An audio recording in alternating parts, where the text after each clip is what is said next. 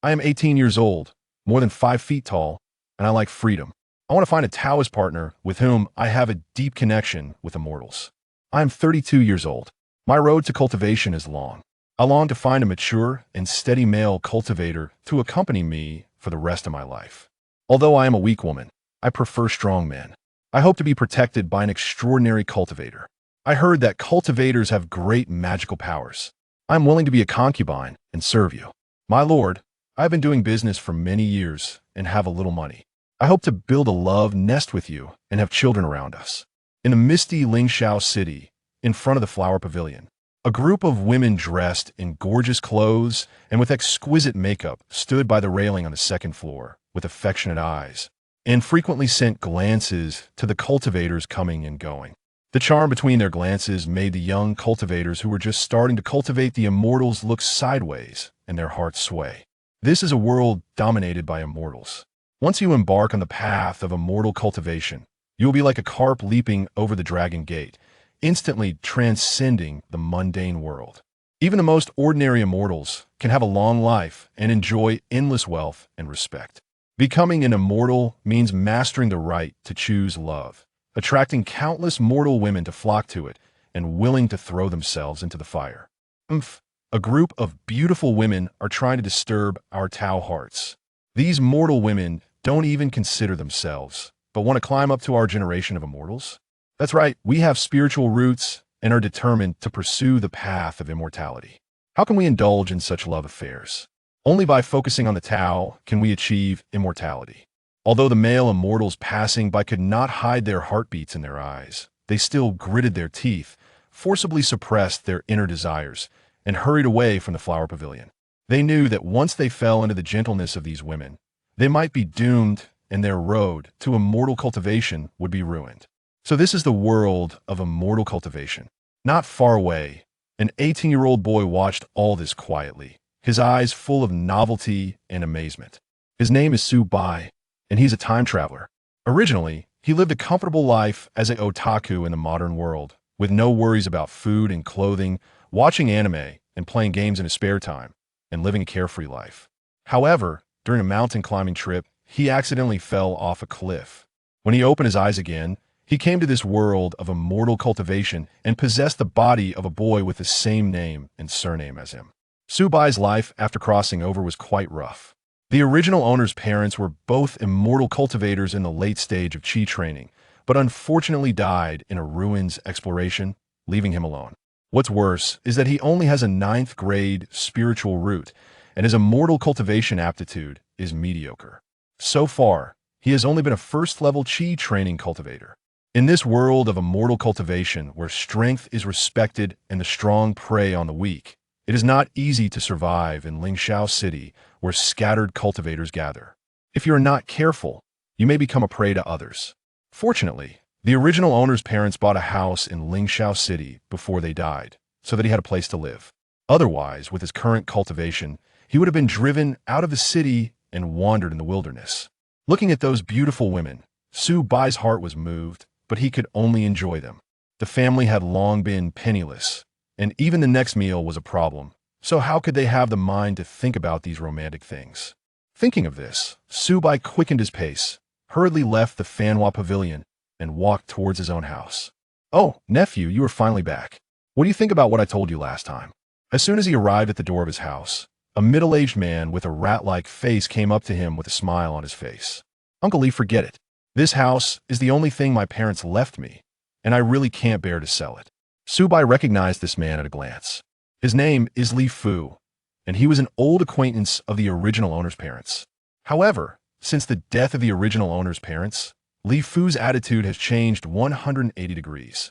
He encouraged Su Bai to sell the house all day long, and vowed that he had a way to bribe the manager of Xingqian sect to help Su Bai join Xingqian sect as an outer disciple. Xingqian sect is the top sect within a radius of 10,000 miles, and the sect master is a powerful Jindan master. If you can become a disciple of Xingqian sect, even if it is only an outer disciple, it is enough to change your destiny and rise to prominence. But Su Bai has lived 2 lives after all, so how could he be easily deceived by Li Fu's sweet words? He knew in his heart that if it was really that easy to join Xingqian sect, Li Fu would have gone there by himself, and it would not be his turn. The old fox's wishful thinking is nothing more than coveting his house. Once Su Bai sells the house, the spiritual stones he gets will probably fall into Li Fu's pocket. At that time, his life or death will depend on the other party's conscience.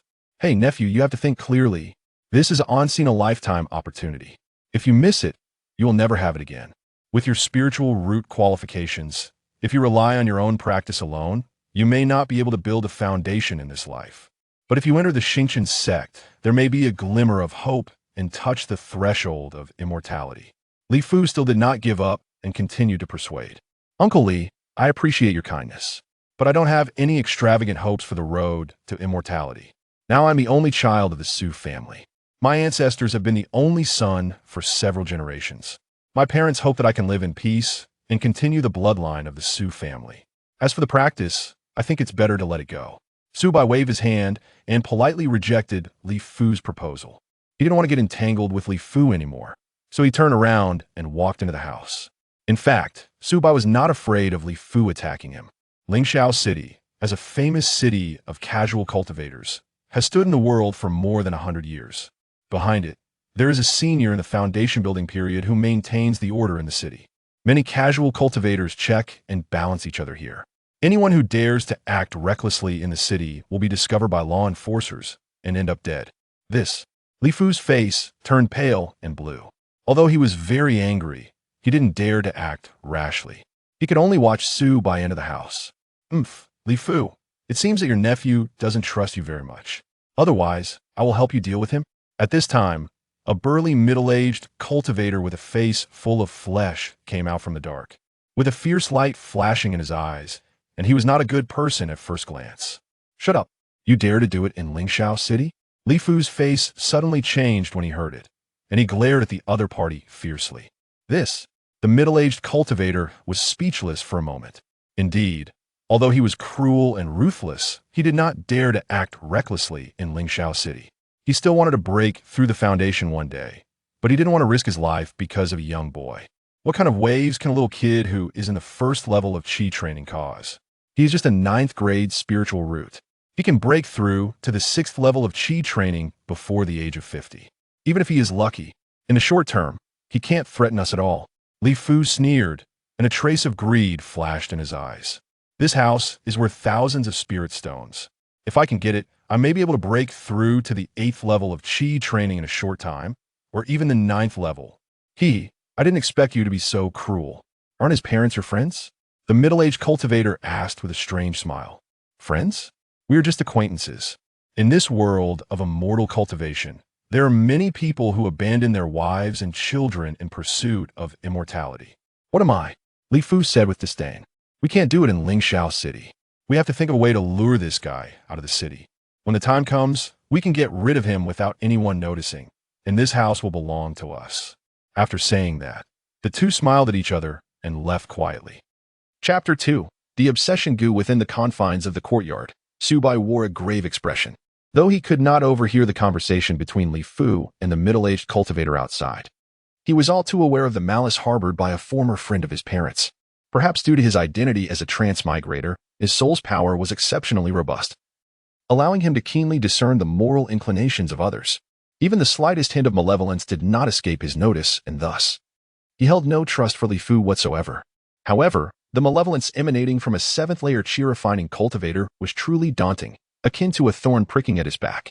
Although the rules of Lingxiao City strictly prohibited conflict among cultivators within its borders, there were always those willing to take risks. The saying goes, armed with lethal weapons, murderous intent arises. If Li Fu were to lose control, Su Bai's life would be perilously endangered, just as in his previous world, where, despite good public order, heinous acts still occurred. He could not afford to place his hopes on the self-restraint of others. With the materials nearly prepared, it was time to commence the crafting of the Gu. Su Bai pondered deeply, and with a sweeping gesture of his hand, an ancient bronze cauldron materialized in his palm. The cauldron was adorned with intricate, mysterious carvings, exuding an aura of age and profundity. This was his greatest secret, the Gu God Creation Cauldron. Upon his arrival in this world, the cauldron had become intricately linked to his soul, as if his transmigration was a result of its influence. This extraordinary artifact possessed the unique ability to concoct various Gu creatures from an array of materials. For instance, the beauty-preserving Gu, which grants eternal youth. The dragon-elephant Gu, infused with the power of the dragon and elephant, the soul-returning Gu, capable of reviving the dead, and the thunder Gu, imbued with the might of thunder, as well as the spring and autumn Gu, which bestows longevity. Each Gu creature harbored unimaginable powers. Should he succeed in crafting these Gu, dominance over the cultivation world would be within his grasp. Yet, at this moment, Subai found himself lacking in resources, unable to procure the rare materials needed. It was a far cry from crafting top-tier Gu. Even the creation of ordinary Gu seemed an insurmountable task. Moreover, ordinary Gu would be utterly inadequate to confront the present threat. As he was facing the menace of a 7th-layer chi-refining cultivator, how could mere ordinary Gu stand a chance against such a foe? After much contemplation, Subai finally extracted the formulation for a specific Gu from the Gu God Creation Cauldron, the Obsession Gu. The method for its creation was relatively simple, requiring only forgetting emotion grass, yin-yang flower, and 100 low-grade spirit stones. In this world, both the forgetting emotion grass and yin-yang flower were not rare. And at the herbal shops in Lingsha City, they could be obtained for merely a few dozen low-grade spirit stones. His earlier venture outside had been to procure these 2 spiritual herbs. However, following the passing of his parents, the spirit stones remaining in his household were few. Should he expend all of them on Gu crafting, he would soon find himself in dire financial straits. Thus, this endeavor to create Gu must succeed. Failure was not an option. Let us begin. Subai took a deep breath, casting aside any hesitation. He swiftly retrieved the prepared materials and cast them all into the Gu God Creation Cauldron, simultaneously adding 100 low-grade spirit stones. In an instant, a mysterious stream of chaotic energy surged forth from the cauldron, swiftly engulfing and refining the materials, as a substantial quantity of spirit stones transformed into pure energy. Immediately, countless energies intertwined, and a black and white striped Gu worm slowly emerged within the Gu God's transformation cauldron. Clearly, the infatuation Gu had been successfully refined. In the next moment, the Gu worm entered Subai's body, burrowing directly into his heart, merging with it. Subsequently, a torrent of immense information surged into the depths of Subai's consciousness. The infatuation Gu, one of the extraordinary Gu of the heavens and earth, contained the power of yin and yang, capable of nurturing numerous subgus. Once these subgus entered a member of the opposite sex, they would inspire a deep affection, growing stronger with time, until bound by life and death, inseparable. Description: the power of love is the most potent force in the world. It can create miracles. Embrace this love, and you shall discover its boundless potential. It was a success. Subai could hardly contain his elation, excitement radiating from him. He could distinctly feel the power of the infatuation Gu circulating within his heart, subtly transforming his being. After expending so many spirit stones, he had finally succeeded in refining the infatuation Gu, marking a pivotal step in altering his predicament. With the infatuation Gu in his possession, he had the opportunity to seek a Tao partner. Perhaps he could engage with the esteemed Lady Lu of the Flourishing Blossom Pavilion, Madame Sun of the Treasure Pavilion, or Lady Lin of the Alchemy Pavilion, or even Madame He of the Talisman Shop. Subai stroked his chin, lost in contemplation. He recalled these mature female cultivators, all around their 40s and 50s, with cultivation levels reaching the 9th layer of chi refinement, merely a step away from the foundation establishment stage. Although older, they were well preserved. Their appearances comparable to that of 17 or 18-year-old maidens, exuding charm and grace, far surpassing ordinary young girls. In the realm of cultivation, there exists a saying: a woman 3 years older brings golden bricks, a woman 30 years older gifts a kingdom, a woman 300 years older presents elixirs, a woman 3,000 years older ascends to immortality. This is not mere folly. Many formidable female cultivators exist. Women can transform their destinies with the strength of powerful male cultivators, and men can do likewise. Given Subai's current cultivation and aptitude, overcoming a 7th-layer chi refinement cultivator was utterly impossible in the short term. He lacked sufficient time to cultivate and enhance his strength. No one knew when Li Fu would take action against him, and he could not place his hopes on Li Fu's mercy. Thus, after much contemplation, Subai concluded that should he find a Tao partner at the 9th layer of chi refinement, he would easily eliminate the threat posed by Li Fu, ensuring his safety. This was the only solution he could conceive. Under normal circumstances, these female cultivators, even if they were older and single, would hardly regard Subai. After all, he was merely a first-layer Qi refinement cultivator with a ninth-grade spiritual root, an inconsequential figure among cultivators. Gaining the favor of such powerful female cultivators seemed akin to chasing a dream. The world of cultivation was rife with charming young faces, and they had long grown accustomed to them. However, the situation was different now. With the power of the infatuation Gu, anything was possible. It could transform decay into wonder, compelling these female cultivators to develop feelings for Subai. In time, he would not only rely on the strength of these female cultivators, but also establish a firm foothold in the realm of cultivation. Nonetheless, at present, he could only nurture one sub-Gu. It seemed imperative to seek opportunities to interact with these mature female cultivators. Otherwise, he would have no chance to implant the infatuation Gu. Subai began to devise his next plan. He was aware that this course of action might be somewhat disreputable, yet in the name of survival, he had no choice but to resort to such desperate measures. Chapter 3. The three sisters. 3 days slipped by in the blink of an eye. Subai wore a look of helplessness. He had meticulously prepared, with the singular ambition of befriending the unmarried female cultivators of advanced years, aspiring to embark on a life of ease and comfort by aligning himself with their esteemed ranks. Yet, reality doused his hopes with a cold splash of water. These female cultivators held prominent positions within their respective realms, and with his meager cultivation level at the first stage of Qi refinement, he found himself bereft of any opportunity to even approach them. If he could not catch so much as a glimpse of them, then no matter how miraculous the passion bug might be, it would be rendered utterly impotent, akin to possessing unparalleled swordsmanship, yet lacking a target upon which to unleash it. Merely a lamentable plight. However, he did not succumb to overwhelming anxiety. Should he fail to connect with those esteemed cultivators, seeking out other women at the later stages of Qi refinement could serve as an alternative solution. After all, the wondrous powers of the passion bug were not limited to a single individual. Knock, knock, knock. At that moment, a series of knocks resounded from outside the courtyard. Upon hearing the sound, Subai made his way to the door, and as he swung it open, he was greeted by 3 enchanting female cultivators. They exuded a rich and fragrant aura that was both refreshing and invigorating to the senses. Undoubtedly, these 3 were unparalleled beauties, their allure rivaling that of the finest stars from his previous life. Their skin was as pristine as snow, their features breathtakingly exquisite, and their figures possessed a graceful elegance akin to celestial maidens descending from the heavens. Compared to the women of the blossoming flower pavilion, there was an added air of sophistication about them. Moreover, the energy they emanated was both restrained and extraordinary, indicating that they were all, at the very least, cultivators at the later stages of Qi refinement. Excuse me, are you seeking tenants? I heard the rent is merely 50 low-grade spirit stones per month. The first to speak was a tall, poised woman clad in a fitted gown that accentuated her long, elegant legs. Her voice was crisp and melodious, reminiscent of a lark in the mountains. Indeed, are you interested in co-renting? Subai raised an eyebrow slightly. In truth, due to his financial constraints and the absence of any lucrative ventures, he had intended to rent out his courtyard, stepping into the role of a landlord to earn some spirit stones. After all, the courtyard spanned a considerable area of 300 square meters and housed 7 or 8 rooms, more than sufficient to accommodate 8 cultivators. It is worth noting that finding a residence in Lingxiao City was no simple feat. Ordinary lodgings commanded a monthly rent of at least 100 low-grade spirit stones, while those with slightly better conditions could soar to 200 or 300.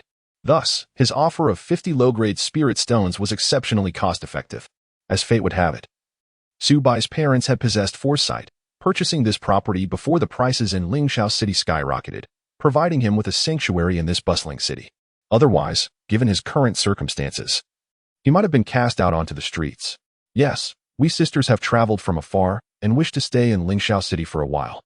We have viewed numerous places, and if your courtyard meets our expectations, we shall take it, the tall lady elucidated.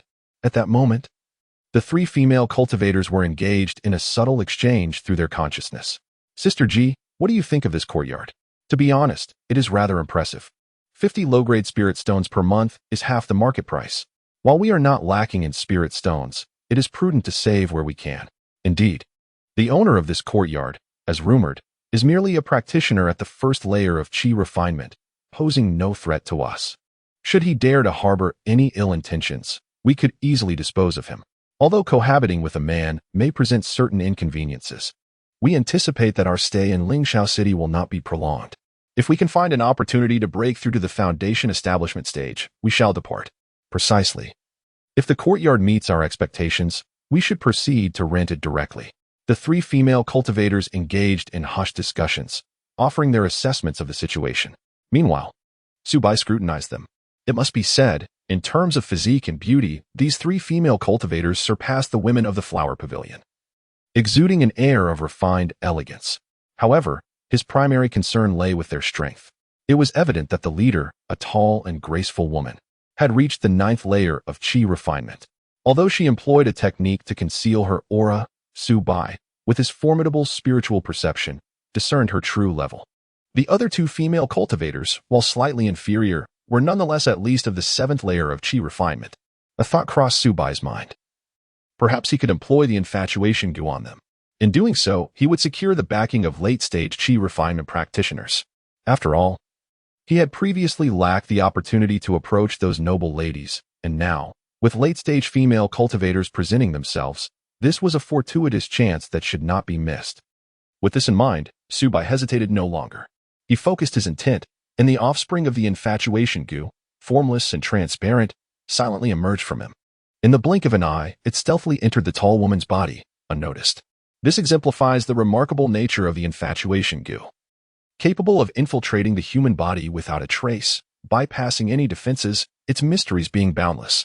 By the time the recipient realizes something amiss, the roots of infatuation will have already taken hold. Well then, why don't you step inside and take a look at the rooms? Having completed this pivotal step, Subai felt a sense of relief. The crucial phase was accomplished, and now it remained to see if the infatuation Gu would prove as extraordinary as the legend suggested. He warmly invited the three female cultivators into the courtyard. What is happening? At this moment, the tall woman suddenly sensed something unusual within herself. Initially, she harbored no feelings for Subai, viewing him merely as an ordinary practitioner at the 1st layer of chi refinement, a mere boy compared to her. Yet now, inexplicably, as she gazed at him, her heart raced, reminiscent of the tender stirrings of youth, and her cheeks flushed with an involuntary blush. Surprised, she realized that the once unremarkable Subai now appeared strikingly handsome, every gesture and word imbued with an indescribable charm. Even the simplest of phrases exuded potent masculine allure. Could it be? What is wrong with me? Why do I feel this way toward a stranger? Confusion enveloped her. She had never experienced such feelings before. Could it be that this fellow had cast a charm upon her?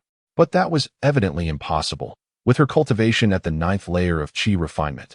If anyone had employed a spell, she would not have remained oblivious. He could not deceive her so easily. After much contemplation, it appears that the issue lies within herself. Could this be the fabled phenomenon of love at first sight? Yet, it is almost too incredulous to fathom that a woman in her 30s could find herself smitten by an 18-year-old youth. As this thought crossed her mind, her exquisitely beautiful face, reminiscent of a swan, flushed a deeper shade of crimson, and her body temperature began to rise, rendering her akin to one afflicted by fever. "Are you all right, sister?"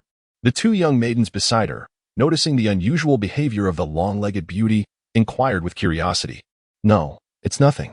This residence is quite commendable. I am thoroughly satisfied. Let us proceed with the rental," the long-legged lady replied, striving to suppress the tumult of emotions within her. She was determined not to lose her composure in front of her younger sisters. Very well, the two maidens responded, though filled with intrigue. They were already inclined towards this dwelling. Since their elder sister had made a decision, they would naturally not oppose it. "By the way, I am Ji Wanqing. And these two are my sisters, Mu Xiling and Xia Shiyao." The long-legged beauty introduced herself and her siblings. "Nice to meet you. I am Subai," he nodded, acknowledging their introduction and marking the commencement of their acquaintance. Chapter 4, Captivated by You in the Stillness of the Deep Night. The moonlight cascaded like water over the small courtyard.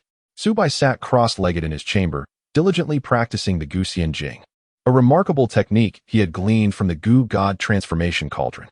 This profound skill possessed the extraordinary ability to refine various types of Gu insects from the world around him, transforming them into personal strength, a veritable pinnacle of cultivation practice. As he operated the technique, strands of ethereal energy seemed to respond to his call, continuously flowing into his body, coursing through his meridians and nourishing his true essence. Yet, Subai's brow gradually furrowed. The pace was painfully slow.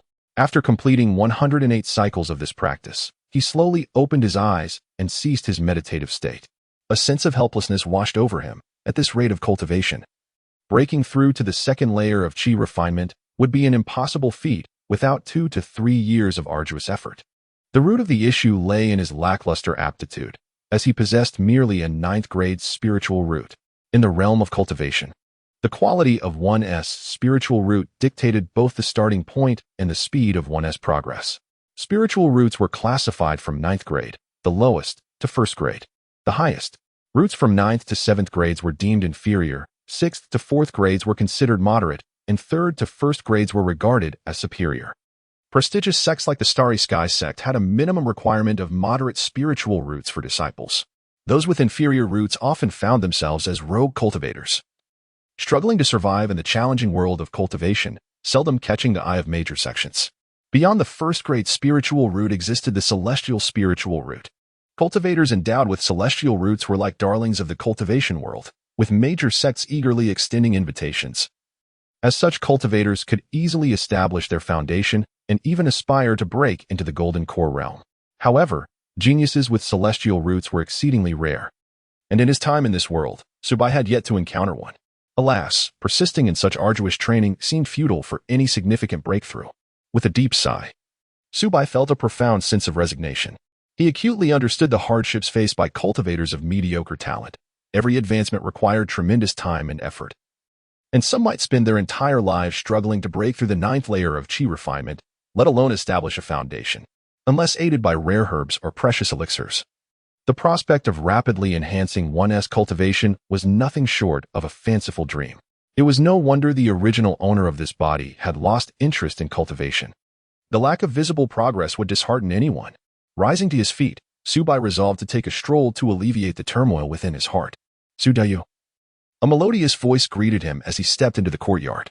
He raised his gaze and beheld a woman standing under the moonlight, clad in a delicate nightgown. Her graceful figure, accentuated by the silvery glow, resembled that of a celestial being descending to earth. It was none other than the enchanting Ji Wanqing. It is you. Ji Daoyu. Why are you still awake at such a late hour? Subai asked, momentarily stirred by her beauty, though he quickly suppressed the flutter of his heart. After all, she was a formidable practitioner at the 9th layer of Qi refinement, while he was merely a fledgling at the 1st layer. A careless misstep could lead to dire consequences he might not even comprehend, although he has already planted the seeds of infatuation. The time for their effects to manifest remains uncertain. Before that, he must tread carefully. Indeed, is this true for you as well, fellow Taoist Su? Ji Wanqing took a deep breath, striving to calm her racing heart. Ever since she laid eyes on Subai, her heartbeat has been uncontrollable. Merely the thought of sharing the same roof sent her mind into a whirlwind, making it impossible to focus on her cultivation. Tonight was no different. After attempting to meditate for an extended period without success, she decided to step outside her room, only to unexpectedly encounter Subai here. Could this be fate? As this thought crossed her mind, a blush crept onto her cheeks, and her heart raced even faster. Subai, oblivious to Ji Wanqing's unusual demeanor, spoke candidly. Indeed, cultivation is exceedingly challenging. I have diligently practiced for several hours yet have made no progress, leaving me feeling quite vexed. Thus, I sought a moment of respite. Do not be disheartened, fellow Taoist Su. The path of cultivation is fraught with obstacles. As long as you endure this difficult period, a bright future awaits, Ji Wanqing replied, her gaze softening as she observed Subai's troubled expression. In that instant, her affection surged like a tide, and she felt as if Subai were a wounded fawn, evoking within her an instinct to protect and cherish him. Thank you for your comforting words, fellow Taoist Ji. Hearing you say that brings me much solace. Subai smiled faintly, reflecting on how the seeds of infatuation were indeed beginning to take root, as Ji Wanqing's attitude towards him grew markedly warmer. However, fellow Taoist Su, your aptitude is rather modest, and with your parents having passed, your current cultivation level is merely at the Qi refinement stage. Life in Lingxiao City must be quite arduous. Ji Wanqing shifted her tone to one of concern. That is indeed the case. Fortunately, my parents left me this house, and I managed to scrape by through renting out rooms, Subai admitted candidly. While rental income may sustain you, possessing such a valuable property at your current cultivation level inevitably invites the covetous eyes of those with ulterior motives. Ji Wanqing's gaze revealed a flicker of worry. You speak the truth, fellow Taoist Ji. There are certainly many with nefarious intentions. Thankfully, the security in Lingxiao City is relatively stable, and thus far, no one has dared to act against me. If only my cultivation could advance a bit, perhaps I could avoid some troubles, Subai remarked with a hint of resignation. Advance your cultivation? With your aptitude, who knows when that might happen? Perhaps before you can cultivate further, those with ill intentions might strike first. In my view, you must seek a protector to safeguard this house. Ji Wanqing gazed intently at Subai. A protector? What do you mean? Subai felt a stirring within. As he began to sense Ji Wanqing's intentions, yet he hesitated to confirm his suspicions. Fellow Taoist Su, you are a perceptive individual and should grasp my meaning. As a practitioner at the 9th level of Qi refinement, I, Ji Wanqing, am not easily threatened in Lingxiao City, save for the elders in the foundation establishment stage. If you were to gain my protection, you could cultivate with peace of mind. Should anyone dare to covet your property, they would first have to contend with my sword. Ji Wanqing's lips curved into a confident smile, her eyes alight with assurance. This. Subai was taken aback, as the unfolding circumstances seemed to transcend his expectations. Originally, he believed that he could win over Ji Wanqing with his infatuated charm, but to his surprise, Ji Wanqing now appeared as a formidable pursuer, relentlessly advancing towards him. Su Taoist, hesitate no longer. From the very first moment I laid eyes on you, I knew you were the one. Ji Wanqing's gaze emanated unwavering determination and fervor. Without waiting for Subai to respond, she effortlessly lifted him into her arms and proceeded towards her chamber. You. Subai instinctively struggled. Yet as a mere cultivator at the 1st level of Qi refinement, his resistance felt utterly futile in the presence of Ji Wanqing, a master at the 9th level. Strangely, his attempts to wriggle free seemed only to ignite Ji Wanqing's passion further, her eyes burning with even greater intensity. Chapter 5. Each has their own preferences. As dawn's gentle light filtered through the window, it illuminated the disheveled room, revealing a scene of chaos, bedding strewn carelessly about. Garments haphazardly discarded, a vivid testament to the fervor of the previous night. On the bed, Subai appeared pale and frail, resembling a wounded fawn, evoking a sense of tenderness. Beside him, Ji Wanqing wore a look of contentment, her spirit buoyant, as though she possessed the entire world.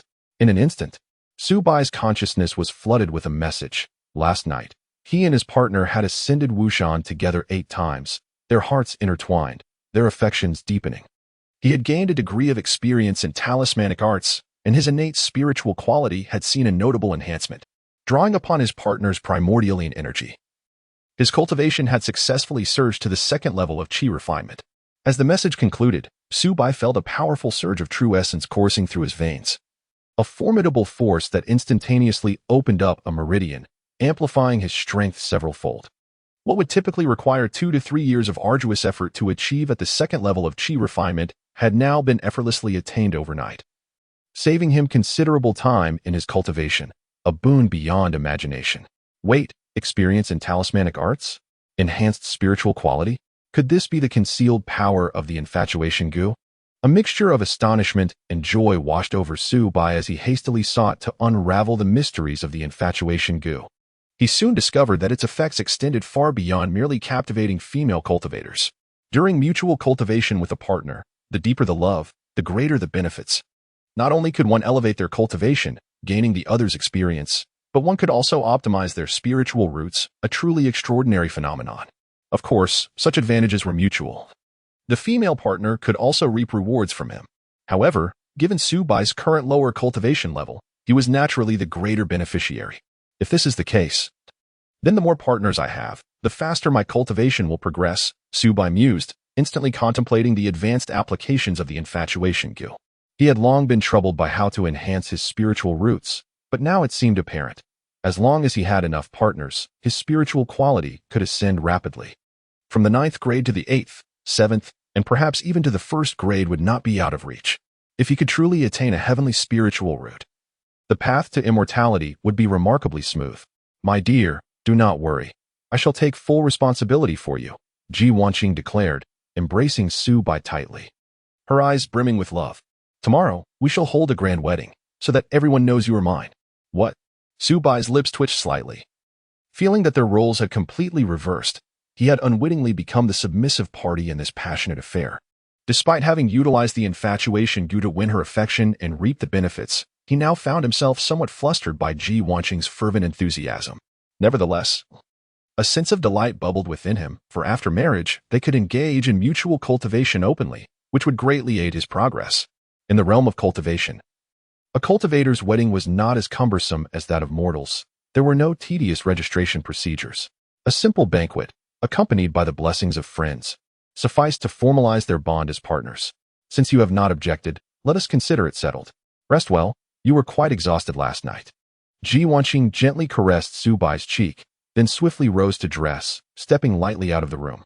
As a master at the 9th level of Qi cultivation, her physical prowess was exceptional. Despite a night of passionate entanglement, she felt invigorated and utterly free of fatigue. Meanwhile, in the hall of the residence, Mu Xiling and Xia Shiryao had long awaited her arrival. They beheld Ji Wanqing sauntering out of Su Bai's bedroom with a knowing smile gracing their faces. As cultivators in the later stages of Qi cultivation, they had naturally sensed the commotion in the room the previous night. Sister Ji, you are truly remarkable. You managed to win him over so swiftly. This forceful pursuit is indeed a model for us women. Mu Xiling gazed at Ji Wanqing with admiration, her eyes brimming with respect. Typically, it was men who pursued women with fervor, yet today Sister Ji had taken the initiative, a boldness that was truly commendable. Haha, what can I say? With such a charming man, if I didn't act quickly, he might have been snatched away by another woman. Ji Wanqing's cheeks flushed slightly as she recalled the exhilarating events of the previous night, her heart swelling with sweetness. She recognized that her actions were somewhat audacious. A stark contrast to her usual reserve, but such is the power of love. When one encounters a heart-stirring individual, one must bravely pursue them, unburdened by societal judgment. Sister Ji, what is it about this man that is so appealing? He is not particularly handsome, nor is he exceptionally talented. He is merely a novice at the 1st level of Qi cultivation. Xia Shiryao questioned, perplexed by Ji Wanqing's fascination with Su Bai. Ji Wanqing had numerous admirers, including elite talents within their sect, yet she remained unmoved until now, which was indeed puzzling. Of course, she could not fathom how Su Bai could exert any influence over Ji Wanqing, given his status as an inconsequential novice. Sister Xia, you simply do not comprehend. Everyone has their own preferences. Sister Ji adores him just as he is. When one loves someone, no justification is needed. If the day comes when she no longer feels that way, she could easily move on. Mu Xiling remarked nonchalantly, believing that love should be embraced with a carefree spirit. If men could take multiple wives, then surely women could boldly pursue their own happiness. You do not understand. He is truly special. And my feelings for him are unlike those I have for anyone else. Ji Wanqing's face radiated with a blissful smile. Tomorrow, I shall hold a wedding banquet with him and become his partner for life.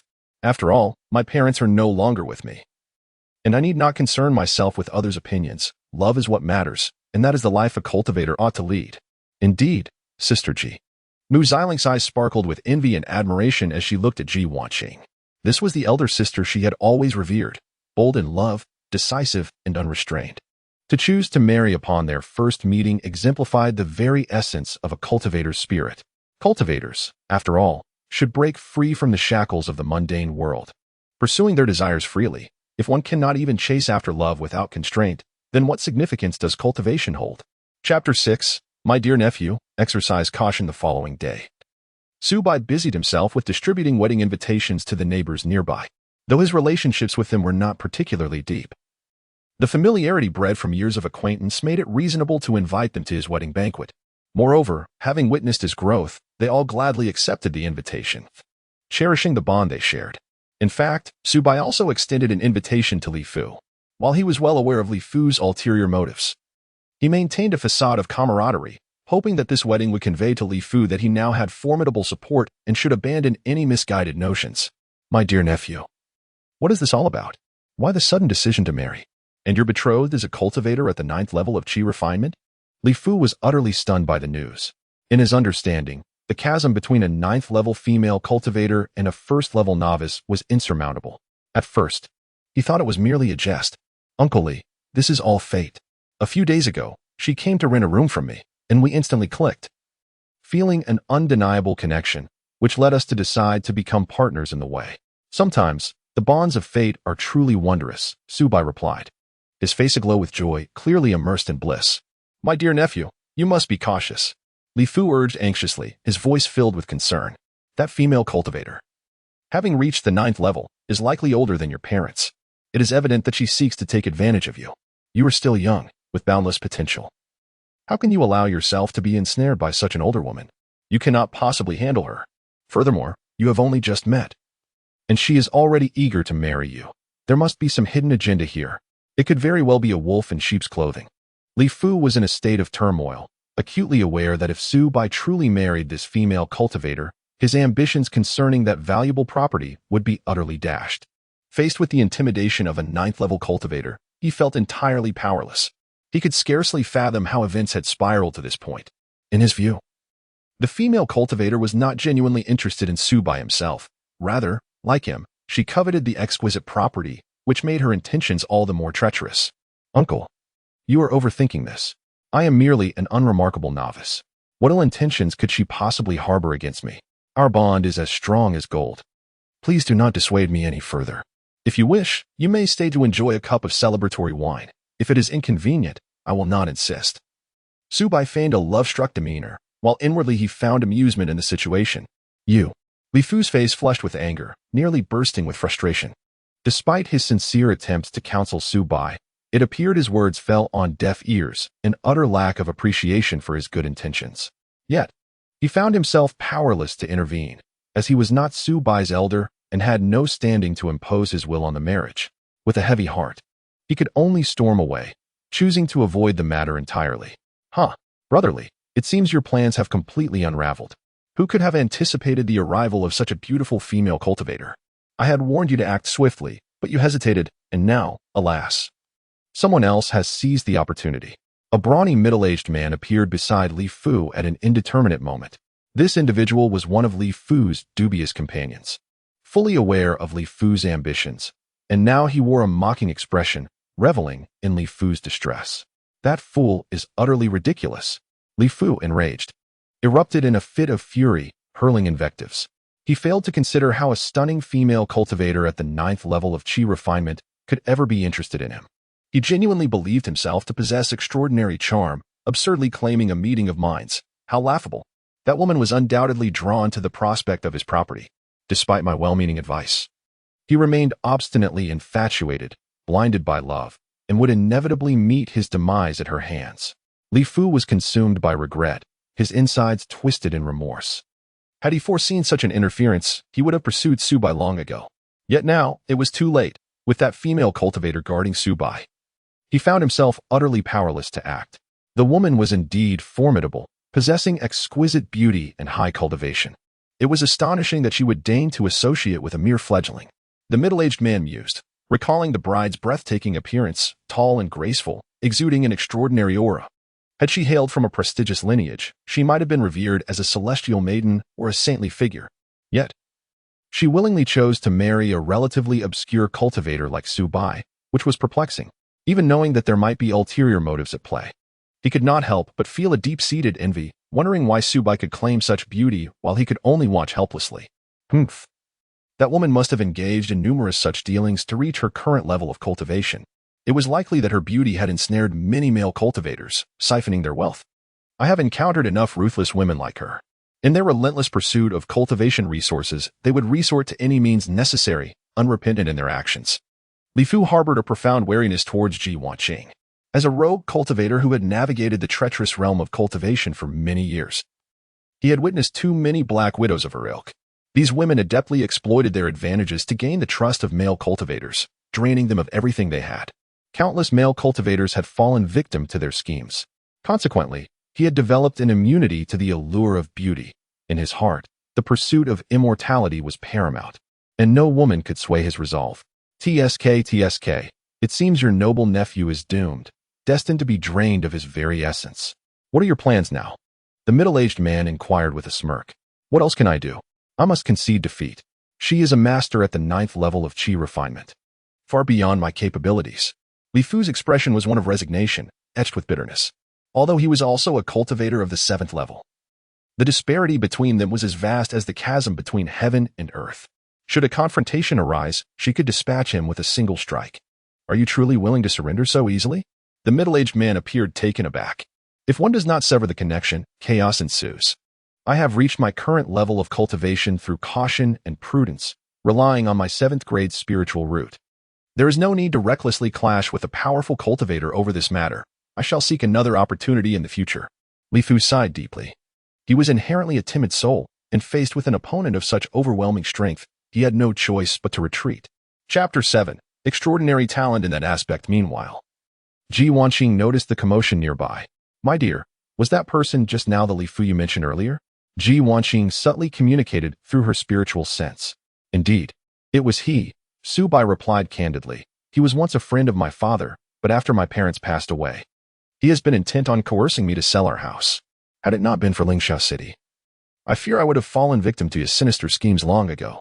Humph, the human heart is inscrutable. After years of friendship, he would conspire to harm the son of his friend over a mere house. Such a person is utterly unforgivable. A glint of coldness flashed in Ji Wanqing's beautiful eyes, her murderous intent barely concealed. She was not a native cultivator of Lingxiao City, but had traversed countless hardships from a distant land to arrive here. Having elevated her cultivation to the 9th level of qi refinement, she was certainly no ordinary individual. In the ruthless world of cultivation, a merciless disposition is an essential trait for rogue cultivators. Without some means of survival, one could hardly endure the protracted journey. Countless villains had perished beneath her sword, and she had never shown mercy to those with nefarious intentions. Now, Li Fu dared to target her beloved Su Bai, practically inviting his own demise. Wanqing, do not be angered. We are in Lingxiao City, where strict rules prevail. We cannot act recklessly, or we shall invite great trouble. Let us bide our time. Su Bai urged softly, sensing Ji Wanqing's murderous intent. In this place, openly flouting regulations would make it exceedingly difficult to establish oneself in the future. Rest assured, I am not one to indiscriminately slay the innocent. It is merely that his vile countenance incites my ire. Such a petty man may very well meet with misfortune in the wilderness one day, Ji Wanqing remarked with a cold smile, her tone deceptively light. Yet she had already resolved to eliminate Li Fu at the first opportunity outside the city, to eliminate future threats. However, she did not wish to burden Su Bai with such trivial matters on their momentous day, so she suppressed her murderous intent and smiled. All right, today is our special day. Let us not allow such a person to ruin our mood. Indeed, Su Bai nodded, temporarily setting aside thoughts of Li Fu. After all, this was the most important day of his life. How could he let a mere buffoon affect his spirits? At that moment, the other cultivators at the wedding banquet were filled with varied thoughts. Observing the striking couple, Su Bai and Ji Wanqing, standing on the stage, everyone felt a mix of emotions. No way. The kid is only 18 and is getting married, and to a beautiful cultivator at the 9th level of qi refinement. This lad is truly fortunate. A sharp-featured cultivator remarked with a tinge of envy. Isn't that the truth? This female cultivator is not only beautiful, but also highly skilled. What could she possibly see in this young man? Could it be that he excels in other aspects? Another short and stout cultivator chimed in, his eyes filled with envy. Why isn't there a beauty like that interested in me? I'm not lacking in talent myself, a tall and slender cultivator boasted, unwilling to back down. Oh, spare us. Everyone knows your meager abilities. In the renowned Fireworks Alley, you have earned the moniker of wealth-spreading boy, praised as the most lucrative guest, and referred to as Lu Samuel. You must not embarrass yourself here. A nearby cultivator ruthlessly exposed him, provoking a chorus of laughter from the crowd. Nonsense. Who on earth has spread such rumors? The tall, lean cultivator flushed with indignation, his anger boiling over as he retorted. Humph. Whether this matter brings fortune or misfortune remains uncertain. Does this female cultivator truly have an affection for the lad Su? I suspect she is more interested in his residence, possibly aiming to gain both wealth and beauty. An elder cultivator, seasoned in worldly matters, remarked sagely. Surely not, if this were the case. Young Su might find himself in peril. Such female cultivators, akin to black widows, are adept in the arts of extraction. It is conceivable that before long, Su could be completely drained by her. Another cultivator expressed his concern, his face etched with worry. The gathering engaged in hushed discussions, each voice contributing to the swirling speculations. They all found it utterly incredulous that Ji Wanqing would take an interest in Su Bai. After all, Ji Wanqing was a master at the 9th level of qi refinement, mere steps away from foundation establishment. With her prowess, she could have her pick of companions, yet she chose the 1st level cultivator Su Bai. To suggest she harbored no ulterior motives was difficult for anyone to believe. Earlier, I, recalling my connection with Su's parents, kindly approached him to warn that this woman might not have noble intentions, advising him to be wary of her allure, for he was ill-equipped to handle someone of her caliber. Can you guess what the lad replied? He claimed they were truly in love, struck by a fateful connection. and urged me not to sow discord. I truly acted out of goodwill, only to be met with disdain, if not for his familial property. What female cultivator would even glance his way? A middle-aged cultivator expressed his indignation, feeling that his good intentions had been misconstrued as malice, leaving him deeply vexed. Alas, it is challenging to counsel the damned. Compassion does not extend to those who have severed their own paths. This lad appears destined for calamity, and our counsel may be futile. An elderly cultivator, with a head of silver hair, shook his head and sighed. Indeed, everyone should exercise caution. If that female cultivator were to overhear our words, we would not escape unscathed. Someone whispered a warning. Precisely, even if she harbors ill intent. She is a formidable master at the 9th level of chi refinement. Dealing with us would be child's play for her. The crowd nodded in agreement. Pursue. It seems he will soon be drained dry by this siren. Their gazes towards Su-Bai were filled with pity. Alas, such is his fate. Had he sold his house early and returned to the mortal realm, he might have lived in peace. Yet, he insists on remaining in Lingxiao City, which is akin to courting death. Regardless, we are merely neighbors with Su. Our connection is shallow. There is no need to invite trouble over this matter. Let us finish this toast and depart, for this siren is perilous. The assembly reached a consensus, agreeing that Su-Bai's situation was indeed dire, and it would be wise to maintain a safe distance. These people are utterly excessive. Their words are venomous. Upon hearing the murmurs of those around her, Mu Xialing's delicate face flushed with indignation. How could she tolerate such disparagement directed at her sister? In her heart, her sister was the finest person in the world. How could she be vilified as a seductress by these people? Yet, she resolved to quell her anger. Today was her sister's momentous occasion, and it would be unwise to engage in conflict with them. Let them say what they wished. After today, their paths would diverge. Xia Shiyao quickly grasped Mu Xialing's hand, gently offering her solace. In truth, Xia Shiyao understood that it was quite normal for these cultivators to harbor such thoughts. From a different perspective, if she were to witness a 9th-layer female cultivator associating with a 1st-layer male cultivator, her initial reaction might also be to suspect ulterior motives, believing the woman regarded the man merely as a means to enhance her own cultivation. However, having known Ji Wanqing for a considerable time, she was well aware of her sister's integrity and knew that she was not the type to exploit others for malevolent purposes. Her sister's marriage to Su-Bai was genuine. At the very least, her affection for him was sincere. Yet, discussing such matters would likely invite skepticism, so she refrained from offering explanations. What was it about this man that captivated her sister so profoundly? Xia Shiyao gazed at Su-Bai in the distance, mingling with the guests, her mind swirling with bewilderment. She simply could not fathom why her typically discerning and exceptional sister would be enamored with this seemingly ordinary man. Could it be true, as some of the male cultivators suggested, that despite his unremarkable appearance, Su-Bai possessed extraordinary talent in the realm of dual cultivation with unparalleled skills? The more Xia Shiyao pondered, the more absurd it seemed, yet she struggled to find a more plausible explanation. Nonetheless, regardless of the speculations and discussions of the onlookers, the wedding proceeded with unwavering grace. Soon, Su-Bai and Ji Wanqing completed all the ceremonial rites, and amidst the gazes of blessings, concerns, and envy from the crowd, they stepped hand in hand into their bridal chamber, marking the gradual conclusion of the wedding festivities. Chapter 8. The Descendants of the Golden Elixir. After a night of restful slumber, the gentle morning light poured through the window, casting a warm glow within the room. Su-Bai roused slowly, his mind inundated with a cascade of memories. The previous night, he and his Dao companion had shared 8 passionate encounters, their souls intertwining ever more profoundly, their love blazing like an uncontrollable wildfire. He had absorbed a wealth of knowledge regarding the sword path, and his spiritual roots were quietly undergoing a metamorphosis, advancing toward a higher echelon.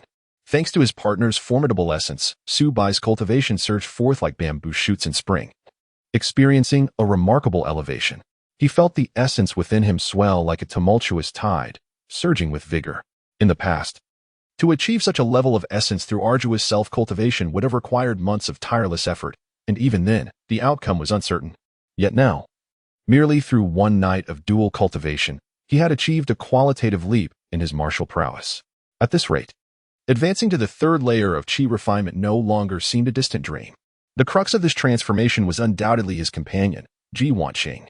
As a formidable practitioner at the 9th layer of chi refinement, her essence was as vast and boundless as an endless ocean. Even the slightest leak of her essence to Su-Bai was akin to a long-awaited rain after a drought, propelling his cultivation to unprecedented heights. It felt as though he could consume a supreme vitality elixir each day, devoid of any side effects, continuously nourishing him. Undoubtedly, the power contained within the love Gu was extraordinary, far exceeding the imagination of ordinary individuals. Since acquiring the love Gu, its effects had proven more wondrous than any dual cultivation technique, allowing both parties to meld their strengths seamlessly, achieving a state of profound unity.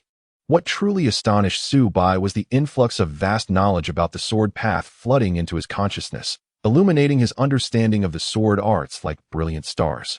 Should he manage to absorb and digest this knowledge fully, he was confident in his potential to become a master of the sword. "My dear, you are truly remarkable," Ji Wanqing murmured, lying beside Su Bai, her enchanting eyes filled with love and admiration. Although dual cultivation had not directly elevated her own cultivation level, she keenly sensed her spiritual awareness expanding, growing increasingly resilient. If this trend continued, breaking through to the foundational realm of spiritual awareness seemed entirely feasible, providing her with immense support for her future endeavors. This miraculous change stemmed from Su Bai's powerful soul force. As a transmigrator, his soul was inherently unique, far surpassing that of ordinary cultivators. Immersed in this sweetness, Ji Wanqing's affection for Su Bai deepened to the point of becoming inseparable. "Wanqing, we are now husband and wife. Might you share with me the whereabouts of your homeland?" Su Bai inquired with curiosity.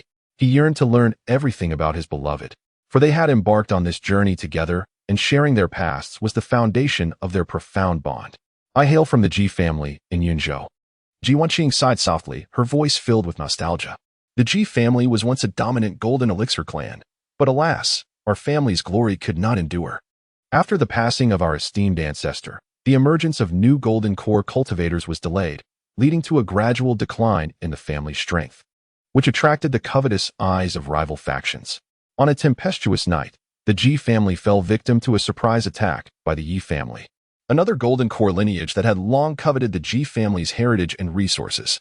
The ensuing battle plunged the heavens into darkness, despite the Ji family's valiant resistance.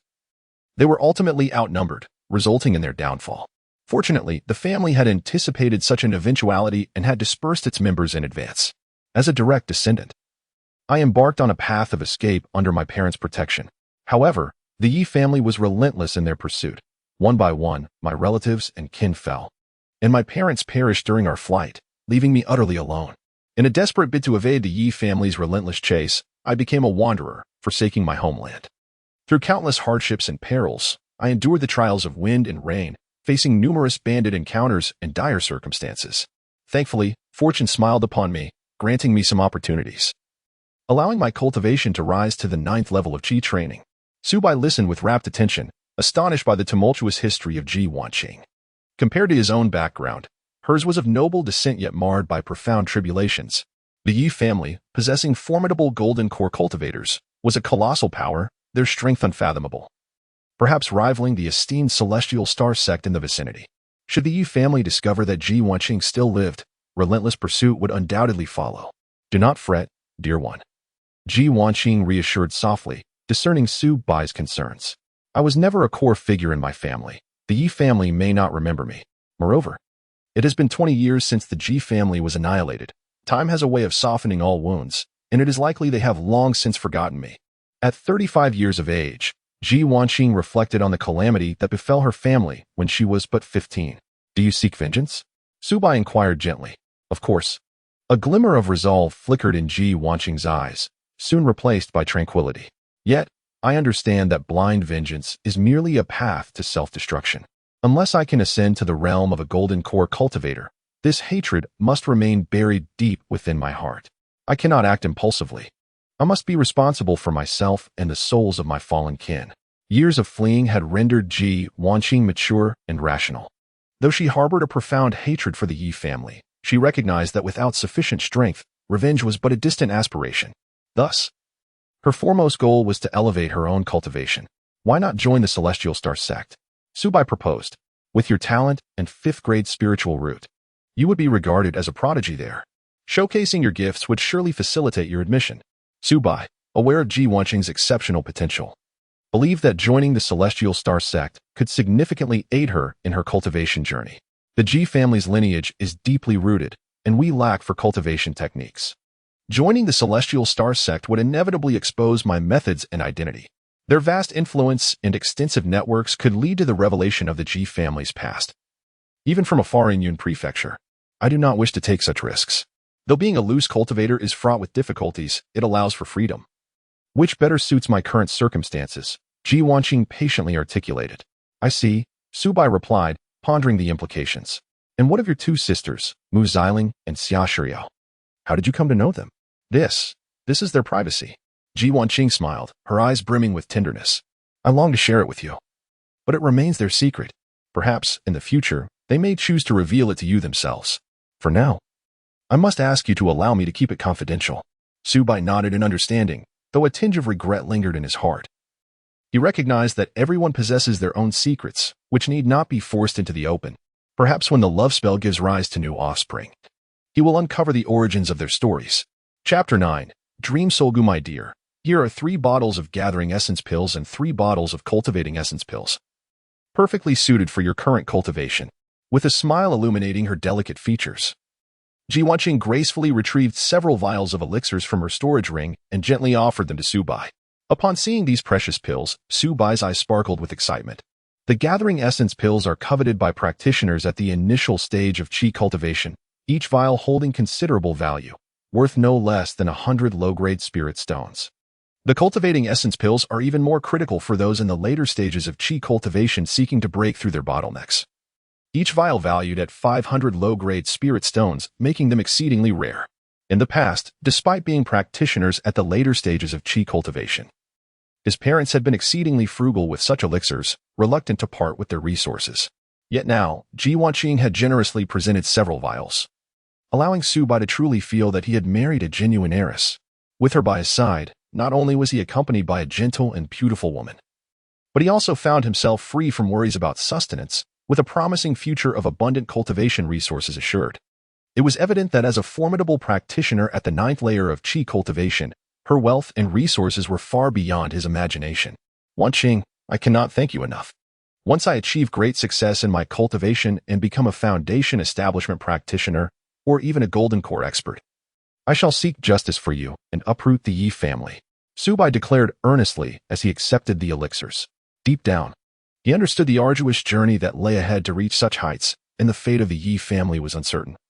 They might have already vanished amidst the fierce competition of the cultivation world. Nonetheless, at this moment, he spoke with conviction, hoping to bring comfort to Ji Wanqing. My dear, you are so kind to me. Ji Wanqing's eyes glistened with unshed tears, filled with emotion. This man, merely a practitioner at the 2nd layer of Qi cultivation, had already placed her vengeance in his heart, a depth of feeling that warmed her soul. This is my storage ring, containing the savings I have accumulated over the years, along with treasures left by the ancestors of the Ji family. From now on, you shall be the one to safeguard them.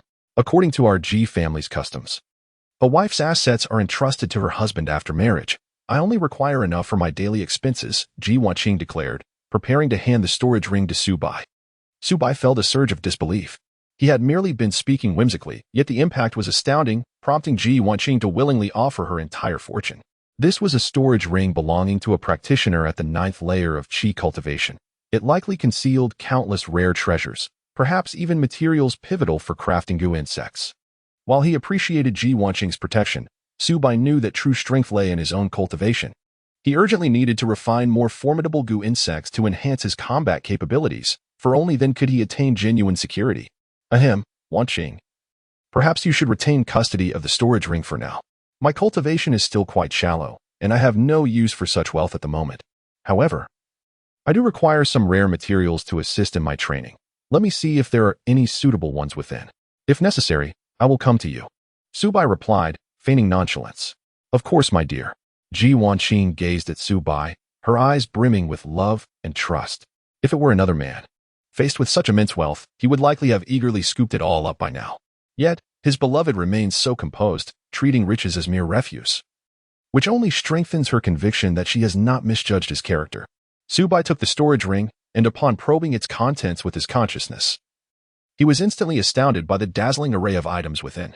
These were the spoils of Ji Wanqing's years of adventuring in the world of cultivation, including treasures seized from the hands of robbers, as well as the Ji family's cherished heirlooms.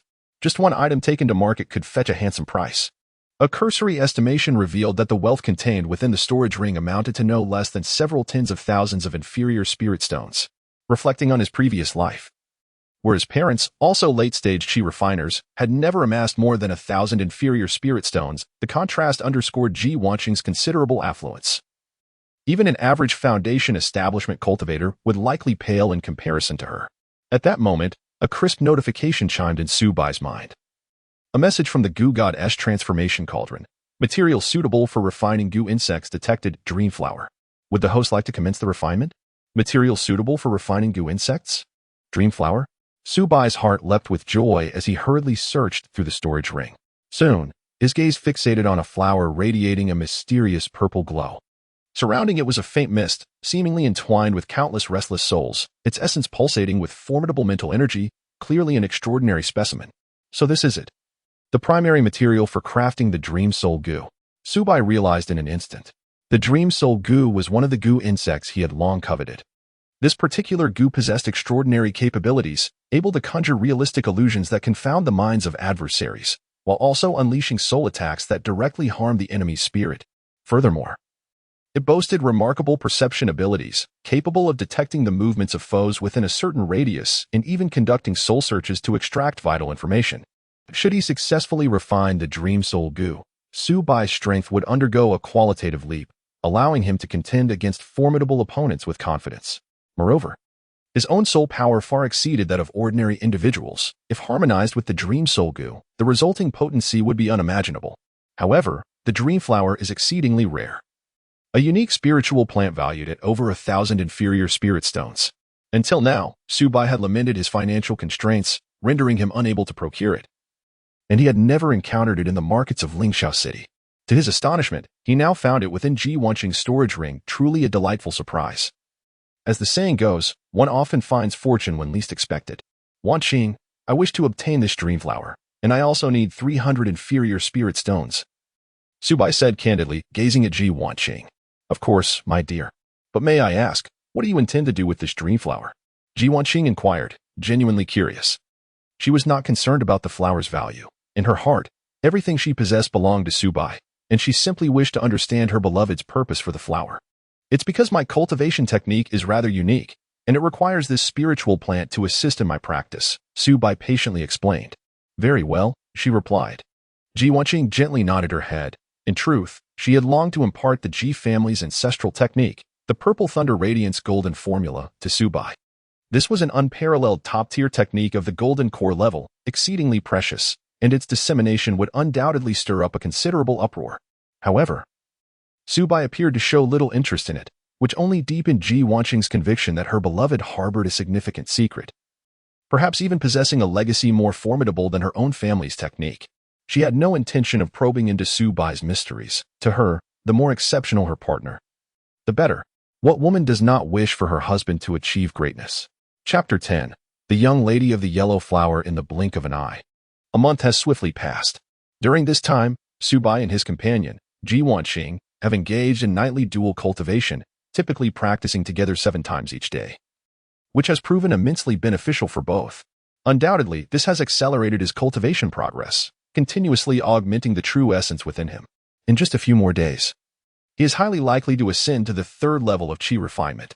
To be frank, he never anticipated such rapid advancement in his cultivations.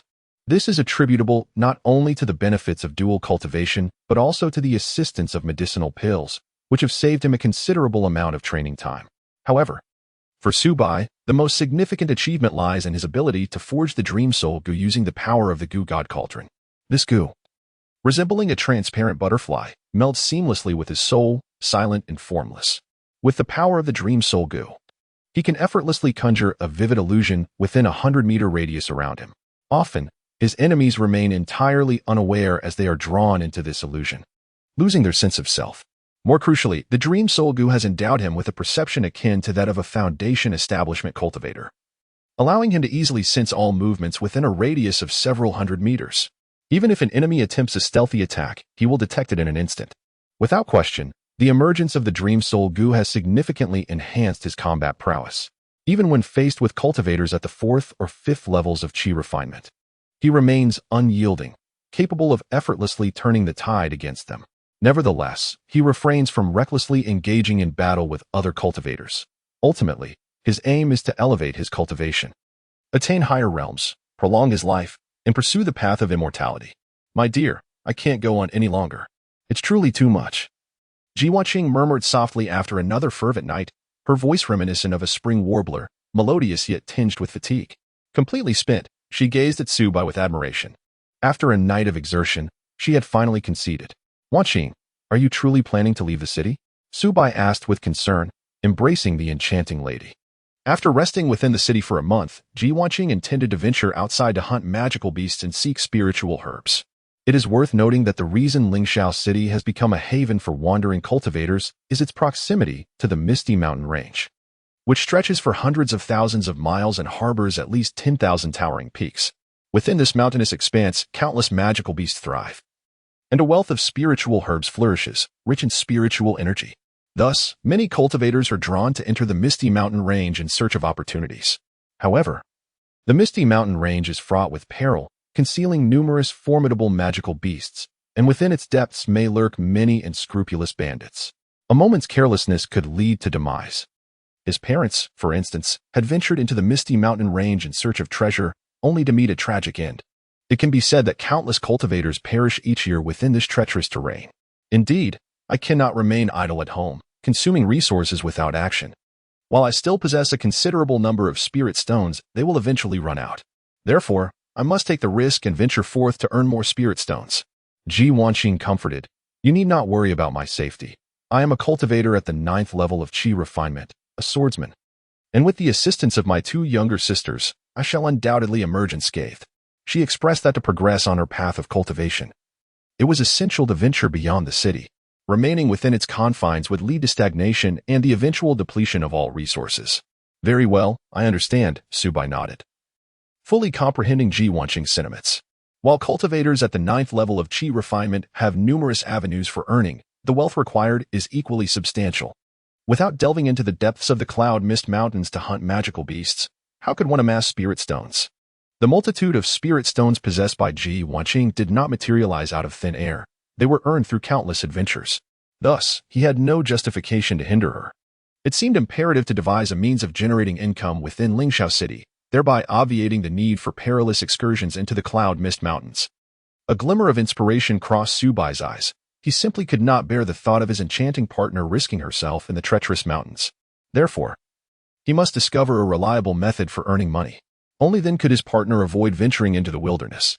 With the power of the Gu God Cauldron at his disposal, he was confident in his ability to find a lucrative path. Previously, he had refrained from such pursuits, as his cultivation level rendered it impossible to safeguard any wealth he might acquire. The more one earned, the quicker one met their demise. He was not so foolish. However, the circumstances had changed. With Jiwanqing's support, accumulating wealth no longer seemed a path to self-destruction. Thus, it was indeed time for him to establish a profitable channel. Meanwhile, in the hall, Mu Xiling and Xia Shiyao were in waiting. This is madness. My sister has completely lost her mind. This past month has been nothing short of a nightly revelry, utterly neglecting reality. Xia Shiyao's cheeks flushed crimson, her teeth clenched in frustration. Reflecting on the events of the past month, she felt an overwhelming surge of indignation, as the shameless couple had persistently made raucous noises at night, entirely disregarding the feelings of others. It must be noted that she was an innocent maiden, unaccustomed to such experiences. Frankly, had it not been for their deep sisterly bond, she would have long since relocated. Ultimately, in desperation, she had erected a soundproof barrier in her room to resolve the issue. Hiki, this is simply unavoidable, after all. My sister is just married, and such exuberance is to be expected, Mu Xiling chuckled, deeming it a perfectly ordinary occurrence. How do you know so much, Mu? Xia Shiyao inquired, genuinely curious, as she felt that despite Mu Xiling's youth, she possessed a wealth of knowledge. Well, it is all due to familial teachings.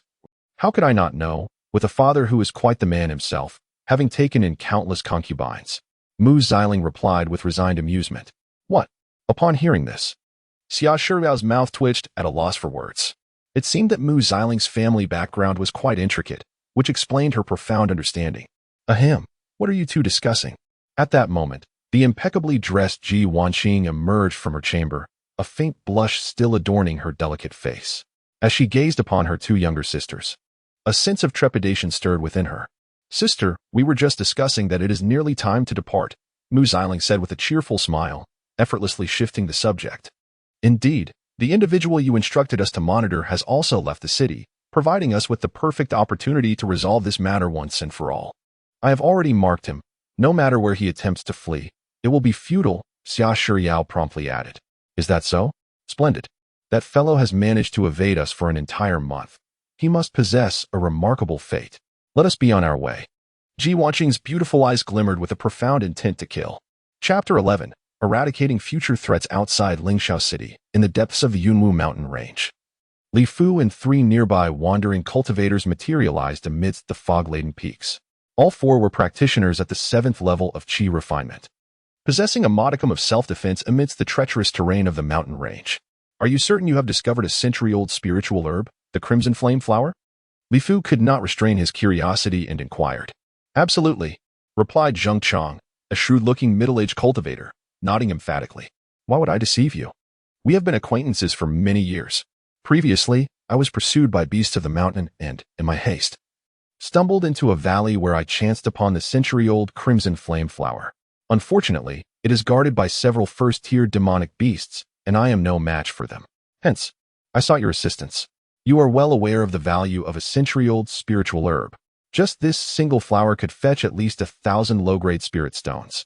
If we account for the corpses of those demonic beasts, our haul could easily amount to 2,000 or 3,000 low-grade spirit stones. Even if we split it 4 ways, each of us would receive a substantial reward."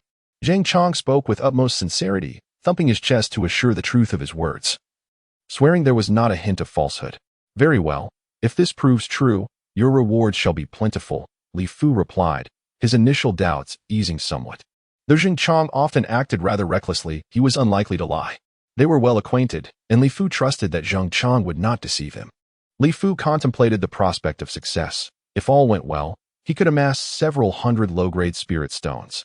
With such resources, he could procure elixirs and strive for the 8th level of Qi refinement. This was crucial for his foundational journey and not to be taken lightly. However, a sudden image of Subai flickered in his mind, darkening his expression. Had it not been for that young man entangling with a 9th-level female cultivator, that house would have been his long ago. He would have been able to cultivate safely to the 9th level within Lingxiao City, rather than risking himself outside the city walls. It had been a month since, and Subai was likely already drained of life by that female demon. Suddenly, a sense of danger enveloped him, as Li Fu was lost in thought. An instinct honed through years of perilous adventures surged within him. His hair stood on end as a potent sense of lethal threat approached. Out of the corner of his eye, he caught sight of 4 streaks of silver sword light, moving with astonishing speed and imbued with a terrifying force of metal. Seemingly invulnerable, in an instant, Li Fu felt the chilling grasp of death. He attempted to evade, yet the swiftness of the sword light was beyond his capacity to react. Boom! In the blink of an eye, his head was pierced by the sword light, exploding like a ripe watermelon, blood spraying forth. He did not even have time to utter a scream before meeting his demise. Until his final moments, Li Fu failed to discern the identity of his assailant. In the final moments of life, Li Fu was filled with profound regret. Had he known of the dangers beyond the city, he would have never ventured out, no matter the consequences. Alas, it was far too late. Like Li Fu, the other 3 rogue cultivators met a similar fate, struck down by a single sword strike, collapsing lifelessly to the ground. Whoosh, whoosh, whoosh. Shortly thereafter, 3 graceful figures emerged from the thicket: Ji Wanqing, Mu Xiling, and Xia Shiyao. "Sister, it has been a month since I last saw you in action or engaged in your cultivation, yet your sword energy seems to have grown even more formidable. For practitioners at the 7th level of Qi refinement were effortlessly slain by your sword. How astonishing." Mu Xiling gazed at Ji Wanqing with admiration. Indeed, the power of that strike subtly exudes the aura of a foundation establishment cultivator, Xia Shiyao added, equally astonished. Though she had encountered sword cultivators in the Qi refinement stage before, none had ever been as terrifying as Ji Wanqing. While Ji Wanqing had previously been impressive, she had remained within Xia Shiyao's understanding. Now, after merely a month apart, her strength had seemingly doubled. This was perplexing. Hadn't this woman been entangled with Subai? Lost in matters of love? How could her prowess have soared in such a short span? Xia Shiyao was filled with doubt, unable to fathom the reason behind this transformation.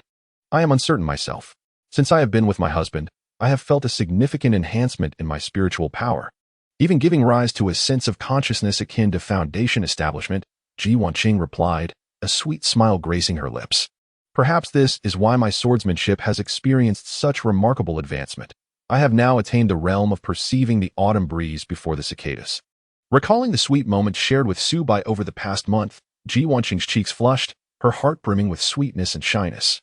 In just a brief separation, she found herself longing for Su Bai, the feeling of missing him growing ever more intense. In truth, her primary purpose for venturing out was to eliminate Li Fu, the scoundrel who had once schemed to harm her husband. She could not find peace until he was dealt with. Is such a thing possible?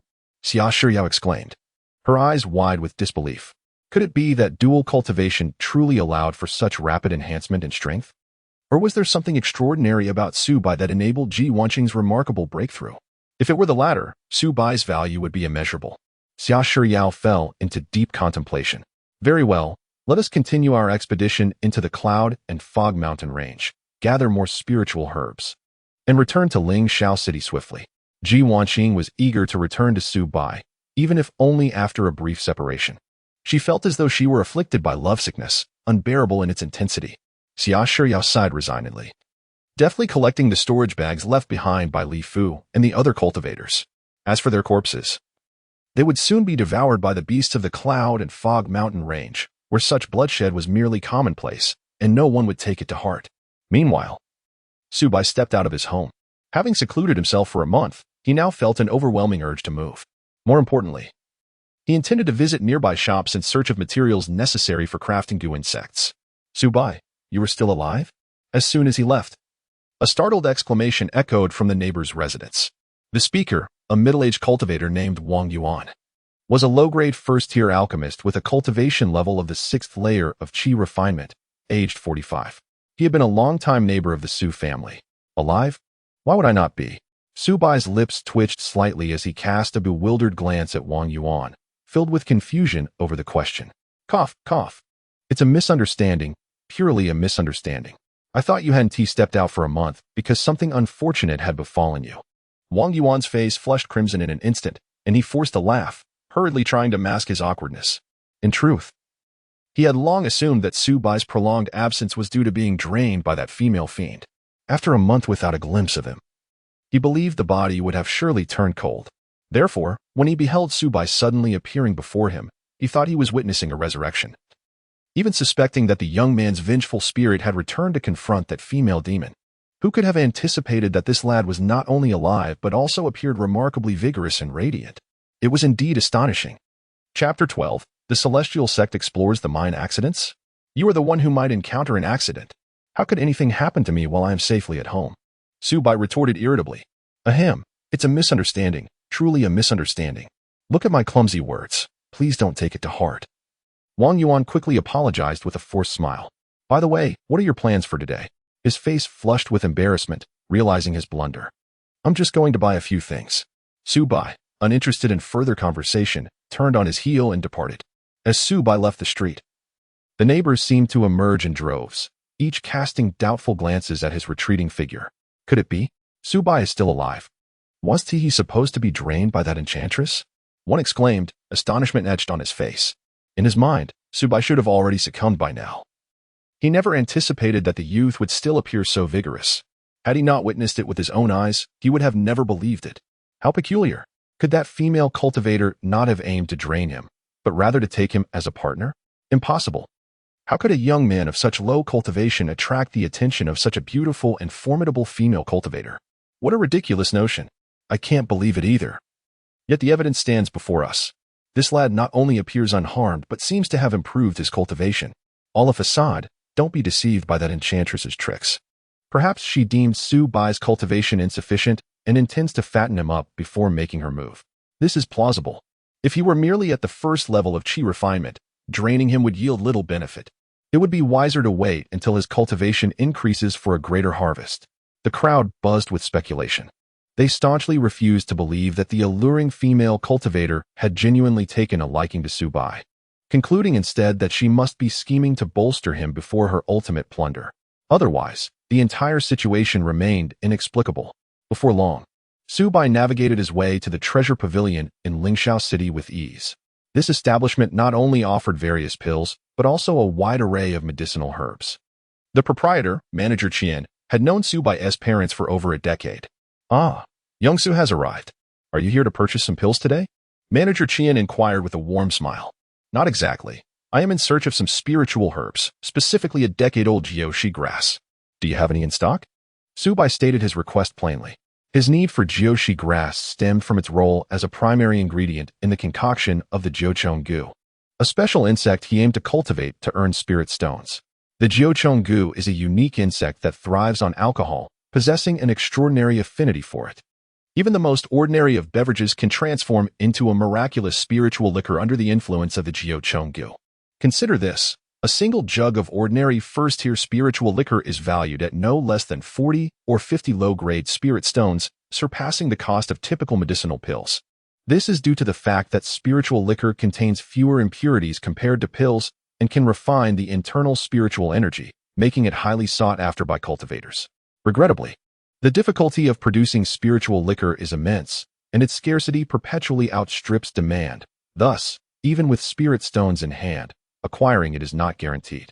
Once the brew of the wine insect gu is successfully concocted, its extraordinary ability can transform ordinary liquor into spiritual wine. This is akin to turning worthless beverages into spiritual wines valued at several dozen low-grade spirit stones, a truly lucrative endeavor akin to a money-printing machine. Indeed, Su Bai had previously yearned to swiftly refine the wine insect gu and reap a substantial fortune in spirit stones. Yet, he was acutely aware that if he proceeded with such plans, even in the seemingly secure Lingxiao City, he might find himself assassinated by other cultivators the very next day, with his spirit stone stolen. After all, the reason cultivators refrained from violence was simply that the potential profit had not been enticing enough. Should the reward be sufficiently grand, they could easily escape Lingxiao City after eliminating him. Even if pursued by the city guards, they could simply avoid returning in the future. With a wealth of spirit stones, the world would be their oyster. Thus, he had always refrained from concocting the wine insect gu. However, the situation had changed. He now had the backing of a partner at the 9th level of qi refinement, ensuring that even with a considerable fortune amassed, he could safeguard this wealth without fear of covetous eyes. Snake grass? Certainly, it is one of the essential materials for brewing spiritual wine. However, a single portion costs 100 low-grade spirit stones. Are you certain you wish to purchase it? Inquired the shopkeeper Qian. 100 low-grade spirit stones? Why is it so exorbitant? Just last month, it was merely 70. Su Bai frowned. He was no fool and would not squander his resources on such overpriced elixirs. Was the shopkeeper attempting to take advantage of him? Rest assured, young man, I am not trying to deceive you, explained Qian. You may not be aware, but recently, the prices of pills, talismans, and spiritual herbs in Lingxiao City have been on the rise. It's possible that they will increase even further in the near future. What do you mean? Su Bai was taken aback. The prices in Lingxiao City were typically stable, with little fluctuation. Yet, this sudden change raised alarm bells. Had something transpired in Lingxiao City? Are you truly unaware? This news has spread throughout the city, Jin said gravely. Recently, the Starry Sect has discovered a vein of crimson gold and a vein of spirit stones in the Yunwu mountain range, with yields exceeding 100,000 tons. The entire sect is in a frenzy of excitement. To exploit these veins, the Starry Sect has dispatched a considerable number of personnel to the Yunwu mountain range, and numerous cultivator families have followed suit.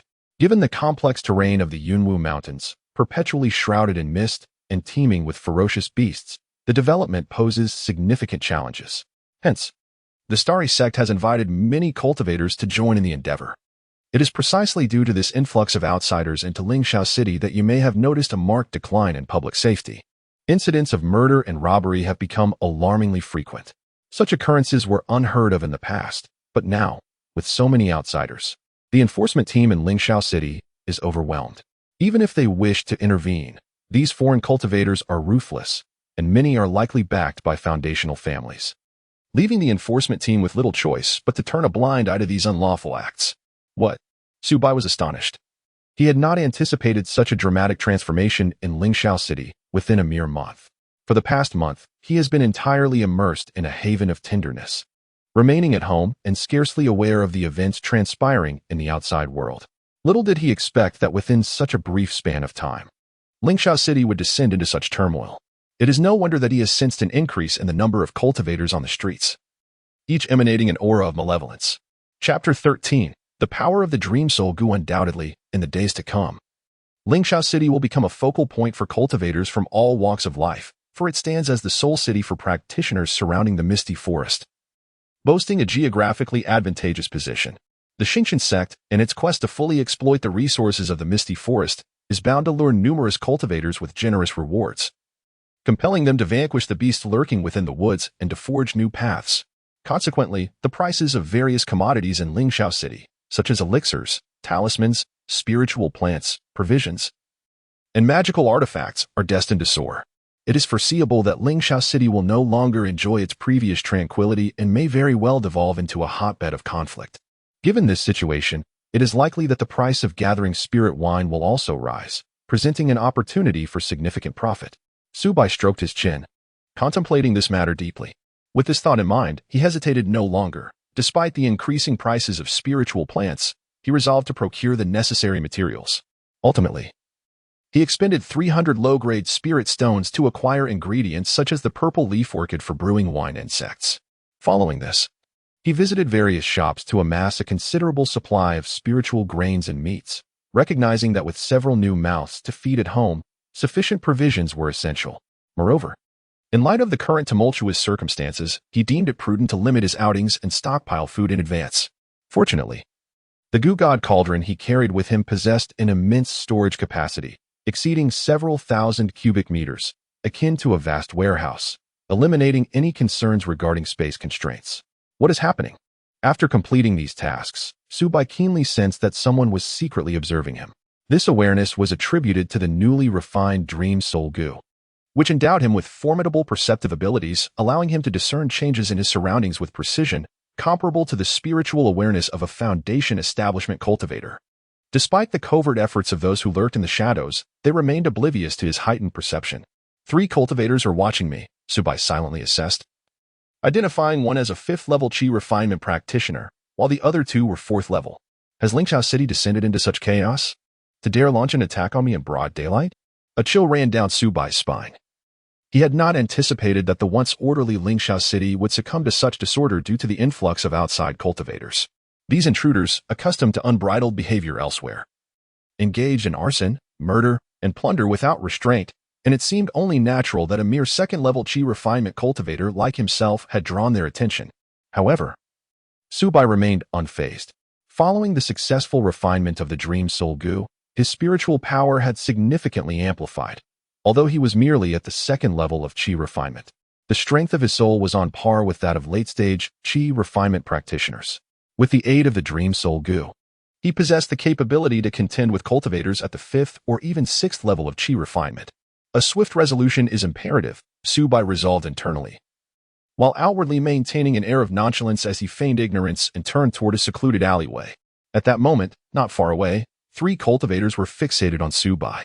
They were not local cultivators of Lingxiao City, but rather wandering practitioners from distant lands. Having heard tales of the treasures abundant in Lingxiao City, they came in hopes of seeking celestial fortunes. TSK, I have been observing that lad for quite some time. He flits between the treasure pavilion and the Spirit Valley and spirit meat shops, spending liberally. Having already squandered at least 300 low-grade spirit stones, he must possess substantial wealth, murmured a burly cultivator. Is it truly possible for a mere 2nd-layer Qi practitioner to possess so many spirit stones? Questioned another slender cultivator, his face rife with skepticism. It is well known that Lingxiao City is affluent, especially with the nearby misty forest, which offers countless avenues for profit, interjected a cultivator with slanted eyes. If we were to eliminate this boy, we could easily pocket several hundred spirit stones. What a windfall that would be. The greed glimmered in the burly cultivator's eyes. But I've heard that Lingxiao City has strict rules against random violence. The slender cultivator hesitated. Fool, those are the rules of Lingxiao City, not ours. If we dispatch this boy, we can immediately leave Lingxiao City. What can they possibly do to us? The slanted-eyed cultivator retorted vehemently. Indeed, we can hide for 3 to 5 years until the heat dies down, and they are unlikely to pursue us indefinitely. This venture is a surefire profit, urged the burly cultivator. Quickly, follow. That lad has slipped into a narrow alley. The 3 wandering cultivators bore menacing expressions, having originated from a bandit background. They retained their robbing instincts even after entering the realm of cultivation. In their eyes, the painstaking work of alchemy and talisman crafting was far too slow a means of earning, lacking the thrill of robbery. Whoosh! In the blink of an eye, the three practitioners hastily pursued Subai, fearing their quarry might escape. However, the moment they stepped into the alley, an invisible force of illusion suddenly enveloped them. Caught completely off guard, they instantaneously fell into a world of clouds and illusions, their bodies frozen as if entranced, unable to react. Kill! Subai emerged from the shadows, his mind stirring. An imperceptible soul shock, sharp as a blade, shot forth, striking precisely at the three cultivators. In an instant, their souls were shattered. Thud, thud, thud. The three bodies collapsed to the ground, raising clouds of dust, blood gushing from their mouths, noses, and eyes. Strangely, there was no trace of fear upon their faces. Instead, they wore blissful smiles, as if lost in a beautiful dream. Impressive. Is this the power of the dream, Soul Gu? Subai felt a mix of astonishment and joy. Although he was already aware of the formidable capabilities of the dream Soul Gu, he had not anticipated it would so effortlessly dispatch three wandering cultivators. Especially considering their cultivation levels of the 4th and 5th layers of Qi. Were they to confront him directly, he would certainly be outmatched. However, with the power of the Dream Soul Gu, he could quietly eliminate his foes, as few in the Qi refining stage possessed techniques for soul attacks. This was undoubtedly a dimensional strike, leaving the enemies no time to react. One must remain discreet. Lingxiao City is increasingly chaotic. Subai swiftly regained his composure. Acutely aware that his current cultivation level was merely at the 2nd layer of Qi refining, placing him among the lowest echelons of the cultivation world. With little to boast about, should he encounter a formidable practitioner, he might not even have the opportunity to retaliate, as he would be instantaneously vanquished. At present, he possessed only a modicum of self-preservation capability, far from a state of carefree security. He needed to hasten home and diligently enhance his cultivation. As he contemplated, he noted that the Yunwu forest had recently revealed deposits of secret silver and high-quality spirit stones, attracting the attention of the Xingqian sect, which was making significant incursions into the area. Numerous families of cultivators were migrating here, ensuring that this locale would become a battleground for various factions, drawing together an array of powerful practitioners. Given his current prowess, he felt utterly insignificant. A moment's carelessness could lead to his demise at the hands of other cultivators, plunging him into irretrievable ruin. In a flash, Subai advanced, seizing the storage bags of 3 rogue cultivators. With a sweep of his consciousness, he discerned that the treasures within were valued at approximately 600 low-grade spirit stones, a modest gain indeed.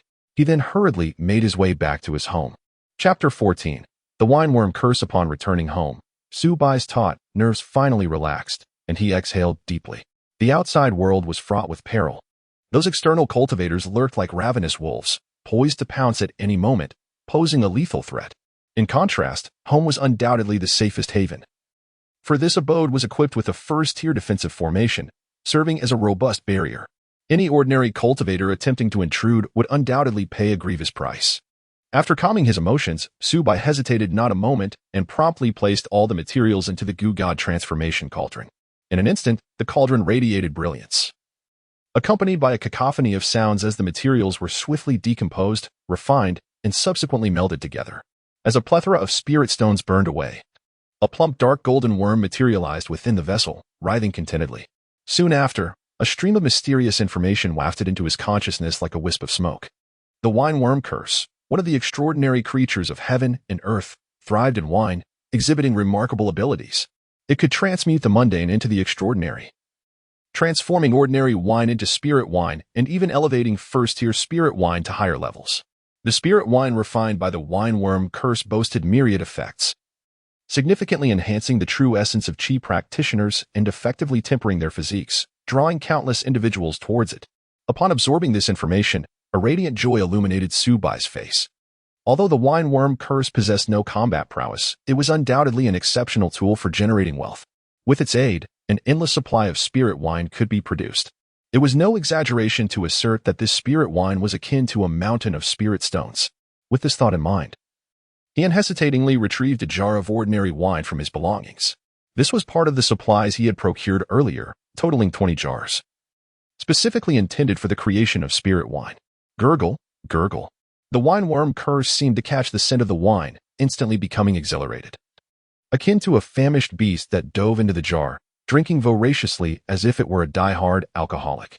In no time, the jar of ordinary wine was entirely consumed. Just as Subai pondered how the wine worm curse would facilitate the transformation of the ordinary wine, he witnessed the worm belch. And a torrent of liquid erupted from its abdomen like a fountain. Within a mere few breaths, the jar brimmed with spirit wine, exuding a fragrant aroma and radiating a resplendent golden glow, appearing both mysterious and extraordinary. However, the quantity of wine was half of what it had been before. Despite this, such a miraculous transformation was still astonishing. To expend half the amount and convert ordinary wine into spirit wine. The wine worm curse possessed an almost celestial ability to alter the very fabric of reality. It was simply incredible. Gazing at the jar of spirit wine, inhaling its enticing fragrance, Subai felt an irresistible urge, as if every cell in his body rejoiced, revealing a profound desire. His body seemed to instinctively crave this spirit wine, fully aware of its immense benefits. Although Subai was not typically fond of alcohol at that moment, he found himself irresistibly drawn to the intoxicating aroma and began to drink deeply. As the spiritual liquor coursed through him, it instantaneously transformed into a pure energy, surging into his meridians like a mighty river, flowing toward his every limb and sinew. In that fleeting moment, he felt every pore of his body exuding an intoxicating fragrance, while the essence of true energy within him grew at an astonishingly visible rate. Suddenly, Subai felt a tremor in his body as a single meridian was instantaneously unblocked by the overwhelming force of true energy. He had ascended to the third layer of Qi training. According to the normal progression of cultivation, he would have needed several months to achieve such a breakthrough. However, with merely a sip of the spiritual liquor, his cultivation had undergone a remarkable enhancement, akin to saving months of arduous training. He had successfully surpassed the threshold, becoming a practitioner at the third layer of Qi training, with his true energy now more robust than ever, flowing freely through his meridians. Not only that, but his spiritual power also received a measure of nourishment and growth. After all, each elevation in a cultivator's realm brings about a profound transformation. No wonder so many cultivators yearn for spiritual liquor. Its effects are truly astonishing. Subai was left in awe. Previously, he had only heard of the liquor's renown but had been unable to savor it due to its exorbitant price and the fact that it was often snatched up as soon as it appeared. Now, having experienced it firsthand, he finally understood the fervor surrounding spiritual liquor. Its effects rival those of medicinal pills without the concern of toxic side effects, making it immensely popular among cultivators. If not for the scarcity of spiritual liquor, the number of individuals choosing to cultivate with pills would likely diminish significantly. Undoubtedly, the wine bug was akin to a divine benefactor descended from the heavens. Possessing it, acquiring wealth would no longer pose a challenge. Yet, a twinge of concern lingered in his heart, fearing that amassing excessive spirit stones would attract the envy and malice of others.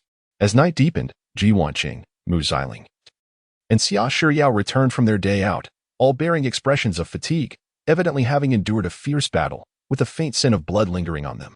Wanqing, you have finally returned, Subai said, relief flooding over him as he saw that Ji Wanqing and the others were safe. Given the current tumultuous state of affairs outside, one could never predict what unforeseen events might occur. Do not worry, my dear husband, our journey was relatively safe, Ji Wanqing reassured him. Wait. Your cultivation has actually ascended to the third layer of Qi training. She keenly sensed the shift in Subai's aura, her delight palpable. She had not anticipated that. After merely a day away, her husband would achieve yet another breakthrough. Although the early stages of Qi training presented relatively lesser challenges, the fact that he had advanced from the first to the third layer within just a month of their marriage was indeed astonishing. This, Xia Shiyao remarked, her face a mixture of surprise and suspicion, pondering whether her earlier conjecture might be correct. Did this man possess a unique spiritual constitution, now beginning to manifest, which accounted for his rapid progress? In the realm of cultivation, while such special spiritual bodies were rare, they were not unheard of. Truly worthy of Ji's sister's choice. He is indeed extraordinary, Mu Xiling echoed, her expression equally astonished. Well, it is not merely due to my exceptional aptitude. There are other factors at play. In truth, I have obtained a jar of spiritual wine, which has allowed me to break through to the third layer of Qi cultivation, Subai explained with a smile. Spiritual wine.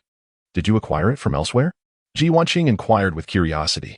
Certainly not. This spiritual wine is of my own brewing, Subai replied candidly. You can brew spiritual wine? Ji Wanqing exclaimed, both astonished and delighted. It is well known that the methods for brewing such wine are considered highly confidential. Even certain foundational families might struggle to uncover its secrets. Should one truly master this technique, it would be akin to possessing a small vein of spiritual stones, a secret to the rise of a family and an unending source of wealth. Chapter 15. The charismatic Subai. Upon hearing these words, Mu Xiling and Xia Shiyao's eyes widened in disbelief, their expressions reflecting utter astonishment. The seemingly ordinary qi cultivator before them harbored such an astonishing secret, which was truly beyond comprehension. In their eyes, Subai's persona transformed into an enigmatic figure, shrouded in a thick fog that rendered him inscrutable. In truth, he had not mastered the arcane art of brewing spirit wine. Rather, it was a fortuitous encounter that led him to acquire a spirit insect known as the wine bug. By harnessing its unique abilities, he could transmute mundane wine into spirit wine. Subai patiently elucidated this seemingly miraculous process, striving to help them grasp its intricacies. What? With his revelation, Ji Wanqing and the other two women were rendered speechless, their jaws agape. This was far more formidable than conventional brewing techniques. It was akin to a venture devoid of initial investment yet promising boundless returns. One must understand that the cost of producing spirit wine through traditional means was not negligible. Even though spirit wine commanded a high price, the profit margins were merely double after accounting for expenses. However, the wine bug was different. It could directly convert worthless ordinary wine into precious spirit wine, entirely eliminating costs. Should this information leak, not only would foundation-building cultivators be intrigued, but even the venerable golden core masters would be enticed. After all, who would not desire such a miraculous spirit insect that could provide an endless supply of cultivation resources? Subai, this is a matter of life and death, a closely guarded secret that cannot be divulged lightly. If outsiders were to learn of it, you would not have enough lives to spare. Ji Wanqing's brow furrowed, her voice laced with concern. She understood that in this ruthless world of cultivation, the revelation of such secrets could invite perilous consequences. Even among the closest of allies, some secrets must remain deeply buried. And the existence of the wine bug was undoubtedly a cataclysmic secret capable of upheaving the entire cultivation realm. Wanqing, you are the person I trust most. If I cannot confide in you, whom can I trust in this world? Subai's earnestness was palpable, his gaze revealing profound faith. As for Miss Mu and Miss Xia, they are your lifelong friends, and thus, I place my trust in them as well. Tears glimmered in Ji Wanqing's eyes, an overwhelming sense of gratitude swelling within her. The trust emanating from this man enveloped her in warmth, love surging like a tidal wave, momentarily drowning her in emotion. She became increasingly convinced that she had not erred in her judgment. Subai was indeed the one worthy of lifelong devotion. This, Xia Shiyao, who typically exhibited a detached demeanor and maintained a vigilant stance toward strangers, found herself touched by Subai's words. They pierced through the icy barriers of her heart, imparting an unprecedented sense of trust and warmth. The adage, "A scholar is willing to die for a confidant," resonated within her, as she finally grasped the sentiment of being willing to sacrifice everything for someone deemed trustworthy. She gazed at Subai, lost in contemplation. Once, she had perceived him as merely an unremarkable little cultivator, insignificant in the hierarchy of the cultivation world. Yet now, he resembled a pearl obscured by dust, suddenly radiating a brilliant light. She recalled her mother once mentioning that there exists a type of man who, despite appearing ordinary, possesses a unique charm that irresistibly attracts others. At that time, she dismissed it as mere jest. However, she now vividly perceived this allure in Subai. Her heart raced uncontrollably, a strange yet wondrous sensation unfurling within her. Rest assured, we shall keep this secret sealed. Even at the cost of our lives, we will not let this secret escape. Mu Xiling was equally moved by Subai's trust. In this world of cultivation, rife with scheming and betrayal, encountering someone who so wholly trusted her was indeed a rarity. She felt as though Subai emanated a distinct aura that compelled her to draw nearer, even igniting an impulse akin to a moth drawn to a flame. There's no need for such desperation. If faced with a life and death crisis, revealing the secret of the spirit insects would be permissible. Your safety is of paramount importance to me. The secret of the spirit insects pales in comparison to your well-being. Subai's earnest expression and resolute tone reflected the truest depths of his heart. Yet, it must be noted that Subai was not an unreservedly naive individual. The reason he dared to disclose the secret of the wine insect to the three women was that upon advancing to the third level of Qi training, he had successfully nurtured 2 offspring insects from the infatuation insect. Just moments ago, he had discreetly implanted these offspring in Mu Xiling and Xia Shiyao, confident that soon the power of the infatuation insect would manifest, binding their loyalty to him. This revelation caused Mu Xiling and Xia Shiyao's cheeks to flush crimson, their hearts racing uncontrollably. They had never encountered such heartfelt words before. The male cultivators they previously met either harbored ulterior motives to rob them or sought to capture them as vessels for cultivation. A man like Subai, who genuinely cared for their welfare, was exceedingly rare. What do you mean by you? Subai, you don't intend to take my 2 sisters as concubines, do you? Ji Wanqing narrowed her eyes, a glint of danger flashing within, tinged with a hint of jealousy. Cough. Cough, how could that be? Wanqing's sister is my sister. I will naturally take good care of her. Subai hurriedly cleared his throat to mask his embarrassment. By the way, let us not dwell on that. With the wine insect, we can begin selling spirit wine. By selling spirit wine, we can amass a significant amount of spirit stones, thus sparing you from venturing into the wilderness. He quickly shifted the topic, eager to diffuse the somewhat awkward atmosphere. I see, Subai is concerned for my safety, hence revealing this astonishing secret. Ji Wanqing gazed at Subai, her eyes brimming with tenderness. The thought that Subai had exposed such a monumental secret for her sake melted away her jealousy, replacing it with profound gratitude. Indeed, Wanqing, although you are powerful, one cannot walk by the river's edge without getting their shoes wet. It is far safer to remain in the city and diligently cultivate one's skills, unless absolutely necessary. Venturing outside the city poses unnecessary risks. At present, relying solely on the sale of spirit wine suffices for our cultivation and daily needs, Subai earnestly remarked. In his previous life as a reclusive individual, he had always shunned adventures. In this perilous realm of cultivation, the prospect of comfortably staying home to earn a living while honing his abilities is undeniably appealing. After all, a single misstep could lead to one's demise, compelling him to exercise utmost caution. Chapter 16. Irreversible Ruin. What is the production capacity of this wine bug? How much spirit wine can it yield in a single night? Ji Wanqing inquired softly, her eyes shimmering with curiosity. Well, as it stands, it seems capable of transforming approximately 10 jars of spirit wine overnight. Subai replied with a slight furrow of his brow, contemplating for a moment before providing a definitive answer. After all, the wine bug's goo is still in its nascent stage, and such a transformation capacity is already quite remarkable. He understood that as the wine bug goo continued to evolve, the quantity of spirit wine produced would undoubtedly increase significantly in the future. 10 jars of spirit wine.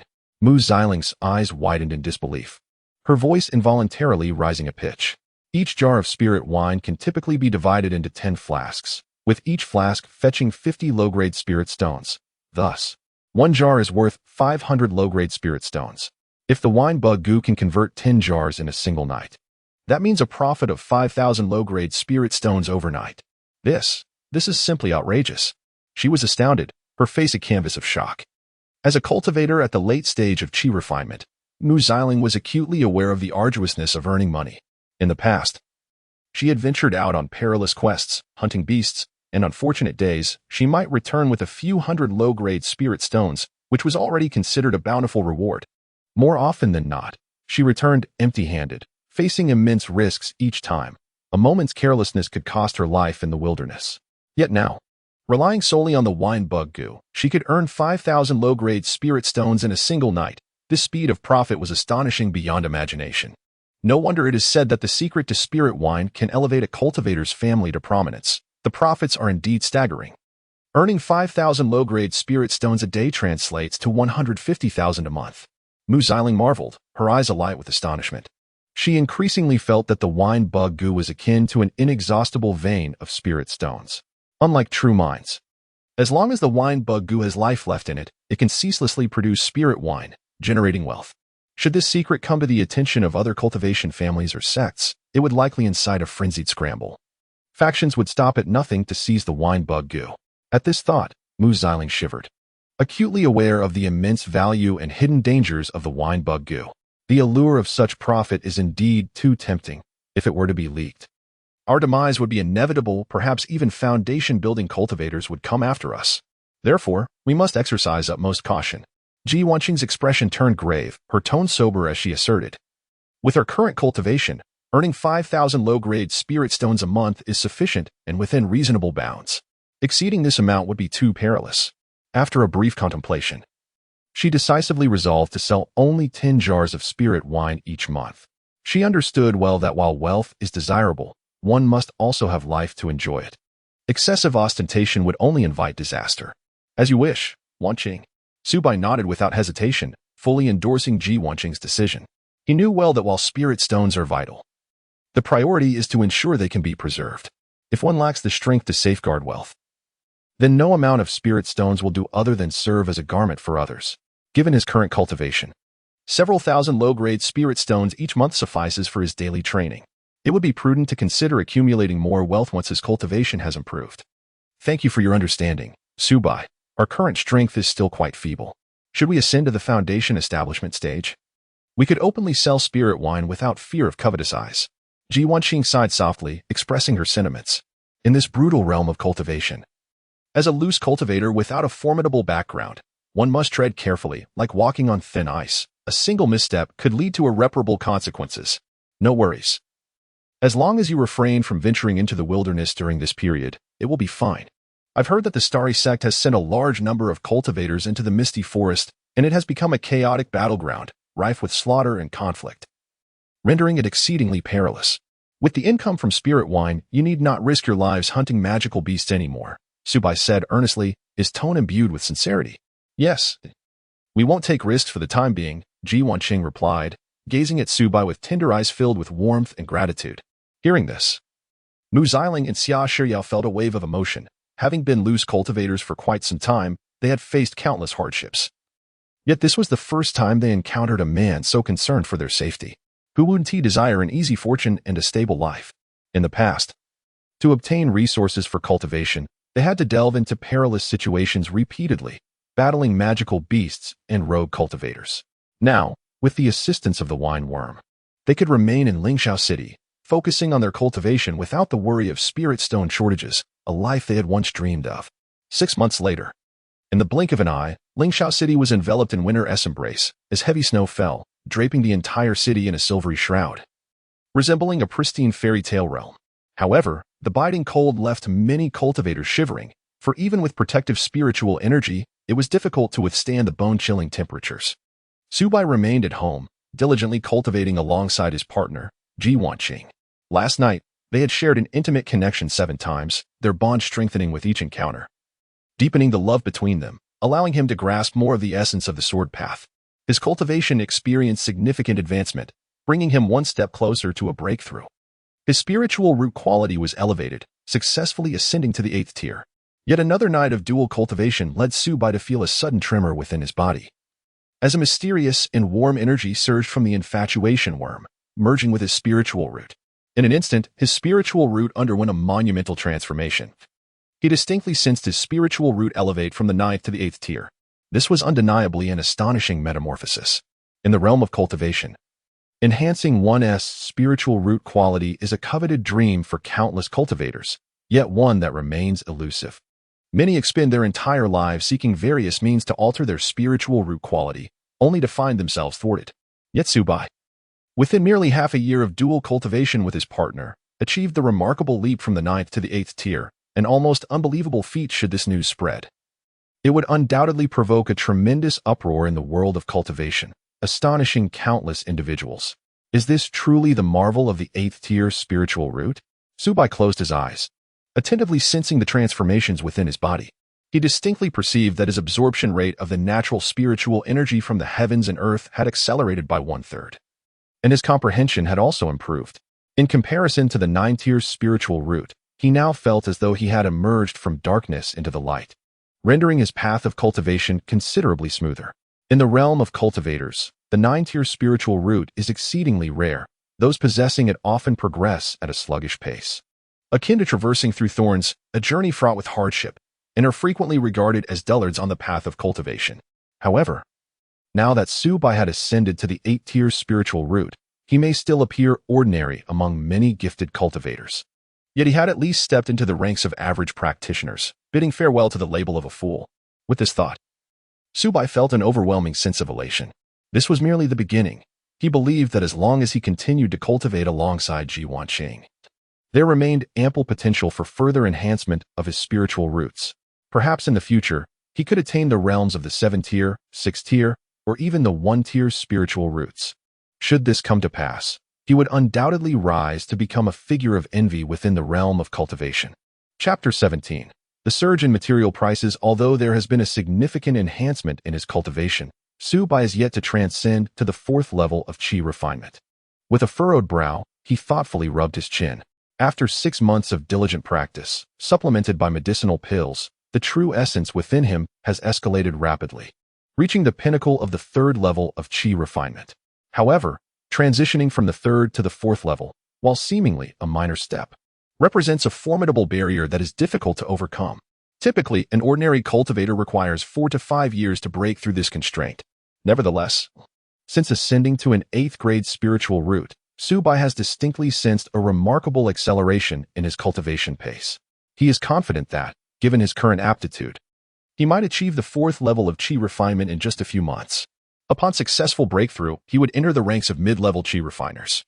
While this may not be regarded as an elite status in the fiercely competitive realm of cultivation, it would certainly alleviate his struggles as a low-level cultivator and grant him a measure of self-protection. With this thought in mind, Su-Bai stretched languidly and strolled leisurely towards the courtyard entrance. Upon reaching the door, he encountered a few neighbors. "Ah, is that not our young friend Su-Bai? Have you finally decided to step out for some fresh air after marrying such a beautiful wife?" remarked Wang Yuan, a first-tier low-grade alchemist, who was known for his penchant for gossip and had taken a particular interest in Su-Bai's affairs. Previously, Wang Yuan had believed that Su-Bai's wife, Gu God, was merely biding her time, convinced that Su-Bai would not survive for long. Yet, to everyone's astonishment, half a year had passed, and Su-Bai not only thrived, but had also successfully advanced to the 3rd level of Qi refinement. Wang Yuan was well aware that Su-Bai's spiritual root quality was mediocre, belonging to the lower tier, though he was unsure of the exact grade. It was undoubtedly inferior to his own. According to common logic, ascending from the 1st to the 3rd level of Qi refinement was nearly impossible without a decade of rigorous effort. Yet now, Su-Bai had married a stunning beauty who was at the 9th level of Qi refinement, and it seemed fortune had smiled upon him.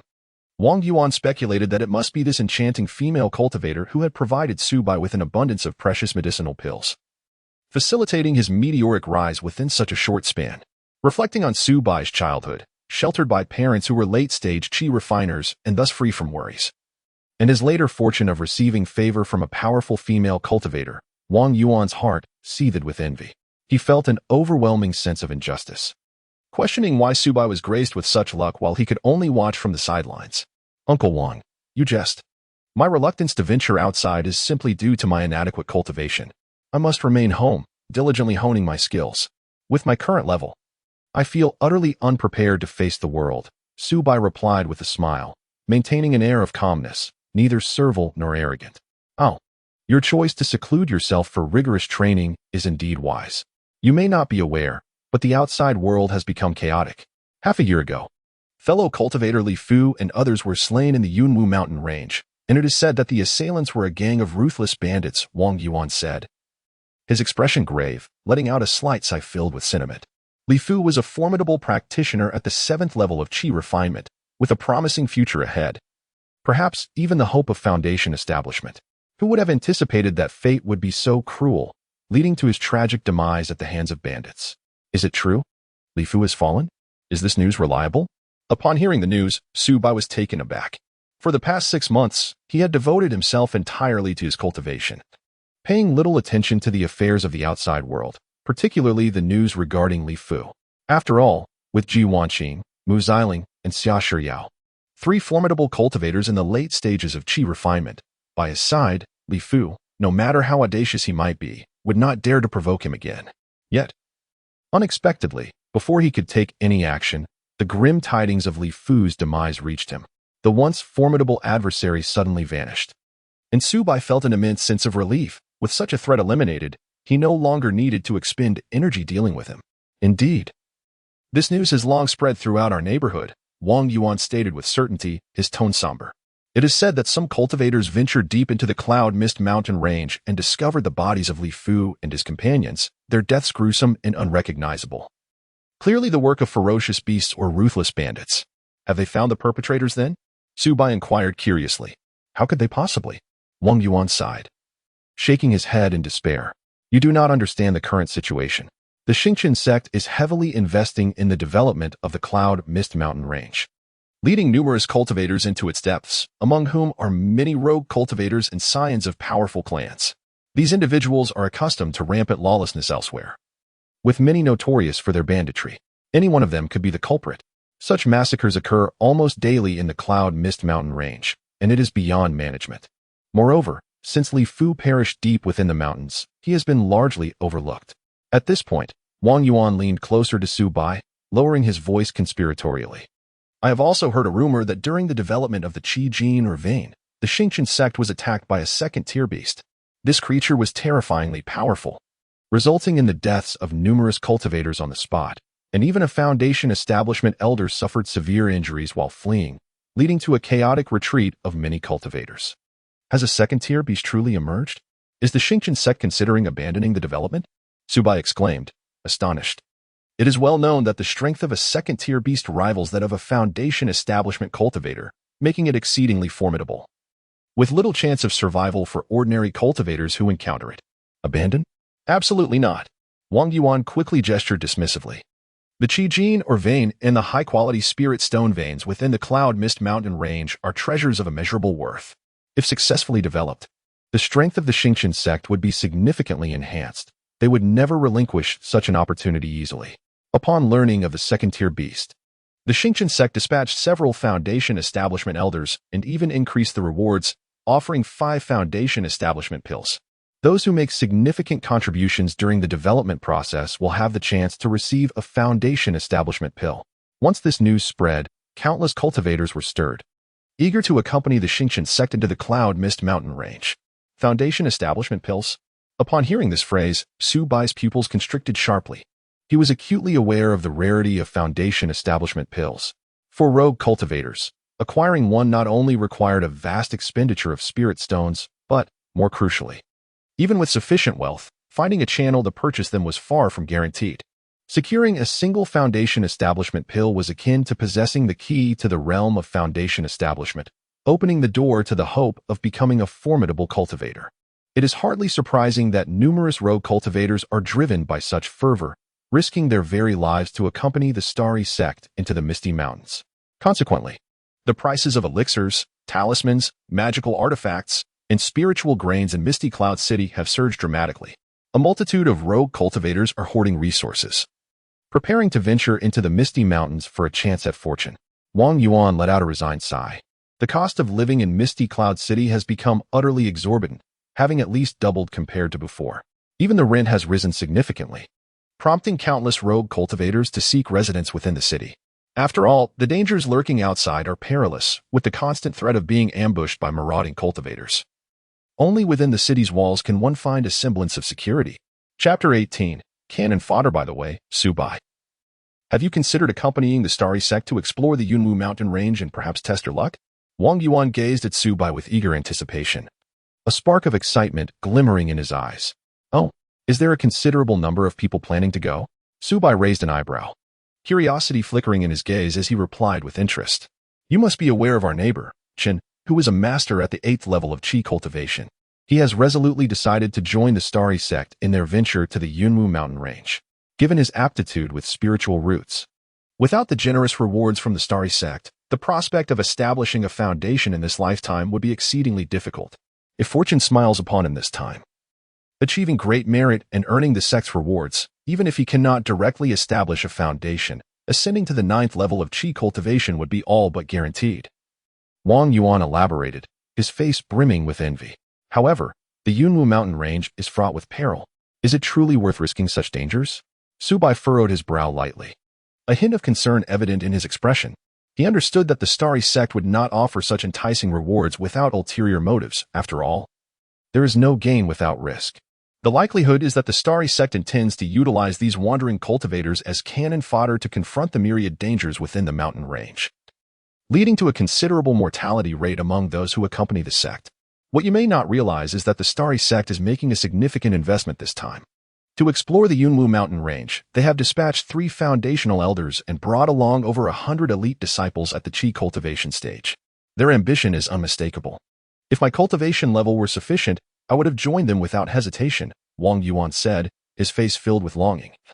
As if he had already envisioned himself thriving in the Yunwu mountain range, amassing wealth and rapidly advancing in cultivation. Never mind. I am only at the 3rd level of Qi cultivation.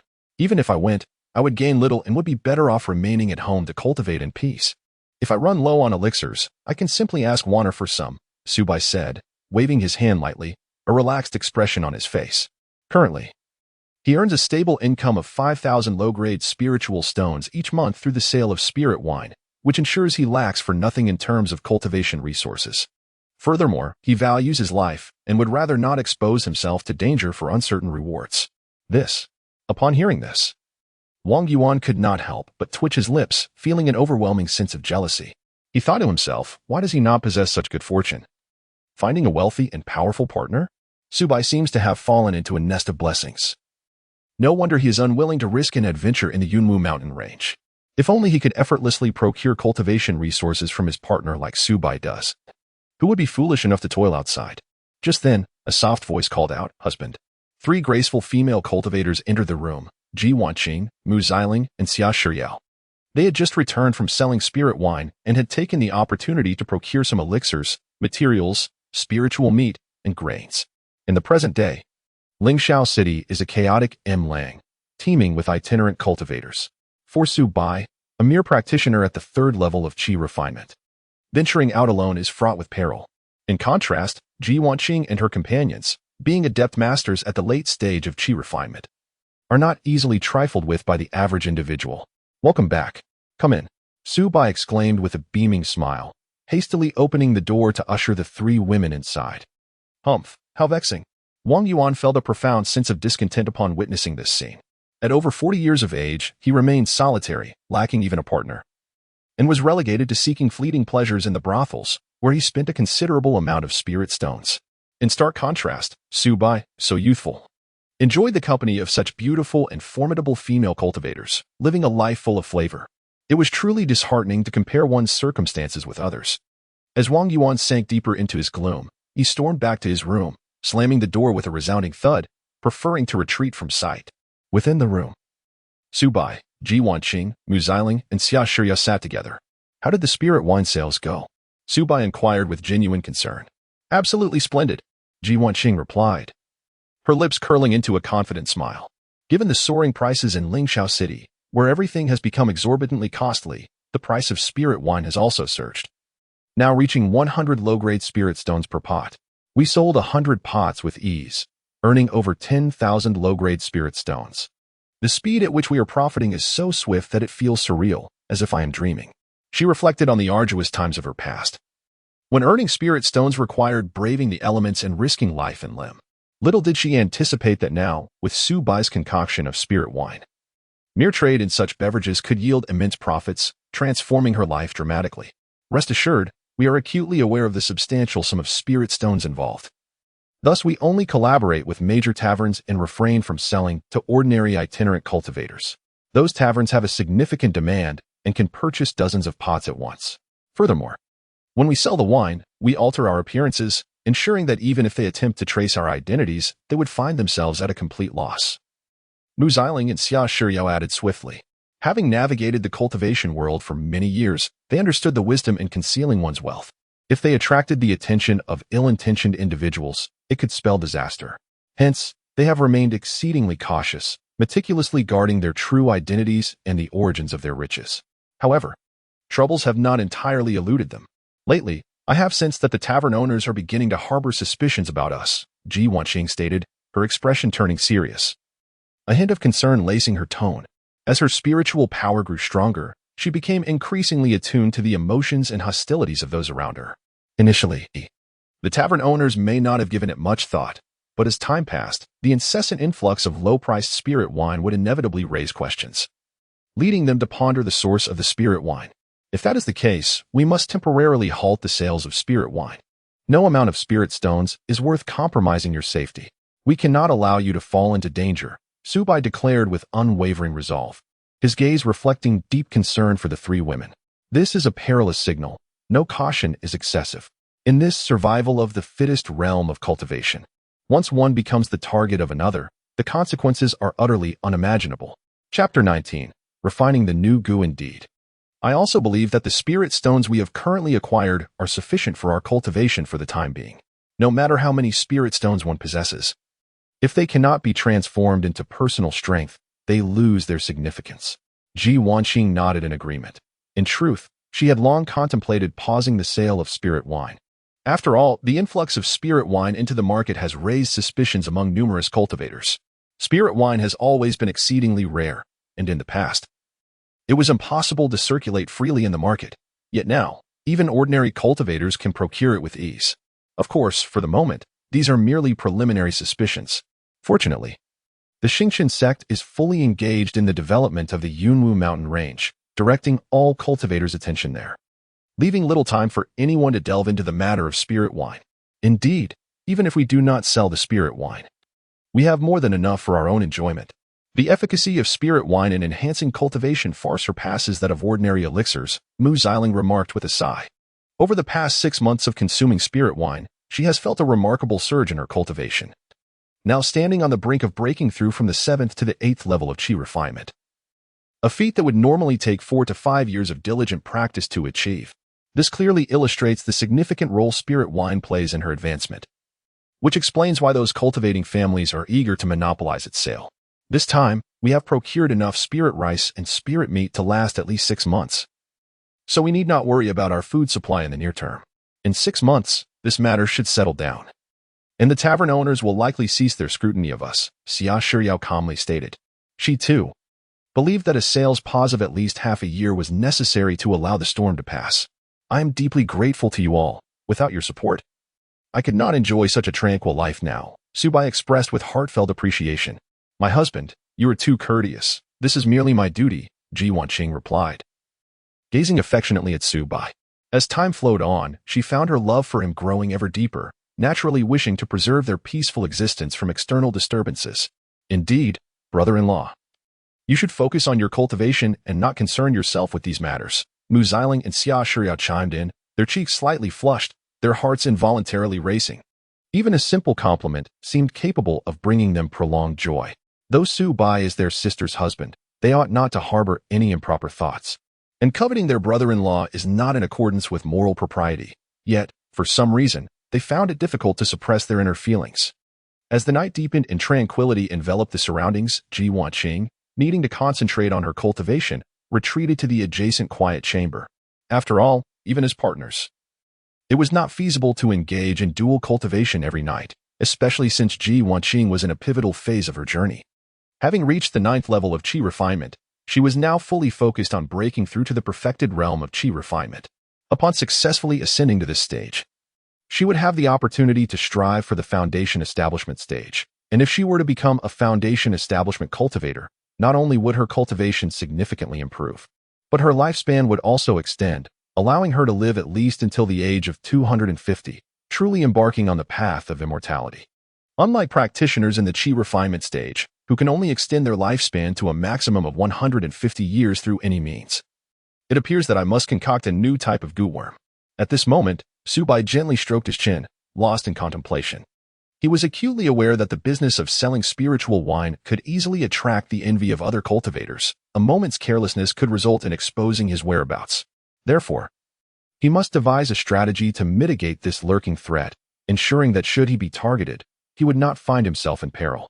To resolve his current predicament, it seems the only viable option is to manufacture a cloning gu. After much reflection, Subai sought out the method for crafting such a gu from the Gu God Cauldron.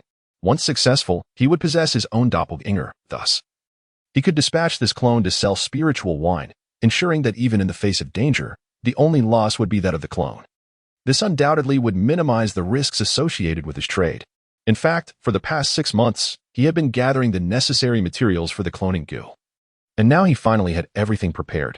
Among them, the primary ingredient, soul partition grass, was valued at 2,000 low-grade spirit stones, and even with wealth, it was not readily available. With determination, Subai resolved to proceed. unhesitatingly activating the Gu God Transformation Cauldron and casting all the materials into it along with 800 low-grade spirit stones. To him, this sum was trivial, akin to a mere drop in the ocean.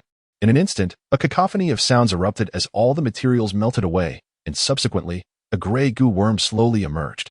Simultaneously, a torrent of vast information surged deep into his consciousness. The cloning goo was indeed a remarkable entity, capable of producing countless clones. Once integrated into the host's body, the stronger the host, the more clones they could manifest. The aura of the clones would closely resemble that of the original, making it nearly impossible to discern between the two, and each clone would inherit half of the host's strength. Furthermore, instantaneous communication between the host and the clones would allow the host to be aware of all the experiences of the clones. However, it was crucial to maintain a distance no greater than 100 kilometers, or the clone would perish instantly. Upon grasping this information, Subai could not help but beam with delight. The capabilities of the cloning goo were truly extraordinary. Not only could it generate multiple clones, but the demise of a clone would not impact the host. Although the distance limitation of 100 kilometers was present, it was ample.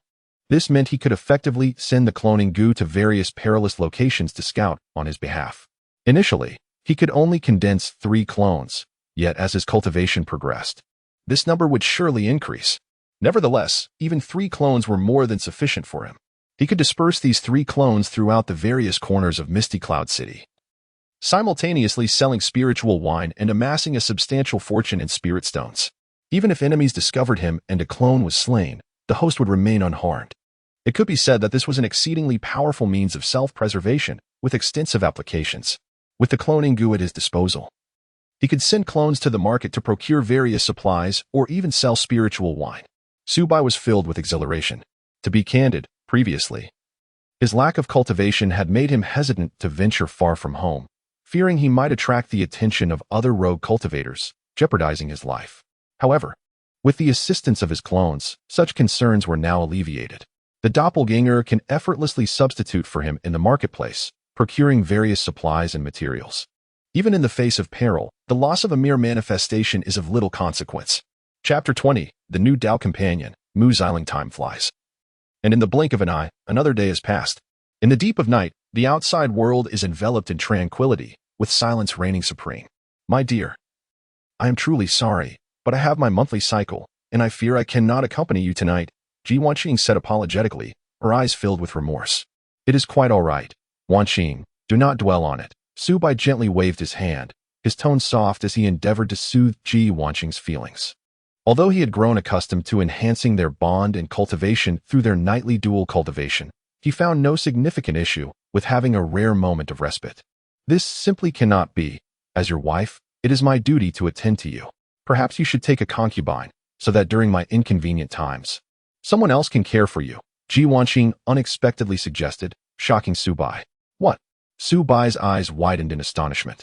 He could hardly fathom that Ji Wanqing would propose such a thing. In his understanding, no woman would willingly suggest her husband take a concubine, and this revelation was entirely beyond his expectations. Is that truly appropriate, Wanqing?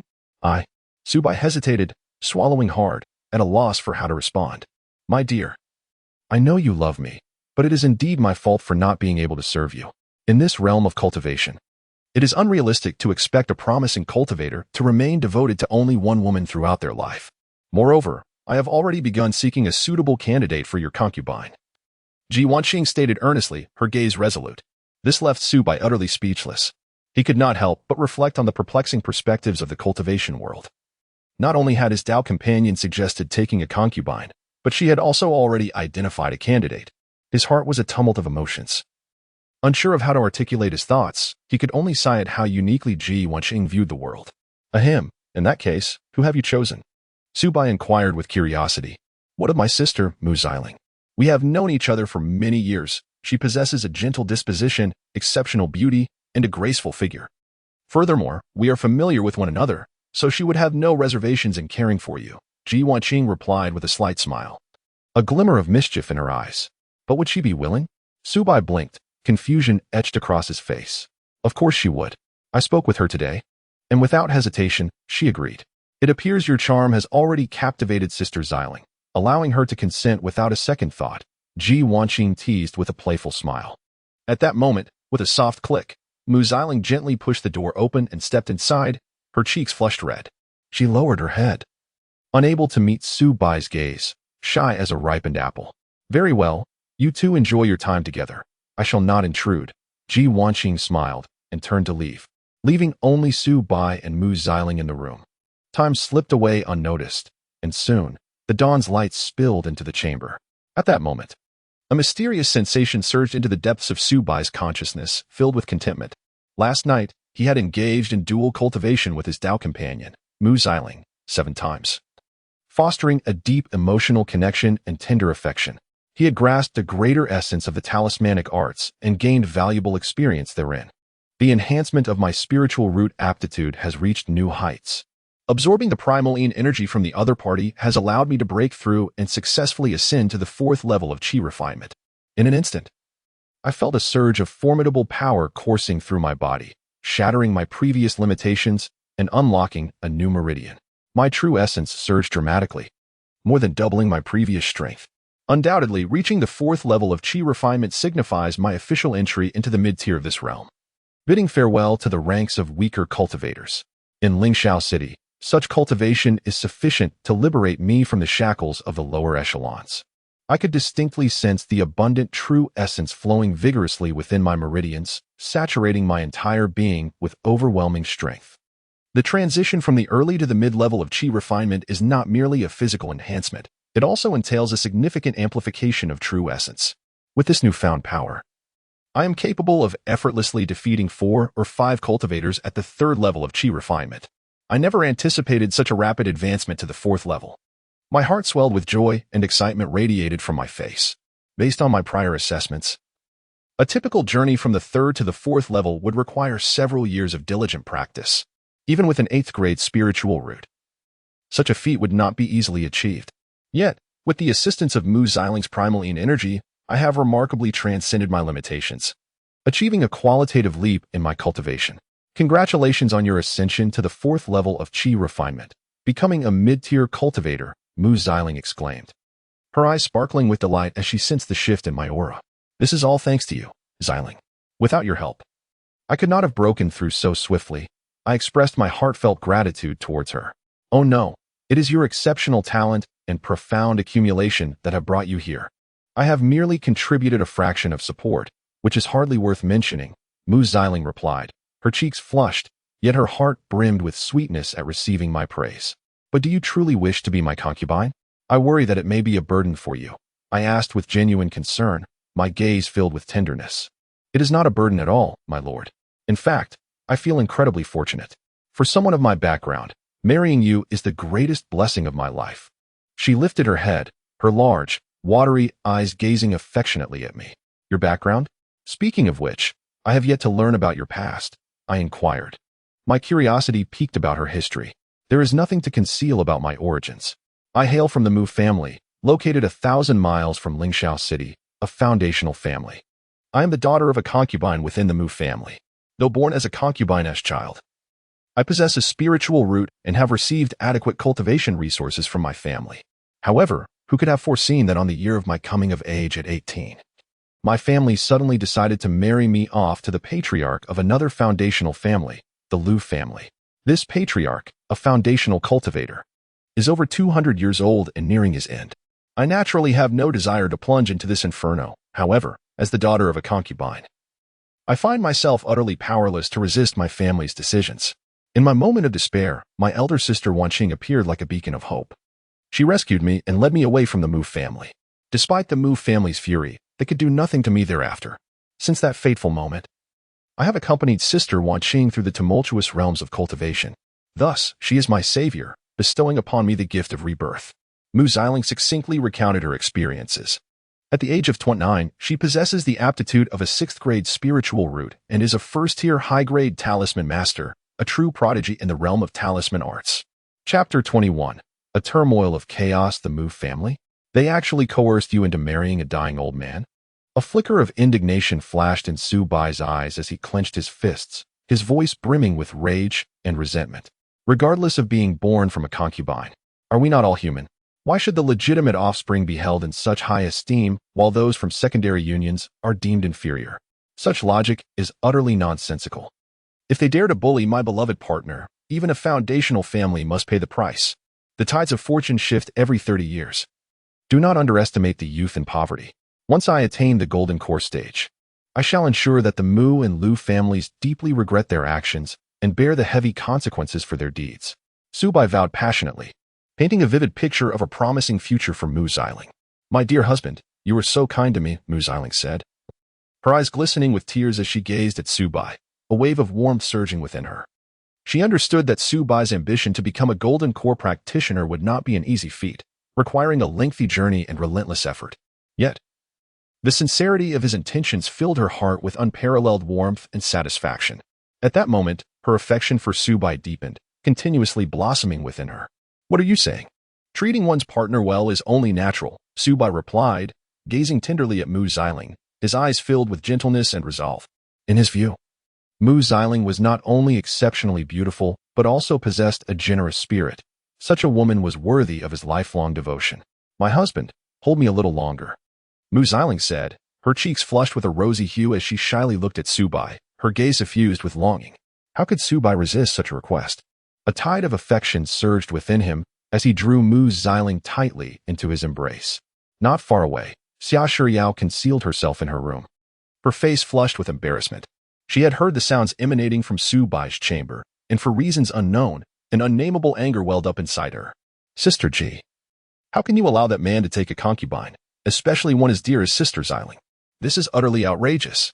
Xia Shiyao gritted her teeth, perceiving Subai as a complete tyrant, indulgent, and licentious. She had long harbored suspicions about his intentions. He had deliberately lowered the price to attract female cultivators for cohabitation.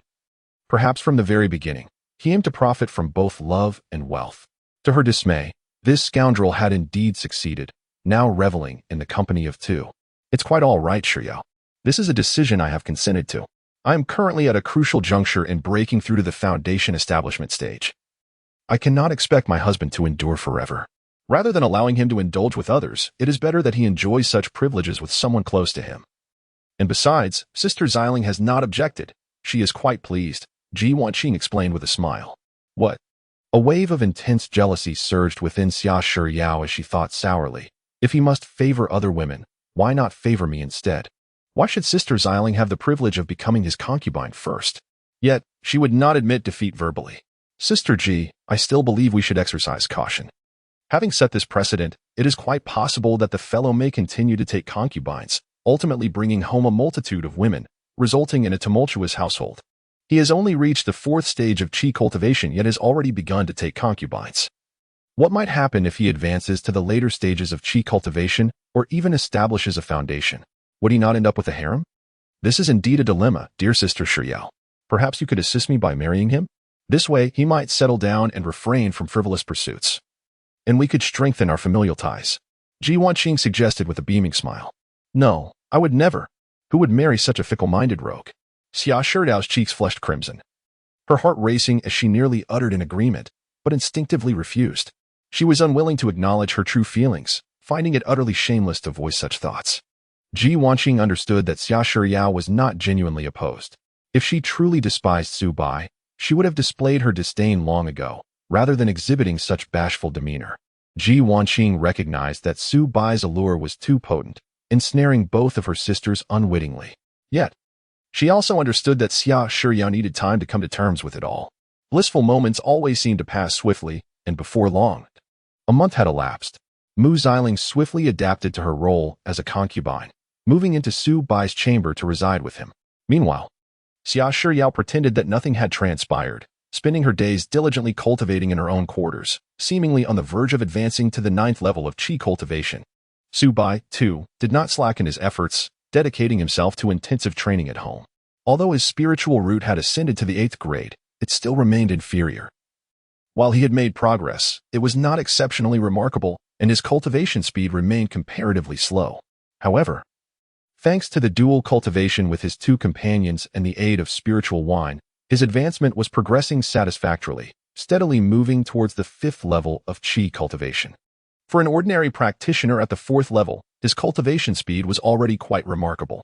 Subai, my friend, at that moment, their neighbor Wang Yuan approached in a state of agitation. Have you heard? Last night, the family of Daoistly nearby was brutally murdered, and their belongings were completely looted. What? Murdered in their home? Who would be so audacious as to act in such a manner within Lingxiao City? Su Bai was taken aback. Having focused solely on his cultivation, he was largely unaware of the external world and had not anticipated that the security within the city had deteriorated to such an extent. Even within one's own home, one could fall victim to banditry. He knew that Daoistly was a practitioner at the 6th level of qi cultivation, and his partner was at the 5th level. While they were not top-tier experts, they were not easily provoked either. Yet, even so, they had fallen victim to the ruthless hands of bandits, a truly outrageous situation. In the past, bandits would only dare to commit their crimes in the wilderness. Who would have the audacity to act so brazenly within the city? Su Bai, you may not be aware, but recently, the Xingqian sect has led a large number of practitioners into the Yunwu mountain range, including many from the law enforcement team of Lingxiao City. With their departure, there are insufficient personnel to maintain order within the city, allowing these rogue practitioners to take advantage of the situation and begin plundering and murdering the city's residents. Wang Yuan expressed his deep concerns, stating that without the constraints of the enforcement team, other rogue cultivators no longer regard the regulations of Lingxiao City with any respect. The public order has deteriorated significantly. Previously, Daoistly mentioned that while he was out procuring food, he was targeted by certain external cultivators, and to his dismay, that very evening, he fell victim to a treacherous attack. Thus, it became clear to Su Bai, who finally comprehended the reasons behind the worsening security situation in Lingxiao City.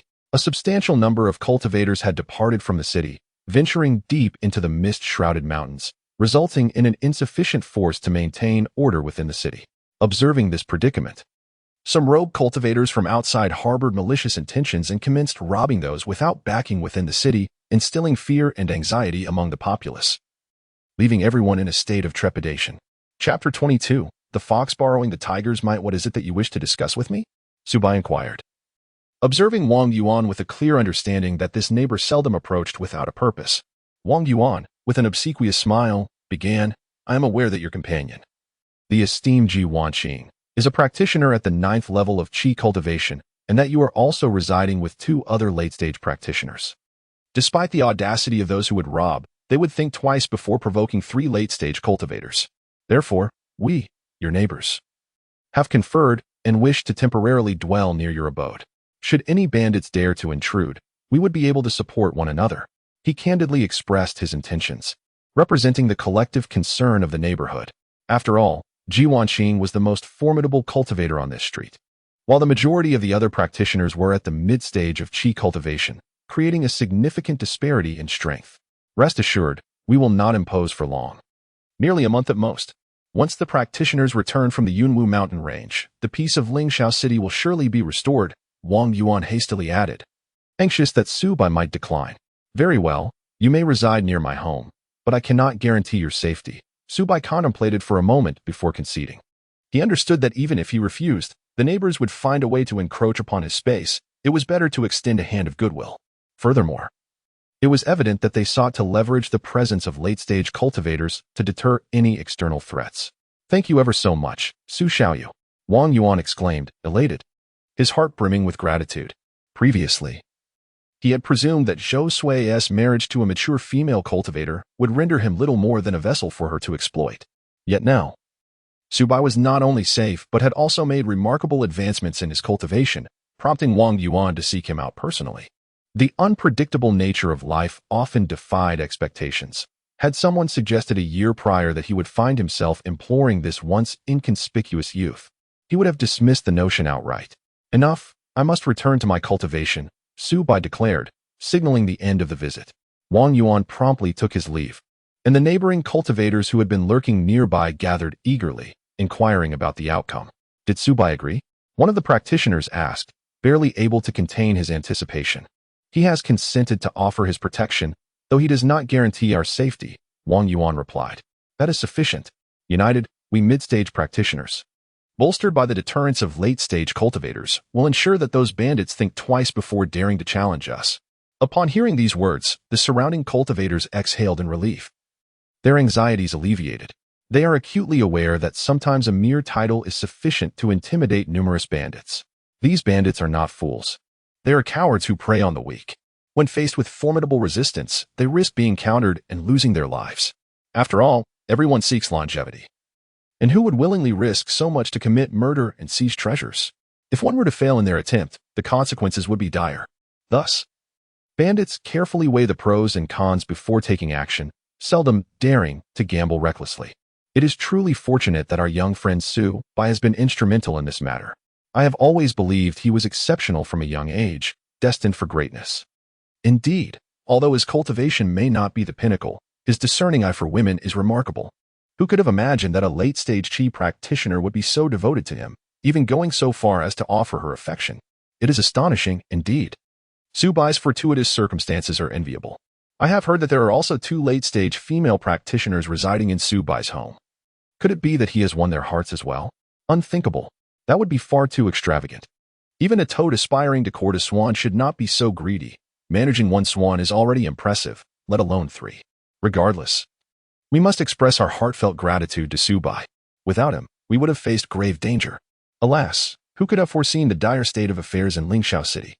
The gathered practitioners engaged in anxious discussions, reflecting on the current turmoil that had disrupted their previously serene existence. Little did they know that the arrival of the Xingqian sect would unsettle the vicinity of the Yunwu mountain range, ultimately affecting Lingxiao City. At this moment, Su Bai returned home and informed Ji Wanqing and the others of the situation, advising them to remain indoors due to the rampant bandit activity and to avoid unnecessary risks. After all, even late-stage practitioners face significant challenges when ambushed, making survival uncertain. Moreover, with the current mix of individuals in Lingxiao City, filled with outsiders, many careless practitioners have already fallen to those weaker than themselves, a phenomenon that has become all too common. Rest assured, my dear, Ji Wanqing declared with a resolute expression, emanating a subtle aura of menace. Should those bandits dare to approach, I shall ensure they do not return. I am eager to see if they can withstand the blade in my hand. As a top-tier sword practitioner, she was virtually unmatched among her peers. Decisive and unyielding in battle, I have prepared numerous high-quality first-tier talismans. If those bandits dare to come, I will make them experience the consequences, Mu Xiling asserted. Her fists clenched. As a skilled first-tier talisman master, she had crafted dozens of powerful talismans, including fire, ice, and lightning talismans. Each talisman harbored the strength of a late-stage Qi practitioner's strike. If unleashed simultaneously, even a 9th-layer Qi practitioner would find it challenging to withstand. I have also enhanced the formations in our home, adding first-tier defensive and offensive arrays. Even if 7 or 8 cultivators at the late stage of Qi refinement were to attack, they would find it impossible to retreat unscathed. Xia Shiyao declared with unwavering confidence. She was an exceptionally gifted first-tier high-grade formation master, and it was through her carefully arranged temporary formations that they had repeatedly turned peril into safety, evading numerous dangers during their wilderness survival. Indeed, with you all by my side, I feel reassured. You are all prodigies, far more capable than I. Without you, I truly would not know how to face the threats posed by the bandits, Su Bai responded, instantly feeling a profound sense of security. It was no wonder that she was his partner. He was fortunate to have such formidable allies. Relying solely on himself in the face of bandit threats would have left him in a state of unease. He believed that, despite their arrogance, those bandits would not dare to easily invade his territory. If any foolhardy bandits did dare to come, it would provide an excellent opportunity to demonstrate the prowess of his companions, serving as a warning to others. At that moment, Su Bai felt a certain exhilaration, akin to a fox relying on the might of a tiger. Chapter 23. The intruders in the stillness of the night. Heavy clouds loomed like ink across the sky, completely obscuring the faint moonlight. In Lingxiao City, on a street near the Su Bai residence, 3 figures clad in black quietly emerged. They exuded a chilling aura of malice and murderous intent, unmistakably ruthless individuals. These 3 were none other than the infamous Lingxiao trio, notorious throughout the realm of cultivation, with countless wandering cultivators having perished at their hands. Through their nefarious deeds of murder, plunder, and theft of cultivation resources, they had amassed a significant fortune in spirit stones. These stones served as a catalyst for their ascension, enabling them to reach the 7th level of Qi refinement. Previously, the Lingxiao trio had thrived in the wilds outside the city. Although audacious, they refrained from causing disturbances within the city walls. However, with the Xingqian sect leading a large contingent of cultivators deep into the Yunwu Mountains, the city's law enforcement had been severely diminished, plunging the public order into chaos. This presented an opportunity for the Ling Xiao trio as their greed swelled, prompting them to seek out targets within the city. After several successful nights of plundering, their audacity grew, compelling them to dare another venture. "Brother, it seems the cultivators on this street have sensed our presence and are gathering in that mansion," one of the black-clad cultivators murmured. "Oh, what is so special about that mansion that they all choose to hide there?" The leader of the group furrowed his brow, questioning. "I've heard that 3 late-stage Qi refinement female cultivators reside there, one of whom is a master at the 9th level. They likely hope to intimidate us with their reputation." The cultivator promptly explained. Absurd. Would a 9th level cultivator reside in an ordinary mansion in the outer city? This is undoubtedly a fabricated rumor to frighten us. The leader scoffed derisively. "Indeed, I also sense a hint of deception. However, it would be wise to exercise caution, should there truly be 3 late-stage cultivators within. We could find ourselves in dire straits," another cultivator advised prudently. "You are right. Let us first probe the situation. If formidable opponents are indeed present, we shall relocate. There is no need to risk ourselves here. After all, we merely seek to gain some benefits without engaging in a life-and-death struggle with peers of our own realm." The leader nodded, reaching a decision. The Ling Xiao trio had gained their notorious reputation yet managed to survive by virtue of their caution. They preyed on the weak and never recklessly provoked formidable foes, which was their means of survival. Alas, had you departed sooner, you might have preserved your lives. At that moment, a cold voice resonated from the darkness. "What?" The Ling Xiao trio's hair stood on end, their bodies tensed. They had been oblivious to the presence of another, and the voice seemed to emanate from the void, instilling a sense of dread within them. As they fixed their gaze, a figure emerged in the distance. It was a young man, approximately 17 or 18 years of age, with an unremarkable appearance that would hardly catch attention in a crowd. However, before they could discern each other's appearance, an invisible force of illusion quietly enveloped them. Thunderous rumblings echoed. The 3 formidable foes of Ling Xiao, mere cultivators at the late stage of Qi refinement, had never encountered such a powerful illusionary assault, nor did they possess any magical artifacts capable of countering it. In an instant, they felt as though the world was spinning, ensnared in a phantasmal realm, rendered immobile, a fatal flaw amidst the brutality of battle. Swish, swish, swish. Subsequently, several sharp sword energies cleaved through the night sky, striking toward them like lightning. In a heartbeat, the sword energies pierced through their skulls, blood erupting forth.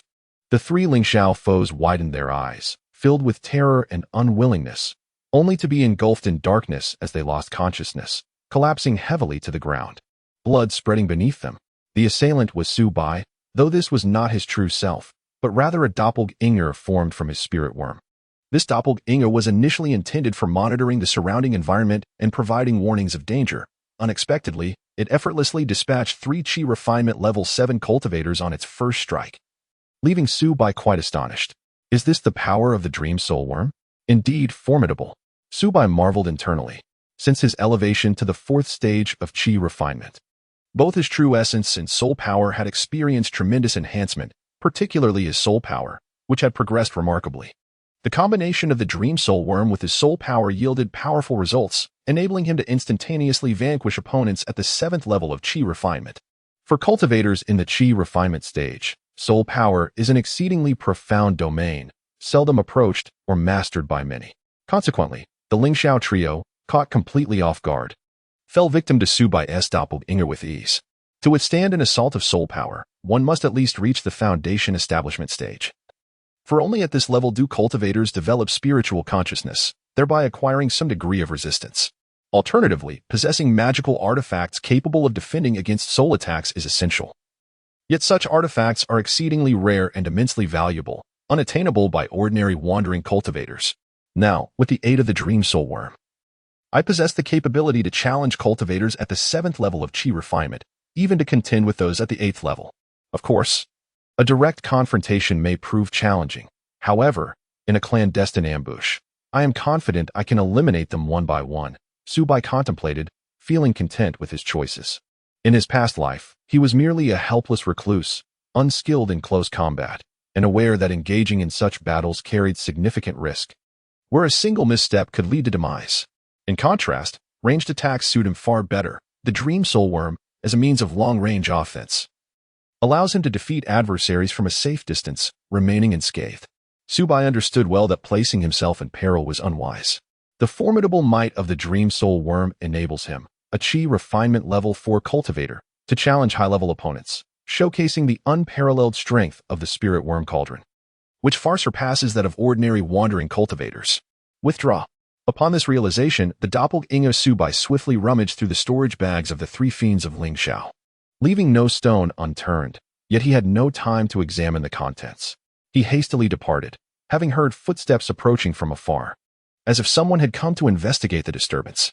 He had no desire to linger in that place. With a flicker of his form, the doppelganger vanished into the shadows and returned home, as though nothing had ever transpired. Chapter 24.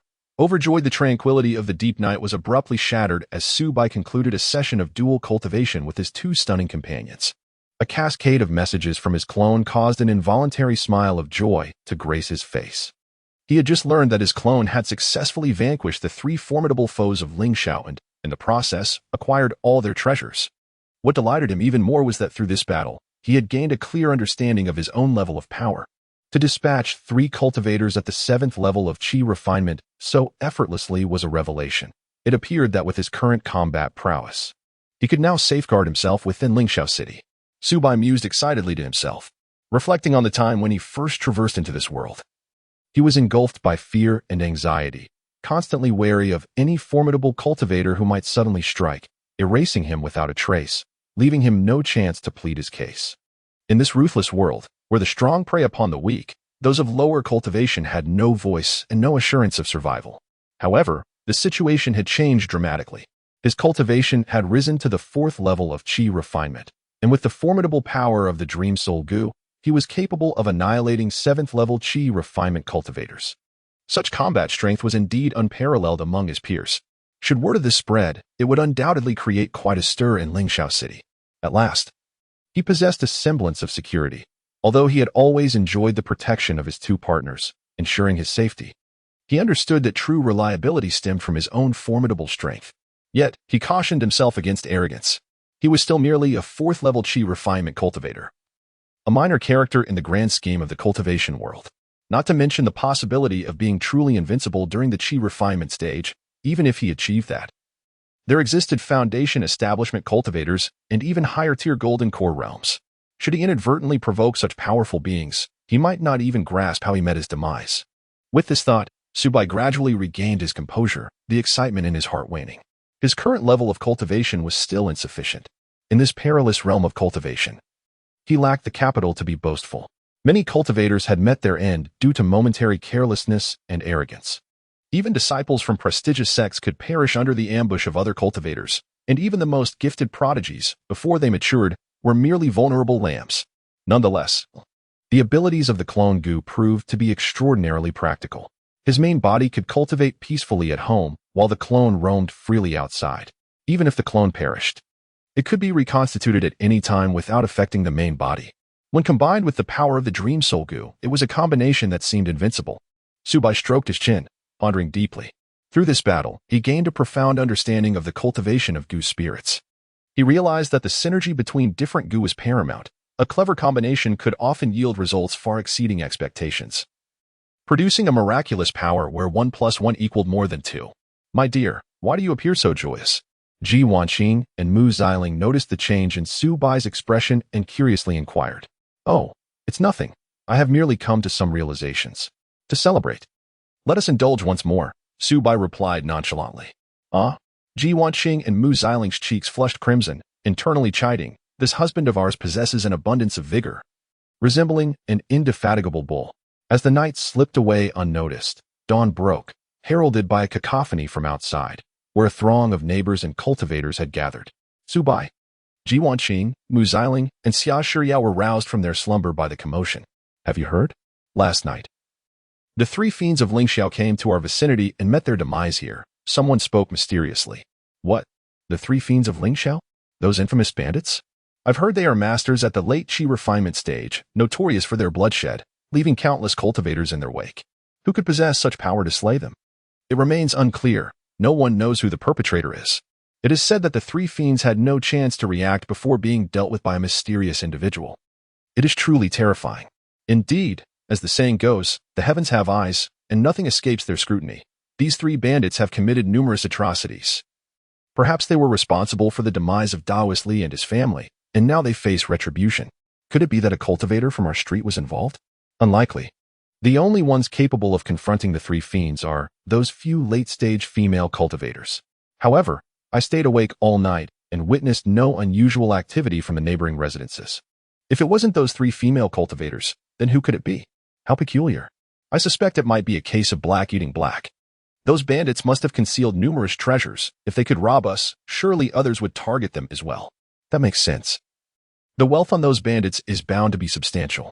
Why settle for robbing us when they could rob them for greater gain? If that is the case, with the three fiends gone, are we not safer? You are too naive. Bandits extend beyond just those three. Besides the three fiends, there are many other bandits lurking. Indeed. We cannot afford to be complacent. Unless the enforcement team returns, we must refrain from wandering about, lest we fall victim to those bandits one by one and lose our lives. Let us endure. It is better than losing our lives. The cultivators conversed animatedly, feeling a thrill at the demise of the three fiends of Lingxiao, for it signified a slight reduction in the threat looming over them and an increase in their safety. However, they were acutely aware that this did not guarantee their absolute safety, as many other bandits might still be concealed within Lingxiao City. A moment's carelessness could lead them into a trap, so they dared not lower their guard. Husband, it seems that a bandit met their end here last night. Ji Wanqing remarked, having overheard the voices outside. Isn't that a good thing? Frequenting the riverbank, one cannot avoid getting their shoes wet. Those who intend to rob others will inevitably attract the attention of those who seek to rob them in return. This is merely the cycle of cause and effect. Xia Shiyao regarded this as an utterly commonplace occurrence. In the realm of cultivation, she had long since become accustomed to such events. Indeed, these cultivators erroneously believed that robbing others was a swift path to acquiring resources, unaware that such actions would ultimately lead to their own demise.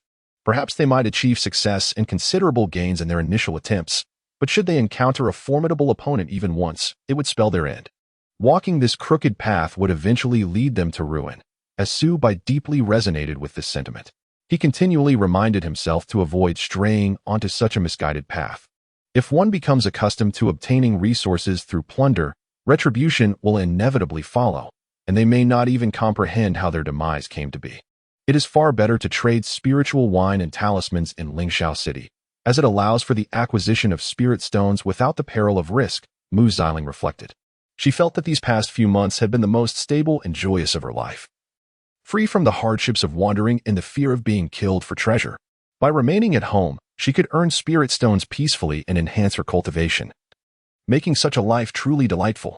Chapter 25. Secret Techniques. After listening to the gossip of the crowd, Su Bai turned and entered his quiet chamber. He retrieved 3 storage bags from his bosom, all acquired from the infamous trio of Lingxiao. After spending some time thoroughly erasing the original markings on the bags, he extended his consciousness within, instantly perceiving the dazzling array of items inside. So many treasures? Su Bai's eyes widened in astonishment. The first items his consciousness encountered were the cultivation techniques plundered by the trio, such as the Qingmu technique, Qi Jin skill, Fengying technique, Buddha strength, and Lingshui technique. These were fundamental cultivation methods suitable for the Qi refinement stage, with the highest level capping at the 9th layer of Qi refinement. Nevertheless, if sold on the market, each technique could fetch 200 to 300 low-grade spirit stones. In addition to these techniques, there were various spells, including shielding technique, shimbing technique, moisture technique, fireball technique, wind blade technique, and sword control technique, among others. A rough estimate revealed that the collection of techniques and spells numbered over 100. Undoubtedly, these items could not have been purchased. They were likely scavenged from the victims of their ruthless robberies, given the sheer number of cultivators they had targeted. They had amassed such a wealth of techniques and spells over time. In a certain sense, what they possessed was nearly equivalent to the foundational wealth of an ordinary cultivator family.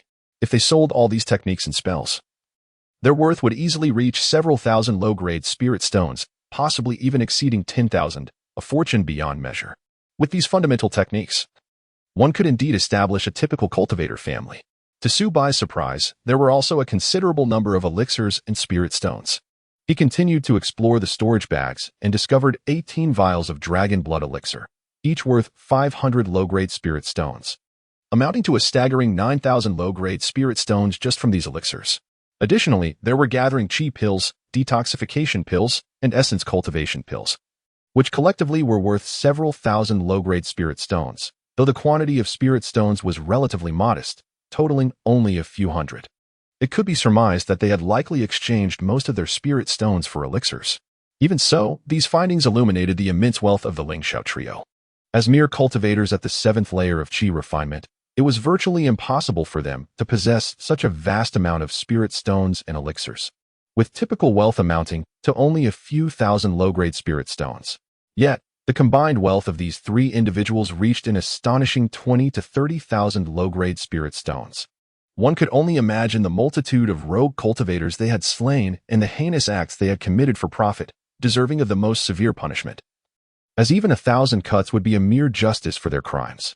No wonder so many aspired to be bandits. The money indeed flowed with astonishing speed. Su Bai mused inwardly. However, he was acutely aware that the risks of being a bandit were immense. One misstep against a formidable opponent could lead to a swift retribution, turning years of accumulation into mere vapor. The infamous trio of Ling Xiao serves as a living testament to the perils of their path. They wreaked havoc for over a decade, only to encounter their own demise, ultimately meeting a tragic end akin to that of a gambler, a fleeting victory in the midst of inevitable ruin. In their pursuit of a nefarious existence, they were well equipped. Su Bai felt a slight twitch at the corner of his mouth as he discovered within their storage bag the means to obliterate evidence, such as the bone dissolution powder, the soul-confounding smoke capable of incapacitating other cultivators, and even the deadly 5 poisons water, which inflicted poison upon mere contact. In their quest to eliminate their targets, they resorted to every conceivable tactic. Fortunately, Su Bai had dispatched the Ling Xiao trio through long-range attack, for had he approached them, he might have fallen victim to their insidious strategies. Relying on ranged attacks proved to be a sound choice. Who would foolishly engage in close combat? The sight of such ruthless methods left Su Bai with lingering trepidation. Each robber was not to be underestimated, and one could only speculate how many more tricks they had concealed. Nevertheless, no matter their schemes, they crumbled before the formidable power of the Dream Soul Gu, vanquished before they could even enact their cunning plans. In this light, it was indeed a case of one force countering another.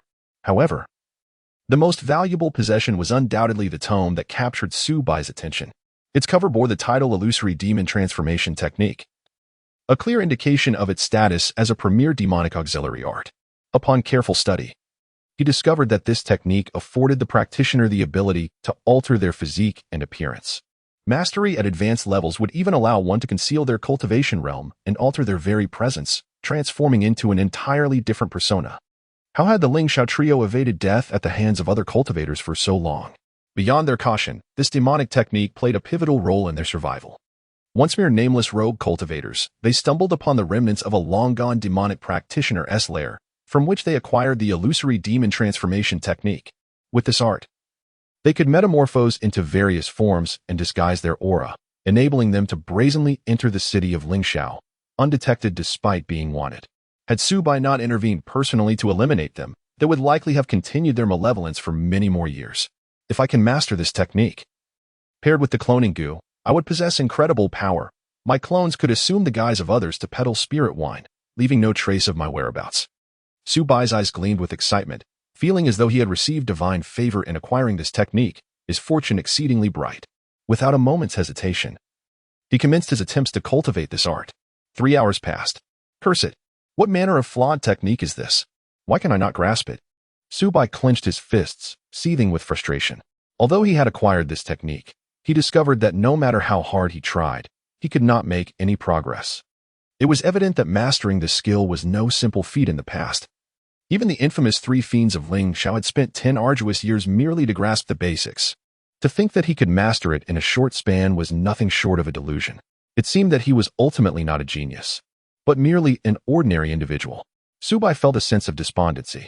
He had initially believed that with an 8th grade spiritual root, his comprehension and cultivation aptitude would improve, allowing him to effortlessly learn various techniques and spells. However, it now appeared that he had overestimated his spiritual root potential. Even with an 8th grade spiritual root, he still belonged to the lower echelon, remaining insignificant among cultivators. Chapter 26. The customer is king. Is there a way to enhance my perception? Su Bai directed his gaze towards the Gu God Cauldron, pondering to himself that perhaps this extraordinary treasure could assist him in resolving this dilemma. Suddenly, the cauldron seemed to sense his thoughts, trembling gently a few times, and then a wave of mysterious information surged into the depths of his consciousness. Wait, a book Gu? The book Gu can actually enhance my perception. Subai narrowed his eyes slightly, a glimmer of astonishment crossing them. The so-called book Gu is a remarkably unique type of earthly Gu insect.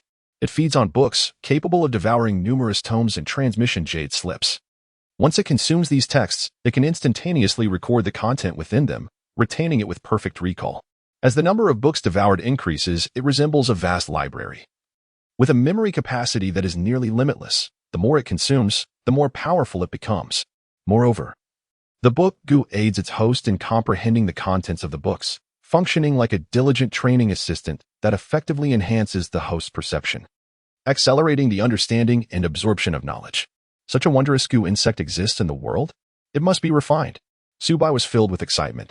If he could indeed succeed in refining the book Gu, various cultivation techniques and spells would no longer pose a challenge for him, making the entry into these disciplines effortless and saving him a considerable amount of training time. The primary material required is the wood spirit insect, a creature that specifically feeds on wood, along with 36 other materials. It seems he must find time to procure these ingredients. Subai stroked his chin, deep in thought. Fortunately, he was situated in Lingxiao City, where the nearby Yunwu mountain range abounds with various spiritual materials, nearly everything one could wish for. And as long as he possessed sufficient spiritual stones, he could essentially purchase all the necessary components. After all, once the book Gu is successfully refined, his future path of cultivation would be much smoother, making this matter urgent. Boom. Subai sat cross-legged and activated the clone Gu, instantly manifesting a duplicate. This clone was nearly identical to his true self, with no discernible differences, save for a slightly lower cultivation level. He intended to send the clone to procure the materials for refining the book Gu. Although robbers would not dare to act openly in Lingxiao City during the day, it was better to be cautious. By assigning this task to his clone, even if danger arose, it would not endanger his true self. At most, he would lose some inconsequential possessions. In any case, until his cultivation reached an invincible realm, he would not dare to be the slightest bit careless. Whoosh. The clone of Subai departed the residence, making its way toward the main thoroughfare of Lingxiao City. The journey was quite smooth, with very few cultivators encountered along the way, likely due to the recent decline in public safety in Lingxiao City, causing many cultivators to refrain from wandering about freely. Soon, he arrived at the treasure pavilion of Lingxiao City and encountered its manager, Manager Qian. Oh, isn't this the lad, Subai? After a prolonged absence. It is remarkable to see such a significant improvement in your cultivation. You have already reached the 4th level of Qi training, haven't you? Manager Qian's gaze was piercing, effortlessly discerning Subai's cultivation level, prompting him to express his admiration. What? Subai was taken aback, astonished that his cultivation could be so swiftly recognized. Although this was merely a doppelganger, its cultivation was nearly indistinguishable from his true self. It seems imperative that I master the illusory transformation technique promptly. Otherwise, any casual cultivator could unveil my secrets, leaving me devoid of privacy. More critically, if my rate of advancement attracts undue attention, it may arouse suspicion among others.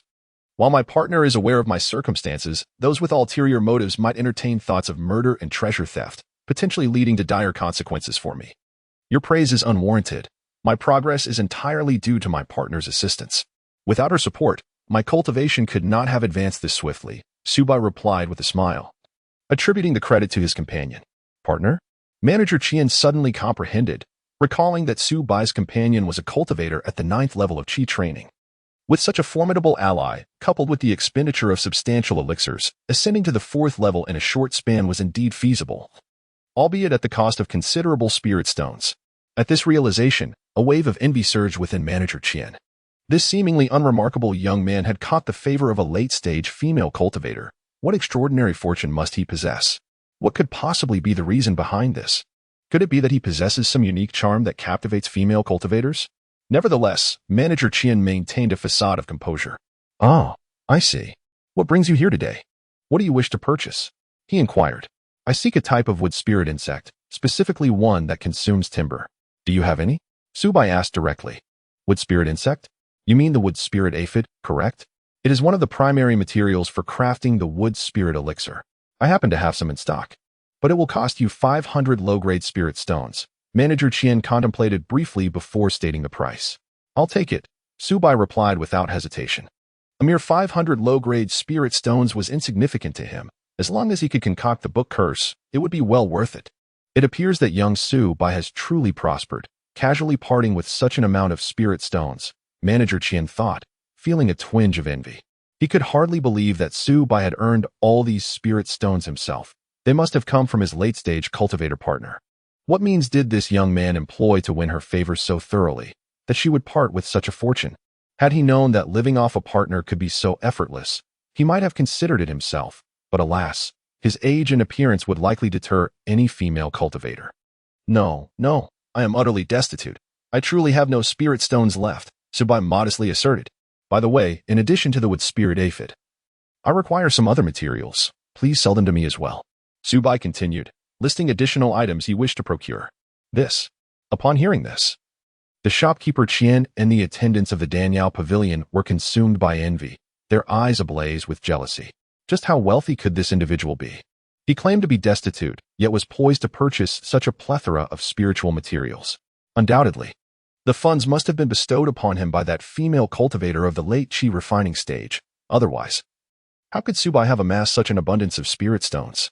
This fellow, once an ordinary individual, had now aligned himself with a wealthy patroness and began to lavishly spend, effortlessly expending hundreds of low-grade spirit stones without a flicker of hesitation. Truly a case of the petty gaining prominence. The surrounding attendants gritted their teeth in frustration, their hearts brimming with envy, yet they found themselves powerless to resist. They could only comply with Su Bai's demands, scouring for various spiritual materials, for he was, after all, the customer, and the customer is king. Chapter 27. The book curse. Before long, Manager Qian presented all the materials to Su Bai. Excellent. Upon receiving these materials, Su Bai heaved a sigh of relief. It seemed that the necessary components for concocting the book curse had finally been gathered. By the way, Manager Qian, how goes the progress of the Xingqian Sect's expedition into the Yunwu mountain range? Is everything proceeding smoothly? With this thought, Su Bai eagerly sought news. After all, the success or failure of the Xingqian Sect's endeavor bore significant implications for the future of Lingxiao City, directly determining whether the city would remain in turmoil or find peace. As a resident of Lingxiao City, he naturally paid keen attention to this matter. Moreover, as the manager of the treasure pavilion, Manager Qian was known for his keen insights and should possess considerable inside information. Well, the progress is exceedingly smooth. You need not worry at all. Manager Qian smiled faintly, exuding confidence. The Xingqian sect is determined to succeed this time, dispatching several experts at the foundation establishment stage to oversee matters, ensuring a high likelihood of victory. Before long, Lingxiao City will return to its former tranquility, and no disturbances will arise. I see. That is truly wonderful. Upon hearing this, a significant weight lifted from Su Bai's heart. He had intended to focus on his cultivation in Lingxiao City until reaching the foundation establishment stage, wishing to avoid being forced to leave this relatively safe haven due to external dangers. After all, elsewhere might not provide the same level of safety or the abundance of cultivation resources that Lingxiao City offered. With that, Su Bai bid farewell to Manager Qian and made his way homeward. At that moment, several attendants of the treasure pavilion exchanged glances, their eyes betraying a hint of malice, as if they were contemplating following Su Bai stealthily. You lot had best not provoke that young man. He has the backing of a formidable female cultivator at the 9th level of Qi refinement. If anything were to happen to him, do you think she would simply let it slide? Furthermore, he is the beloved of that cultivator, cherished and protected. Who knows what treasures he may be concealing for his own safety? If you value your lives, think twice before acting rashly. Manager Qian warned them discreetly. Upon hearing Manager Qian's words, the expressions of the attendants instantly soured. They had initially thought that Su Bai might be carrying a fortune of thousands of inferior spirit stones, and the temptation to secretly follow and rob him had stirred their ambitions. After all, such a substantial sum was immensely alluring, especially given the current chaos in Lingxiao City where the law enforcement was preoccupied, leading them to believe that even if they killed Su Bai, no one would pursue them. However, upon hearing Manager Qian's caution, they quickly regained their composure. They understood that the female cultivator backing Su Bai was extraordinarily powerful and deeply rooted in her capabilities.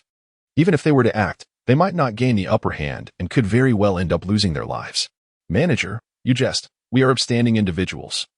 How could we engage in such nefarious acts? One attendant chuckled awkwardly, dismissing the thought of robbing Su Bai.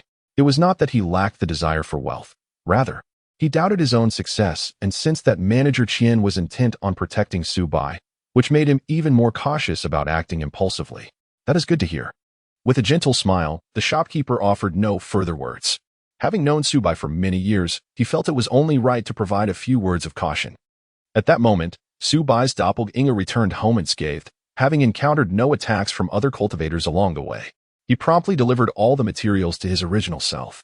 To think that a simple trip to procure an item could lead to such a life-threatening ordeal, it truly underscored the necessity of discretion in matters of wealth. As he received the information relayed by his doppelganger, Subai clenched his fists. Acutely aware of the murderous intent and greed harbored by those attendants from the treasure pavilion, they clearly coveted the spirit stones he possessed, contemplating the heinous act of theft. He had never imagined that even a legitimate establishment could attract the attention of other cultivators, revealing the perilous nature of the immortal cultivation world. Once one possesses wealth that exceeds their own capabilities, it is akin to walking in the presence of robbers while bearing precious treasures. One is ever at risk of imminent danger. Previously, he had chosen to remain secluded, dedicating himself to cultivation without venturing into the outside world. In hindsight, this decision proved to be astutely prudent.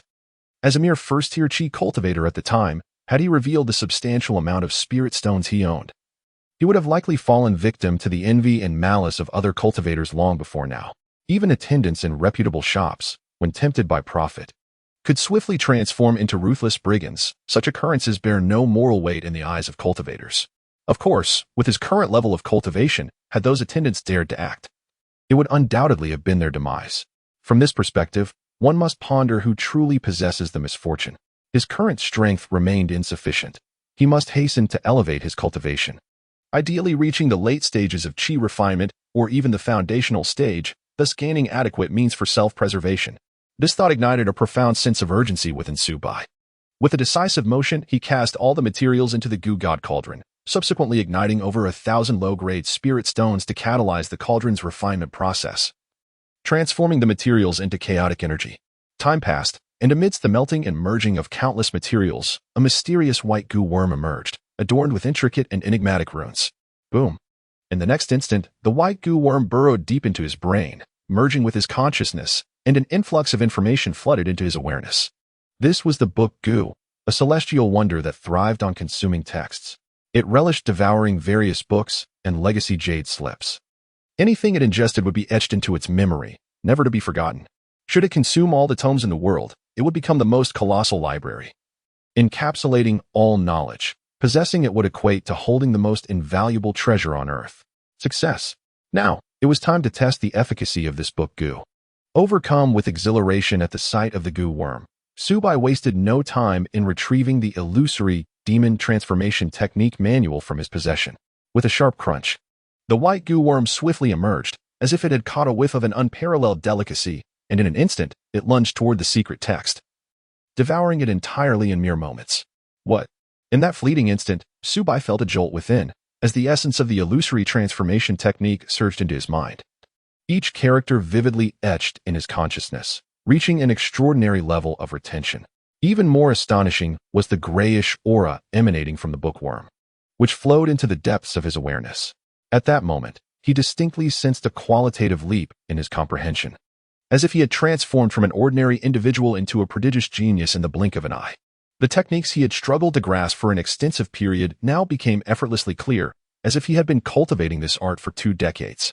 A wealth of knowledge and mysteries flooded into his mind, with the intricate nuances of the illusory transformation technique unfolding before his eyes. This sensation was exhilarating. He was experiencing the exquisite beauty of possessing a genius-level comprehension for the very first time.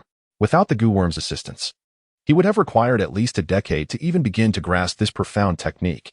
Chapter 28. The Panel Boom.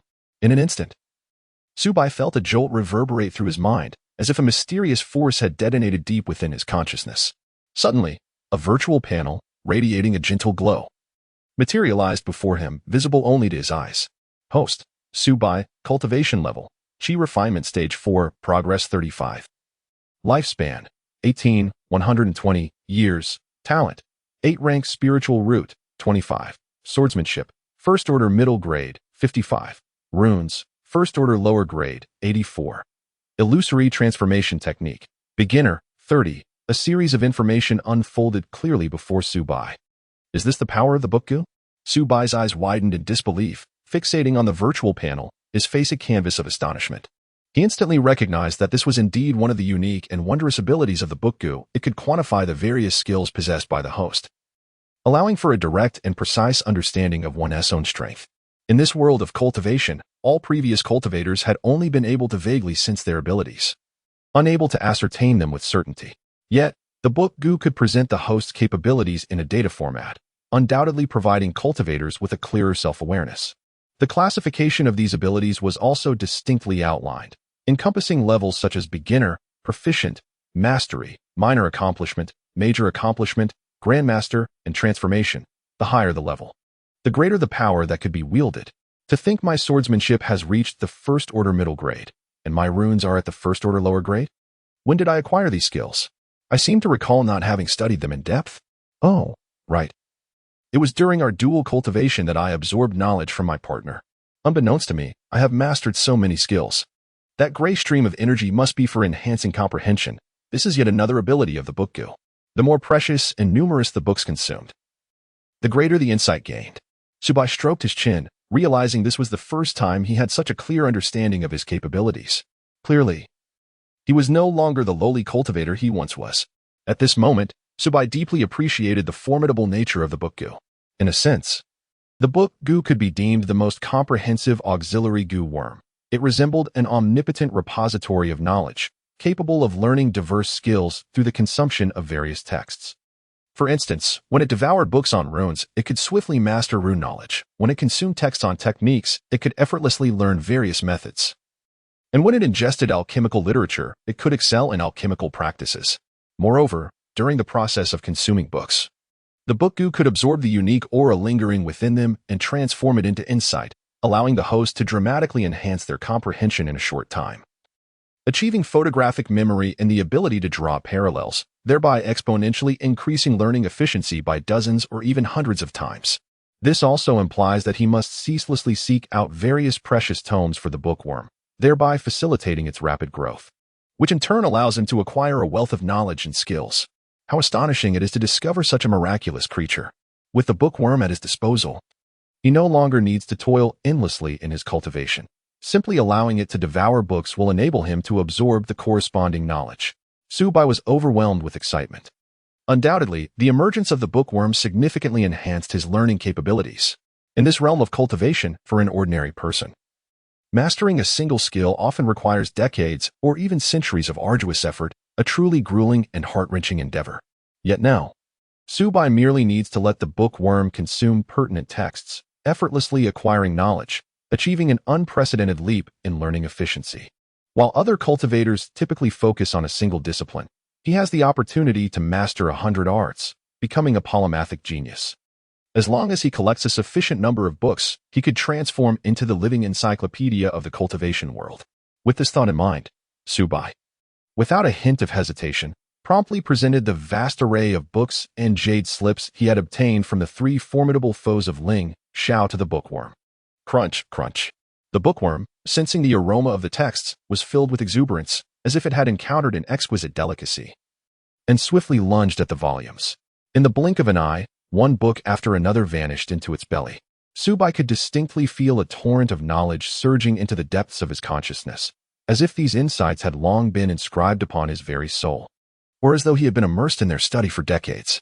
This sensation was utterly marvelous. It is already full after consuming just 3 books? Subai blinked in surprise. He had anticipated that the bookworm could devour all the texts in one go, yet it had only managed to consume 3 before signaling its satiation. Clearly, the newly birthed bookworm had a limited capacity for digestion each day. Only as it continued to grow could it ingest more volumes at once.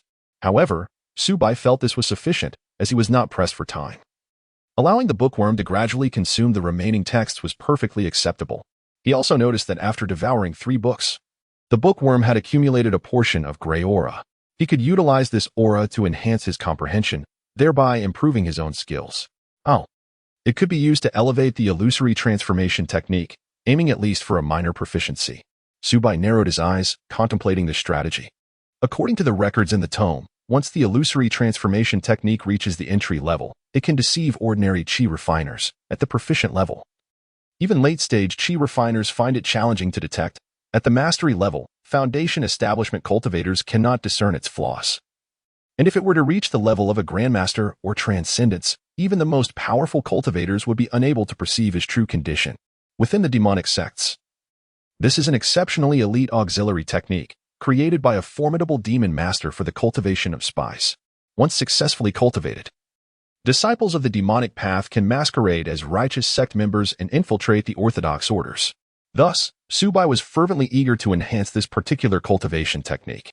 Should he succeed, when his avatar ventured forth, others would be unable to discern his true level of cultivation. He could even masquerade as of varying tiers, confounding his adversaries and leaving them in a state of bewilderment regarding his true capabilities. With a sudden thought, Subai activated the gray streams of energy emanating from the bookworm, allowing these enigmatic currents to surge deep into his soul. Instantly, he sensed a tremendous increase in his comprehension, multiplying several times over. The once obscure and challenging illusory transformation technique now appeared as simple as child's play. As his mastery progressed, 30, 40, 50, 60, he could distinctly feel his understanding of this art escalating at an exponential rate, nearing the realm of proficiency. Chapter 29. Level 5 of Qi refinement. Time flows swiftly like a river, and in the blink of an eye, half a year has quietly passed.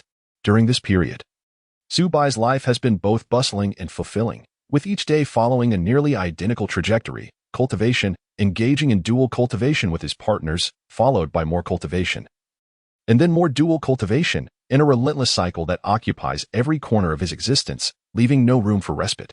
This is indeed a necessary course of action.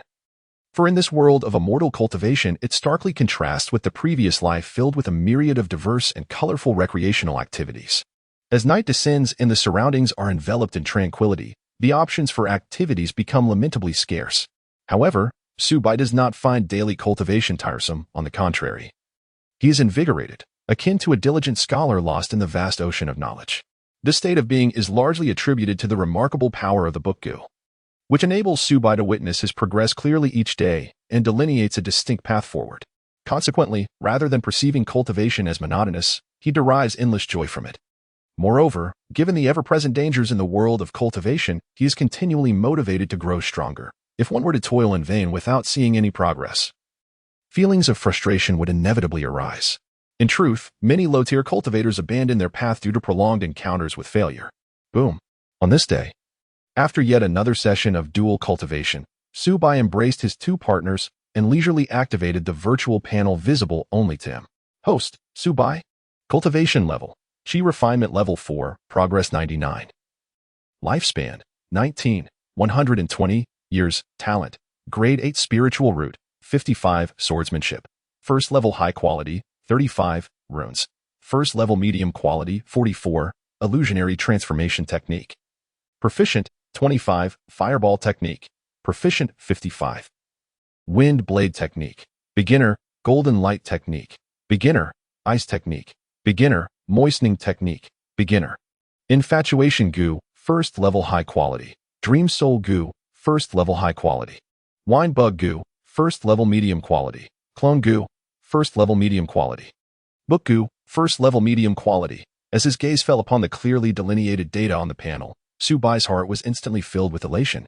Remarkably, within just half a year, he had mastered dozens of techniques. While most of these are still at the beginner level, the sheer number is astonishing. This achievement is undoubtedly due to the book Gu. Once the book Gu devours a tome of techniques, he can swiftly grasp it, reaching a foundational understanding. Of course, to elevate his comprehension of these techniques further, he must engage in diligent practice. Even so, the book Gu has saved him an immense amount of time that would have otherwise been spent on understanding these techniques, allowing him to focus his energy elsewhere. Simply requiring the book Gu to consume text for rapid learning. To facilitate the growth of the book Gu, Subai has expended a considerable amount of spirit stones over the past 6 months, acquiring various manuals and texts. Nevertheless, this world maintains stringent controls over advanced techniques and spells, making it exceedingly difficult to procure a substantial number of high-level manuals, even with spirit stones in hand. Nonetheless, the collection of secrets amassed over the past 6 months has led to a remarkable evolution of the Book of Gu, accumulating a substantial amount of gray airflow and extending Subai's enlightenment time. Consequently, the technique he values most, the illusory transformation art, has reached a level of mastery. It is worth noting that the once infamous three fiends of Ling Shao dedicated 2 decades of relentless effort to cultivate this art, achieving merely a proficient level. For them, attaining mastery seemed a distant dream, an unattainable illusion. Yet now, Su Bai has accomplished this feat in just half a year. Should the practitioners of the demonic sect become aware of his prowess, they would undoubtedly regard him as an exceptional genius, vying to take him as their disciple. Upon reaching mastery, Su Bai has gained profound insights into the extraordinary nature of this technique. He can manipulate his muscles, bones, and other body parts at will, completely transforming into the likeness of another person. Simultaneously, he can effortlessly conceal and alter his presence, rendering him undetectable even to foundation-building cultivators, who would be unable to discern his true level of cultivation or trace his whereabouts through his aura. With merely a thought, he can seamlessly assume another's identity, making it exceedingly difficult for even those closest to him, who share his daily life, to notice any discrepancies in his guise. This is the formidable strength of the illusory transformation art, truly remarkable and awe-inspiring. As for his rapid advancements in swordsmanship and runic studies, this progress is intrinsically linked to his 2 companions. Even without deliberate study, through his interactions and mutual cultivation with them, his understanding of both swordsmanship and runes has deepened continuously. The power of his Gu insects has also augmented. Su Bai squinted slightly, in his view. The strength of the Gu insects is fundamental to his standing in the realm of cultivation, making their enhancement paramount, as their power is closely intertwined with his own cultivation level. With his growth, the strength of the Gu insects correspondingly increases. After 6 months of diligent effort, 2 of the 5 Gu insects he possesses have reached the upper tier of the first rank, while 3 have achieved the middle tier. The upper tier Gu insects possess strength comparable to late-stage Qi refinement cultivators, and reaching the second rank would allow them to rival foundation-building practitioners. The enhancement of the Gu insects provides tremendous support to their host, each bolstering the other. The affection Gu, nourished by love, has progressed rapidly, while the dream soul Gu, benefiting from Su Bai's innate powerful soul, has evolved at a pace far surpassing that of the other insects. "My dear, what are you pondering?" asked Ji Wanqing, tall and graceful, languidly leaning beside Su Bai. Noticing the uncontainable joy radiating from his face, she couldn't help but inquire softly. "It's nothing. I feel that my cultivation has made another leap, and I will soon ascend to the 5th layer of Qi refinement," Su Bai replied with a smile. According to the data on the virtual panel, he was indeed just a step away from reaching the 5th layer. "My dear, are you really about to advance to the 5th layer so soon? Your pace of progress is astonishing. You truly are a genius." Mu Xiling gazed at Su Bai with eyes full of admiration. Reflecting on the past year, Su Bai was merely a cultivator at the 1st layer of Qi refinement. Yet now he was on the verge of reaching the 5th layer. Such a remarkable pace of cultivation is rarely achieved, even by those possessing superior spiritual roots. "By the way, how have you progressed with the illusory demon transformation technique that I taught you?" Su Bai inquired. This auxiliary technique of the demonic path is exceedingly practical, and he naturally imparted it to his companions, hoping it would prove beneficial to them. Chapter 30. The Unity of Man and Gu. Thus, Su Bai unreservedly imparted this supreme demonic cultivation technique to his 3 companions, Ji Wanqing, Mu Xiling, and Xia Shiyao, hoping that they would derive immense benefits from it. Upon hearing Su Bai's inquiry, Mu Xiling instantly wore a pained expression, akin to a beleaguered student tormented by an insurmountable problem, and lamented, "My dear husband, this technique is exceedingly difficult to cultivate. Over the past 6 months, I have diligently practiced day and night, exhausting all my efforts, yet I have merely scratched the surface." Her countenance was filled with anguish and helplessness, for she had truly given her all to reach the preliminary stage of this technique. Indeed, the level of this technique is remarkably high. Attaining proficiency within a few years of practice is simply unattainable. Nonetheless, it is undeniably practical, as ordinary cultivators are incapable of discerning our true cultivation level unless they are in the foundation establishment stage. "However, my dear husband, from where did you acquire this technique?" Ji Wanqing remarked with a sense of wonder. As her cultivation deepened, she increasingly perceived the profound intricacies of this technique, even believing that her own golden sword technique paled in comparison. Furthermore, in moments of peril, the ability to alter one's appearance through this technique would render it exceedingly difficult for adversaries to locate them. This is a hereditary technique. Since you have already made a start, simply continue your cultivation step by step without haste, Su Bai said with a gentle smile, his eyes radiating warmth and reassurance. Choosing not to elaborate on the origins of this technique, After all, some secrets are best kept buried deep within one's heart.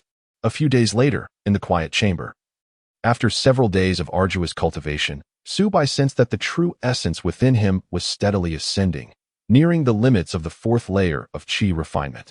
In the depths of his intuition, he felt an intense premonition that this moment was an opportune time for a breakthrough.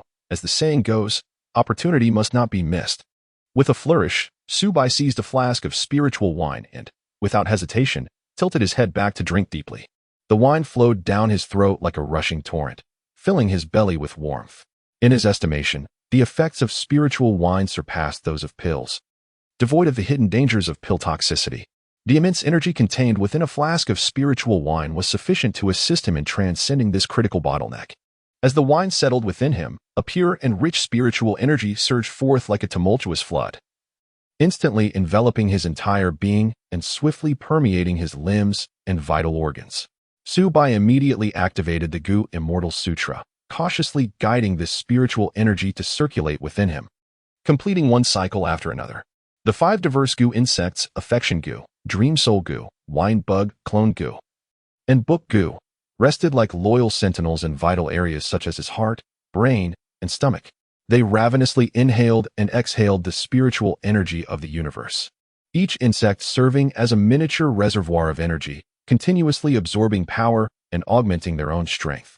Is this the marvel of the Gu Immortal Sutra? Truly, it is unfathomably profound. Subai was overwhelmed with excitement, feeling a profound connection with the 5 Gu insects within him. As if he had achieved a state of unity between man and Gu, the insects felt like an integral part of his being.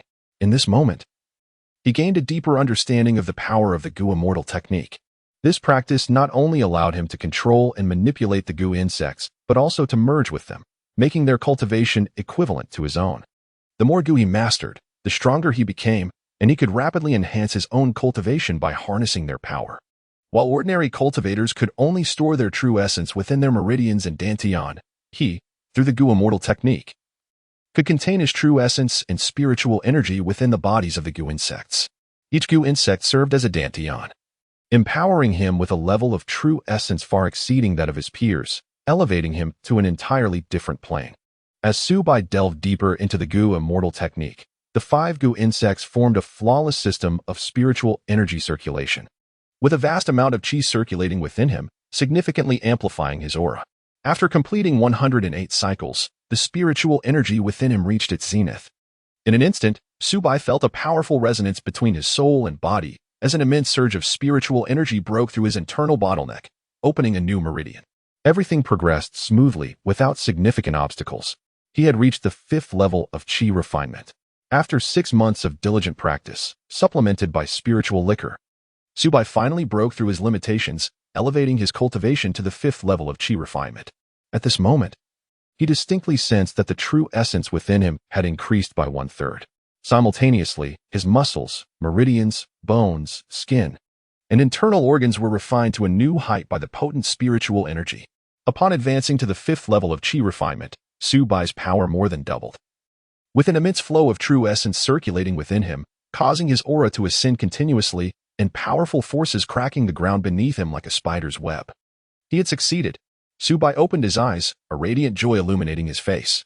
Outside the quiet chamber, Ji Wanqing and Mu Xiling keenly sensed the change in his aura. They were momentarily taken aback, then exchanged glances filled with excitement and surprise. He had truly advanced to the 5th level of qi refinement. In just over a year, he had risen from the 1st to the 5th level. Such a pace of cultivation was extraordinary. Indeed, even with legendary top-tier spiritual roots, the rate of cultivation could hardly match this. At this rate, he might soon surpass them in cultivation. Ji Wanqing and Mu Xiling exuberantly conversed, their hearts brimming with emotion. Having stood by Subai's side, they had witnessed his cultivation journey firsthand and knew just how astonishing his progress was. Without embarking on adventures filled with fortuitous encounters, he had achieved such an impressive realm solely through his own diligent efforts at home.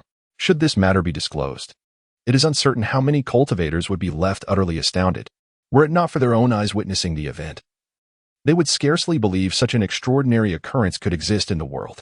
With a crisp sound, Subai emerged from his meditation chamber, a radiant smile illuminating his face. Ascending to the 5th level of qi refinement signifies that he is one step closer to the 9th level.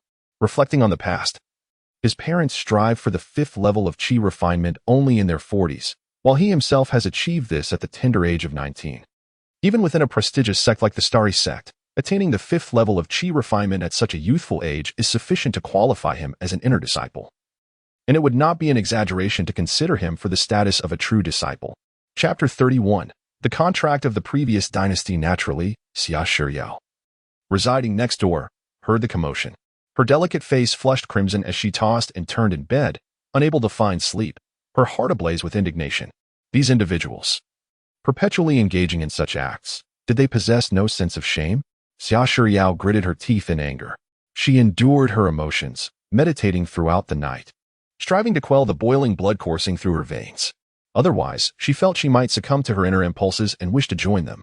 Surely, it was that man's fault. Her sister, Ji, bore no blame. He paraded around the house, baring his chest, utterly devoid of the dignity expected of a man. Xia Shiyao clenched her delicate fists, attributing all the fault to Su Bai. In her eyes, if it were not for this man, her sister would not have changed in such a manner. The mere thought of Su Bai, often seen strutting around the house in his bare torso, showcasing his well-defined muscles and prominent six-pack, made her cheeks burn. In the past, she had encountered men in similar states and felt no particular awe. Yet, for some inexplicable reason, Su Bai exuded an irresistible charm that left her breathless, even igniting an impulse to embrace him. Thankfully, her formidable self-control allowed her to suppress such feelings. Otherwise, she would have faced humiliation in front of her sisters, unable to hold her head high thereafter. Calm down, Xia Shiyao. You must remain composed. He is merely a man, unworthy of such turmoil. Your pursuit lies in the path of immortality, not in trivial romantic entanglements. With no thoughts of men, one naturally cultivates the spirit. Taking a deep breath, Xia Shiyao endeavored to soothe her restless heart. She closed her eyes, envisioning her aspirations and ideals along the path of cultivation, attempting to dispel the unwelcome distractions within her mind. Days passed.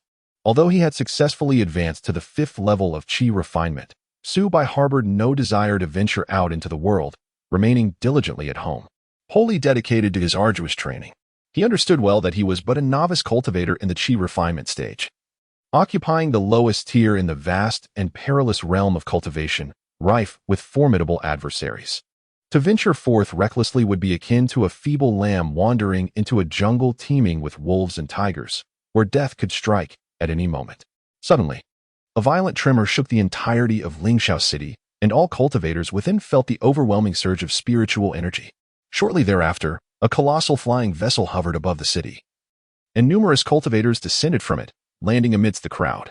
These cultivators bore varying degrees of injuries, emanating a chilling aura that spoke of ruthless killers, clearly not to be trifled with.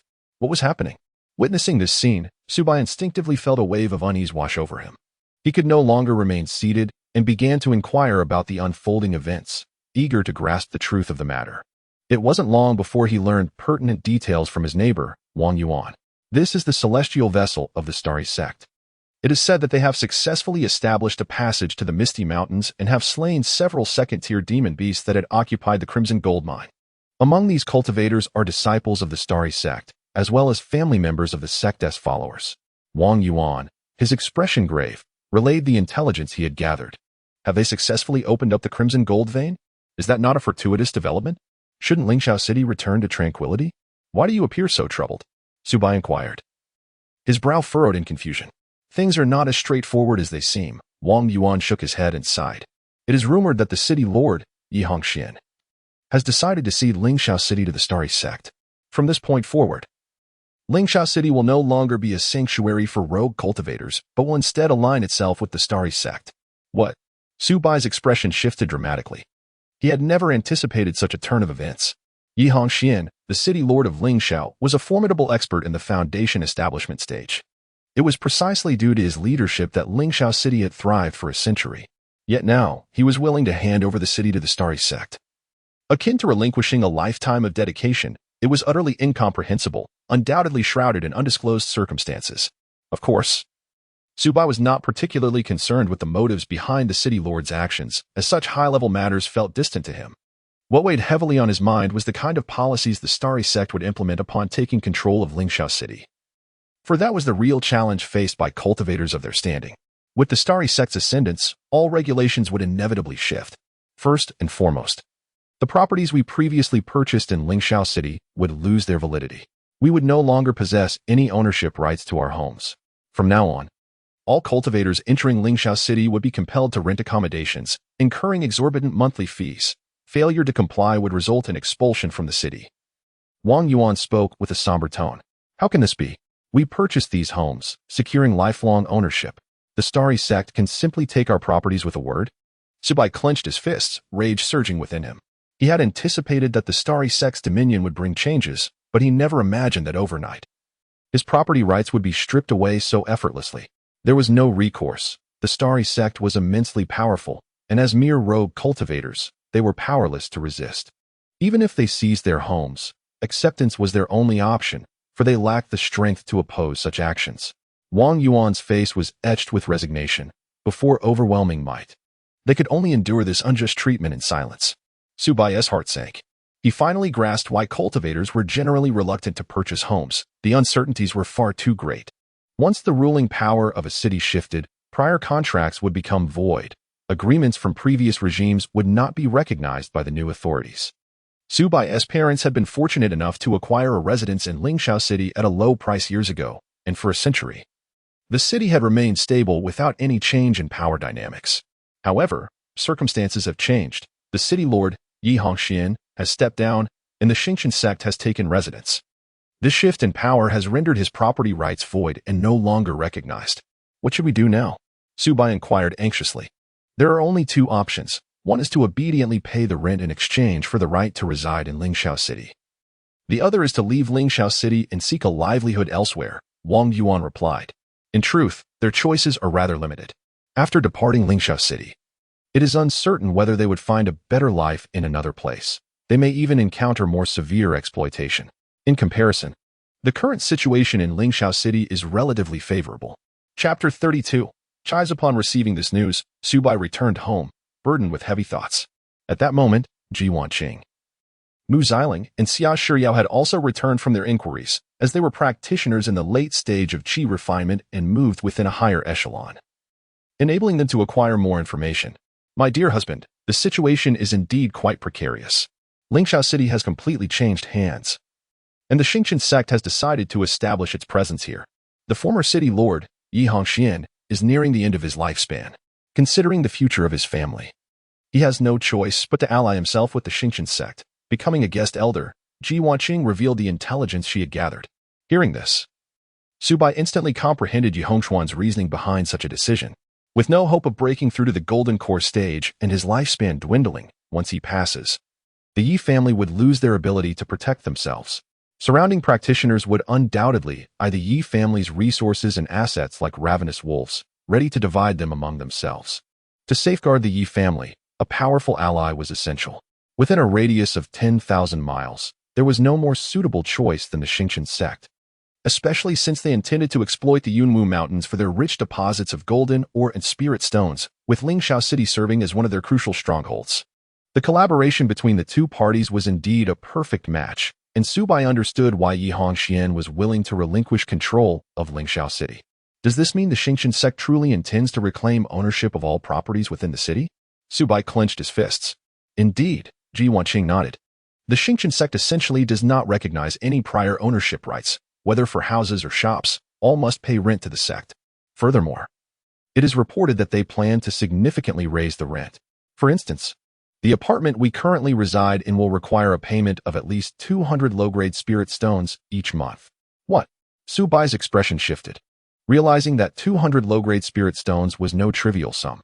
An ordinary cultivator could toil for an entire year and still not manage to earn such an amount. If renting in the city truly came to that, it would be tantamount to serving the Xingqian sect, leaving little wealth to spare. How could the rent be so exorbitant?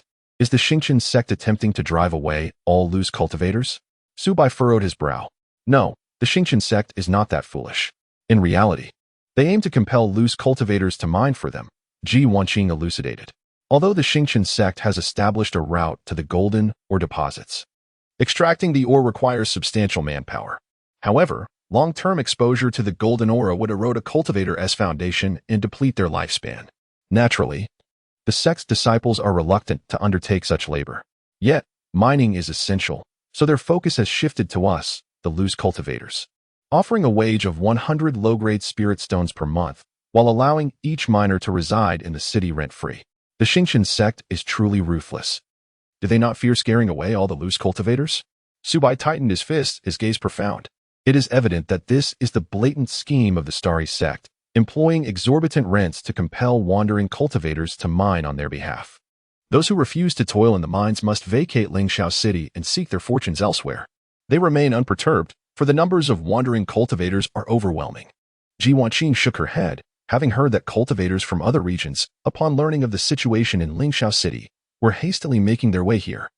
The Starry sect even dispatched airships free of charge to facilitate their swift arrival, with the first wave of cultivators numbering at least tens of thousands. And more were continuously en route. Even if we, the wandering cultivators, were to leave, what would it matter? The Starry sect is utterly indifferent. They can recruit as many wandering cultivators as they desire, and are never short of manpower. This realization left Subai momentarily speechless. As he grasped why the Starry sect was so audacious, unafraid of the harsh exploitation of wandering cultivators, for their numbers were vast, akin to chives, which regrow after each harvest. This insight deepened his understanding of the harsh realities of this world, where human life seems utterly insignificant before powerful forces. My lord, what shall we do now? Mu Xiling could not help but inquire. Under the eaves, one must bow one's head. We must pay the rent. We cannot simply leave Lingxiao City. Subai clenched his fists. To be candid, aside from Lingxiao City, other places hardly offer better conditions, and resources are not comparable. Moreover, life within the city is at least safer than outside, where one does not have to worry about being assaulted by other wandering cultivators. There is a certain degree of security to be had. Although the monthly rent of 200 low-grade spirit stones is indeed steep, given his current financial situation, it remains manageable. Through the sale of spirit wine, he has earned 120,000 low-grade spirit stones over the past half year, equivalent to 1,200 medium-grade spirit stones, yielding a monthly income of 20,000 low-grade spirit stones. After all, 100 low-grade spirit stones equate to 1 medium-grade spirit stone, so this rental fee is not overly burdensome for him. Indeed. And with the increase of wandering cultivators in Lingxiao City, our spirit wine business can further expand, allowing us to earn even more spirit stones. Ji Wanqing concurred with this notion. Although the rent has risen significantly, they can still comfortably afford it for now. And the influx of numerous wandering cultivators will also bring ample cultivation resources and a wealth of spirit stones. From this perspective, it is not entirely a negative development. The following morning, as Subai awoke, he was greeted by a resonant voice echoing through the streets and alleys. I am Zhang Lin, an elder of the Starry sect. From today onward, Lingxiao City is under new management. This city will be taken over by our Starry sect. All contracts you previously signed with the Yi family are now void, and you must re-sign them, regardless of whether the properties were rented or purchased. They no longer belong to you. The cultivators within the house emerge to register and pay their rent, with each residence requiring a monthly payment of 2 medium-grade spirit stones. If you do not register today, you will be evicted tomorrow. Do not blame me for not giving prior notice. As the words fell, the gates of the courtyards along the street swung open, and cultivators stepped out, their expressions grim. Subai emerged from the house and immediately spotted a middle-aged cultivator adorned in the attire of the Starry sect. This individual was none other than the steward Zhang Lin, a practitioner at the 8th level of Qi refinement. In addition, a group of patrolling cultivators stood beside him, each possessing a cultivation level of at least the 7th level of Qi refinement. After all, to serve as a patrol in Lingxiao City, one must possess a minimum of 7th level strength. Those with insufficient prowess would be utterly incapable of instilling fear in the rogue cultivators. This formidable squad of patrollers was sufficient to render the rogue cultivators present silent and compliant. Chapter 33. The Helplessness of Loose Practitioners. Zhang Lin, the steward of the Starry sect, observed with satisfaction as the cultivators emerged from their respective dwellings. If you wish to continue residing in your current accommodations, please register at the Steward Hall in Lingxiao City and pay the rent to secure your right to dwell here. Of course, if you lack sufficient spirit stones, you may consider becoming miners for our Starry sect. In that case, not only will you reside in Lingxiao City free of charge, but you will also receive a monthly salary of 1 medium-grade spirit stone. If mining does not appeal to you, we are currently cultivating spirit fields and require numerous farmers. You may also join this endeavor. Though the pay will be lower, amounting to merely 10 low-grade spirit stones per month. He succinctly outlined the Starry Sect's recruitment situation before leading a group of guards to the next alley. Once they departed, the surrounding cultivators dared to voice their grievances. This is outrageous. A monthly rent of 2 medium-grade spirit stones for a house we originally purchased? They summarily confiscate it without hesitation. It is sheer tyranny. Wang Yuan clenched his fists, his face marred with indignation. The confiscation of property equated to a loss of thousands of spirit stones, an unbearable blow for anyone to accept. Yet the might of the Starry Sect rendered them powerless to retaliate. Indeed, how shameless of such a large sect to compete with his loose practitioners for benefits. Another lamented. I heard that the Starry Sect recently suffered significant losses while exploiting the Yunwu Mountain's mineral veins, even losing 2 foundation-building cultivators. They are attempting to recoup their losses at our expense. One cannot contend against such formidable power. But the rent has doubled. It is exorbitantly high. And we cannot afford it, another added. Precisely. Once we pay our rent, we will be left with nothing but the wind to sustain us. No spirit stones for cultivation. Perhaps we should consider becoming miners. Room and board are provided, plus a salary. The conditions seem rather appealing. Appealing? This is merely the Starry Sect's scheme to artificially inflate housing costs, coercing us into mining. Indeed, if mining were truly a favorable position, the disciples of the Starry Sect would have long since taken those roles, leaving no room for us loose practitioners. Prolonged exposure to the crimson gold veins can erode one's body, harming the meridians and jeopardizing any future foundation-building aspirations. The Starry Sect is insidiously treating us loose practitioners as expendable resources. The cultivators clench their fists in unison, acutely aware of the Starry Sect's intentions to force them into servitude as low-cost laborers for their mining operations. Despite their average talents, each loose practitioner harbored dreams of longevity and the aspiration to become formidable foundation builders. Yet now, the Starry Sect sought to strip them of that hope. What shall we do under such circumstances? Surely, we cannot abandon Lingxiao City. Frankly, I have no intention of leaving. Other loose practitioner cities are unlikely to surpass this one. Indeed, in comparison, Lingxiao City is quite favorable. At the very least, we need not worry about sustenance, and ample cultivation resources abound. Venturing to other locales may render our survival increasingly precarious. Given this reality, let us relocate to the outskirts. It has come to my attention that numerous itinerant cultivators have united to establish a marketplace beyond the city limits. If we, as wandering cultivators, band together, we could thrive in the misty mountain range, where rents are remarkably modest, merely 1 inferior spirit stone per month. 1 inferior spirit stone? That is almost akin to living for free. Who would still choose to dwell in Lingxiao City? However, we must not dismiss the matter so lightly. The marketplace outside pales in comparison to Lingxiao City, which benefits from the protection of patrols. Those marauding cultivators dare not engage in their nefarious activities within the city's confines, thus ensuring our safety. Indeed, the outskirts lack order, making it plausible for marauders to strike at any moment, leaving their victims unaware of their impending doom. Of course, everyone is aware of the safety within the city, but the crux of the matter lies in the unaffordability of living there.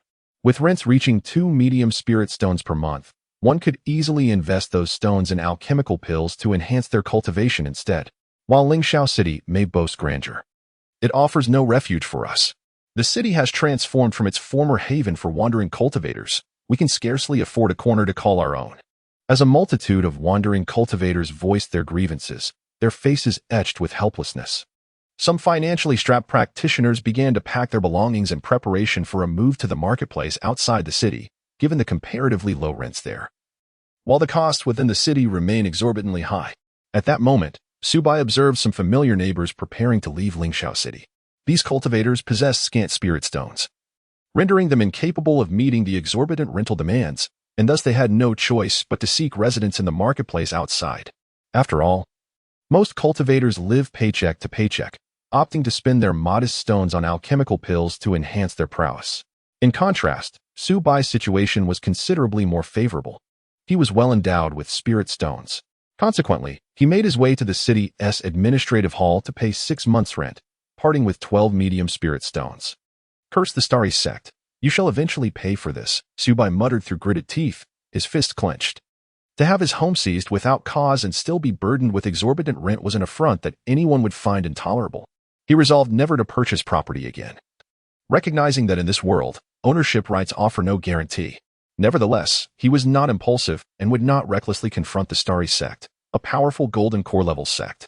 Yet, he kept this grievance close to his heart, vowing that one day, when his cultivation reached fruition, he would reclaim what was rightfully his.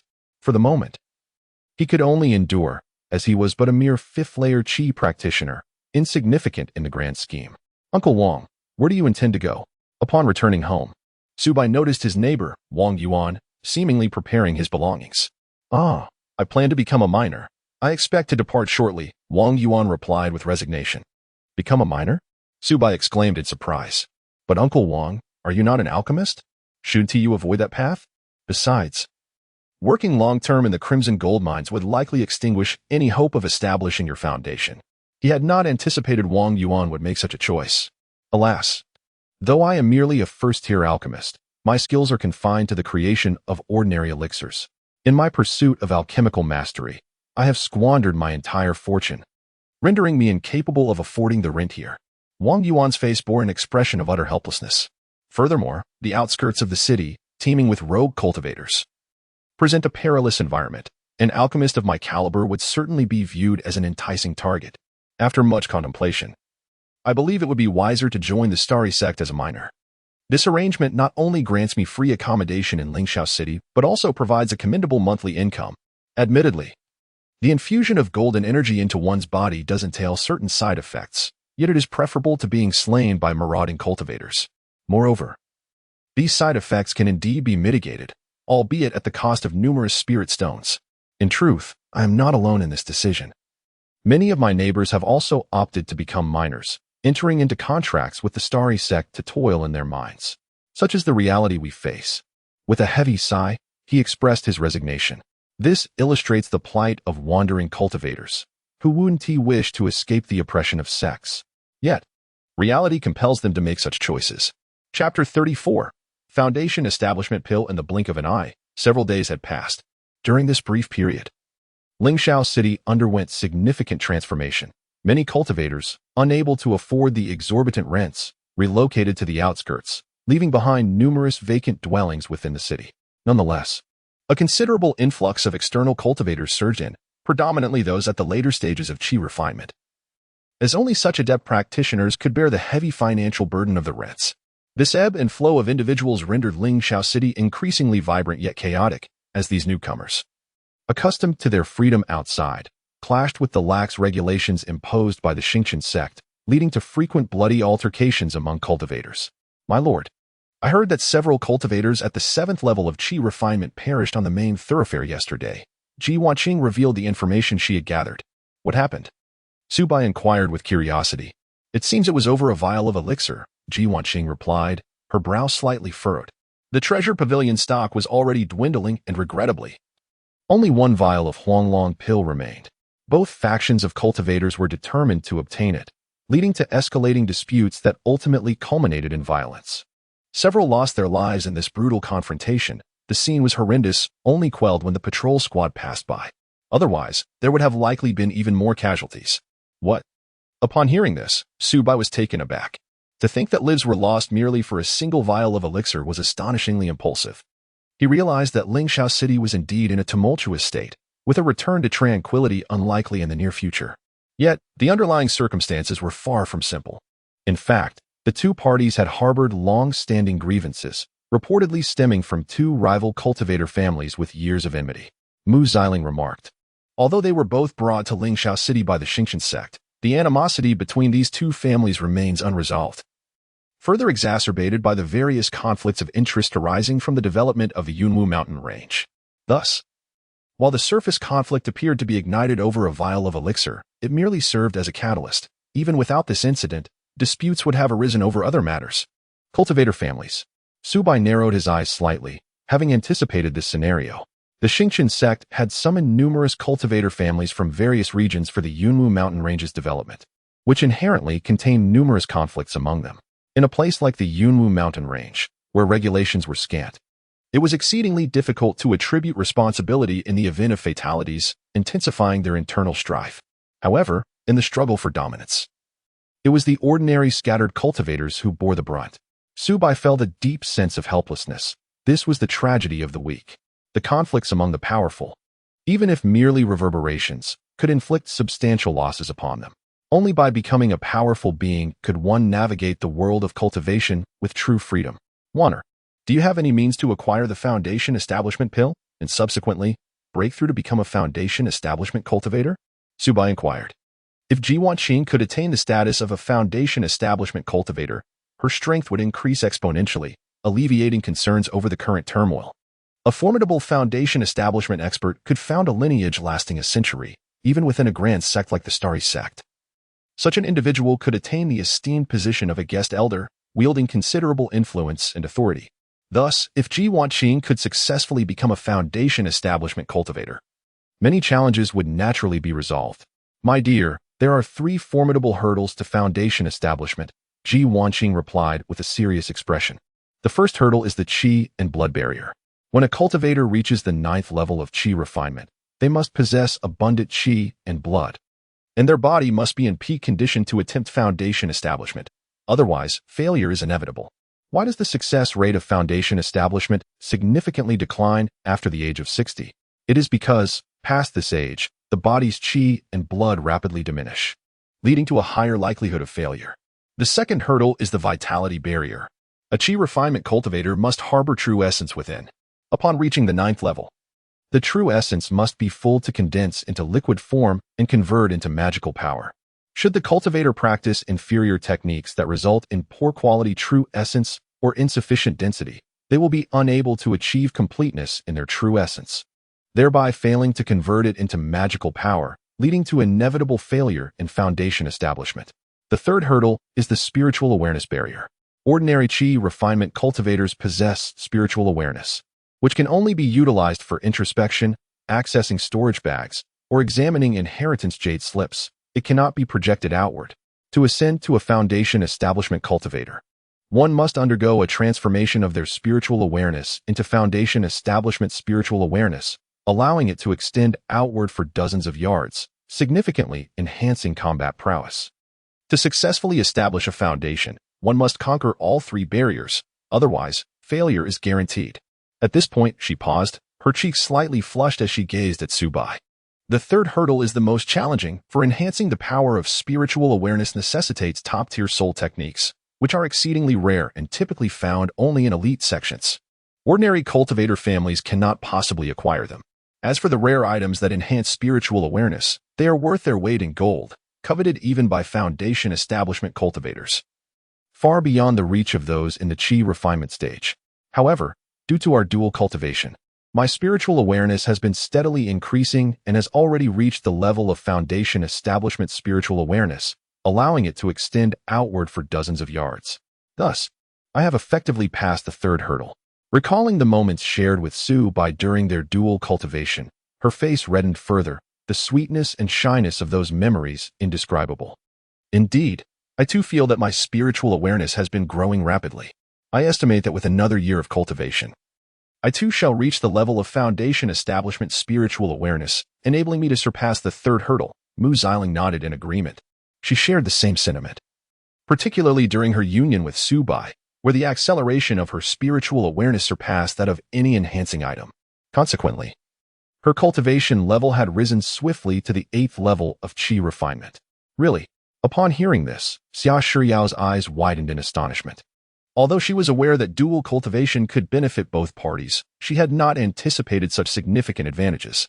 It is essential to acknowledge that numerous Qi refiners encounter failures during the foundational stage, predominantly stumbling at the most arduous third hurdle. After all, the initial 2 stages can often be compensated for with various spiritual herbs, while the third stage presents a formidable challenge for enhancement. In other words, should I engage in dual cultivation with this man, might I not also harbor hopes for my own foundation? Yet, if I were to devote myself to him, would he not then revel in the company of 3 beauties, indulging in a life of multiple wives? Nevertheless, for the sake of establishing my foundation and pursuing the path of transcendence, could a minor sacrifice truly be deemed unacceptable? She felt her heart race, her thoughts tumultuous and fervently wrestling within her, as if seeking every conceivable rationale to persuade herself. Chapter 35. Crafting with one's own hands, is it accurate to say that your inability to advance to the foundation establishment stage stems from not having passed the previous 2 trials? Subai mused, stroking his chin as he swiftly grasped the meaning behind his companion's words. Indeed, Ji Wanqing affirmed with a nod. Although I have reached the 9th level of qi refinement, I have only been at this stage for a year or 2. And I still have a considerable distance to go before achieving perfection. At my youthful age of just over 30, my vitality is still robust. However, due to my limited practice duration, my true essence has yet to reach completeness. I will require at least another year or 2 to adequately prepare for foundation establishment. 2 years, you say? Might we then begin contemplating the foundation establishment pill? Subai inquired. That is indeed a possibility, but the foundation establishment pill is exceedingly rare, monopolized by the major sections. During my recent visit to the auction in Lingxiao City, I did not encounter a single foundation establishment pill for sale, Ji Wanqing lamented. The monopolization of the foundation establishment pill by sects means that loose cultivators wishing to acquire it must agree to various inequitable conditions imposed by the sects in exchange for their service. Otherwise, they must wait for auctions to occasionally release a few of these coveted pills. Consequently, every time a foundation establishment pill appears at auction, it ignites fierce bidding wars among numerous cultivator families, with prices soaring to astronomical heights, far beyond the means of loose cultivators. Given this situation, why not concoct the foundation establishment pill ourselves? Subai suggested, narrowing his eyes. Relying on others to provide the foundation establishment pill could leave us waiting indefinitely. I cannot allow my fate to rest in the hands of others. Rather than depend on fellow cultivators, it would be far wiser to take matters into my own hands. My dear, crafting pills is not as straightforward as it sounds, Mu Xiling replied with a hint of exasperation. Pills, tools, talismans, and formations constitute the 4 great arts of the immortal world, with pill crafting reigning supreme due to its high value and formidable challenges, while formations are the most complex. They require comparatively fewer resources. With sufficient comprehension, one can learn them. However, pill crafting is different. It necessitates the expenditure of vast quantities of spiritual herbs to cultivate a top-tier alchemist. Loose cultivators seldom possess the wealth to procure sufficient spiritual herbs. A single batch of herbs could bankrupt an alchemist. Without the backing of a major sect, it is nearly impossible to nurture an alchemist. Moreover, to concoct the foundation establishment pill, one must at least be a 2nd-tier alchemist. A 1st-tier alchemist is simply insufficient, which further explains the rarity of the foundation establishment pill. She continued, expressing her belief that aspiring to become an alchemist was an overwhelmingly daunting task, far beyond imagination. Every alchemist is essentially a walking repository of spiritual stones. Fear not, for we currently possess a substantial amount of spiritual stones, which serve little purpose sitting idle. Instead, we should invest them in purchasing spiritual herbs for pill crafting. Subai declared, his fist clenched in determination. He resolved that relying solely on his innate talents would not suffice for him to easily attain the status of an alchemist. However, with the book Gu, everything changed. As long as he could attain the legacy of a master alchemist and allow the book Gu to consume a sufficient number of alchemical manuscripts, he firmly believed that becoming a 2nd-tier alchemist would pose no challenge. At that time, he would no longer need to contend with others at the auction for foundational elixirs. He would be able to concoct them himself and would no longer have to humbly seek assistance from others. Indeed, I have faith in my husband's talent. He is destined to become an alchemist. Ji Wanqing gazed at Subai with affection, convinced in her heart that her husband was capable of anything. Sister Ji, are you in love? Seeing this scene, Xia Shiyao couldn't help but twitch her lips, feeling that her sister's trust in the man before her was somewhat blind. Yet, for reasons unknown, she felt a subtle belief that this man genuinely possessed the ability to achieve all he claimed. As if an invisible charm inspired an undeniable anticipation towards him. A month passed. Lingxiao City gradually returned to its former tranquility. After all, this was now the territory of the Starry Sect, which would not allow Lingxiao City to remain in a state of chaos, as it posed no benefit to their interests. Thus, the patrol team intensified their crackdown, imprisoning the unruly cultivators and executing those without connections. Following this wave of suppression, few dared to cause trouble in Lingxiao City. Many wandering cultivators, witnessing this, felt reassured and began to venture out to shop, slowly bringing life back to the streets. After a month of diligent cultivation, Subai and his 2 companions practiced together 7 times daily, often reaching a state of forgetting both self and surroundings, resulting in a notable improvement in his cultivation level. Host, Subai, cultivation level. Qi refining 5th layer, progress 25. Lifespan, 19, 120 years. Talent, 8th grade spiritual root, 65, sword path. 1st tier upper grade, 45, runes. 1st tier middle grade, 55, illusory transformation technique, proficient, 35. Fireball technique, minor achievement, 15. Wind blade technique, beginner, golden light technique, beginner, ice technique, beginner, nourishing technique, beginner. Gazing at the data panel before him, a satisfied smile spread across Subai's face. At this pace of arduous cultivation, he would break through to the Qi refining 6th layer within a year. Frankly, such a rate of progress was astonishing in the realm of cultivation. Ordinary cultivators, relying solely on their own efforts, required at least 4 to 5 years to reach the 6th layer, while those with lesser talent might need a decade or more. His rapid advancement was attributed not only to the benefits of dual cultivation with his partners, but, more importantly, to his consistent daily consumption of spiritual wine. The rich spiritual energy contained within the wine propelled his cultivation to soar like a rocket. Of course, the most significant progress was seen in the fireball technique, which, under his diligent practice, had reached a minor achievement. Its power more than doubled from before. Boom. With this thought, Subai focused his mind, channeling his true essence to instantly condense a highly compressed crimson fireball, hurling it towards the distance. In the courtyard, a massive stone was suddenly reduced to fragments, leaving behind a deep pit as the air around was suffused with a searing heat.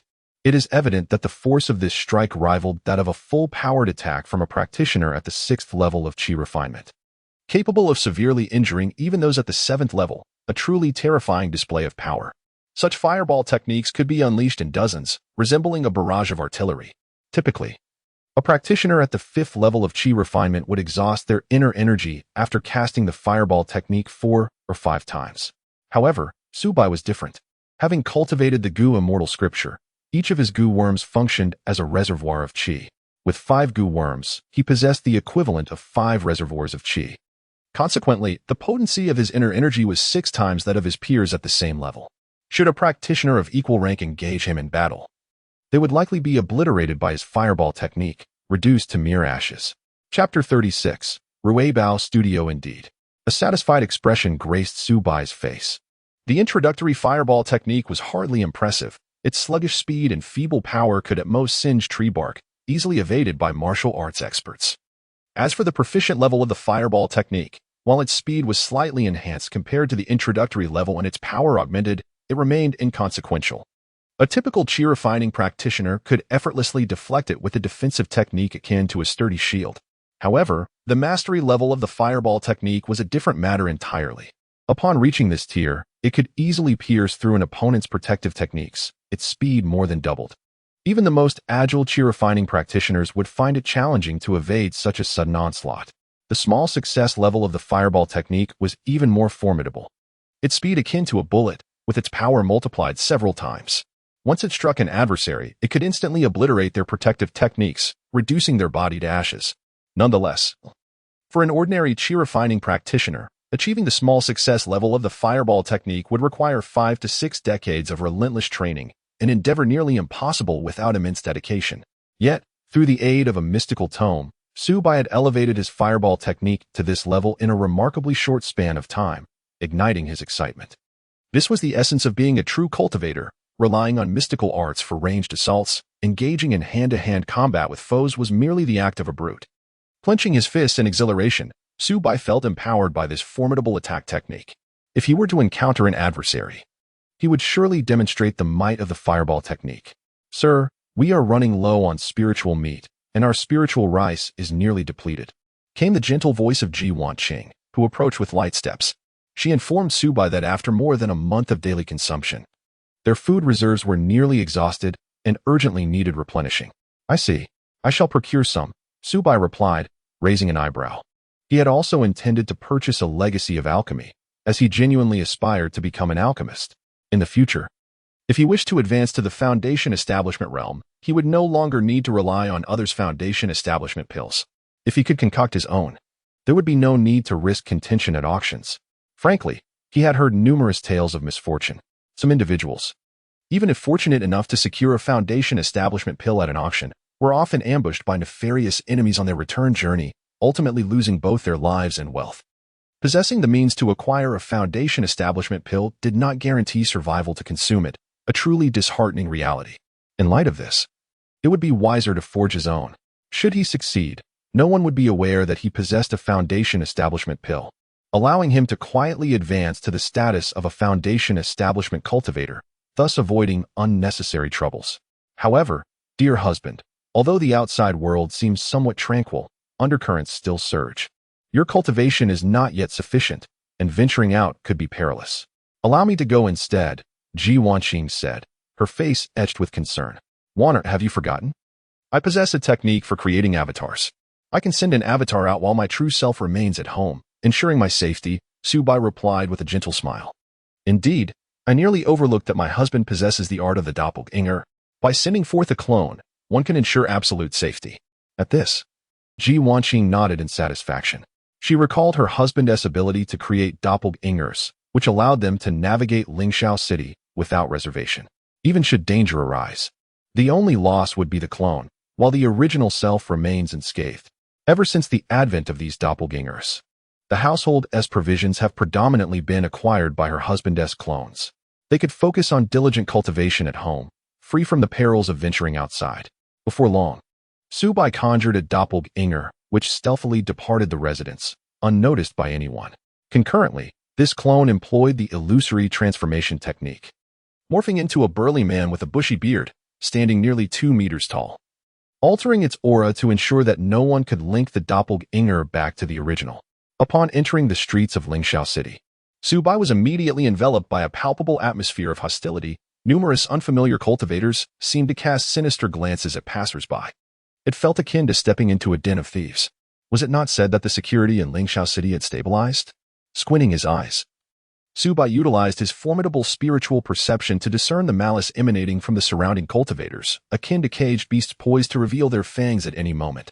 However, perhaps due to the daylight and the presence of patrolling guards, these unfamiliar cultivators refrained from reckless actions. Evidently, the recent measures taken by the Xingqian sect had instilled a degree of deterrence among these unruly practitioners. The journey proceeded without incident. Su Bai first visited a grain and meat shop in Lingxiao City, procuring sufficient supplies of spiritual rice and meat to last for half a year, as he intended to remain indoors for at least that long. After all, none could predict the extent to which the environment in Lingxiao City might deteriorate in the near future. Following these purchases, he made his way to Ruibao Pavilion, the largest establishment in Lingxiao City, offering a variety of magical artifacts, elixirs, spiritual herbs, and martial arts manuals, reminiscent of a grand department store. It was said that the esteemed Yi family, who governed Lingxiao City, was behind Ruibao Pavilion. This made perfect sense, as the ruling family. It would be natural for them to establish lucrative enterprises, and Ruibao Pavilion was among their holdings.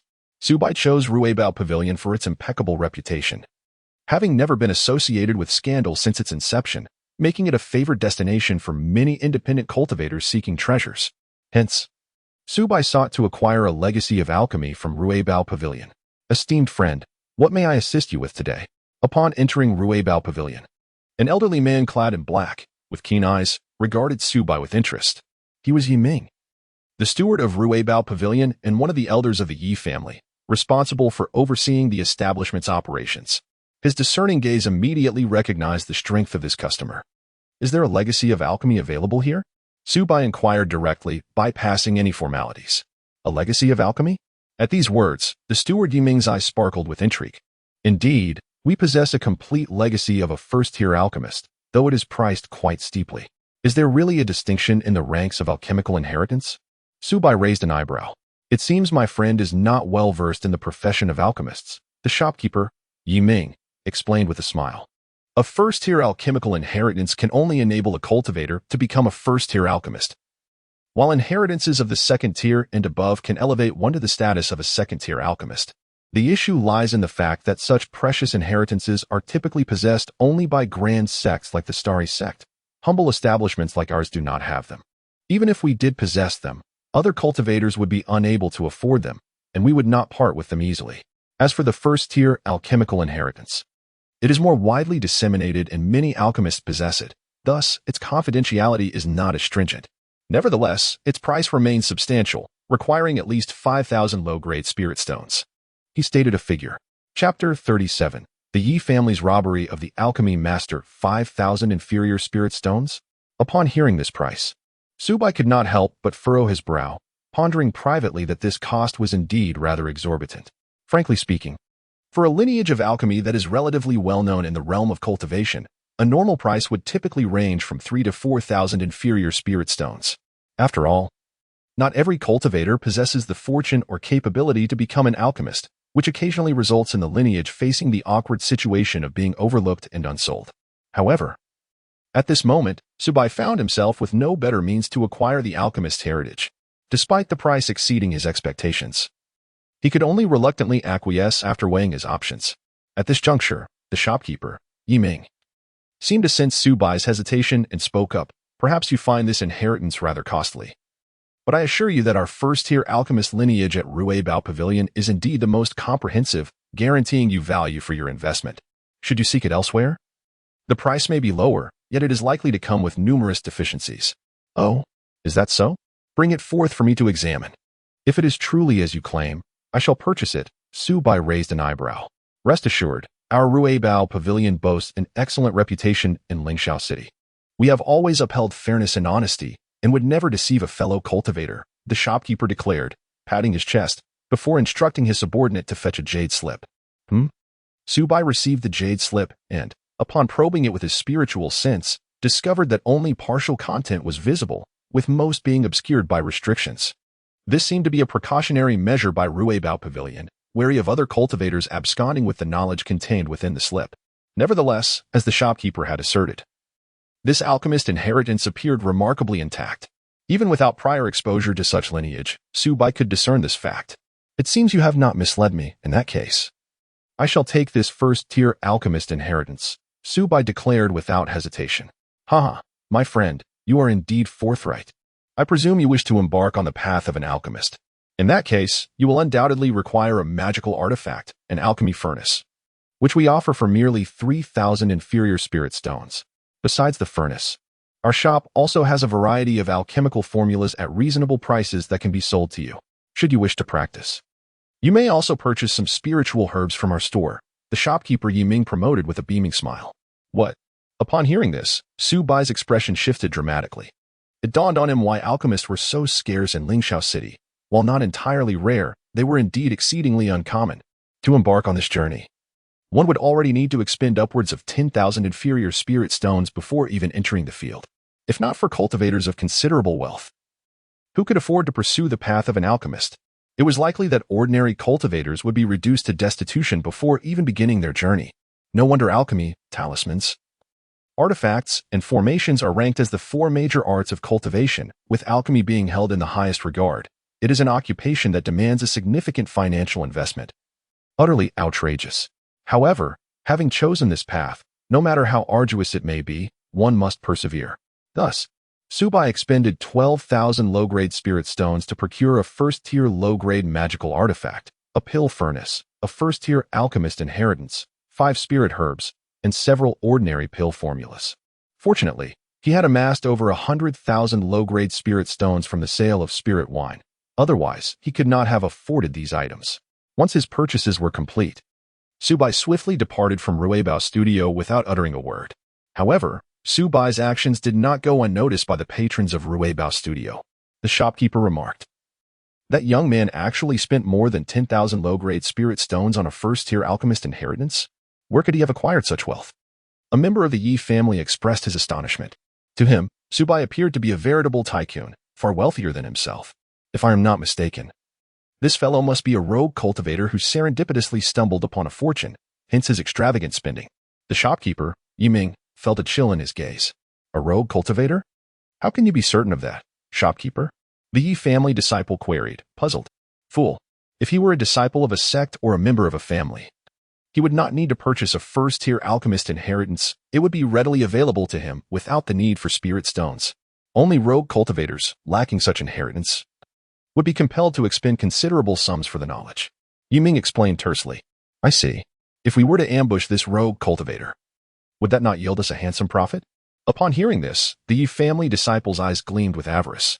Observing Subai, He surmised that the 12,000 low-grade spirit stones he spent were likely not his entire wealth. There could be more spirit stones to be claimed. If their ambush succeeded, they would indeed strike it rich. Consumed by greed, he harbored murderous intent. Moreover, given Su Bai's substantial wealth, it was possible he had acquired the inheritance and entire fortune of a foundation-building cultivator. If they could eliminate him, their gains would exceed their expectations. He is merely a rogue cultivator, yet possesses such wealth. He is courting death, someone scoffed. His cultivation is only at the 5th level of chi refining.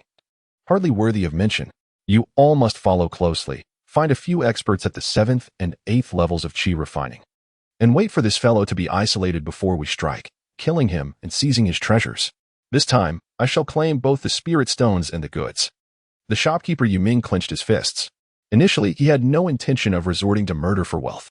However, given the recent turmoil within the Yi family, with the impending demise of their patriarch, Yi Hongxian, the extensive Yi family assets had to be relinquished to the Xingqian sect to ensure the survival of the family members. Furthermore, as of now, no new foundation-building cultivators had emerged from the Yi family. Previously, substantial funds had been expended to procure foundation-building pills to facilitate the ascension of the Yi family disciples. Regrettably, those disciples had proven to be inept. And despite possessing the pills, they failed to advance, resulting in significant losses for the family, casting a shadow over the entire clan. If this continues, the Yi family will surely face complete decline. Therefore, in pursuit of the family's survival, they were compelled to employ various means to amass wealth, intending to once again gather funds to purchase foundation-building pills. Recently, the city of Lingxiao has witnessed a surge in banditry and homicides. With the shadow of the Yi family looming large over these events, it can be said that, in their desperate bid to safeguard their lineage, the Yi family has resorted to every conceivable means. As you command, esteemed manager, expressed a zealous scion of the Yi family, brimming with excitement. Should this robbery succeed, he would reap substantial rewards, potentially amassing thousands of low-grade spirit stones, an amount he could only dream of earning in an entire year. Indeed, the prospect of acquiring such wealth in a single night was an extraordinary opportunity. Whoosh, whoosh, whoosh. Soon, 3 cultivators at the 7th level of chi refinement and 1 at the 8th level from the Yi family set forth, tracing the aura of Su Bai in an attempt to locate his whereabouts and seize all his possessions. Chapter 38. The counterattack against the Yi family cultivators at this moment. As Su Bai exited the Ruibao studio, he immediately sensed several malevolent gazes directed at him from within the establishment. What a farce! Had it not always been rumored that Ruibao Studio was the most reputable shop in Lingxiao City? He had only ever heard praises about it. Never any mention of such heinous acts as murder and theft. What on earth was happening? Perhaps such incidents had occurred before, but the victims had perished, leaving no one to reveal the truth. Cursed be Ruibao Studio, which dares to claim dominance in Lingxiao City, now merely a puppet of the City Lord's faction, yet engaging in such shameless acts of murder and plunder. Su Bai clenched his fists. Although he had anticipated some danger, he still felt a deep sorrow for this world. It was not devoid of good people, but they were far too few, and those who existed had likely already been slain, making survival exceedingly rare.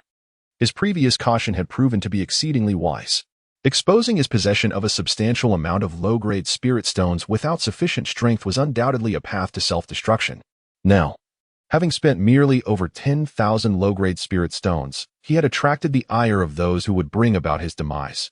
Even the once mighty Yi family, who had reigned over Lingxiao City, now coveted him. Yet, he felt no fear, for he had undergone a significant transformation, having ascended to the 5th level of Qi cultivation. His power had surged dramatically, particularly with the Dream Soul Gu now reaching the pinnacle of the 1st tier, equivalent to late-stage Qi cultivators. Ordinary late-stage Qi practitioners would find it impossible to withstand the soul attacks of the Dream Soul Gu. Such assaults were akin to dimensional strikes against those in the Qi cultivation phase. More importantly, he was merely a projection of his true self. Even in the event of failure, he would only lose this projection, with no harm befalling his true essence. If they wish to kill me, they must be prepared to face their own demise. A glint of coldness flashed in Su Bai's eyes as he feigned ignorance of the pursuing Yi family cultivators and continued onward with an air of nonchalance. Navigating through a labyrinth of alleys, he arrived at a secluded corner of Lingxiao City, a place scarcely frequented by others. The Yi family cultivators trailing him felt a surge of joy. Where on earth is this boy heading, twisting and turning like that? One of the Yi family cultivators at the 7th level of Qi murmured. I thought he would leave the city. I had intended to find a deserted spot outside to deal with him, yet he remains within the city, another replied. This lad likely believes he is safer here, unaware that this is our Yi family's territory, where escape would be impossible for him. Another sneered.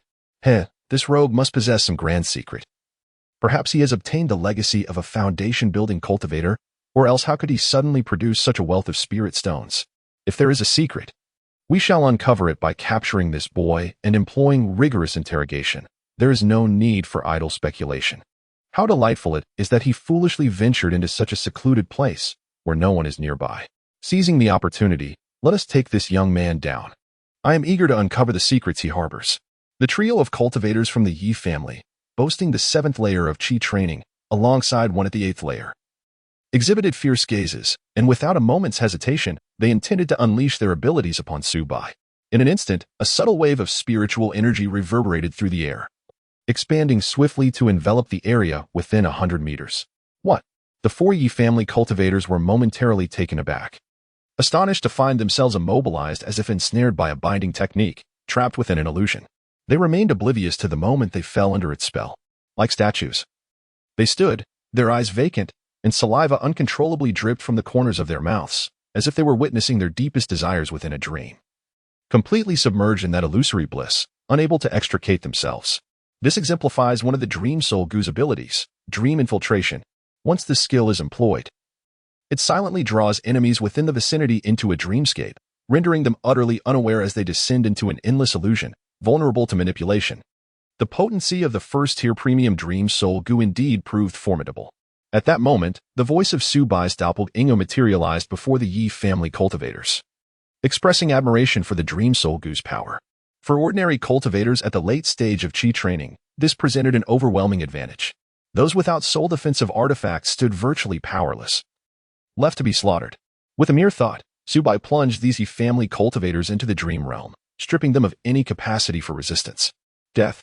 Subai had no interest in engaging in futile conversation with these cultivators. With a gentle gesture, several strands of true essence pierced through the foreheads of the 4 Yi family cultivators, leaving gaping wounds from which blood flowed profusely. This. How? When did you discover our presence? Impossible. How could a mere loose cultivator possess such strength? It must be a ruse. We are at the brink of death. When did you strike? The excruciating pain jolted the 4 Yi family cultivators awake from the dream, their pupils constricting in horror as they beheld Subai before them. They were utterly bewildered as to when they had revealed their position. In that moment, they comprehended that this loose cultivator had been masquerading as a simpleton while concealing his true prowess. Yet now, even if they wished to struggle or lament, it was far too late. With a resounding thud, they collapsed to the ground, their eyes wide open, unable to close in death. Soul search. Without hesitation, Subai invoked the second ability of the Dream Soul Gu, Soul Search. This far surpassed the soul-searching techniques of demonic sects, which only gleaned fragmented memories, often yielding incomplete information. In contrast, the Dream Soul Gu's soul-searching prowess could extract an enemy's complete soul memories without missing a single detail. A torrent of vast memories surged into the Dream Soul Gu, being devoured, digested, and assimilated. Meanwhile, a pure essence of soul energy was absorbed by the Dream Soul Gu, augmenting its power and fostering its evolution. The Dream Soul Gu, in addition to relying on its host for growth, could also enhance its own development by devouring the souls of other beings. Thus it became clear, indeed, these were practitioners of the Yi family. And it was surprising to witness the once noble lineage of the Yi family descend into a state akin to that of rogue cultivators. Furthermore, the recent turmoil in Lingxiao City was inextricably linked to the Yi family, which acted as the shadowy puppeteer behind the chaos. It was evident that none of these cultivation clans were virtuous. Soon, Subai gleaned memories from several Yi family cultivators, unraveling the intricacies of the situation. The mastermind behind it all was none other than Yu Ming, the proprietor of Ruibao Pavilion. Given the current dire circumstances of the Yi family, with their ancestor on the brink of death, the family had resorted to desperate measures, clandestinely engaging in the nefarious activities of rogue cultivators, preying upon scattered practitioners and plundering vast fortunes. And he was merely one of the many targets marked for their schemes. Chapter 39. Caution is wise. After acquiring the memories of several cultivators from the Yi family, Subai inhaled sharply. He was already aware that this world was fraught with peril and governed by the law of the jungle. Yet he was taken aback by the sheer ruthlessness of the Yi family, the overlords of Lingxiao City. Had it not been for his prudence, he might have already lost his life amidst the chaos deliberately instigated by the Yi family. Upon his return, he resolved to enter seclusion and devote himself entirely to enhancing his cultivation. He vowed not to venture outside until he reached the late Qi refinement stage. Clenching his fists, he felt an overwhelming sense of urgency. It was evident that the Yi family had descended into madness.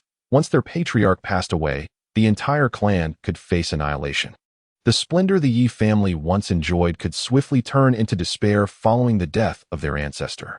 Even though the Yi family had allied themselves with the Starry Sect, the sect was no charitable organization. They would not indiscriminately protect every descendant of the Yi family. They would only retain those individuals who held value for the sect. With a lineage spanning over 200 years and a population exceeding 10,000, the likelihood of survival for the clan members would be exceedingly slim. Were all but the direct descendants destined to perish? If Subai could contemplate such matters, the members of the Yi family were undoubtedly aware as well. Thus, before the patriarch's demise, the Yi family members would surely exploit every opportunity to accrue benefits. Once they had amassed enough, they would flee Lingxiao City and seek refuge elsewhere, adopting new identities. Fortunately, these storage bags bore no markings from the Yi family. Utilizing the Dream Soul Gu, Subai scanned the 4 cultivator storage bags with his spiritual sense, discovering no traces or methods left by the Yi family. After all, his spiritual awareness was on par with that of a Foundation establishment cultivator, rendering the tactics of ordinary Qi refinement cultivators ineffective against him. Moreover, the Yi family was merely a Foundation establishment clan with numerous descendants. Aside from a few key family members, it was highly unlikely that the other members possessed any special protective measures. He further examined the inheritance jade slips, alchemical formulas, and cauldrons purchased from Rui Baozhai, finding no special markings. Better to err on the side of caution. The methods of cultivators in this world were often enigmatic, and one could never be too careful. He decided to send a clone out of the city with these treasures, returning only after a period of time had passed without incident. With a swift motion, he cast the fireball technique, incinerating the 4 Yi family cultivators' corpses until nothing remained, and then soared toward the outskirts of the city. After all, he was merely a clone at this moment. Even if the Yi family discovered him, it would only mean the loss of a single clone. As long as he found a place to hide outside the city, no one would be able to locate him, nor would they implicate his true self. Before departing, he entrusted another clone with the storage bag filled with a substantial quantity of spiritual meat and spiritual rice, instructing it to return to his true self. These resources were unrelated to the Yi family and could be safely retrieved.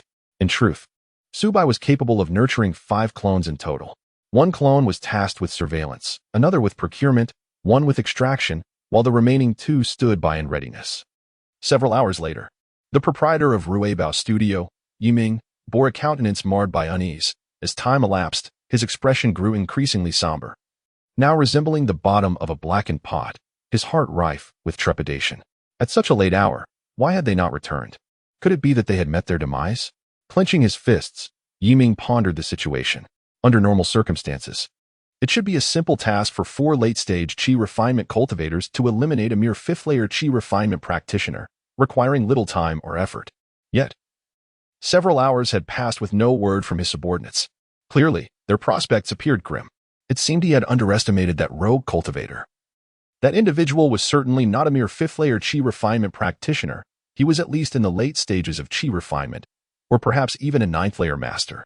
Taking a deep breath, Yiming recognized his grave miscalculation. This single misjudgment had cost him 4 late-stage Qi refinement cultivators, a severe loss for the already precarious Yi family. Realizing the gravity of the situation, he understood he could not shoulder the consequences alone. If the elders of the Yi family were to learn of this failure, his fate would be sealed. Thus, he hastily made his way to the Yi family, seeking out the eldest elder to relay the events in full detail. With a resounding slap, the eldest elder of the Yi family, upon hearing this account, was filled with fury, delivering a forceful blow to Yiming's face that sent him sprawling to the ground. A vivid imprint of 5 fingers marked Yiming's cheek, and blood trickled from the corner of his mouth, nearly dislodging his teeth. "You worthless fool. I warned you that this period is fraught with peril for our family. Avoid trouble if possible. Yet you chose to act as a highwayman and brought ruin upon 4 of our late-stage Qi refinement cultivators." The elder's wrath was palpable. "I apologize, esteemed elder," I was left with no choice. It is precisely because our family faces dire straits and desperately needs spirit stones that mere commerce cannot suffice.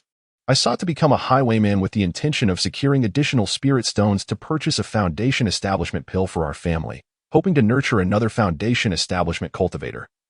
Yiming pleaded, kneeling on the ground, tears streaming down his face, professing his selfless intent. You wretched man! The elder trembled with rage upon hearing his words, but ultimately sighed, his heart softening. He recognized the truth in Yiming's claims. After all, it was not just Yiming who had turned to robbery. Many of the Yi family's youths were involved. It was only Yiming's failure that drew censure. Had he succeeded, there would have been no repercussions. Elder, we must avenge them. They are our kin, slain by that rogue cultivator. This is an affront to the Yi family.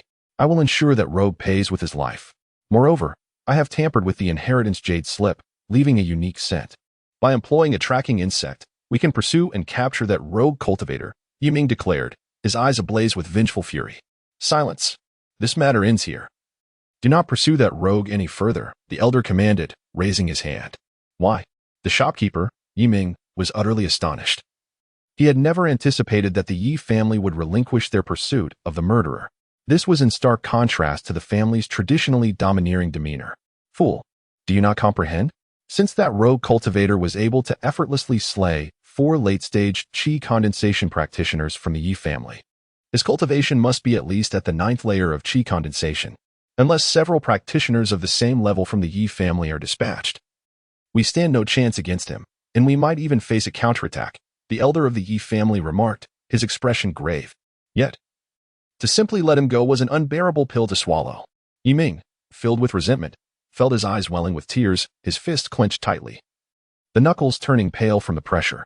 Reluctantly, he had to swallow his indignation. The elder's tone was resolute. The Yi family was on the brink of peril and could not afford any turmoil.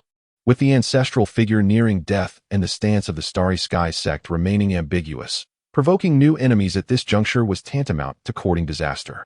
We must preserve our strength and navigate through this crisis. Chapter 40. The Trap. Upon hearing these words, the shopkeeper Yiming fell into a profound silence. The Grand Elder was indeed correct. Given the extraordinary prowess displayed by that enigmatic cultivator, vanquishing him would be no trifling matter. Furthermore, no one could ascertain what other sinister techniques the adversary might possess. A single misstep could result in the loss of more late-stage qi refinement cultivators from the Yi family, which would undoubtedly spell disaster for them. Moreover, there is a crucial point to consider. How can one be so certain that the opponent is merely a rogue cultivator and not a practitioner from another clan? You may harbor intentions of ambushing a rogue, yet it is entirely possible that they are scheming to ambush our Yi family cultivators. A cultivator capable of deceiving your senses is hardly an ordinary individual. The Grand Elder of the Yi family let out a cold snort, highlighting the most critical issue. The shopkeeper Yiming felt a chill run down his spine, as though a bucket of icy water had been poured over him. He truly could not ascertain whether that mysterious cultivator was genuinely a rogue. What if he were a bait sent by another family, specifically laying a trap for the Yi family? This was a matter he had to contemplate with utmost seriousness. That cultivator has already departed from Lingxiao City, has he not? The Grand Elder inquired. Indeed, he has left, Yiming affirmed with a nod. Then it is settled. This cultivator is undoubtedly a bait, intended to lure our Yi family cultivators out of the city, where an ambush awaits. Should they eliminate our late-stage qi refinement cultivators, the Yi family would stand no chance of producing any foundation establishment practitioners. Those foundation establishment families are exceedingly ruthless. The Grand Elder's expression turned grave, his voice tinged with deep concern. He understood that in recent years, the Yi family had acted with relentless ferocity, having undoubtedly offended numerous foundation establishment families. Now that the Yi family was in decline, those clans would surely be waiting to strike. Could it be that those families of cultivators are that ruthless? The shopkeeper Yiming clenched his fists, disbelief etched across his face. They are even more merciless than you can imagine. I even suspect that this cultivator, as bait, harbors a far more insidious plot, perhaps intending to draw out the ancestral figure of the Yi family. A glint of cold light flashed in the Grand Elder's eyes. Consider this. If even our late-stage qi refinement cultivators are unable to contend with the situation and suffer losses among several elders, would the ancestral figure of the Yi family simply stand by and do nothing? Yet, the moment the ancestor takes action and steps out of Lingxiao City, he would fall directly into the enemy's trap. Those Foundation establishment cultivators might be awaiting this very moment, ready to strike at the ancestor. Even if they cannot slay him, they could severely injure his vital energy. The ancestor's lifespan is already dwindling. If he were to expend his energy further, he might not last a few more months. At that point, the Yi family would be utterly doomed. Indeed, the shopkeeper Yi Ming broke into a cold sweat. If something were to befall the ancestral figure of the Yi family, he and the other cultivators within would likely be mercilessly hunted down by the other Foundation establishment families. Aside from a few core members, it was likely that none would survive. He never imagined that a seemingly ordinary cultivator could conceal such a convoluted scheme. A moment of carelessness could lead the Yi family to utter ruin. This plot was truly diabolical. Certainly. There exists another possibility. This enigmatic monk is merely a wandering practitioner who, by sheer chance, has acquired a formidable legacy, thus possessing the strength to slay the cultivators of the Yi family. However, the Yi family now teeters on the brink of collapse, vulnerable and fraught with peril. They cannot afford to take such a gamble. Should they lose, the Yi family would face complete annihilation, even if they were to win. It would merely result in the death of a solitary wanderer, yielding no tangible benefits. The Grand Elder of the Yi family sighed heavily, his voice laden with the weight of experience. "I understand, esteemed elder," nodded Yi Ming, the shopkeeper. He was not foolish and could discern the elder's implicit meaning. Currently, the Yi family is exceedingly weak, lacking the emergence of new foundational cultivators, and remains ever at risk of obliteration. Even if the opponent were truly just a wandering practitioner, devoid of any sinister schemes, the Yi family must refrain from taking reckless actions. For the utmost priority of the Yi family is to give birth to new foundational cultivators. All other matters must take a back seat. They could only withdraw into the confines of Lingxiao City, relying on the city's second-tier formations to fend off incursions from other foundational families. In this moment, the Yi family must assume the role of a cautious turtle. Of course, once the Yi family births a new foundational cultivator, the dynamics will shift dramatically. Old grievances and new enmities will then be settled in due course. Time flew by, and a month slipped away in an instant. Following the demise of several late-stage Qi practitioners within the Yi family and the cessation of interference from unseen adversaries, Lingxiao City gradually returned to its former tranquility. Instances of vendetta on the streets dwindled, as if the city had reverted to its once thriving state, with a multitude of wandering practitioners flooding back in. At this juncture, Su Bai was diligently honing his skills at home, while his avatar lay concealed in a cavern outside the city. This avatar, essentially a manifestation of the avatar insect S progeny, required no sustenance, nor even air to breathe. As long as the main body remained unharmed, the avatar could persist indefinitely. Thus, this avatar resembled an inanimate object, quietly nestled within the cave, utterly still. Strangely enough, the Yi family appeared to be devoid of any activity and had not dispatched anyone to search for my avatar. Could it be that the Yi family truly refrained from meddling with those items? Su Bai rubbed his chin, his mind rife with questions. He had initially prepared to abandon the avatar, for facing the formidable might of the Yi family, the avatar's chances of escape were slim. Yet, after waiting an entire month, nothing had transpired. It seemed as though the death of a few late-stage Qi practitioners was inconsequential to the Yi family, who harbored no intentions of vengeance, not even issuing a bounty. It was as if the incident had never occurred. No, one must not grow complacent. Who knows if the Yi family is laying a trap, deliberately waiting for my main body to reveal itself, only to ensnare me. It would be wise to exercise caution. I shall wait 3 more months. If the Yi family remains unresponsive, then it should be safe. Su Bai's gaze was sharp, imbued with vigilance and caution. He was unwilling to take any risks, however minute, as his tranquil cultivation could eventually lead him to the path of eternal life. Why venture into danger? The treasures remain where they are, and they will not sprout legs and flee. There is no urgency to retrieve them. In this perilous realm of cultivation, one must remain ever vigilant. Caution is undoubtedly preferable to recklessness. Countless cultivators have lost their lives due to a momentary lapse in attention, and he has no desire to tread the same path. With this thought in mind, Su Bai instinctively glanced at his virtual panel. Host, Su Bai. Cultivation level, Qi refinement 5th layer, progress, 45. Lifespan, 19, 120 years. Aptitude, 8th rank spiritual root, 75. Swordsmanship, 1st tier superior, 55. Runes, 1st tier intermediate, 65. Illusory transformation technique, proficient, 35. Fireball Technique, Minor Achievement, 35. Windblade Technique, Beginner, Golden Light Technique, Beginner, Ice Technique, Beginner, Nourishing Technique, Beginner. Clearly, after a month of arduous training, his cultivation had seen remarkable enhancement. Chapter 41. Administering the drug yet, it was still not swift enough. Gazing at the data displayed on the virtual panel, Subai let out a gentle sigh. Although his current cultivation speed was exponentially faster than that of an ordinary practitioner, he still felt it was far from adequate.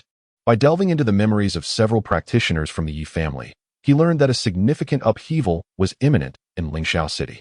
Once the patriarch of the Yi family passed away, the city would undoubtedly descend into chaos, and even though it lay under the dominion of the Xingqian sect, it would be unable to escape the turmoil. Thus, he must seize every moment to enhance his cultivation. Only then could he safeguard himself amidst the forthcoming turmoil. After all, with his current cultivation at the 5th level of qi refinement, he was exceedingly insignificant in the face of the impending storm. To rapidly elevate his cultivation, there were essentially two avenues: acquiring top-tier elixirs or enhancing the quality of his spiritual root. However, either method was not something that could be achieved overnight. Nonetheless, there were alternatives to merely improving his cultivation in order to evade disaster. Subai stroked his chin, plunging into contemplation. In truth, he was not a member of the Yi family. Even if misfortune befell them, it should not directly concern him. As the saying goes, debts have their owners. What he truly needed to guard against were the potential attacks from other practitioners amidst the chaos. As the adage wisely states, a cunning rabbit has 3 burrows. Perhaps I could excavate a hidden cavern to serve as a refuge. Subai narrowed his eyes, gradually formulating a plan in his mind. If a significant upheaval were to occur in Lingxiao City, leading practitioners into disarray, having a concealed cave at home would allow him to escape this den of iniquity with relative ease, even if he chose not to leave the city. Hiding deep underground would make it exceedingly difficult for enemies to detect him.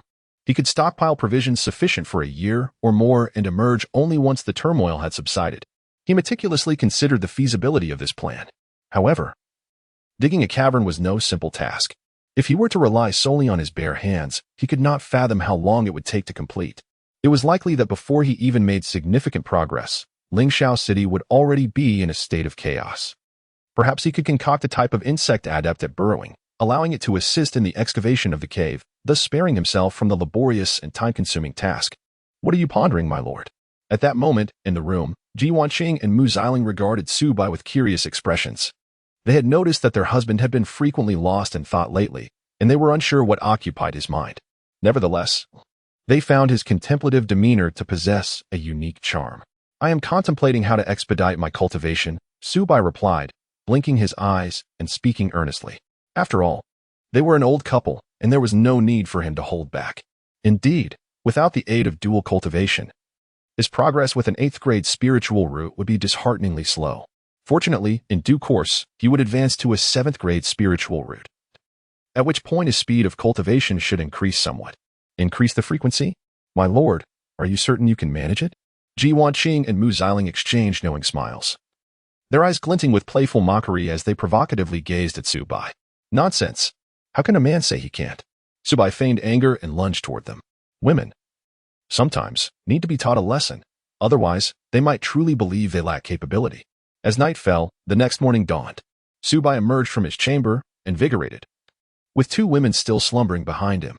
Clearly, he had achieved remarkable success the previous night, his heart brimming with satisfaction. This triumph was not solely due to his own cultivation.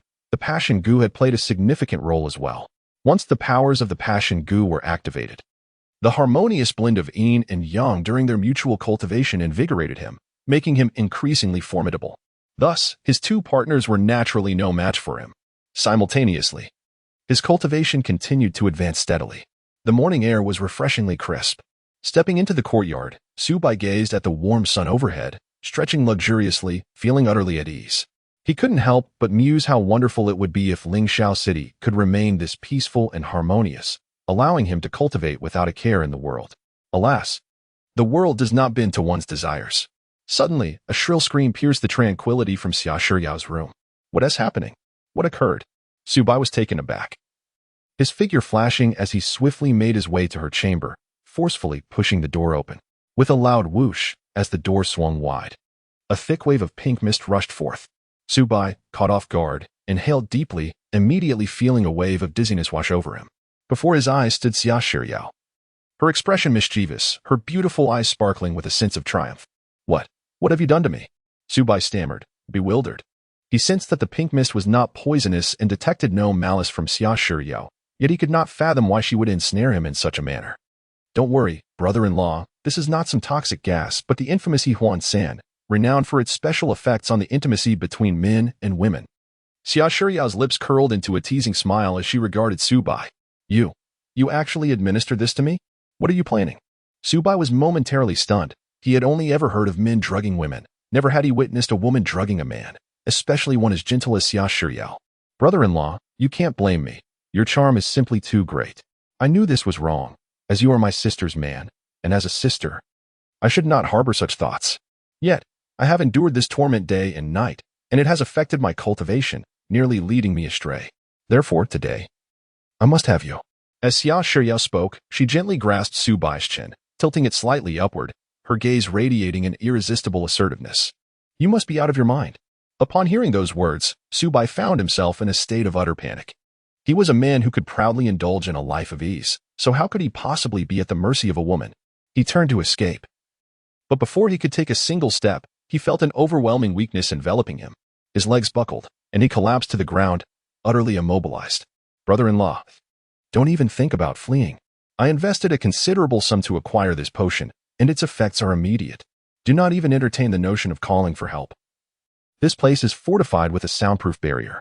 Even if you were to scream until your throat was raw, no one would come to your aid. Today, you will yield, whether you like it or not. In Xia Shiryao's eyes sparkled a glimmer of excitement, as if she could barely contain herself. It was over. This girl had completely lost control. Observing Xia Shiryao in such a state, Subai instantly comprehended that this was undoubtedly the consequence of the infatuation curse at play. The more one suppresses their heartfelt affections, the more frenzied they become upon release. Typically, an ordinary woman would not withstand such an emotional storm for more than a few days, yet Xia Shiryao had endured for over a year. A testament to her extraordinary resolve. And it was precisely due to this exceptional fortitude that, once her emotions erupted, she could no longer govern herself. With a sudden clatter, Subai felt his consciousness fading, the world around him blurring into obscurity, and then he succumbed to darkness, entirely unaware of what would transpire next. Chapter 42. The enchanting spirit body. In the afternoon, the warm sun filtered through the intricately carved window panes, casting a gentle glow upon the tranquil room. The atmosphere was idyllic, enveloped in serenity. You and your companion, Xia Shiryao, had engaged in dual cultivation 10 times, and your mutual understanding deepened. With affection blazing like a wildfire, the love-infused passion Gu underwent a remarkable transformation, ascending to the second tier's lower grade. Your spiritual roots experienced a significant enhancement through this extraordinary fusion. You amassed a wealth of insights regarding the art of formations. Thanks to Xia Shiryao's primordial yin energy, your cultivation advanced by leaps and bounds, successfully breaking through to the 6th level of qi refinement. Subai's complexion appeared slightly pale as he languidly reclined on the bed, his aura circulating, distinctly perceiving the vast information emanating from the passion Gu. At this moment, the true essence within him surged like a torrential river, flowing incessantly through his meridians. Compared to before, the quantity of true essence had increased by 1/3, a sense of vigor unprecedented. Under normal circumstances, the journey from the 5th to the 6th level of qi refinement would demand at least a year of diligent practice, or several months with favorable fortune. Yet now, having absorbed Xia Shiryao's primordial yin energy, it felt as though he had consumed a superior grade elixir, catapulting him to the 6th level of qi refinement. With notable advancements at this stage, thus, he had saved at least a year's worth of arduous cultivation. Subai genuinely sensed the surging true essence within him, and as he circulated it throughout his body, he couldn't help but marvel at how effortlessly he had broken through to the 6th level. It seemed that cultivating alongside a high-tier female practitioner was indeed a shortcut to spiritual advancement. Reflecting on the past, he recalled his relentless practice day and night, consuming spirit wines and elixirs, yet his path was still long and arduous, fraught with difficulties in achieving breakthroughs. Now, merely through this intertwining of dual cultivation, he had achieved a qualitative leap. Though such an opportunity might only arise once in a lifetime, it was more than sufficient for him. During the qi refinement period, the pace of cultivation often dictated the heights one might reach in the future. Only by breaking through to the 9th level of chi refinement at an early stage could one harbor greater hopes of reaching the foundation establishment realm and embarking on a loftier path of cultivation. However, this girl was nothing short of a little enchantress. Subai recalled the events that had just transpired, shaking his head with a wry smile. By all rights, after breaking through to the 6th level of chi refinement, he should have felt invigorated and full of energy, yet Xia Shiyao was insatiable, demanding an astonishing 17 rounds before she would relent. Her combat prowess alone surpassed that of Mu Xiling and Ji Wanqing combined. The reason for this lay in Xia Shiyao's unique constitution. She possessed the rare enchanting spirit body. It was precisely this physique that had repressed her emotions for so long, and once unleashed, they surged forth like a torrential flood. She had audaciously drugged Subai, leading to an ordeal that left him quite overwhelmed. Even with his current physique at the 6th level of chi refinement, he found it somewhat overwhelming. Was this the knowledge of formations? Subai now sensed a vast influx of insights regarding the art of formations flooding into the depths of his consciousness. Previously, he had never ventured into the realm of formations, yet at this moment, knowledge surged forth like a tidal wave, swiftly unlocking the gateway to the world of formations. It felt as if he had diligently cultivated this path for over a decade, with various insights cascading upon him. This knowledge originated from Xia Shiyao, a first-tier superior formation master with profound expertise in the field of formations, which is truly remarkable.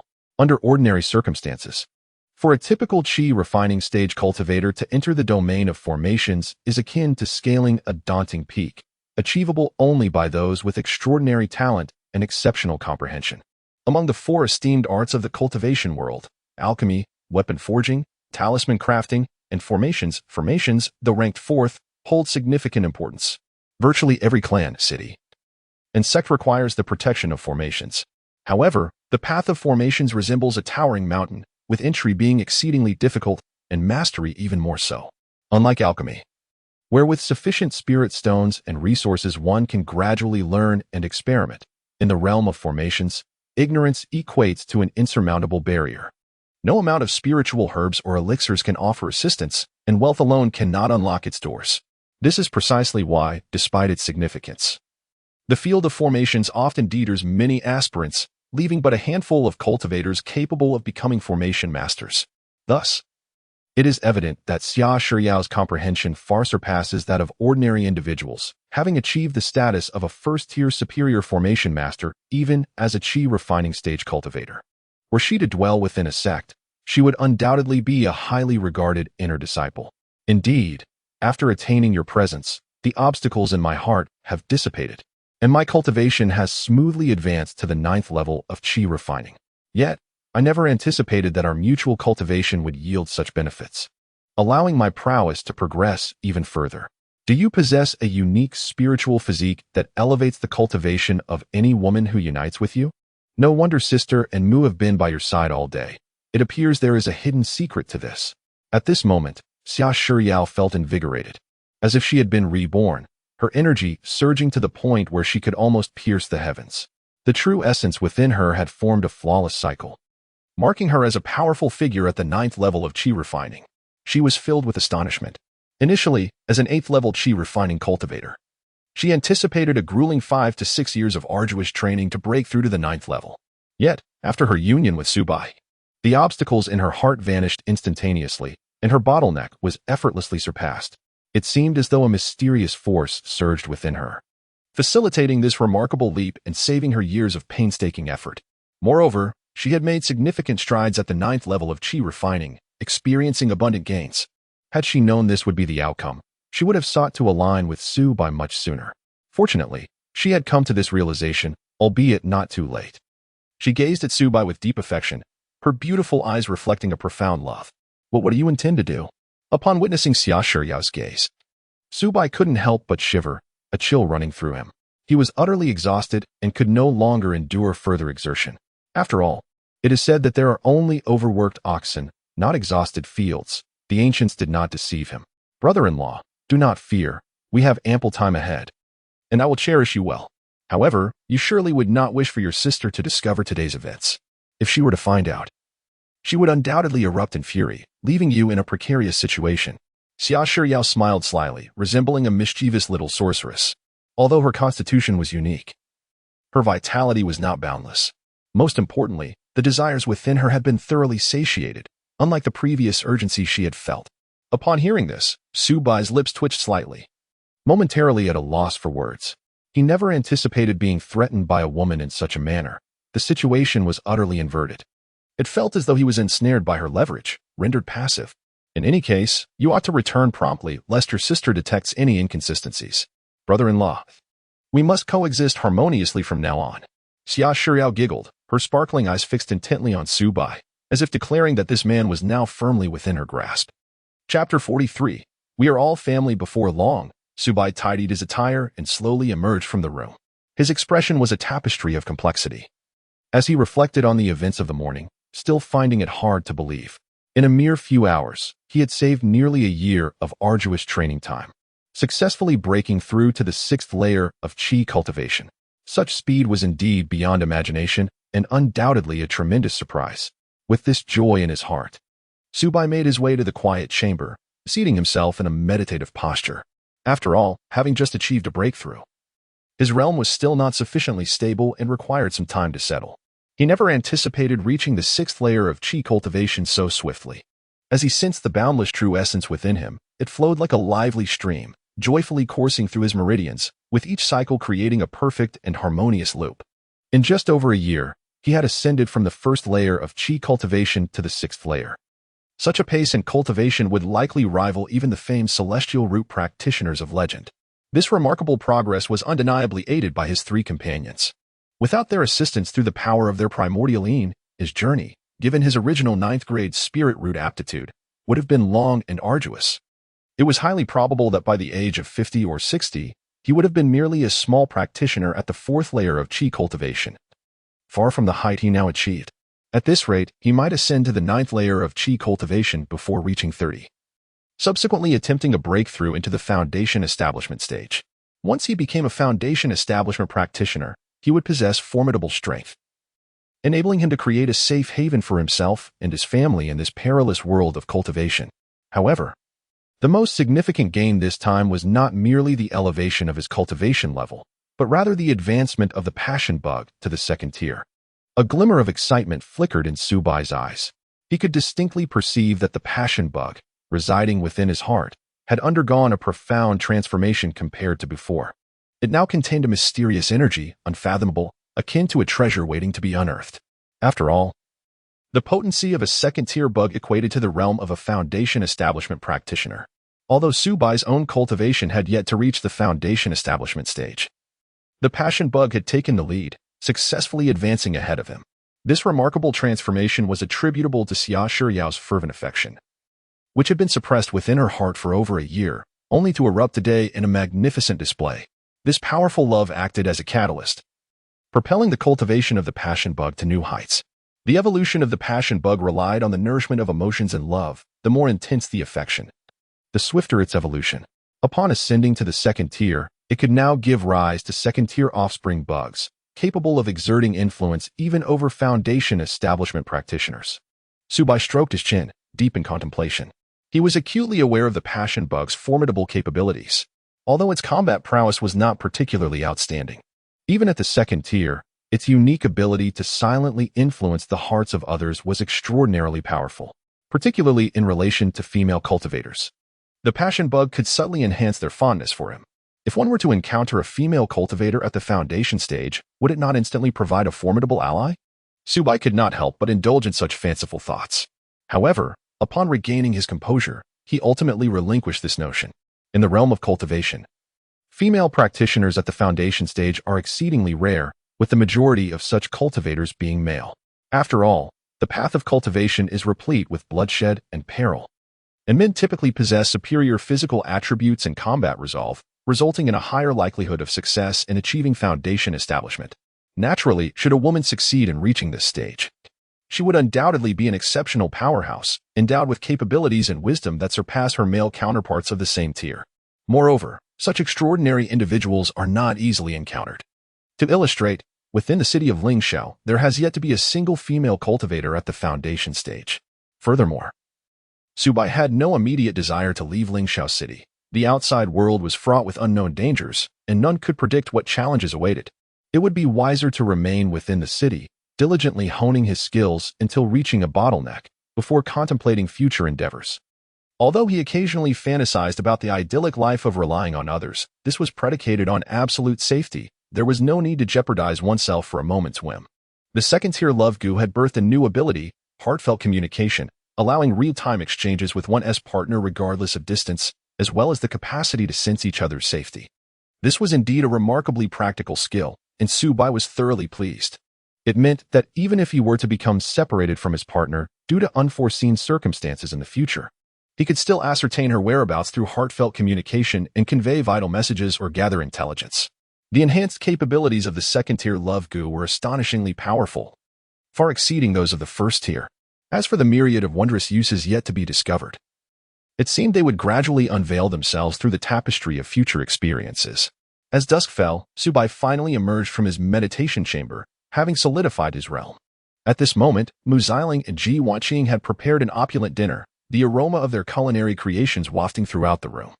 Their culinary skills were nothing short of exceptional. After enduring the lengthy years of cultivation, often requiring sustenance in the wilderness, they had honed their skills to perfection. My dear husband, you have actually broken through to the 6th layer of qi refinement? Ji Wanqing was the first to notice Su Bai's transformation, exclaiming in astonishment. She vividly recalled that he had only been at the 5th layer that morning, and to witness such a rapid advancement within a single day was truly remarkable. Ahem. Inspiration struck me suddenly today, and I seemed to enter a state of profound enlightenment, which led to an unanticipated breakthrough. Subai coughed lightly, a subtle hint of embarrassment flickering across his face. Meanwhile, Xia Shiryao maintained an air of tranquility, as if all of this were of no concern to her. One must admit, women are inherently adept at the art of performance. Indeed, it is as one would expect from a gentleman of such extraordinary insight. The average person may never encounter a moment of profound realization in their lifetime, yet he has seized this rare opportunity with remarkable prowess. If this continues, who knows? He might truly ascend to become a golden elixir master, or even a formidable nascent soul cultivator. Ji Wanqing gazed at Subai with admiration, her eyes brimming with pride. Indeed, when we first met, he was merely at the 1st level of qi cultivation, yet now he has progressed to the 6th level. Could it be that he possesses some hidden, extraordinary constitution? Mu Xiling also felt immense astonishment, increasingly convinced that Subai's rate of cultivation surpassed all reason. Even the legendary celestial root cultivators would likely struggle to match him. Well, perhaps it is due to my aptitude for dual cultivation. Ever since I married you both, I feel as though my cultivation has skyrocketed like a rocket, Subai boisterously declared, a proud smile illuminating his face. My dear, what are you saying? Sister Xia is still present. Ji Wanqing's cheeks flushed crimson, a hint of shyness flickering in her gaze. She understood the implications of Subai's words, and mentioning dual cultivation in such a setting inevitably made her somewhat bashful. It matters not. We are all family here, and there is nothing that cannot be discussed.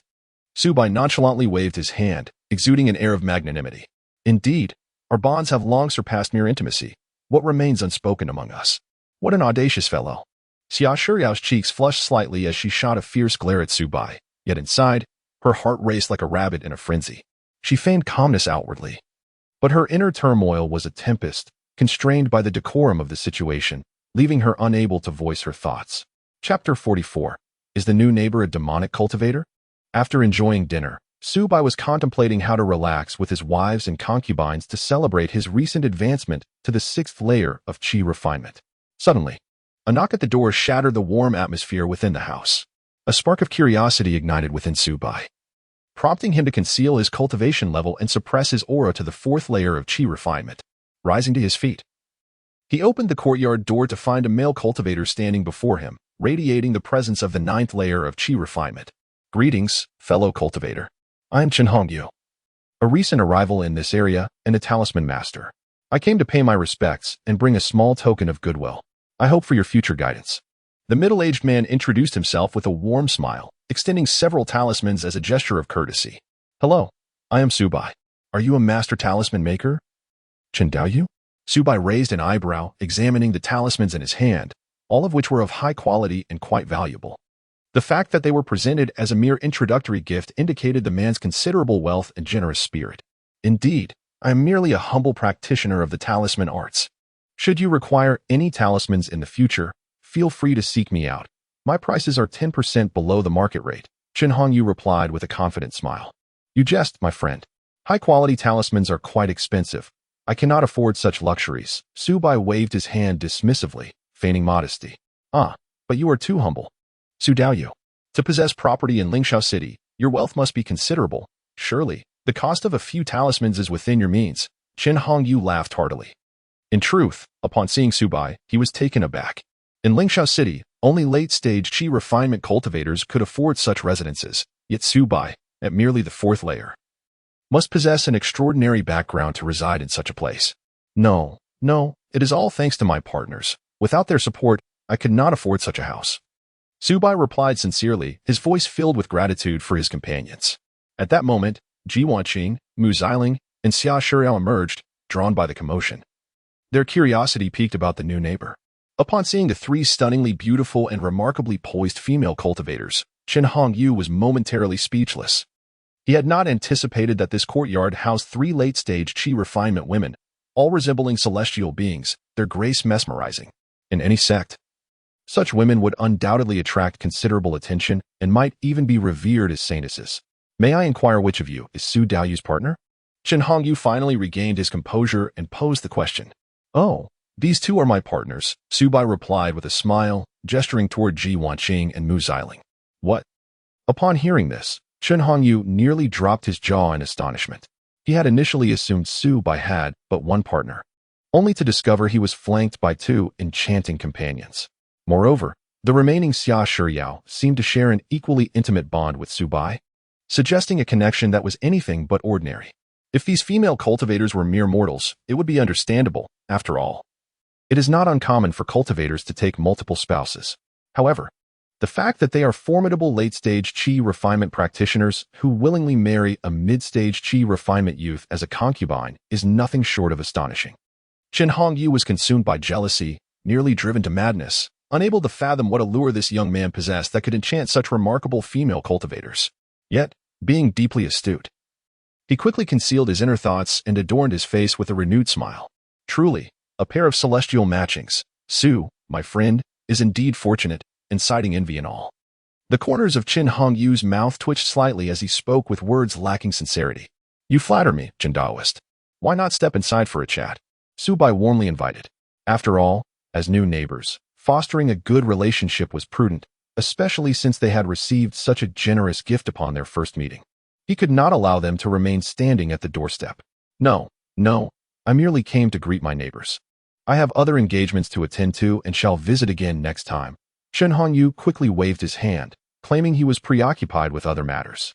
In that case, do come by whenever you have the time. Su Bai nodded, not pressing further. He returned the favor with a vial of elixir as a token of appreciation. Upon closing the courtyard gate, Su Bai and his companions returned indoors. My dear, this individual is likely a cultivator from the Qin family, probably arriving alongside the Xingqian sect to Lingxiao City. Ji Wanqing speculated about the stranger's identity. Recently, numerous external cultivators had flooded into Lingxiao City, and Qin Hongyu was likely among them. The surrounding old neighbors have gradually relocated to the scattered cultivator market outside the city. The vacated houses will likely be occupied by the newcomers, Mu Xiling remarked with a serious expression. She sensed that more new neighbors would soon come to visit. And Qin Hongyu was merely the first. This Qin Hongyu is not to be underestimated. Everyone must exercise caution and avoid falling into his trap. Su Bai narrowed his eyes, his demeanor alert as he warned. What have you discerned, my dear? Ji Wanqing inquired with curiosity, as she found Qin Hongyu's demeanor amiable, his conduct proper, indistinguishable from that of an ordinary scattered cultivator, and saw no apparent issues. Indeed, I possess a hidden talent that allows me to perceive the deep-seated malice and goodwill within unfamiliar cultivators. Despite Qin Hongyu's outward kindness and cultured demeanor, the malice within him is unmistakable. He likely conceals sinister schemes. Su Bai clenched his fists, a glint of coldness in his gaze.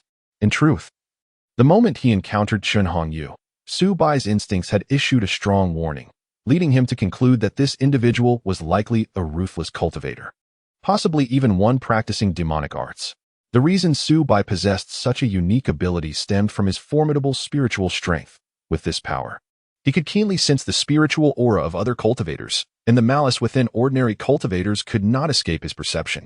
It turns out that my husband possesses such talent, Mu Xiling exclaimed, her eyes filled with admiration. So that is the case. Xia Shiyao's beautiful eyes sparkled. Deep in thought as she recalled the first time she encountered Su Bai. He was merely a novice practitioner at the first level of qi refinement. And faced with the three of them, formidable cultivators at the late stages of qi refinement, he should have been trembling with apprehension. Yet, Su Bai had unhesitatingly agreed to their request for accommodation, suggesting that he sensed their benign intentions, which allowed him to feel at ease. It is precisely because of this unique ability that Su Bai has managed to survive in Lingxiao City. It seems that the future of Lingxiao City will be increasingly tumultuous. During this period, it would be wise for us to refrain from venturing out and instead focus on cultivating diligently in the courtyard. A profound sense of urgency surged within Su Bai. He had not anticipated encountering such malevolent practitioners in Lingxiao City, particularly those suspected to be demonic cultivators. Clearly, the city may soon descend into greater chaos. With his current cultivation at the 6th level of qi refinement, he remained far too weak in the face of the impending storm. If he did not swiftly enhance his strength, he risked being engulfed by the impending turmoil. Very well. My husband, Ji Wanqing, and Mu Xiling nodded in agreement. They were not lacking in spirit stones and indeed had no need to take risks by venturing outside. Cultivation was of utmost importance at present. Only by strengthening their abilities could they secure their positions. Chapter 45. The Nine Nether Demonic Sect. As the night deepened and silence enveloped the surroundings, an inconspicuous dwelling was concealed within the darkness. This was the temporary abode of Chun Hongyu, where several formidable cultivators exuded an intimidating aura, an unmistakable testament to their experiences in the tumultuous world. Their hands stained with the blood of countless adversaries. Junior brother Chun, have you discerned the backgrounds of the cultivators nearby? Inquired a practitioner clad in a dark robe. His voice gravelly and low, reminiscent of sandpaper scraping against wood. Rest assured, I have thoroughly investigated the origins of all cultivators on this street, Chen Hongyu replied, a subtle smile gracing his lips, radiating confidence. A total of 87 cultivators resided on this street, the weakest among them being at the 7th layer of qi refinement. Most hailed from the families of cultivators associated with the Starry Sect, all drawn by the allure of the Foundation Establishment Pill. After all, the Starry Sect had enhanced its rewards. By accumulating sufficient merit, one could exchange it for the coveted Foundation Establishment Pill. Excellent, the robed figure nodded in satisfaction, a flicker of avarice gleaming in his eyes. Lingxiao City was the core stronghold of the Starry Sect within the Yunwu mountain range, its geographical significance unparalleled. Capturing this city would undoubtedly serve as a trump card for our Nine Nether Demonic Sect, providing leverage in negotiations with the Starry Sect. Furthermore, this city had thrived for a century and, being adjacent to the Yunwu mountain range, was rich in resources. Once we breach its defenses, all these resources will belong to our Nine Nether Demonic Sect, and perhaps then we could finally amass enough spirit stones to purchase the Foundation Establishment Pill. His eyes sparkled with fervor and anticipation, envisioning mountains of spirit stones and cultivation resources. The other cultivators displayed expressions of excitement for these demonic practitioners. The road to Foundation Establishment was fraught with greater peril than that of orthodox sects, making every glimmer of hope immensely precious. However, senior brother, we have an odd neighbor, a male cultivator at the 4th layer of qi refinement, yet he possesses a partner at the 9th layer and another at the 8th layer. It is truly perplexing. Chen Hongyu suddenly recalled the peculiarities surrounding Su Bai. What? Such a phenomenon exists? The dark-robed figure expressed disbelief. Yet, the world is vast and full of wonders. Perhaps that young man possesses some unique qualities that endear him to female cultivators. What? Are you taken with those 2 female cultivators? He teased, a smirk playing on his lips. Among the disciples of the demonic sect, the extraordinary was commonplace. Their ruthless methods surpassed the imagination of ordinary cultivators. Indeed, I have cultivated a technique for absorption. If I can successfully absorb the essence from those 2 female cultivators, my chances of achieving Foundation Establishment would increase by 10%. A glint of cold ambition flashed in Chun Hongyu's eyes, his greed unabashed. Exercise caution. We must not act rashly. Before our Nine Nether Demonic Sect initiates an attack, it is imperative that we do not reveal our whereabouts.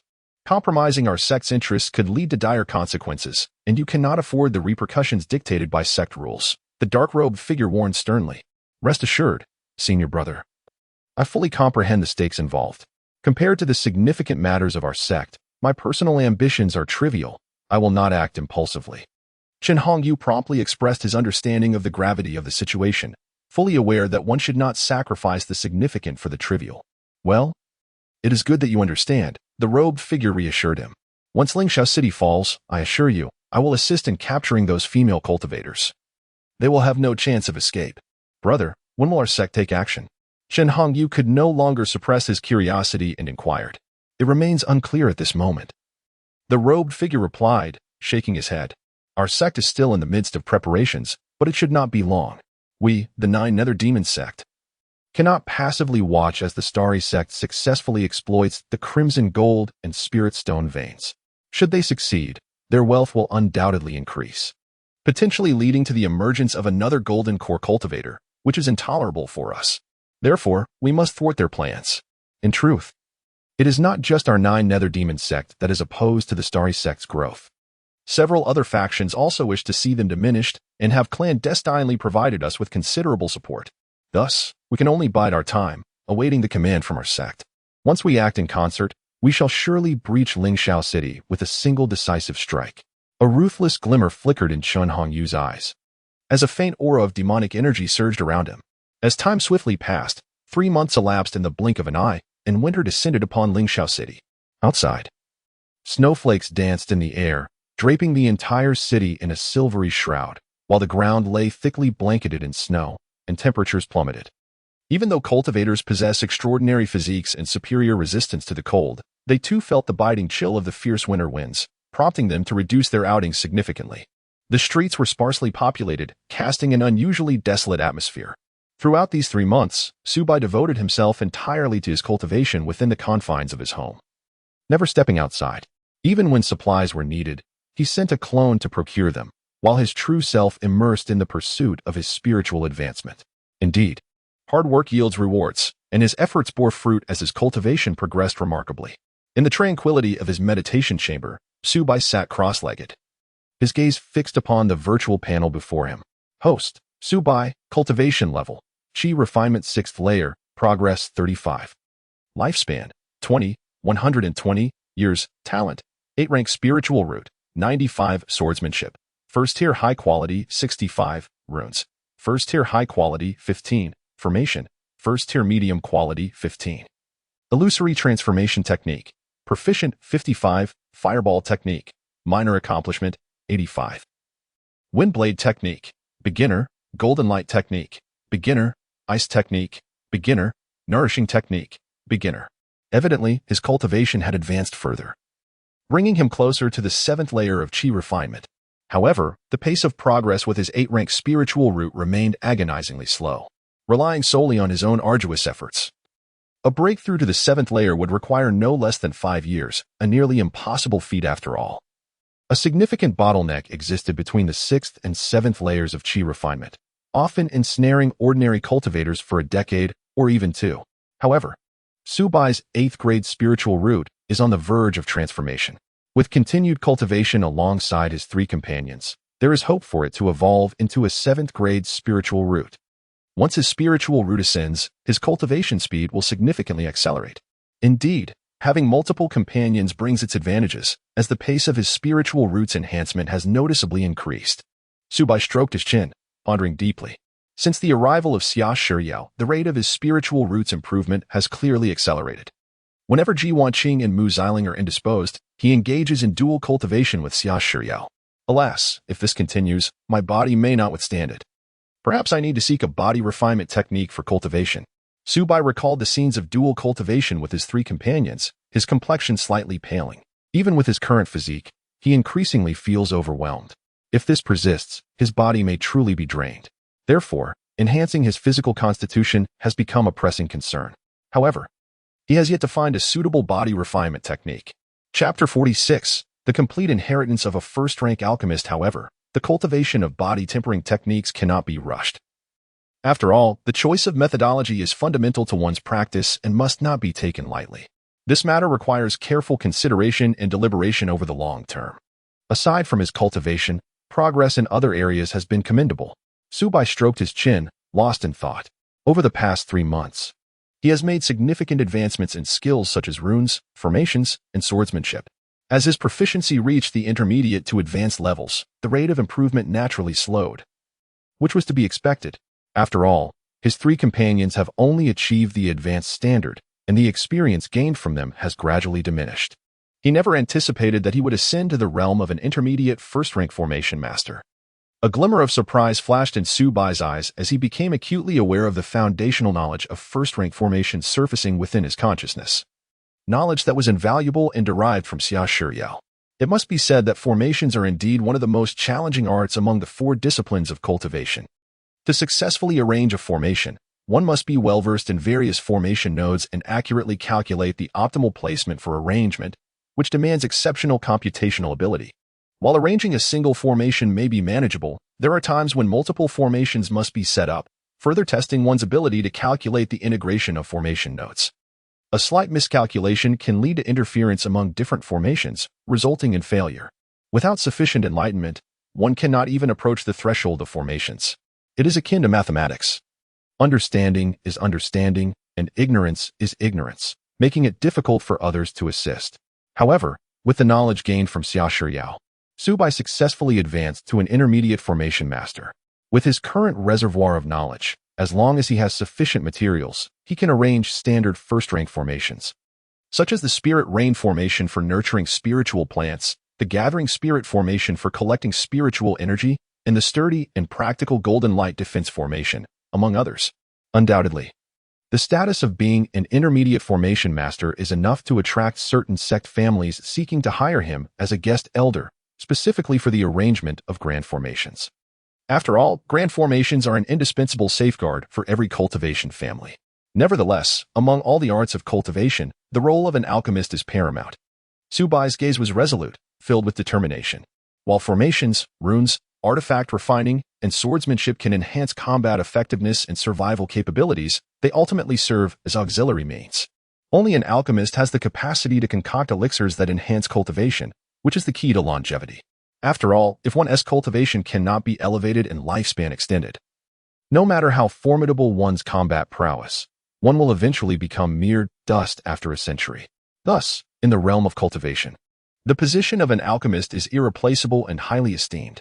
3 months have passed, yet the Yi family has not ventured out of the city to search for my avatar. It seems they have truly given up. Having lost 3 of their kin, their choice to endure indicates that the Yi family's situation is likely dire. Subai narrowed his eyes, deep in contemplation. He understood the ruthlessness of the Yi family in Lingxiao City. They have a long-standing reputation for settling scores. Any cultivator who slays a member of the Yi family shall be pursued relentlessly. It is precisely due to this notorious reputation that Lingxiao City enjoys such tranquility, with few daring to act recklessly within its walls. Yet now, a member of the Yi family has been murdered, and the clan refrains from venturing out to seek justice. Evidently, this is not due to their fearsome reputation, but rather their own precarious situation, rendering them hesitant to act rashly. Confronted with the mysterious death of their kin, they fear that pursuing the assailant could lead them into a trap set by their adversaries.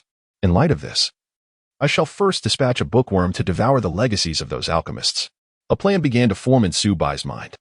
There was no need for a doppelganger to retrieve treasures, as long as the bookworm consumed the legacy jade slips, absorbing the information contained within. His true self would remain unharmed. This method was foolproof. Even if the Yi family had laid traps within their teachings, he would emerge unscathed. A day later, Subai's second doppelganger, accompanied by the bookworm, left the city and arrived at the concealed location of the first doppelganger. As soon as the bookworm laid eyes on the jade slip of a first-tier alchemist's legacy, it surged with excitement and eagerly pounced upon it to commence its feast. In an instant, as Subai remained at home, he felt a torrent of immense knowledge from the first-tier alchemist's legacy flooding into his mind through the connection with the bookworm. Such completeness! Subai was both astonished and elated, realizing that the considerable sum he had expended to acquire the alchemical legacy from the Yi family was, indeed, a worthy investment. The information contained within was vast. First and foremost, an alchemist must master an abundance of knowledge, beginning with the ability to identify herbs and spiritual plants, familiarizing themselves with their age, properties, and more. This alone could consume years, if not decades, of a cultivator's life. The second step involves refining spiritual herbs. As not all can be utilized, one must eliminate toxic components while preserving the beneficial parts. The third step requires a thorough understanding of the properties of various spiritual herbs, discerning which are incompatible with one another and which may be harmoniously combined. Furthermore, An alchemist must master various techniques, such as fire-based, water-based, lightning-based, earth-based, and metal-based alchemy, with precise control over the heat being paramount during the process. This wealth of alchemical knowledge is a testament to the countless trials and accumulations of those who came before. Were it not for the complete legacy, such richness of information would not exist. Without a doubt, the thousands of low-grade spirit stones he spent on this first-tier alchemist's legacy proved to be an astute bargain. Of course, the shopkeeper you may not have initially intended to divulge the complete legacy, harboring thoughts of murder and plunder. However, the Yi family members he sent were met with Subai's counterattack. Though the legacy may be a perilous poison concealed within a tempting fruit, Subai successfully partook, leaving the Yi family with nothing to show for their efforts. With the first-tier alchemist's legacy so thoroughly intact, one wonders if the Yi family possesses a second-tier alchemist's legacy as well. As this thought crossed his mind, Subai felt a surge of ambition. Should he acquire the Yi family's second-tier alchemist's legacy, he could aspire to become a second-tier alchemist himself, enabling him to concoct foundational elixirs independently. He recalled from the memories of the Yi family members that the clan's legacies were hidden within the scripture repository of their estate. The Sutra repository, having endured for over 2 centuries, has amassed an invaluable collection of ancestral jade tablets, the worth of which is incalculable. Observing the current situation, it is evident that the Yi family cannot sustain itself for much longer. Once the patriarch of the Yi family passes, it is likely that the family will crumble in an instant. At that juncture, perhaps one could seize the opportunity amidst the chaos to assault the Yi family and seize the ancestral jade tablets. Excitement flickered in Subai's eyes as he contemplated the astonishing enhancement and understanding he would experience if the bookworm were to devour a substantial number of ancestral jade tablets. However, such an endeavor must be meticulously planned. Haste would be ill-advised. Without a suitable opportunity, he would not act recklessly. Chapter 47. The Golden Devourer for Subai. The downfall of the Yi family was undoubtedly a fortuitous event. He contemplated, should the opportunity arise, he would certainly expedite their demise. After all, the Yi family was notorious for their ruthless nature and penchant for vengeance. Having eliminated several of their members, even though the Yi family had yet to uncover the perpetrator, once they regained their composure, they would undoubtedly seek revenge with fervor, rather than passively waiting for their retaliation. It would be far wiser to take the initiative and eradicate the Yi family entirely, thereby eliminating any potential threat once and for all. Creaking sounds filled the air as the bookworm voraciously consumed the legacy jade slips of first-tier alchemists, as well as various alchemical formulas acquired from the treasure pavilion. In an instant, the knowledge contained within these formulas flooded Subai's mind, enabling him to memorize the methods for concocting various first-tier elixirs. Consequently, the knowledge he obtained from the treasure pavilion was meticulously recorded by the bookworm, transforming into virtual tomes stored deep within Subai's consciousness. He was eager to inspect the contents of the storage bags belonging to those Yi family disciples. A thought struck him, and he promptly relayed instructions to his avatar. For months, he had harbored concerns that the Yi family had set special traps within their storage bags, which had deterred him from opening them. However, the circumstances had changed. With the assurance that the Yi family would be incapable of retaliating in the near term, he could now examine the treasures within without trepidation. To his astonishment, the contents were rather meager. He couldn't help but grimace as he opened the storage bags. The combined total of spiritual stones among the 3 bags was a mere 5,000 low-grade spiritual stones, truly insignificant. In addition, there were a dozen vials of Huanglong Dan and Qingxi Dan, estimated to be worth only 2,000 to 3,000 low-grade spiritual stones. There were also some miscellaneous items and 3 low-grade magical artifacts. The entire fortune of 3 late-stage Qi refinement practitioners amounted to only about 10,000 low-grade spiritual stones, which profoundly illustrated to Subai that even late-stage Qi refinement cultivators struggled to amass substantial wealth without stable income sources. At that moment, he finally comprehended why these individuals had resorted to desperate measures to become robbers. Wait, could this be the spirit-devouring herb? Suddenly, Subai's eyes lit up as he discovered an exceedingly rare spiritual plant among the 3 storage bags, the spirit-devouring herb. This herb was exceptionally scarce in the market. Even the treasure pavilion seldom had any trace of it. Whenever it did appear, it was quickly snatched up by eager buyers, leaving no opportunity for others. Subai had long sought such a spiritual plant, yet he had always come up empty-handed. To find it here was an unexpected stroke of fortune. His desire for the spirit-devouring herb stemmed from its status as a key ingredient in the concoction of the Golden Devourer. Once he acquired this herb, the remaining auxiliary materials would pose no challenge. What a stroke of luck. Truly, he had searched high and low, only to find his desire fulfilled effortlessly. Subai could hardly contain his joy and burst into hearty laughter. The primary ingredient he had sought for so long to create the Golden Devourer had unexpectedly surfaced within the storage bags of these family cultivators. The Golden Devourer is an extraordinarily formidable creature, renowned for its insatiable appetite for the ethereal energies and rare spiritual minerals that permeate the world. Fearless of both water and fire, and impervious to blades and swords, this remarkable insect serves as a progenitor, incessantly birthing a multitude of offspring.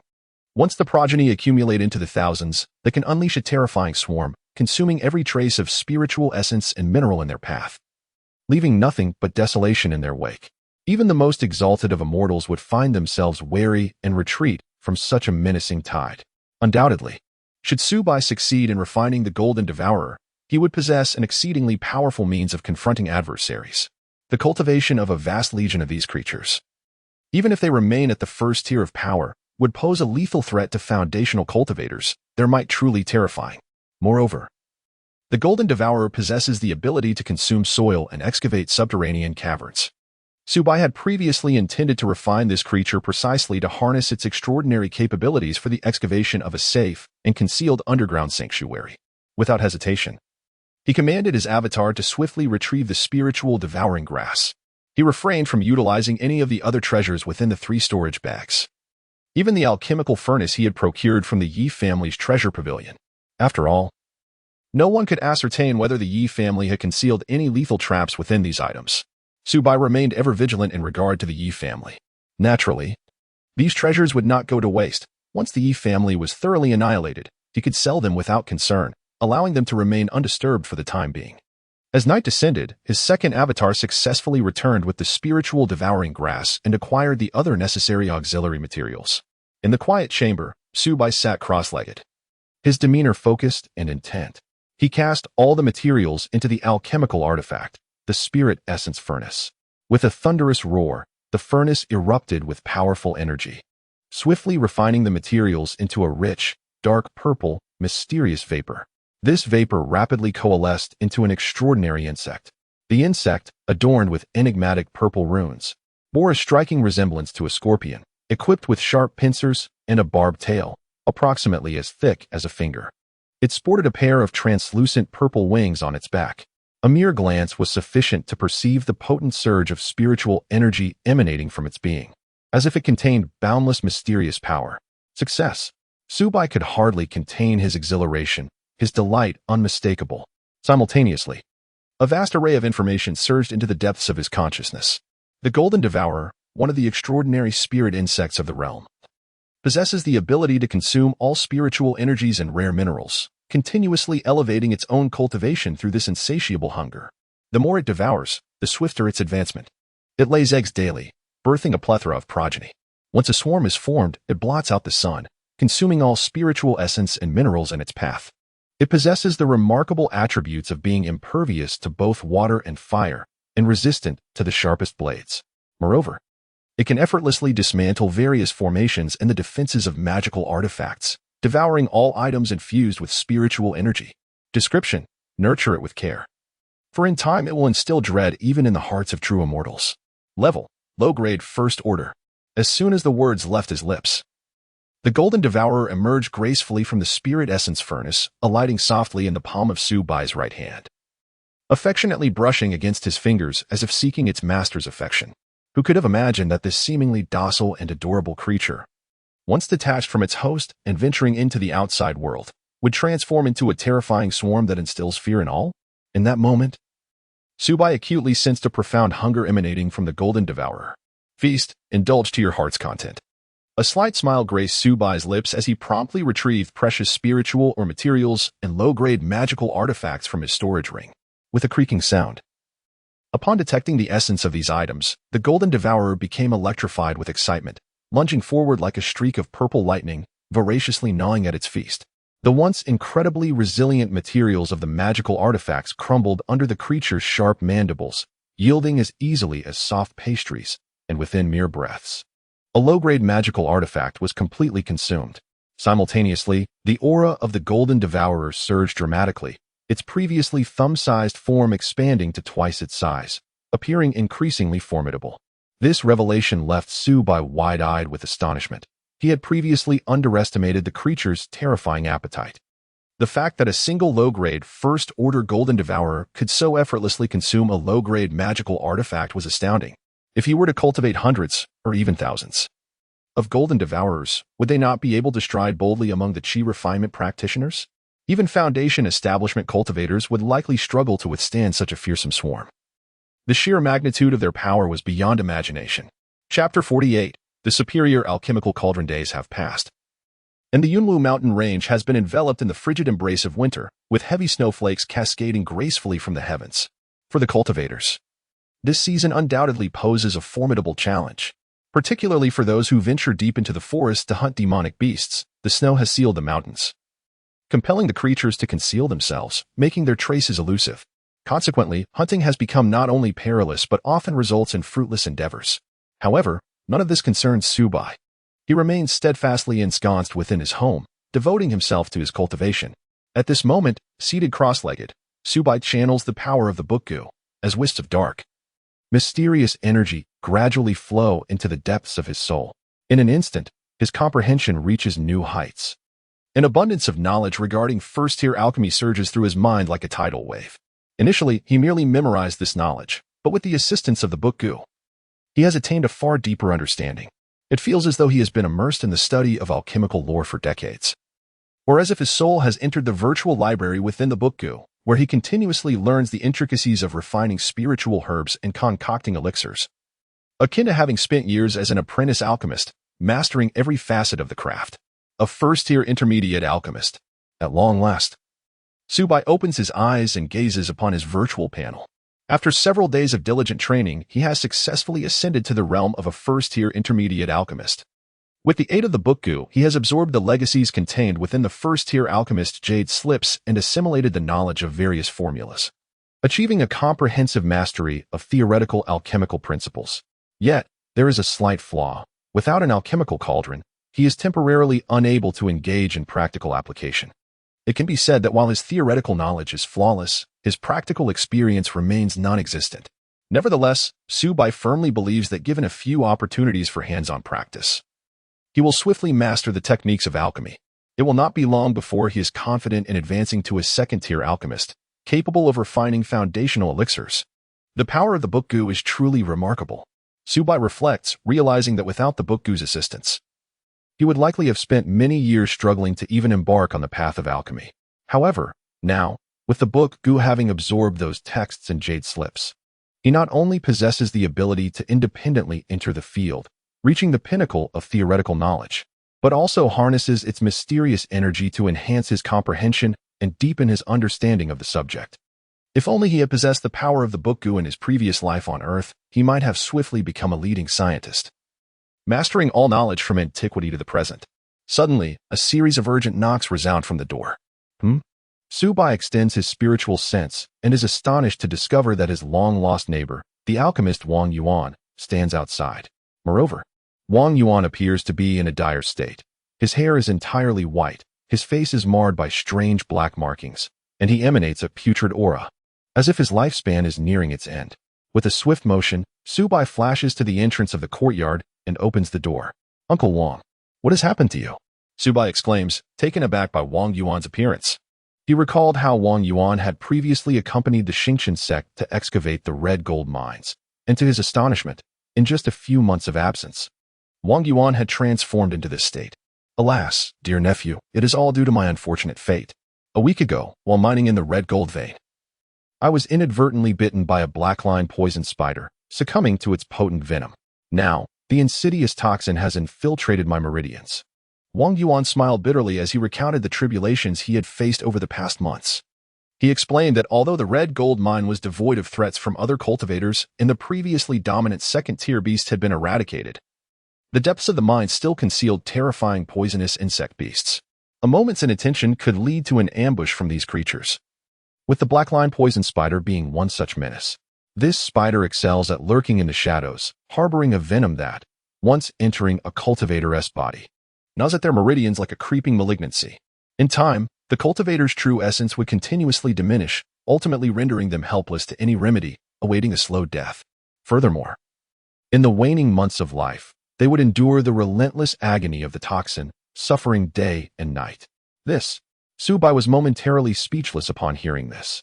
He had presumed that miners would only suffer from the erosion of the red-gold aura, but he had not anticipated Wang Yuan's misfortune in encountering the black-line poison spider. It seemed that his initial decision had been sound.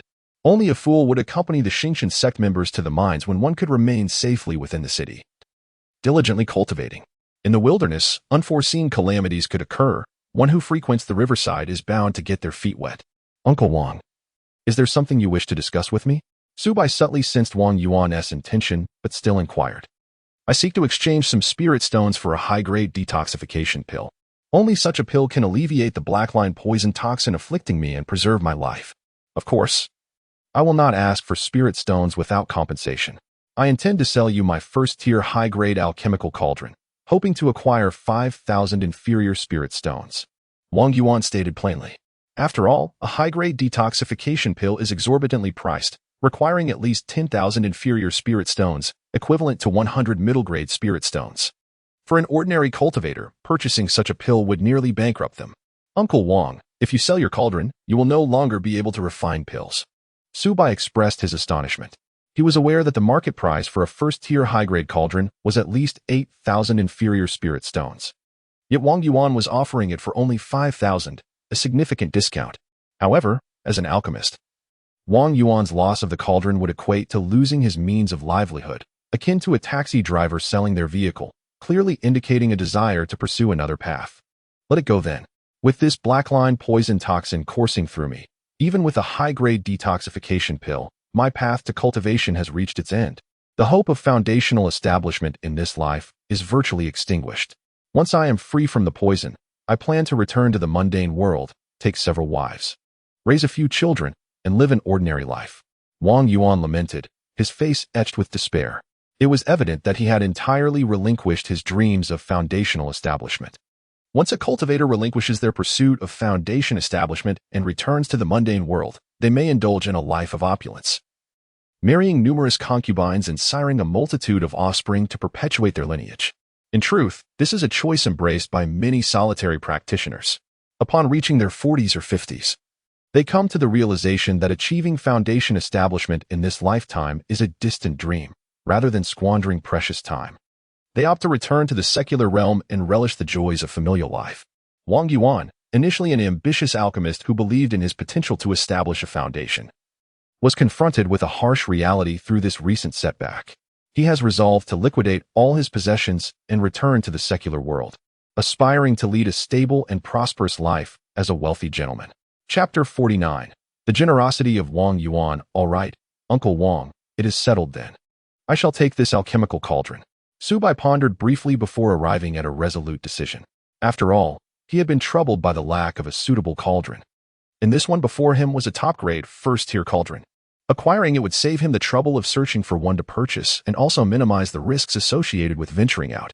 Moreover, the price was exceedingly reasonable, rendering it an unequivocal win-win situation.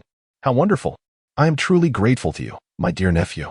Upon hearing Subai's response, Wang Yuan regarded him with profound appreciation. To be candid, he had approached Subai with a mindset of mere trial and error. As Subai was not a dedicated alchemist, and the cauldron seemed to hold little practical value, at best, it could be resold. However, he chose not to seek transactions elsewhere for two reasons. First, he and Subai shared a long-standing trust as acquaintances. Second, he was concerned that selling it to others might attract the covetous gaze of unscrupulous individuals, leading to potential robbery or treachery. By selling it to Subai, he could keep his sudden acquisition of 5,000 low-grade spirit stones concealed from prying eyes, thus avoiding the attention of the greedy. Given the current tumultuous state of Lingxiao City, one could not be overly cautious. By the way, my dear nephew, I also possess years of accumulated insights into alchemy, as well as a legacy of alchemical teachings that I fortuitously obtained in my youth. I would like to bestow them upon you, hoping that your path in cultivation will far surpass mine. After a moment's hesitation, Wang Yuan retrieved several jade slips containing his teachings and extended them to Subai. These were his most treasured possessions, encapsulating years of hard work and wisdom. He understood that Su Bai's willingness to spend such a sum on the cauldron was largely due to their long-standing friendship. As an elder, it was somewhat embarrassing to rely on the assistance of a junior to preserve his life. Thus, he resolved to offer all he had in gratitude for Su Bai's noble support. Uncle Wang, your gift is far too generous.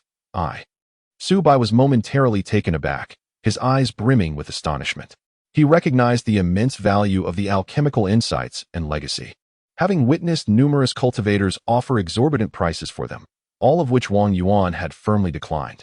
As a solitary cultivator, Wang Yuan had relied solely on his own efforts to attain the status of a mid-tier alchemist, making it clear how powerful and precious this legacy was. Had he not been so proud and unwilling to depend on others, he might have already achieved foundational success with the support of other cultivator families using this legacy. Yet now, Wang Yuan was generously gifting it to him. My dear nephew, do not feel burdened by this. I have no desire to pursue cultivation any longer. These items are merely external possessions to me. It is better to entrust them to someone who can truly make use of them, thereby ensuring their value is realized.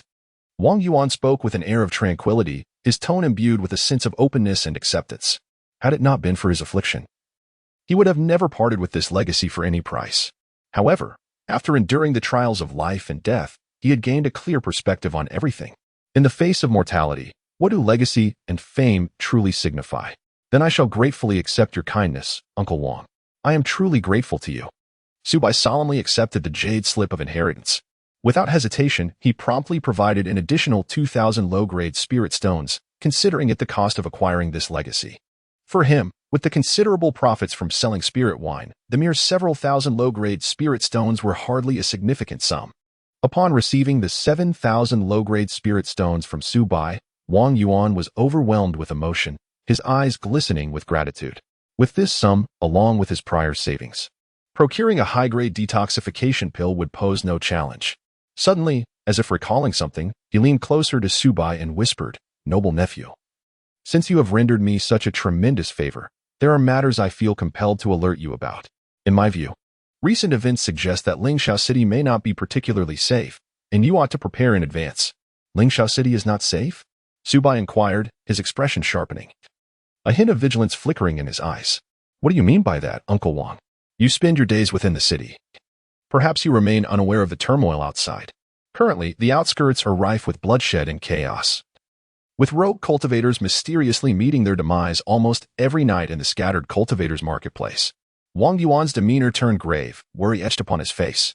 "Our former neighbors, such as Zhao Daoyu, Lu Daoyu, and Huang Daoyu, have tragically fallen victim to bandits.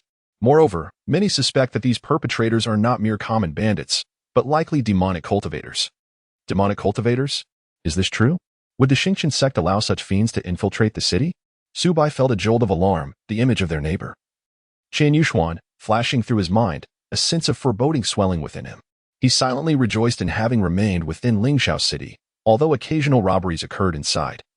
It was undoubtedly far safer than the tumultuous outside world. Humph, the Yunwu mountain range is vast and boundless, no matter how powerful the Xingqian sect may be.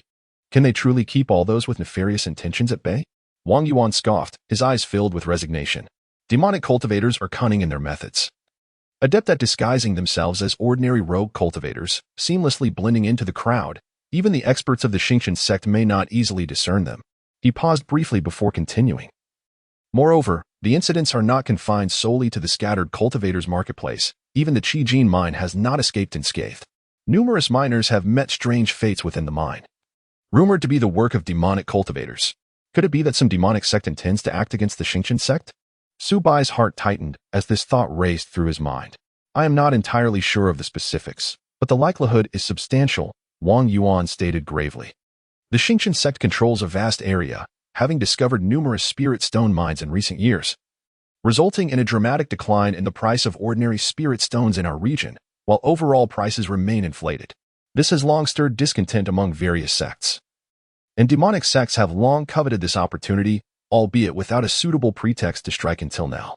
With the recent discovery of a Qijin mine, once fully exploited, their overall strength will undoubtedly see a significant enhancement, prompting those with ulterior motives to act. In the realm of martial arts, one must remain attuned to the currents of information. Although Wang Yuan is merely a solitary cultivator, His years of navigating the complexities of the immortal realm have endowed him with a network of intelligence. At times, the insights gathered by solitary practitioners surpass those possessed by the pampered disciples of established sects, both in quantity and accuracy.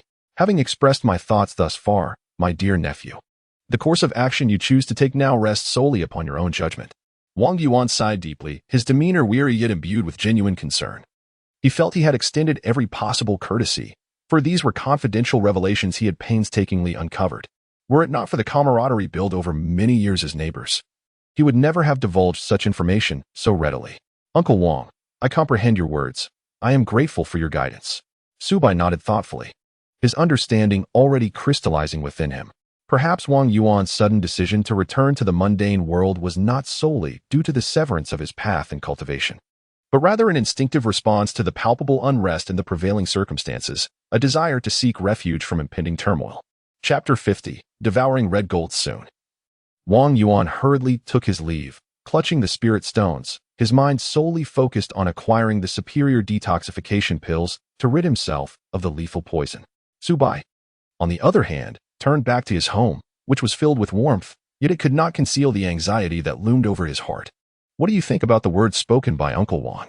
Subai inquired, casting his gaze towards Ji Wanqing, Mu Xiling, and Xia Shiyao. Their exceptional cultivation levels ensured they had overheard the conversation outside quite clearly. I find the credibility to be quite high, around 80%, Ji Wanqing responded thoughtfully. The emergence of the red gold mine is akin to a boulder being thrown into a tranquil lake, stirring up a tempest. All surrounding sects have been profoundly stimulated, and the demonic cultivators would certainly not be an exception. The significance of red gold is immense. If integrated into magical artifacts, it could enhance their power by 40%, undoubtedly elevating the combat effectiveness of the ordinary disciples of the Xingqian sect. How could other sects idly stand by and watch the Xingqian sect grow stronger? Ji Wanqing's delicate brows furrowed in concern. Moreover, selling red gold would yield staggering profits. I have also heard similar rumors from other cultivators, suggesting that demonic cultivators might infiltrate our territory. However, many dismiss these notions, believing that with the Xingqian sect's presence, the minor demonic sects posed little threat. But they forget that while the Xingqian sect may withstand the onslaught, our fates as loose cultivators remain uncertain, Ji Wanqing cautioned. Are you suggesting we should leave Lingxiao City immediately? Subai narrowed his eyes slightly, a flicker of vigilance surfacing within his gaze. He held no strong opposition to departing, for a wise man does not stand beneath a perilous wall. If Lingxiao City were to transform into a den of dragons and tigers, leaving would indeed be a prudent decision. No, I believe it is wise to stay for the time being. Xia Shiyao gently shook her head, her eyes shimmering with calm resolve. Although it is highly probable that demonic cultivators may target the Xingqian sect, they might already be lurking around the Yunwu Mountains. If we attempt to leave now, it may be difficult to escape unscathed. Are you implying that the vicinity of the Yunwu Mountains has been ensnared by demonic cultivators, laying traps for anyone attempting to flee? Subai's heart raced at this realization, suddenly aware of the imminent danger. Indeed, it is quite possible, Ji Wanqing concurred. If I were a demonic cultivator, I would certainly set ambushes around the Yunwu Mountains, selectively targeting those loose cultivators attempting to escape. One by one, they would be eliminated, allowing for a profitable harvest. Furthermore, loose cultivators are inherently weak. The Xingqian sect would not be overly concerned, and even if many fell, it would be of little consequence to them. Therefore, remaining in Lingxiao City is actually safer than risking an escape. After all, Lingxiao City is fortified with a second-tier city defense array, operated by foundation-building cultivators, capable of withstanding the combined assault of over a dozen foundation-building practitioners, and even endure a few strikes from an ordinary golden core cultivator. This place is a crucial stronghold for the Xingqian sect. They would never relinquish it easily, allowing demonic cultivators to run rampant. She firmly believed that staying within the city, leveraging their collective strength and robust defenses, would be far more secure than being isolated and defenseless in the wilderness. You present a compelling argument. It appears that remaining in Lingxiao City is indeed the most prudent choice. Subai agreed wholeheartedly, his mind racing with contemplation. Even when besieged by demonic cultivators, the city would be well protected by a second-tier formation, making it exceedingly difficult for the invaders to breach its defenses. Even in the event of a breach, amidst the chaos within the city teeming with cultivators, he would still have the opportunity to escape. He must hasten to excavate an escape route. He suddenly remembered his prior plan, to dig a tunnel extending several hundred meters beneath his residence. Once danger struck, he could escape through this passage, leaving the demonic cultivators unable to pursue him. By chance, he had successfully concocted the golden devouring insect, a creature with an exceptional ability to consume, making it perfect for the task of tunneling. However, the newly birthed insect was still too weak and needed to devour more rare spiritual minerals to grow rapidly. A thought struck him: the red gold vein. Placing the golden devouring insect in the red gold mine would allow it to feast upon the precious metal and accelerate its growth. At this realization, Su Bai's eyes brightened. The insect's appetite was indeed insatiable. In just a few days, it had nearly depleted his stock of spiritual mineral resources. Although he possessed some savings, he could not afford such extravagant consumption for long, or he would soon find himself impoverished. He had previously worried about how to nourish this little creature, but now, sending it to the starry sect's red gold vein not only resolved the feeding dilemma, but also allowed the insect to pilfer some red gold, yielding a double benefit. How delightful! The starry sect had forcibly seized his residence and coerced him into paying rent, thus exploiting him greatly. Now, his golden devouring insect would return the favor by feasting on their red gold, an act of poetic justice. The more he contemplated this, the more exhilarated he became, a smile gracing his face. 1 pound of red gold could fetch several hundred low-grade spiritual stones, and if the insect could consume dozens or even hundreds of pounds, the profit would be astronomical, a venture that promised immense returns with minimal risk. Furthermore, consuming such a unique spiritual mineral would significantly enhance the insect's power, making it even more formidable. Of course, he would not take the risk himself. He would dispatch a clone to accompany the golden devouring insect to the red gold vein. The clone could also scout the surrounding Yunwu Mountains to confirm whether demonic cultivators were truly lurking there. Even if the clone encountered peril, the acquisition of crucial intelligence would still be worthwhile. "My dear, what occupies your thoughts, bringing you such joy?" Ji Wanqing inquired, observing Su Bai's exuberance with curiosity in her eyes. "I am contemplating the increasingly perilous situation. We must swiftly elevate our cultivation. In the coming days, we must toil diligently in dual cultivation, facilitating rapid advancement in our skills. Perhaps I shall soon break through to the 7th layer of qi refinement," Su Bai replied, stroking his chin as his gaze flitted among the 3 enchanting ladies. Ji Wanqing and Mu Xiling, under his care and nurturing, had become more radiant and alluring. Their charm multifaceted, and they had even learned many delightful techniques to enhance intimacy. As for Xia Shiyao, although her instances of dual cultivation were fewer, her innate talent as a spirit Ling body made her exceptionally powerful, each encounter leaving him both astonished and overwhelmed.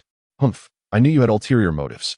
You speak of elevating cultivation, but you merely wish to take advantage of us."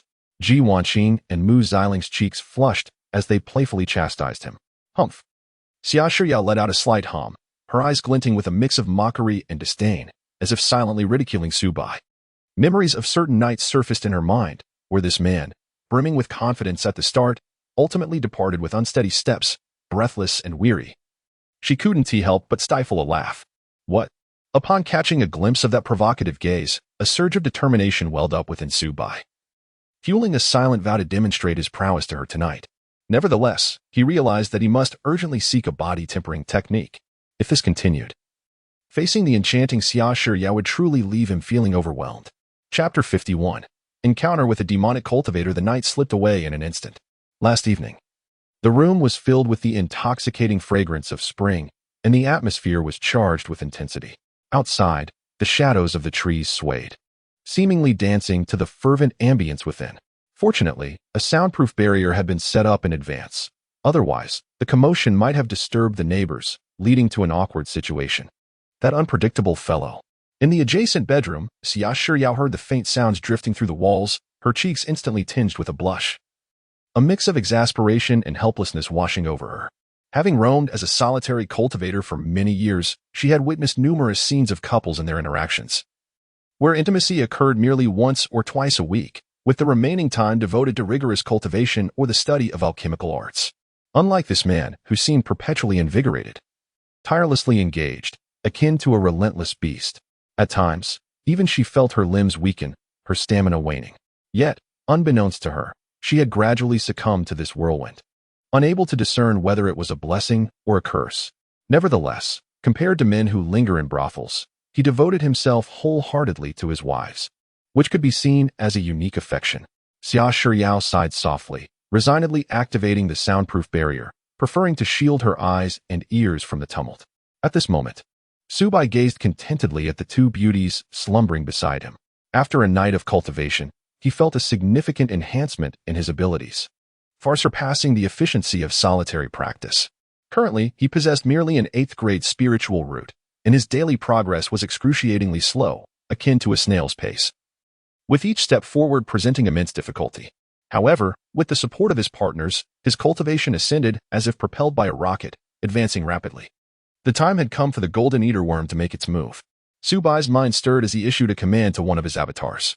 Having ascended to the 6th level of chi refinement, his avatar puppet could now nurture 6 avatars, alleviating many tasks and significantly enhancing his operational capacity. With a swift motion, the avatar that received the command transformed into an elderly man of 50 or 60 years, hunched and weary, appearing to be an ordinary, forlorn cultivator resigned to the futility of his pursuits. He stealthily approached the city gates of Lingxiao City, where a bustling throng of cultivators came and went, their expressions a myriad of emotions. As soon as he stepped out of Lingxiao City, Subai keenly sensed the subtle, piercing gazes directed towards him, cold and covetous, resembling hungry wolves lurking in the shadows, fixated on their prey. Clearly, he had attracted the attention of nearby cultivators the moment he left the city. The chaos outside Lingxiao City was indeed escalating. A sense of urgency gripped Subai, heightening his vigilance. He had long heard of the tumultuous conditions outside the city, where soaring prices and exorbitant rents compelled many cultivators to retreat to the outer markets. These outer cultivators were a mixed lot, among whom were those with dubious intentions, preying on wealthy cultivators emerging from the city, especially those who were isolated. Given the opportunity, they would not hesitate to resort to violence, seizing riches and fortunes. For this reason, conflicts often erupted outside the city, with the fall of cultivators occurring with alarming frequency. Although he had heard of it before, this was his first personal experience. In the past, when his doppelganger ventured out of the city, the chaos was not as rampant, nor as brazen. Clearly, as more cultivators gathered in Lingxiao City, the security situation had deteriorated significantly, resulting in rampant disorder. After a moment of contemplation, Subai decided to no longer conceal his own cultivation level and instantly unleashed the formidable aura of a 6th-level chi refinement practitioner within the community of loose cultivators. Such a level was quite impressive, sufficient to intimidate many petty individuals. In an instant, upon sensing Subai's aura, the gazes of the surrounding loose cultivators became noticeably more restrained, revealing a hint of apprehension in their eyes. It turns out he is a 6th-level chi refinement cultivator. We initially thought he was just an easy target. Never mind, this old man looks formidable. Who knows what hidden cards he possesses? It's not worth the risk for such uncertain gains. Any loose cultivator who has lived to such an age undoubtedly possesses considerable skills. Even if we were to kill such an old man, he might not have many spirit stones on him. Perhaps he is even poorer than we are. How unfortunate it is to enter the city in such poverty. What could he possibly be up to? No need to ask. He must be seeking pleasure, squandering any spirit stones he might earn on those frivolous women. No wonder he has only reached the 6th level of chi refinement at such an old age.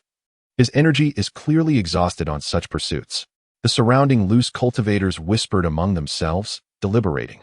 They merely sought to gain some advantage but had no intention of risking their lives, and thus would not easily take action against a tough opponent like Subai. After all, once they struck, the outcome was uncertain. Losing could cost them their lives.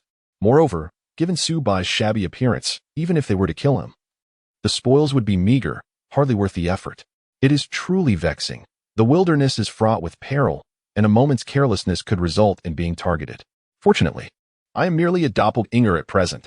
Subai maintained a stoic expression, pretending not to hear the discussions around him, inwardly grateful for having crafted the doppelganger, which allowed him to venture out into danger in place of his true self.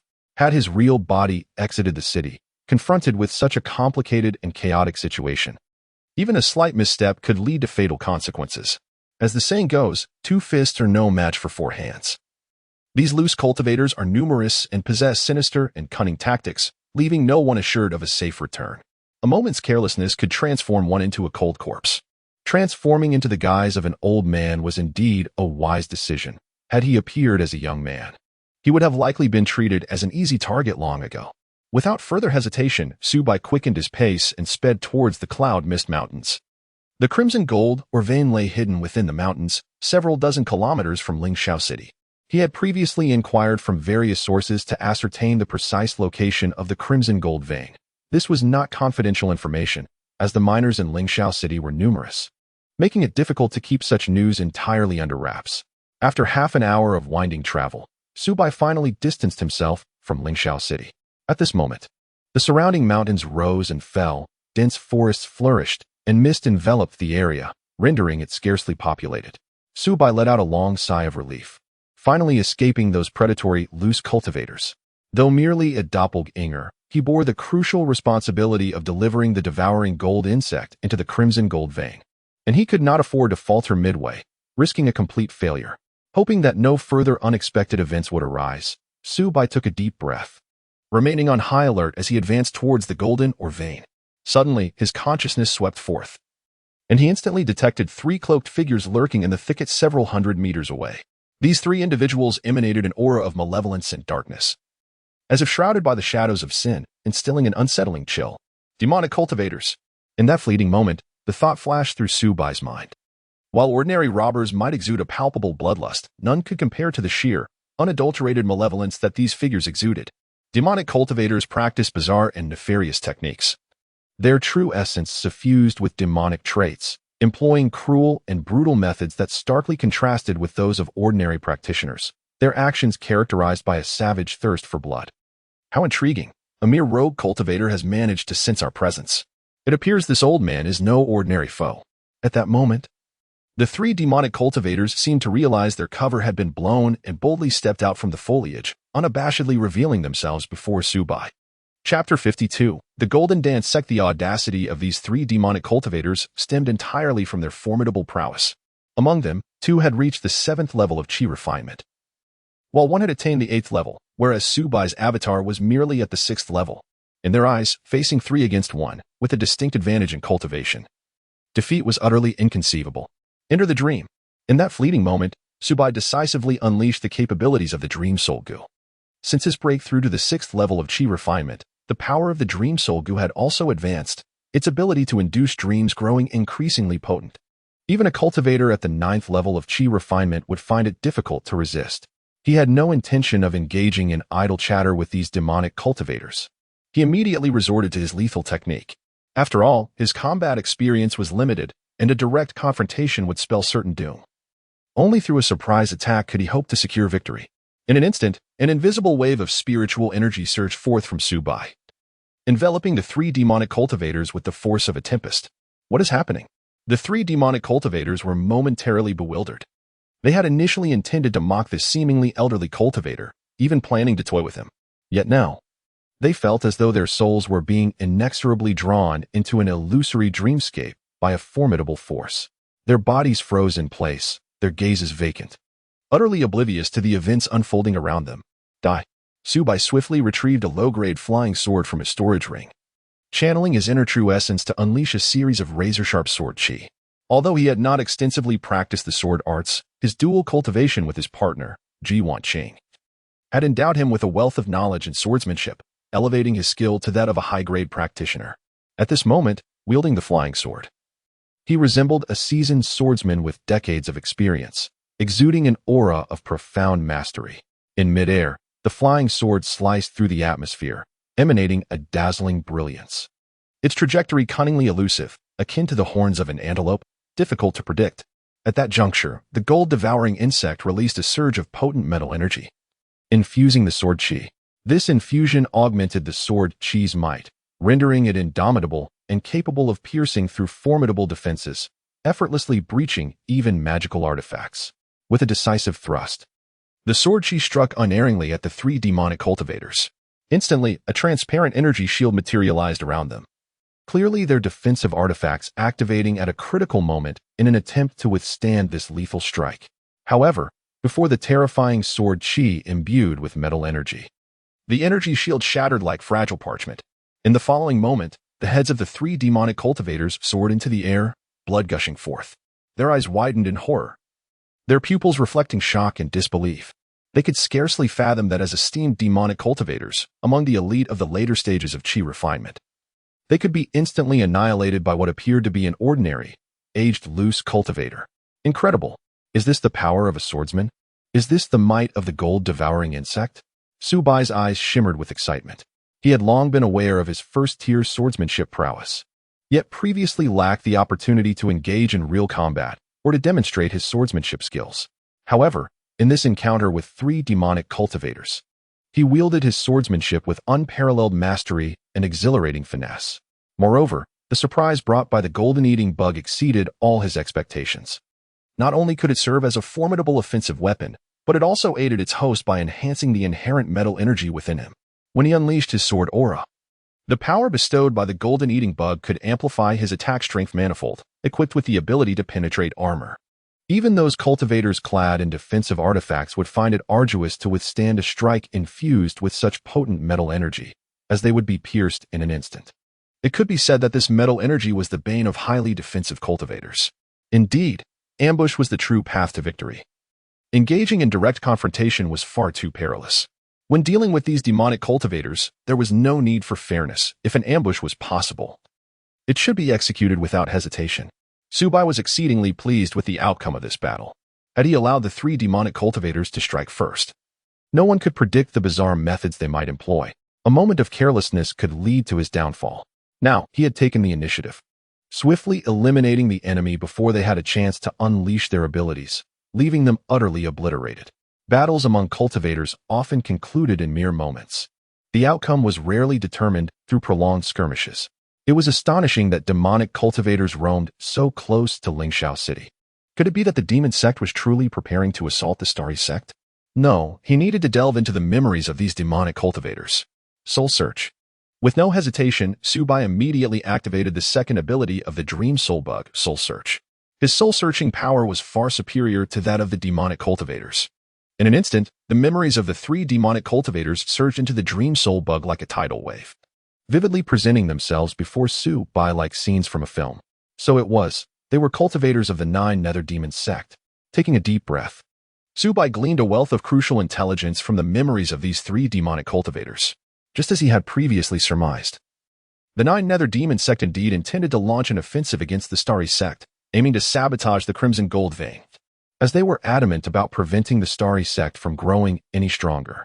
The demonic cultivators that appeared near Lingxiao City were merely the advanced troops of the 9 nether demon sect. They lay in wait primarily to gather intelligence on the Yunwu mountain range, and some had even infiltrated Lingxiao City. Once the 9 nether demon sect initiated their full-scale assault, the demonic cultivators inside and outside the city would coordinate seamlessly to breach Lingxiao City, delivering a devastating blow to the starry sect. No, their target was not merely Lingxiao City, but the starry sect itself. The 9 nether demon sects sought to incite a war between the 2 sects, aiming to inflict catastrophic damage on the starry sect. Contemplating this, Su Bai could not help but draw a sharp breath. He was aware of the gravity of the situation, yet he had not anticipated it to escalate to such an extent.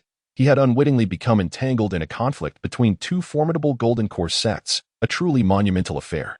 Once the Great War erupts, every corner of the land will be engulfed in flames of conflict, leaving no sanctuary. He secretly rejoiced that he had not recklessly departed from Lingxiao City. For a multitude of cultivators from the Jiuyo demon sect had long been lying in ambush around the Yunwu mountain range, including foundational cultivators. Should he have ventured out of the city without caution, he would have likely fallen prey to these malevolent practitioners. The 3 demon cultivators he encountered earlier were merely the tip of the iceberg within the vast army of the Jiuyo demon sect. Thus, it becomes evident that any destination would be fraught with peril only by remaining in Lingxiao City, fortified by the second-tier city defense array and the strength of numerous cultivators. Could he hope to withstand the onslaught of the demonic forces? Chapter 53. The breakthrough pill. This situation is truly dire. It seems imperative to find a secure location in Lingxiao City to dig a tunnel. A profound sense of crisis surged within Su Bai. After all, in the face of the formidable Jindan sect, Jiuyo Mazong, his meager strength appeared utterly insignificant. If he were to encounter a foundation establishment cultivator, even multiple lives would not suffice to save him. The prospect of fleeing was utterly futile, as the surrounding Yunwu mountain range had long been ensnared by Jiuyo Mazong's intricate web. Any thought of escape would undoubtedly lead to self-destruction.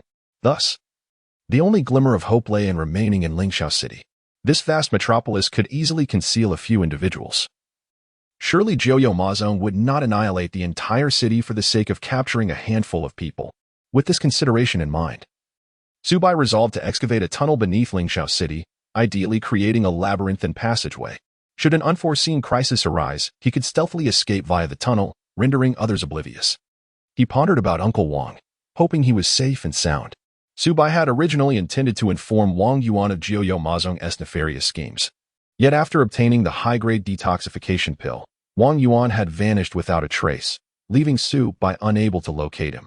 Now, he could only silently pray for Wang Yuan's safety, feeling utterly powerless otherwise. Let us see what treasures these demonic cultivators possess. Subai suddenly recalled that these malevolent beings, notorious for their misdeeds, might be in possession of numerous valuable items.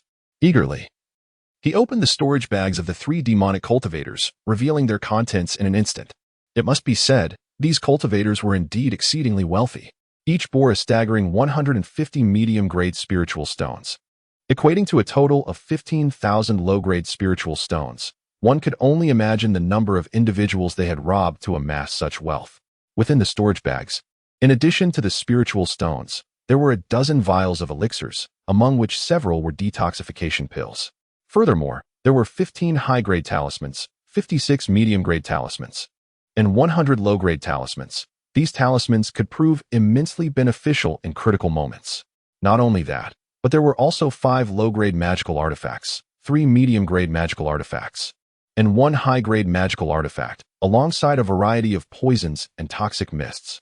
Wait, is this not the Mingwu Thunder? Subai's pupils constricted sharply as he discovered within the storage bag the infamous disposable magical artifact of Jiuyou Mazong, the Mingwu Thunder. This item possessed astounding power. Once thrown, it could instantly trigger a massive explosion, overwhelming even cultivators at the late stage of qi refinement. If inadvertently struck, even foundation establishment cultivators would sustain injuries.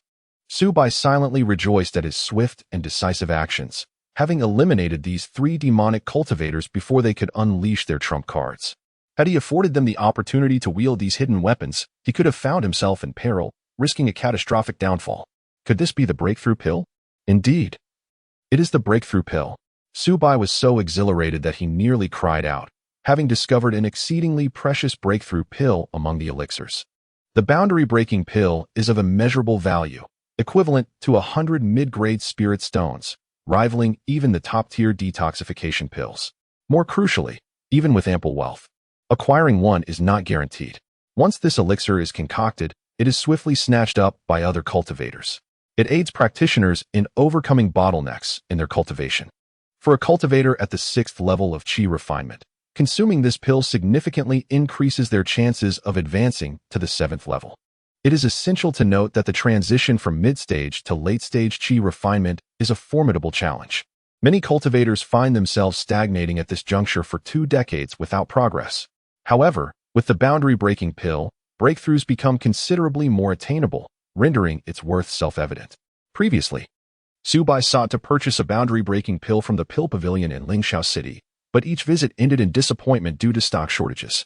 It is likely that as soon as they become available, they are promptly seized by influential families or formidable cultivators, leaving no opportunity for him.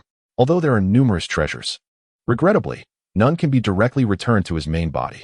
Aside from the boundary-breaking pill, he resolved to feed the remaining items to the gold-eating insect. Subai was acutely aware that despite the abundance of treasures within the storage bags of the 3 demon cultivators, based on their memories, these items were likely ensnared by special traps set by the 9 nether demon sect. Carelessly returning them to his main body could potentially incite great trouble. However, if he allowed the gold-eating insect to consume these items, any traps would become ineffective, and everything would be digested without a trace. Without a moment's hesitation, Subai commanded the gold-eating insect to commence its feast. The insect first targeted the storage bags, as they were primarily crafted from void stones, a unique spatial mineral abundant in the cultivation world that contains internal storage space. Without the substantial production of void stones in the cultivation realm, it would be impossible for every practitioner to possess a storage bag. Essentially, void stones are a rare type of mineral, one of the gold-eating insect's favored foods. In the blink of an eye, the two storage bags were consumed by the insect. With a thunderous sound, the gold-eating insect appeared to have ingested something exceptionally nourishing. Its body instantly swelling to twice its size, adorned with a plethora of mysterious runes on its surface. Even more astonishingly, a special space was formed within its belly, reminiscent of the internal space within a void stone, and this space was substantial, measuring a full 10 cubic meters, capable of accommodating a considerable amount of materials. Is this the true ability of the gold-eating insect? To devour a type of metal or mineral and acquire their properties. Such a talent is remarkably extraordinary. If it could consume a vast quantity of void stones, would it not then cultivate an immensely expansive space within its belly, perhaps even a miniature world? However, where could one find such an abundance of void stones for it to consume? Filled with both astonishment and delight, Subai marveled at the miraculous occurrences before him. Moreover, the gold-eating insect's cultivation had also ascended to the mid-tier of the first rank, with numerous spirit stones and magical artifacts remaining. He decided to store them in its belly for gradual digestion later. Subai felt immense satisfaction. With this special space, the gold-eating insect would find it far more convenient. After all, it could not continue to feast indefinitely. There would inevitably come a time when it would be satiated. Now that this space has been acquired, one can store food and consume it when hunger arises. Clearly, the voracious creature seeks rapid growth, yet it must devour a substantial amount of metallic ore to achieve this. Keeping it close would only hinder its development. It would be far better to release it into the wild, allowing it the freedom to flourish, thereby accelerating its growth. Time is of the essence. The other cultivators from the 9 Nether Demon sect may arrive at any moment. A sense of urgency gripped Subai, compelling him to refrain from lingering here. With a thunderous roar, he unleashed the flame explosion technique, instantly obliterating the corpses of the 3 demonic cultivators, erasing them from existence in the blink of an eye. After all, the 9 Nether Demon sect employs cunning methods, should any remains be left. Who could predict whether they might utilize some arcane technique to trace him through the slightest of clues? Thus, it is imperative to eradicate all potential traces that could lead to his discovery. Chapter 54. Digging for food reserves. An hour later, Subai, guided by the map obtained from Lingxiao City, set forth towards the Qijin mine. To his astonishment, a dedicated path had been established. As he approached the Qijin mine, Subai surveyed his surroundings with a look of wonder. Truth be told, this was his first time venturing so deeply into the Yunwu mountain range. Typically, he remained within the city, and even the avatars he had dispatched previously only roamed the nearby forests, never straying too far. Upon arriving near the mine, he realized that a long road had been cleared. The trees and underbrush had been completely incinerated, leaving behind a path strewn with ore-laden soil. Although it could not compare to the cement roads of his past life, in this realm of cultivation, it was indeed a rare sight. Subai proceeded along the path without encountering any obstacles, effortlessly reaching the Qijin mine. Upon reflection, this was quite reasonable, as this area was close to the territory governed by the Xingqian sect, and few would dare to provoke them foolishly. The mine was fortified with a second-tier formation, indicating the Xingqian sect's meticulous precautions. Subai refrained from approaching recklessly, instead choosing to observe from a distance. With his current proficiency in first-tier formations, he quickly discerned that a large second-tier array had been established throughout the Qijin mine. Anyone daring to invade would undoubtedly suffer severe repercussions. Clearly, the Xingqian sect had invested considerable effort in safeguarding this precious resource. Unless one was a disciple of the sect or a miner bound by contract, entrance was virtually impossible. Fortunately, Subai had come prepared. With a swift motion, the golden devouring bug silently took flight, swiftly reaching the storage bag of a miner preparing to enter the site. With this, the bug could seamlessly infiltrate the depths of the Qijin mine. Success! Subai sensed the golden devouring bug following the unsuspicious miner into the mine's depths, unnoticed by anyone, and he understood that his plan had unfolded without a hitch. "Old man, who are you?" At that moment, a cultivator from the Xingqian sect stationed at the mine seemed to have noticed Subai's suspicious behavior and immediately questioned him to ascertain his identity. However, Subai paid no heed to the inquiry. With a flicker of his form, he vanished swiftly. The Xingqian cultivator's expression shifted.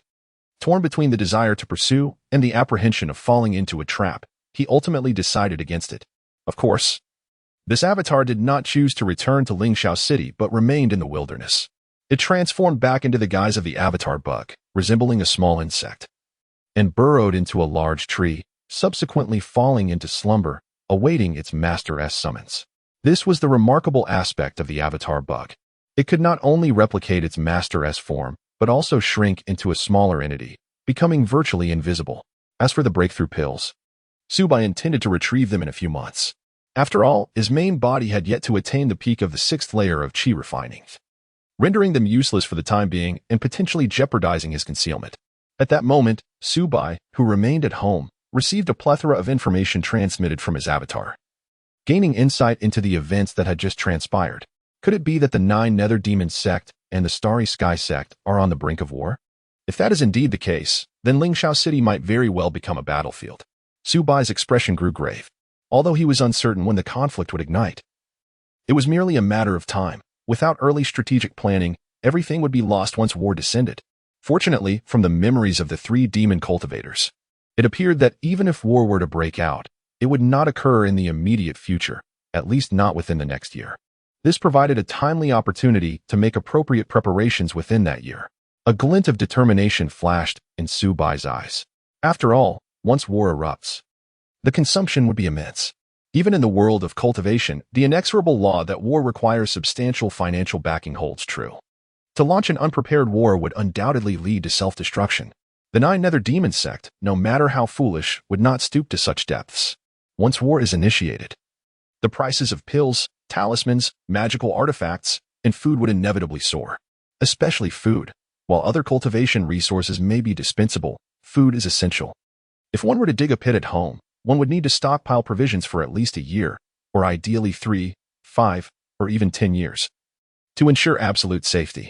Even if the war reaches a stalemate, I could endure in that underground refuge for over a decade, and let us see who can outlast whom. Subai clenched his fists, resolute in his determination. After all, food can be stored within the spirit-nourishing furnace, remaining unspoiled even after a century. Thus, the more provisions one can stockpile, the better. Moreover, he currently possessed an abundance of spirit stones. Thanks to the booming sales of spirit wine and the continuous influx of rogue cultivators into Lingxiao City, the demand for spirit wine had been steadily rising. In just a few months, he had earned 2,000 mid-grade spirit stones, equivalent to 200,000 low-grade spirit stones, a truly astonishing figure. An ordinary cultivator family would typically earn only this much in a year. If not for the concern of drawing attention, he could have amassed even more spirit stones. "My dear, what troubles you?" Ji Wanqing inquired, having prepared a delightful lunch and noticing Subai's serious demeanor as he emerged from the room.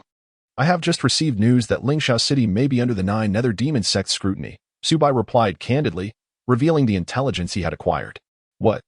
At this revelation, the 3 women's expressions changed dramatically, taken aback by such grave news. The 9 Nether Demon sect, a notorious faction of the demonic path, was said to house 3 golden core demon cultivators, their reputation preceding them. Their actions were ruthless and cruel, leaving devastation in their wake, with rivers of blood staining the land. Ji Wanqing had heard of this demon sect. Should they focus their attention on the Starry Sky sect, the latter would undoubtedly suffer, facing substantial losses. Of course, the Starry Sky sect was not without its own strengths, boasting 2 golden core true cultivators. The 9 Nether Demon sect would not be so foolish as to seek mutual destruction with them. Both sides would refrain from engaging in battle until they were fully prepared. Indeed, Lingxiao City is merely an ordinary gathering place for rogue cultivators, even though it is near the Yunwu mountain range. It does not lie within the core territory of the Starry Sky sect, so it should not be a primary target for the 9 Nether Demon sect. Mu Xiling spoke soothingly. "No, one cannot speak in such terms. Under a collapsed nest, how can there be unbroken eggs?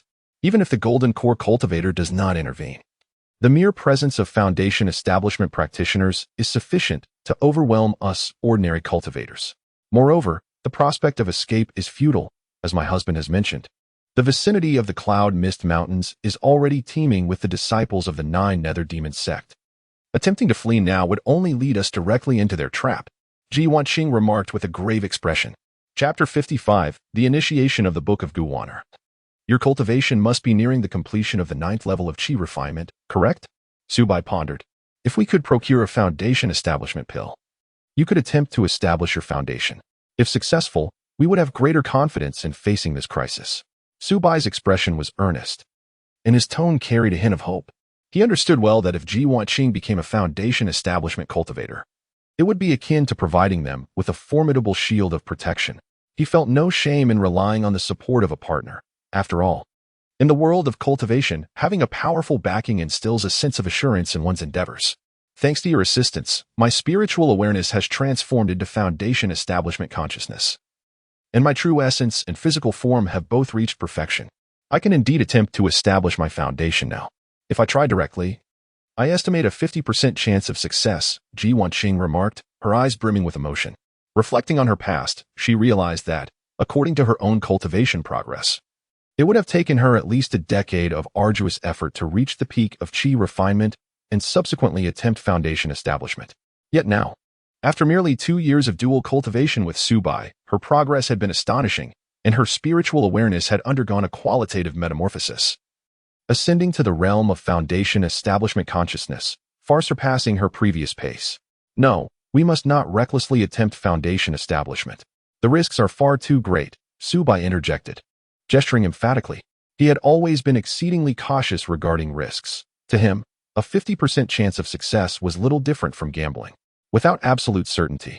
To attempt foundation establishment lightly could lead to dire consequences, including death. Ji Wanqing was his partner, and he would never allow her to take such a perilous risk. However, should they acquire a foundation establishment pill, the situation would be different. A single foundation establishment pill could increase the success rate by 30%. Moreover, with the aid of the pill's potency, even if the attempt were to fail, her life would not necessarily be at stake, providing an opportunity for another attempt. This was indeed a prudent approach. Sister Ji, there is no need to rush. I have heard that this spring, Lingxiao City will host a grand auction, and there may very well be foundation establishment pills available for bidding, Mu Xiling gently suggested from the side. In truth, Lingxiao City held a large auction every 3 years, drawing merchants from various regions, with an array of rare treasures, precious pills, and spirit herbs on display. This would attract countless cultivators, creating a vibrant and bustling scene, akin to a grand festival. Very well, let us wait then, Ji Wanqing replied with a slight nod of agreement. She understood that having the foundation establishment pill would indeed make the attempt much safer. After all, life is singular, and despite her confidence, she could not guarantee 100% success. Furthermore, with their ample supply of spirit stones, if a foundation establishment pill were truly available at the auction, they stood a chance of acquiring it. After lunch, Subai retreated to the quiet chamber, retrieving the jade slip of inheritance gifted by the alchemist Wang Yuan.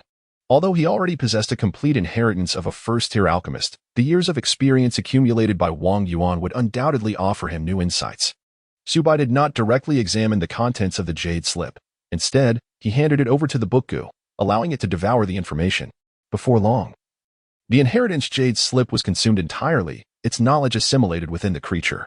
In an instant, a torrent of vast information surged into the depths of Subai's consciousness. Could it be that Uncle Wang acquired such a legacy?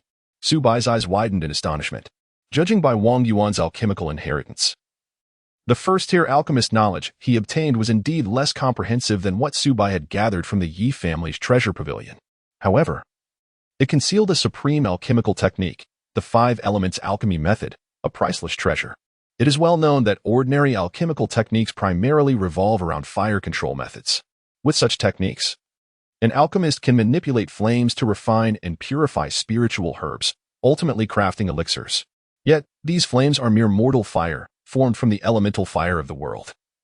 With evident limitations, the temperature and characteristics of mortal flames make it challenging to eliminate impurities from the spiritual herbs entirely. Excessive impurities can lead to conflicting medicinal properties, often resulting in alchemical failure. Even in the rare event of success, the outcome is typically a subpar elixir of inferior quality. To address this issue, cultivators within sects often seek out earth fire veins, harnessing the powerful and pure strength of earth fire to assist in alchemy, thereby resolving many alchemical dilemmas. This explains why it is exceedingly difficult for loose cultivators to become alchemists without the aid of earth fire veins. The success rate of alchemy can decrease by over 50%. Of course, should an alchemist be exceptionally fortunate and obtain a form of spiritual fire, the likelihood of successful alchemy would significantly increase.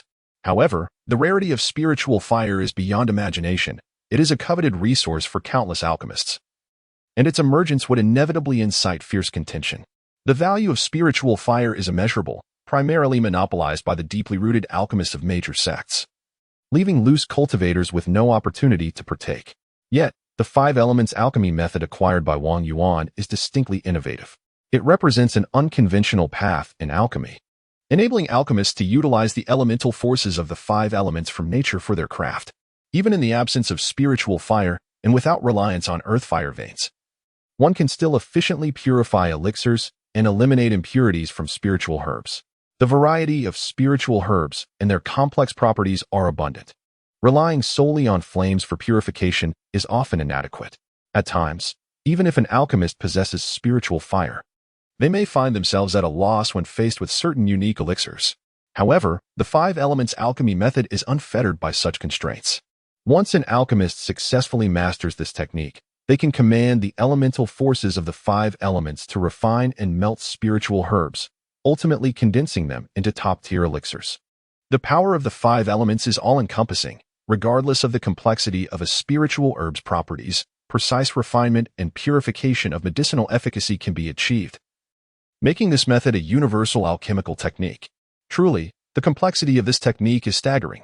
Su Bai felt overwhelmed by the intricate nature of this technique, his mind buzzing as if he were an underachiever grappling with the complexities of advanced mathematics, a chill running down his spine. The difficulty was undoubtedly far greater than that of mastering the art of illusory transformation. To truly grasp this technique, one must attain a profound mastery of the elemental powers of heaven and earth, achieving perfect control. For an ordinary cultivator, merely mastering a single elemental force is already a formidable challenge, let alone mastering all five simultaneously. Furthermore, one must integrate these five elemental forces into a harmonious whole, reaching an advanced state of perpetual existence and unity among the elements. Just the preliminary stages have thwarted countless ambitious cultivators. Years ago, when the alchemist Wang Yuan first acquired this technique, he was jubilant, believing he was on the cusp of greatness, destined to become a foundational cultivator, if not even a golden core master. However, after dedicating 30 years just to barely grasp the basics, his hopes were instantly dashed. With his innate talent, even if he devoted several more decades to his practice, it would be exceedingly difficult to cultivate this technique to a proficient level. Nevertheless, even at the entry level, this technique enabled him to rise to the status of a mid-tier alchemist, surpassing the vast majority of independent cultivators. This clearly indicates that such an alchemical technique must have originated from the hands of an extraordinarily gifted master alchemist. It seems he must rely on the assistance of the book spirit. Su Bai sighed in resignation, decisively abandoning the notion of self-comprehension. He understood that his aptitude was merely average. Attempting to fathom such an esoteric technique was nothing short of a fanciful dream. No matter how he strained, it would ultimately amount to nothing more than a futile waste of time. Chapter 56. A rare and extraordinary talent. Su Bai took a deep breath and resolutely activated the book Gu. In an instant, a mysterious gray mist surged into the depths of his soul, causing his body to tremble violently. In that fleeting moment, Su Bai sensed that his comprehension had seemingly multiplied several dozen times. The once arcane and esoteric knowledge now became remarkably lucid, akin to a naive mortal suddenly transforming into a prodigious genius. So, this is the principle behind it. Su Bai immersed himself in the exploration of the five elements alchemy technique, which had once appeared as a complex tome of celestial wisdom. Now, he effortlessly dissected it with clarity, making every detail vividly apparent. The elements of metal, wood, water, fire, and earth danced under his command, as if they were spirited sprites, pliable to his will. The progress of mastering the five elements alchemy technique surged. 10, 20, 30, 40. What had taken Wang Yuan decades of arduous effort to barely grasp, Su Bai advanced with the fluidity of a boat gliding down a river. This immense disparity, aided by the power of the book Gu, magnified the chasm between genius and the ordinary. At times, the gulf of talent is indeed more formidable than any chasm. With the formidable assistance of the book Gu, Su Bai felt as though he had been endowed with unparalleled enlightenment, standing as a figure at the zenith of wisdom. After an entire day of profound contemplation, coupled with the full support of the book Gu, Su Bai's mastery of the five elements alchemy technique had far surpassed that of Wang Yuan, successfully elevating this alchemical art to a proficient level. This was merely a beginning. With continuous practice, he would inevitably refine the technique to mastery, perhaps even to the realm of perfection. Of course, this would require a lengthy period of cultivation, not something to be achieved overnight. It was time to test his results. Su Bai slowly opened his eyes, their depths sparkling with eager anticipation. He resolved to attempt alchemy. For the preliminary preparations were already complete, with the alchemical furnace and spiritual herbs at his disposal. If Wang Yuan could become a mid-grade alchemist, he believed he could as well. From a theoretical standpoint, he had already attained the level of a mid-grade alchemist. What remained was merely the honing of practical experience. Without a moment's hesitation, Su Bai swiftly retrieved the precious high-grade alchemical furnace and meticulously placed each chosen spiritual herb within. Commence. Su Bai swiftly formed hand seals and activated the 5 elements alchemy technique. In an instant, the elements of metal, wood, water, fire, and earth surged forth, enveloping each spiritual herb with gentle grace, like ethereal spirits. Under the influence of the 5 elemental forces, the impurities within the herbs were gradually stripped away, leaving only the purest essence, which slowly transformed into crystalline droplets of spiritual liquid. How intriguing! Excitement and curiosity danced in Su Bai's eyes as he wielded the mental prowess akin to a foundational cultivator, cautiously probing into the spiritual liquid. At this moment, he profoundly grasped the vast disparity between foundational cultivators and chi practitioners in the realm of alchemy. The formidable consciousness resembles a pair of precise eyes, capable of discerning the subtle impurities lingering within the spiritual liquid, while simultaneously masterfully manipulating the fusion proportions, allowing the different essences of herbs to blend seamlessly, a realm unattainable by mere chi practitioners. Under the exquisite guidance of the 5 elements alchemy technique, the spiritual liquid gradually amalgamates in specific ratios. Time seemed to elapse unnoticed as the liquid slowly solidified and intertwined, ultimately giving rise to perfectly rounded, plump, azure pills emanating a gentle radiance within the alchemical cauldron. A rich fragrance of medicinal aroma instantaneously enveloped the surroundings, intoxicatingly delightful. As the entire courtyard became immersed in this enchanting scent. Success. The revitalizing pill has been successfully refined. Su Bai gazed at the 13 lustrous pills in the cauldron, his heart brimming with a sense of accomplishment. These pills contained immense medicinal potency, their purity far surpassing the commonly found revitalizing pills in the market. Husband, what is that delightful aroma? It is so fragrant. At that moment, Ji Wanqing, Mu Xiling, and Xia Shiyao, busy in the kitchen, were irresistibly drawn by the rich scent. They set aside their tasks, curiosity piqued, and made their way toward the quiet chamber. Their faces were painted with confusion and intrigue, eager to uncover the source of the fragrance. Haha, I have successfully refined the pills. Su Bai beamed as he opened the door to the quiet chamber, cradling the cauldron in his hands, ready to showcase his achievements to the 3 women. What? Are those not the mid-grade revitalizing pills? Husband, have you become a mid-grade alchemist? Ji Wanqing gasped, covering her mouth in astonishment as she beheld the pills within the cauldron. In the realm of cultivation, the criteria for evaluating an alchemist's rank is straightforward. The grade of pill they can refine determines their level. Su Bai had successfully concocted a first-order mid-grade revitalizing pill, undeniably marking him as a mid-grade alchemist. Indeed, I just attempted it, and to my surprise, it truly worked. Su Bai nodded slightly, his face radiant with a confident smile. Although he had acquired a wealth of theoretical knowledge through the Book of Gu, he had long harbored doubts about his true capabilities due to a lack of practical experience. Now, having successfully refined a mid-grade pill solely through his own efforts, without the aid of earthly or spiritual fire, he had indeed become a genuine mid-grade alchemist. All of this was made possible by the 5 elements alchemy technique. Husband, you are remarkable. To refine a mid-grade pill on your first attempt. Surely, even those renowned alchemical masters pale in comparison. Mu Xiling's eyes sparkled with admiration as she exclaimed. She was well aware that Su Bai had previously known nothing of alchemy. To achieve such astounding results in such a short time without a mentor was truly unbelievable. Such talent in alchemy was exceedingly rare throughout the ages. Not quite yet. Let me refine a foundation-establishing pill before we celebrate. I had mentioned before that even if I cannot procure a foundation-establishing pill at the auction, as long as I have sufficient spiritual herbs, I can concoct one myself. Su Bai stood confidently, hands clasped behind his back. His unwavering confidence derives from the formidable assistance of the Book of Sorcery, propelling him along his path of cultivation with extraordinary prowess. As she observed this, Xia Shiyao's enchanting eyes sparkled, and her heart stirred with ripples of emotion. She had once believed that Su Bai was merely boasting. After all, for a self-taught cultivator without a mentor to concoct a foundation establishment pill seemed utterly fantastical. Yet now, Su Bai had manifested his capabilities through tangible actions, transforming his former grandiloquence into reality. In her gaze, there was now an infusion of tenderness and admiration directed towards him. Ji Wanqing's delicate face flushed with a rosy hue, her eyes brimming with deep affection as she regarded Su Bai, akin to gazing upon the most cherished treasure in the world.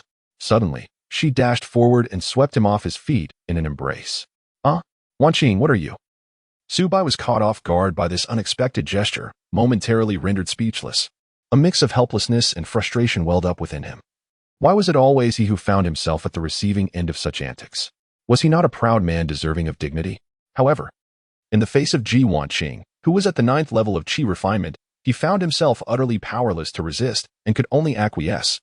Chapter 57, The Foundation Establishment Cave. Since Su Bai revealed his prowess as a mid-tier alchemist and showcased his extraordinary talent in alchemy, the atmosphere at home had grown increasingly vibrant. Which wife or concubine would not wish for her husband to achieve greatness? Su Bai's innate abilities undoubtedly opened up a realm of infinite possibilities for them, their gazes towards him brimming with admiration and anticipation. However, Su Bai's complexion appeared somewhat pallid as he glanced at his two beautiful wives, languidly asleep beside him. He couldn't help but recall the enchanting figure in the adjacent room, who was watching him with keen interest, stirring a sense of bitterness within his heart.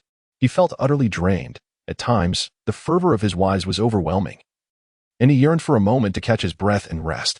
Suddenly, a jolt of realization coursed through him as he sensed a mysterious and warm energy emanating from the affection silk Gu, seamlessly integrating into his being.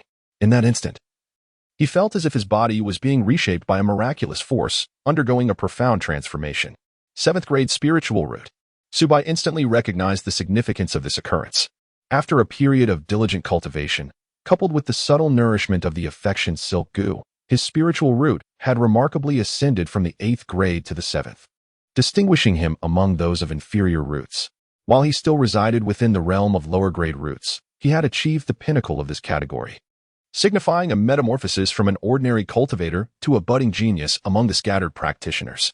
Yet, only by attaining a 6th grade spiritual root and entering the ranks of mid-tier roots could one qualify to be nurtured as a disciple by a sect. Compared to those sect disciples, his 7th grade spiritual root might not seem particularly outstanding. However, when juxtaposed with his former 8th grade root, the difference was monumental. Is this the sensation of a 7th grade spiritual root? Su Bai's face lit up with joy as he focused his mind, activating the spiritual pivot technique. He was immediately struck by an unprecedented acuity in his perception of the spiritual energy of the heavens and earth. With each breath, he absorbed a third more energy than before. Moreover, his comprehension soared as if ignited by a blazing flame, significantly enhancing his understanding. Now, even without the aid of the book Gu, he could effortlessly grasp some advanced techniques and cultivation methods. This was the formidable advantage of possessing a 7th grade spiritual root. Cultivators with such roots could shine brightly among scattered practitioners. Although the elevation of a single grade may seem modest, over time, the gap would be exponentially magnified. A cultivator with a 7th grade spiritual root and one with an 8th grade root, if both practiced for a decade, might find the former advancing to the late stages of qi refinement, while the latter struggled in the mid-stages. The disparity in innate talent was akin to an insurmountable chasm. A single step ahead would result in perpetual advancement. Cultivators with 7th grade spiritual roots would have relatively greater hope for foundation establishment in the future. However, should resources be scarce, surmounting the challenges of the foundation establishment stage would still be fraught with difficulties. Su Bai reflected deeply. Even with a 7th grade spiritual root, the path ahead was still beset with thorns. Among scattered practitioners, those possessing 7th grade spiritual roots were few, if they could secure ample cultivation resources and guidance. Their chances of success in foundation establishment would significantly increase. In the realm of cultivation, resources are scarce and competition is fierce, leaving many cultivators with 7th grade spiritual roots to ultimately stagnate at the qi refinement stage. Indeed, if I continue along this path, there remains a possibility for my spiritual roots to enhance further. Su Bai clenched his fists and opened his cultivation panel to examine. Host, Su Bai. Cultivation, Qi Refinement 6th Layer, Progress 50. Lifespan, 22, 120 years. Qualification, 7th grade spiritual root, 3. Swordsmanship, 1st tier superior, 80. Runes, 1st tier superior, 40. Formation, 1st tier medium, 40. Alchemist, 1st tier medium, 50. Phantom Evasion Technique. Proficient 70. 5 Elements Alchemy Formula. Skilled 10. Flame Explosion Technique. Minor Achievement 98. Wind Blade Technique. Skilled Golden Light Technique. Beginner Ice Technique. Skilled Rain Summoning Technique. Beginner Thunder Calling Technique. Beginner. Evidently, his abilities have significantly improved compared to before. Most notably, the leap in his spiritual root qualification is something that cannot be exchanged for any earthly treasures. It is said that within the cultivation world, there exist divine herbs capable of enhancing spiritual roots. Yet these are rare treasures firmly controlled by top-tier factions and golden core experts, far beyond the reach of ordinary cultivators. I must say that while the Love Silk Gu possesses no direct combat capability, its auxiliary effects are astonishing, rendering many precious spiritual herbs dim in comparison. With a 7th-grade spiritual root, the speed of cultivation indeed accelerated considerably. Subai was filled with exhilaration. He ardently wished to elevate his cultivation to the Qi Refinement 7th layer before the impending crisis, officially stepping into the latter phase of Qi Refinement. Only then could he possess greater self-preservation capabilities amidst the turbulent circumstances. In the afternoon, Subai was immersed in diligent practice at home, utilizing the power of the Book Gu to deepen his understanding of alchemical knowledge. During this period, his alchemy skills steadily improved, drawing ever closer to the status of a high-tier alchemist. At that moment, his neighbor, Chen Hongyu, unexpectedly paid a visit. Daoist Chen, what brings you here? Subai inquired, maintaining a cautious demeanor toward this enigmatic neighbor. However, as the other party had not exhibited any unusual behavior, he deemed it unwise to harbor baseless suspicions. After all, holding unwarranted hostility toward a neighbor could tarnish his own reputation. Daoist Su, the matter is as follows, Chen Hongyu replied with a warm smile. Recently, I discovered a Foundation establishment cave left by predecessors in the Misty Mountain Range. Unfortunately, the cave is protected by a 2nd-tier formation, making it exceedingly difficult for me to breach it alone. After much contemplation, I believe your exceptional strength could be invaluable. Perhaps we could venture there together and reap some rewards. Should we successfully enter the cave, the treasures and legacies within would suffice for a lifetime. And there may even be Foundation establishment spiritual items that could aid us in breaking through our bottlenecks. His tone carried a hint of temptation, attempting to persuade Subai to join him on an outdoor adventure to explore this cave. In the cultivation world, exploring the caves of predecessors is a coveted opportunity for many cultivators, once fortune smiles upon one. Discovering a valuable cave can lead to the acquisition of immense wealth and precious legacies amassed by predecessors, propelling one to great heights. Such was the case for Wang Yuan, a master alchemist who serendipitously stumbled upon a legacy of alchemical knowledge, thus embarking on his illustrious journey. However, while dreams may be enchanting, reality often proves to be harsh. Many, fueled by the aspiration of overnight riches, traverse the depths of remote mountains in search of ancient ruins and caverns, yet the number who truly attain wealth is scant. Instead, countless souls meet their demise. They either perish within the treacherous traps and perilous formations of these caves, or fall victim to betrayal by their own companions, succumbing to the violence of internecine conflict. It can be said that exploring ancient ruins is an adventure fraught with peril, where the odds of survival are slim. Subai's previous incarnation met a similar fate, as his parents tragically lost their lives during such an expedition, leaving him in a state of profound solitude. Chapter 58. Superior Talismans to Explore the Ruins and Caves? Subai narrowed his eyes slightly, scrutinizing his neighbor, Chen Hongyu. Friend Chen, I am merely a small practitioner at the 4th level of Qi Refinement. I hardly possess the capability to accompany you in such an endeavor. You flatter me excessively. Secretly, Subai activated the illusory transformation technique, skillfully concealing his true cultivation level and only projecting the strength of a 4th-level Qi Refinement practitioner. With the intricacies of this technique, even an expert in the Foundation establishment stage would find it challenging to see through his facade. Friend Su, you are far too modest, Chen Hongyu replied, his face adorned with what seemed to be a genuine smile, laced with a hint of flattery. Though you are currently at the 4th level of Qi Refinement, I believe that given time, you will undoubtedly break through to the Foundation establishment stage. For now, you are merely lying in wait, poised to soar. He paused momentarily before continuing. With your current cultivation, exploring a Foundation establishment cave may indeed be somewhat ambitious. However, your two companions are both formidable practitioners at the 9th level of Qi Refinement. Their strength should not be underestimated. His smile broadened, of course. I have not only invited you, I have extended invitations to several other neighbors as well. If we unite our efforts, I am confident that this endeavor will be met with success.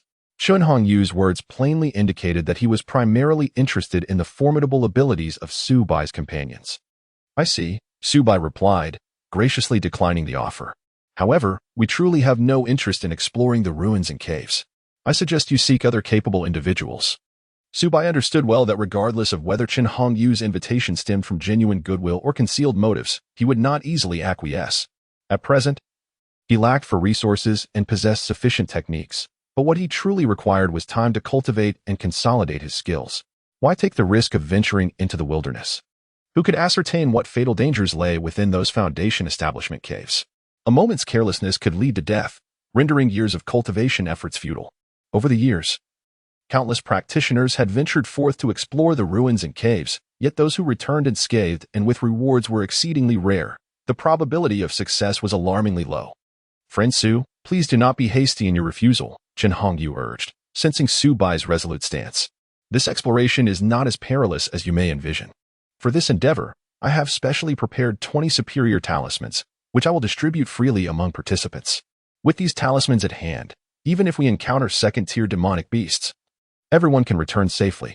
Chun Hongyu believed that such a generous offer would surely sway Su Bai, yet to his surprise, Su Bai merely smiled faintly and remained unmoved. In that case, friend Shin, it would be best for you to seek out other willing adventurers. We truly are not suited for such undertakings. Very well. Since friend Su has made his intentions clear, we shall await another opportunity for collaboration, understanding that further persuasion would be futile and might even appear disingenuous. Chun Hongyu reluctantly withdrew, bidding farewell. Dear husband, what did that friend Shin want with you just now?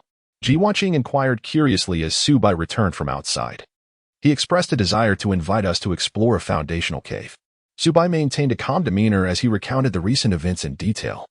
But I found it to be excessively perilous and promptly declined. Indeed, it was dangerous. Xia Shiyou nodded gently, her expression solemn, remarking that one must be cautious. Where there is undue flattery, there lies either deceit or thievery. Precisely, what value do foundational spiritual artifacts hold? Our objective is the foundational elixir. Moreover, the spring auction is imminent. It is unnecessary to take such risks. Mu Xiling concurred. Let us disregard him and focus on our cultivation within the city, Su Bai concluded.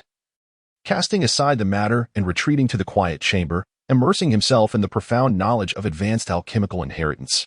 This rapid comprehension of knowledge made him feel as though time flowed like water, slipping away. Meanwhile, Chun Hongyu returned to his room with a dark expression. Well, did that brat agree to join us on the adventure? An eager figure in a black robe inquired. He declined, Chun Hongyu replied through clenched teeth, his face a mask of anger and resentment. How dare a mere fourth-layer Qi practitioner repeatedly refuse my invitations? Such audacity is tantamount to courting death. Were it not for his association with two ninth-layer female cultivators who support him, would he dare to speak to me in such a manner? Chun Hongyu's heart burned with fury, and his earlier display of gentleness and humility before Su Bai was merely a facade. In truth, he was a ruthless and vindictive practitioner of the demonic path. In the wilderness, no fourth-layer loose cultivator would dare treat him with such disrespect. He would have long since slain them with a single strike. Yet here in Lingxiao City, he had to endure for the time being. He actually refused? The black-robed figure narrowed his eyes, a glimmer of danger flashing within. Had they sensed something? Or did they simply not covet foundational spiritual artifacts? They likely have not discerned our identities, Chun Hongyu inhaled deeply, striving to regain his composure. We have been exceedingly cautious these past few months, leaving no traces. They could not have discovered us. It is probable that the brat is timid and fearful, unwilling to venture beyond the city walls. I have heard that his parents perished during a wilderness expedition, leaving him all alone.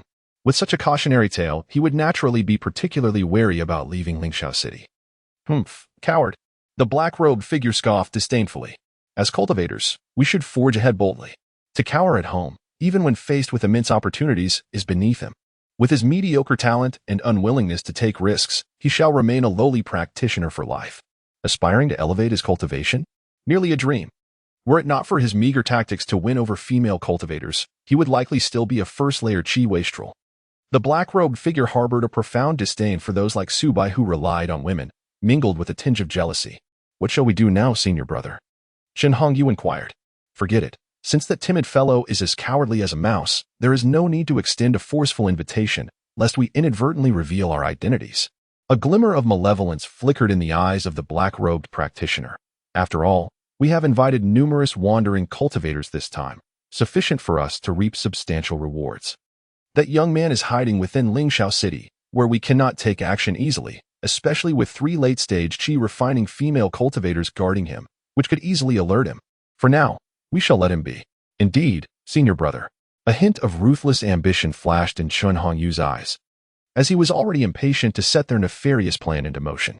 The adage goes, to kill and plunder is adorned with golden belts, while repairing bridges and roads leaves no corpses behind. In the realm of the demonic path, murder and theft, as well as deception followed by ambush, are commonplace occurrences. For them, it is only through such means that they can swiftly amass a fortune of cultivation resources, becoming rich overnight. Otherwise, relying on painstakingly crafting talismans, it remains uncertain when they would ever gather enough to purchase foundation-building elixirs. Chapter 59. The golden-eating worm digs in March. The protracted winter finally came to an end, with the ice and snow melting away, allowing the earth to rejuvenate, basking in the warm sunlight as temperatures gradually rose. However, for the numerous cultivators residing in the Misty Mountain Range, this spring was fraught with peril. A multitude of slumbering beasts awakened, ravenous after a long winter's hibernation, exhibiting heightened aggression. Any cultivator unfortunate enough to encounter them in the mountains would likely become a target for their attacks. In no time, the forests were teeming with the silhouettes of beasts in search of food, each step fraught with danger. Every spring, numerous careless cultivators met their demise within the depths of the Misty Mountains due to unexpected assaults from these creatures. However, such dangers held no sway over Subai, who resided deep within Lingxiao City. He had always been prudent in his actions, never daring to venture into the perilous Misty Mountains lightly. At this moment, within the tranquility of his home, a delightful surprise was quietly unfolding. Success! He had finally concocted the spirit-gathering pill. Unable to contain his excitement, Subai erupted into joyous laughter.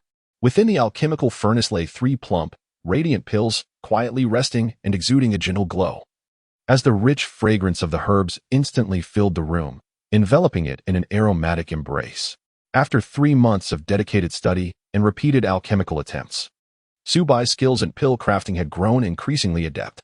The spirit-gathering pill was a high-grade elixir, an exceptional aid for cultivators in the late stages of qi training, holding significant value, with a single pill fetching 500 low-grade spirit stones. His successful creation of the spirit-gathering pill undoubtedly marked him as a high-grade alchemist. Such exquisite mastery in alchemy would earn him respect in any cultivator family, potentially leading to invitations as a guest elder, garnering admiration and adulation from many. In the realm of cultivation, alchemists are rare, highly skilled individuals, coveted wherever they go. With a heart full of anticipation, Subai opened his cultivation panel. Host, Subai. Cultivation level, Qi training 6th layer, progress 70. Lifespan, 23, 120 years. Talent, 7 rank spirit root, 15. Sword path, 1st tier high grade, 85. Runes, 1st tier high grade, 60. Formation, 1st tier medium grade, 80. Alchemist, 1st tier high grade, 30. Illusory demon transformation technique, proficient, 88. 5 elements alchemy technique, proficient, 30.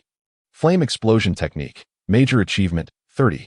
Wind blade technique, skilled, golden light technique, skilled, ice cold technique, skilled, sweet rain technique, skilled, thunder summoning technique, skilled. In just 3 short months, all of his abilities had seen steady improvement. Not only had his alchemist rank risen to that of a high-grade alchemist, but his practice of the 5 elements alchemy technique had also surpassed the skilled level, reaching proficiency. It was this notable advancement in the 5 elements alchemy technique that had facilitated his rapid ascent to becoming a high-grade alchemist. Moreover, the refinement of this technique seemed to have enhanced his comprehension of the 5 element spells. The various techniques he had learned began to advance to the skilled level, and even spells he had rarely practiced before could now be wielded with ease, as though he had naturally mastered them. Regrettably, the art of illusory transformation remains at the level of mastery. However, this is not unexpected. Once one reaches mastery, the time and comprehension required for further advancement increase exponentially. For an ordinary cultivator, it would likely take decades to achieve even the slightest progress. Yet, Subai, within such a brief span, has made remarkable strides, earning the title of genius. In just a few months, I have ascended to the rank of a high-grade alchemist. Subai is filled with myriad emotions, acutely aware of the vast reservoir of knowledge concerning elixirs and intricate alchemical techniques continuously surging from the depths of his consciousness. He has truly become a bona fide high-grade alchemist, reflecting on his former neighbor, Wang Yuan, who spent decades languishing at the mid-grade alchemist level. It seems unlikely he will ever attain high-grade status in this lifetime. In contrast, Subai has achieved this breakthrough in mere months. If word were to spread, it would undoubtedly astound countless individuals. Of course, all this is thanks to the unwavering support of the book Gu. Without its enhancement of his comprehension, his alchemical prowess would not have surged so rapidly. It appears that becoming a second-tier alchemist is just around the corner. A resolute glimmer sparkles in Subai's eyes. Yet he knows he must first acquire the inheritance of a second-tier alchemist. Currently, he possesses only the inheritance of a first-tier alchemist. To ascend further, he must obtain the legacy of a second-tier alchemist. In the realm of cultivation, gaining access to the inheritance of a second-tier alchemist is typically restricted to major sects like the Starry sect or perhaps the Yi family. However, with the Yi family currently in its prime and backed by foundational cultivators, Subai is wise enough not to recklessly offend them and invite trouble upon himself. Obtaining knowledge of second-tier alchemy from the Yi family is akin to scaling a steep mountain. Nevertheless, there is no need to rush. Other opportunities will inevitably arise. Subai takes a deep breath, as he has never been one to embrace recklessness, preferring instead to act in accordance with circumstances to minimize his own risk. The past few months have seen Lingxiao City tranquil and harmonious. Even the frequent brawls have diminished significantly, and the security situation has evidently improved, subtly reminiscent of the stability before the Starry sect's arrival. Yet, this seemingly calm fade has instilled a sense of unease within Subai, akin to the eerie stillness before an impending storm. Presently, the Jiuyo demon sect shows no signs of attacking the Starry sect, and the presence of demonic cultivators has vanished without a trace, as if the prior information received was mere fabrication. Nonetheless, for Subai, this is not without merit. He harbors no desire for Lingxiao City to descend into chaos. Achieving a stable foundation for cultivation is his utmost aspiration. After all, the saying that in chaotic times, one is worse than a dog is not an empty phrase, but a poignant truth born of blood and tears. Regardless of whether the Jiuyo demon sect harbors intentions to assault Lingxiao City, I must excavate a tunnel to secure a retreat. Subai clenches his fists, resolutely committing to this course of action. Over the past 3 months, the most significant change has undoubtedly been the golden devouring worm. Since entering the golden, or vein, the gold-devouring insect has embarked on a frenzied feast of gluttony. Not only does it lay an abundance of eggs within the vein, but it also relentlessly consumes the precious red gold day and night, leading to a geometric growth in its cultivation level, which has now ascended to the first-grade upper tier. The once coveted red gold, belonging to the Starry sect, has thus been surreptitiously devoured by the gold-devouring insect, with a substantial portion consumed. Perhaps when the disciples of the Starry sect delve into the depths of the mine, they will be astonished to discover that the reserves of red gold have significantly diminished, far less than they had envisioned. For the gold-devouring insect, this red gold vein is nothing short of an exclusive luxury banquet. It awakens to feast, sleeps when satiated, and leads an exceedingly comfortable existence. By now, the mother gold-devouring insect has birthed 200 offspring, sufficient to form a small legion. Once this legion unleashes its might, ordinary cultivators in the later stages of chi refinement stand little chance of survival. Let 100 of the gold-devouring insects return first, Subai mused, stroking his chin. With these insects at his disposal, excavating an underground passage leading outside the city should pose no challenge. Subai is well aware of the formidable tunneling abilities of the gold-devouring insects. In just a few days, they can carve out a tunnel spanning several dozen kilometers, as if they were born for the sole purpose of burrowing. Moreover, the gold-devouring insects can consume the earth itself, feasting on the soil, alleviating any concerns about the accumulation of excess dirt that might betray their covert operations. Chapter 60. The Treasure Pavilion, my dear husband. Have you truly succeeded in crafting the spirit-gathering pills? How remarkable! Subai emerged from the quiet chamber, securely holding 3 freshly created spirit-gathering pills. Ji Wanqing's eyes sparkled with delight, her joy unmistakable. She had always believed in her husband's extraordinary talent, confident that he would one day become a highly esteemed master alchemist. Yet, she had not anticipated that this day would arrive so swiftly. Within just a few months, Subai had achieved this milestone. If this momentum continues, it may not be long before he ascends to the rank of second-tier alchemist, successfully creating foundation establishment pills to assist her in breaking through her bottleneck and advancing to the foundation establishment stage. The mere thought of this filled Ji Wanqing's heart with sweetness, deepening her affection for Su Bai. We are still far from the goal. Becoming a master alchemist is merely the beginning, Su Bai humbly responded with a smile, gesturing dismissively. With such prowess, what is a second-tier alchemist? In the future, third-tier and fourth-tier alchemists will be within your grasp. Mu Xiling gazed at Su Bai with admiration, convinced that there was nothing her husband could not accomplish. He was simply omnipotent. My dear, the meal is ready. Please come and taste it, Ji Wanqing gently inquired. No rush, compared to the meal.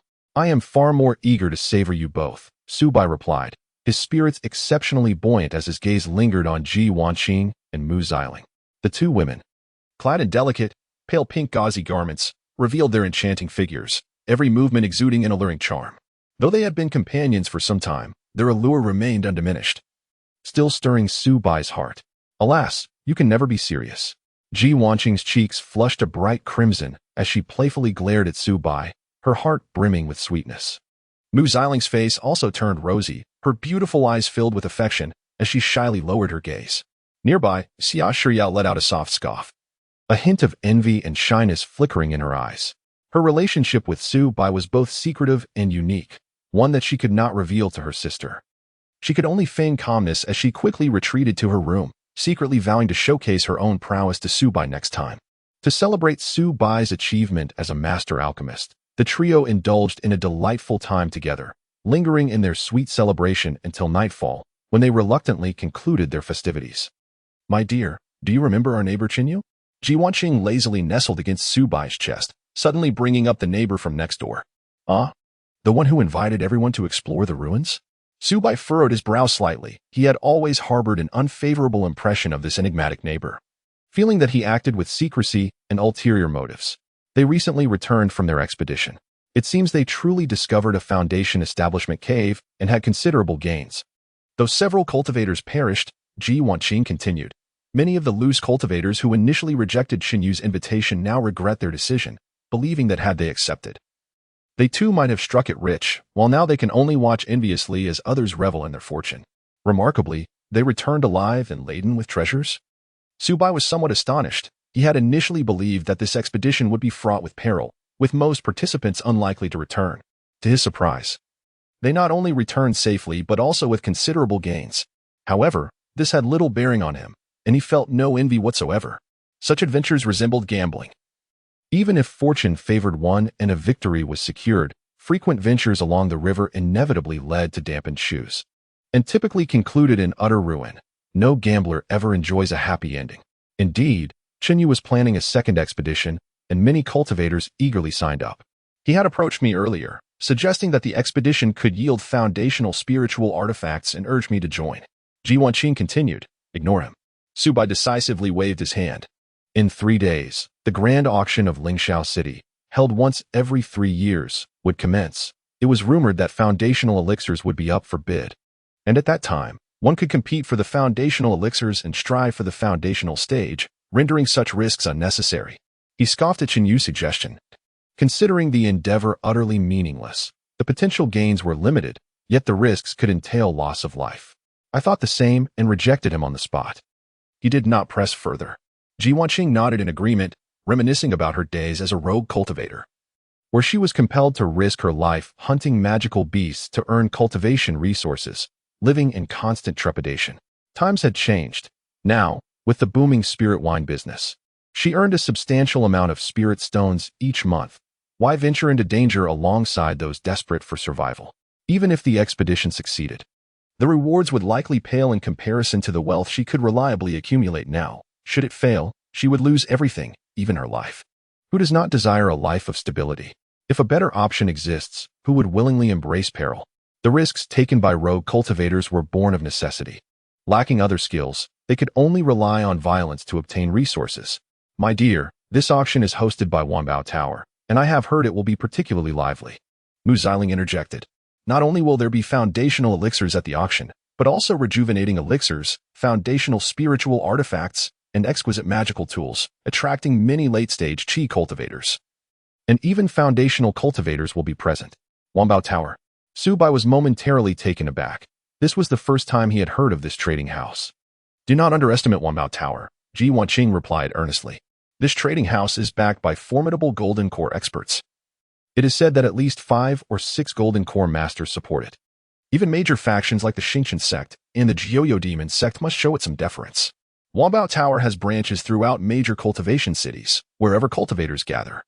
One can find Wanbao Tower's presence, and its influence is tremendously vast. Furthermore, Wanbao Tower aggregates rare treasures from across the lands and frequently organizes large-scale auctions that attract throngs of cultivators. Sometimes even golden core experts find themselves drawn to them. Ji Wanqing elaborated on Wanbao Tower's background, describing it as a behemoth in the realm of commerce. With an unparalleled strength and profound heritage, one that even the Xingqian sect would find hard to rival. During the peak of the Ji family's prosperity, they often procured treasures from Wanbao Tower, holding it in great esteem. After all, a trading house capable of amassing such a plethora of rare treasures while maintaining stability speaks volumes about the power behind it. In the ruthless world of cultivation, where the weak are devoured by the strong, possessing genuine skills is essential. Otherwise, one would have been ravaged by rival factions long ago. Does this imply that we stand a significant chance of acquiring the Foundation Establishment Pill? Su Bai clenched his fists, his eyes brimming with anticipation. Perhaps not. Ji Wanqing gently shook her head, remarking that the specifications of this auction are exceedingly high, attracting numerous Foundation Establishment cultivators. Should they decide to bid, it would likely be challenging for ordinary cultivators like us to compete. At times, an overly grand auction is not advantageous for common cultivators. It signifies that coveted treasures will be targeted by formidable practitioners, leaving little hope for ourselves. Regardless, we must make the attempt, Su Bai asserted solemnly. This represents a rare opportunity for them to obtain the Foundation Establishment Pill, and should they miss it, they may be left waiting indefinitely. Chapter 61. Is the pretty boy like this? In the blink of an eye, for days had passed, and a magnificent flying vessel, exuding an ethereal glow, glided towards Lingxiao City. This extraordinary craft belonged to the esteemed Wanbao Building. As the vessel landed smoothly, a throng of adept cultivators from Wanbao Building swiftly descended, expertly taking control of the largest auction house in Lingxiao City. Upon the announcement of their arrival, the entire city erupted in excitement. Loose cultivators, family disciples, and even members of the Xingqian sect flocked to the auction house like a rising tide.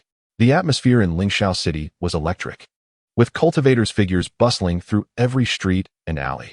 Not every cultivator was privileged enough to enter the Wanbao Building's auction. Yet such a gathering sparked a myriad of trading activities. Numerous cultivators, each with their own needs, engaged in frequent private transactions, with many setting up makeshift stalls on the streets to sell their surplus treasures in exchange for much-needed cultivation resources. Su Bai and his 3 companions seized this rare opportunity to sell their first-grade spirit wine in abundance.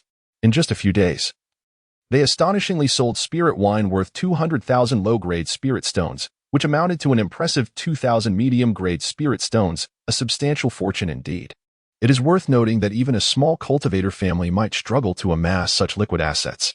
My dear, we now possess over 4,000 medium-grade spirit stones. A Foundation Establishment Pill typically retails for around 100,000 low-grade spirit stones, equivalent to roughly 1,000 medium-grade spirit stones.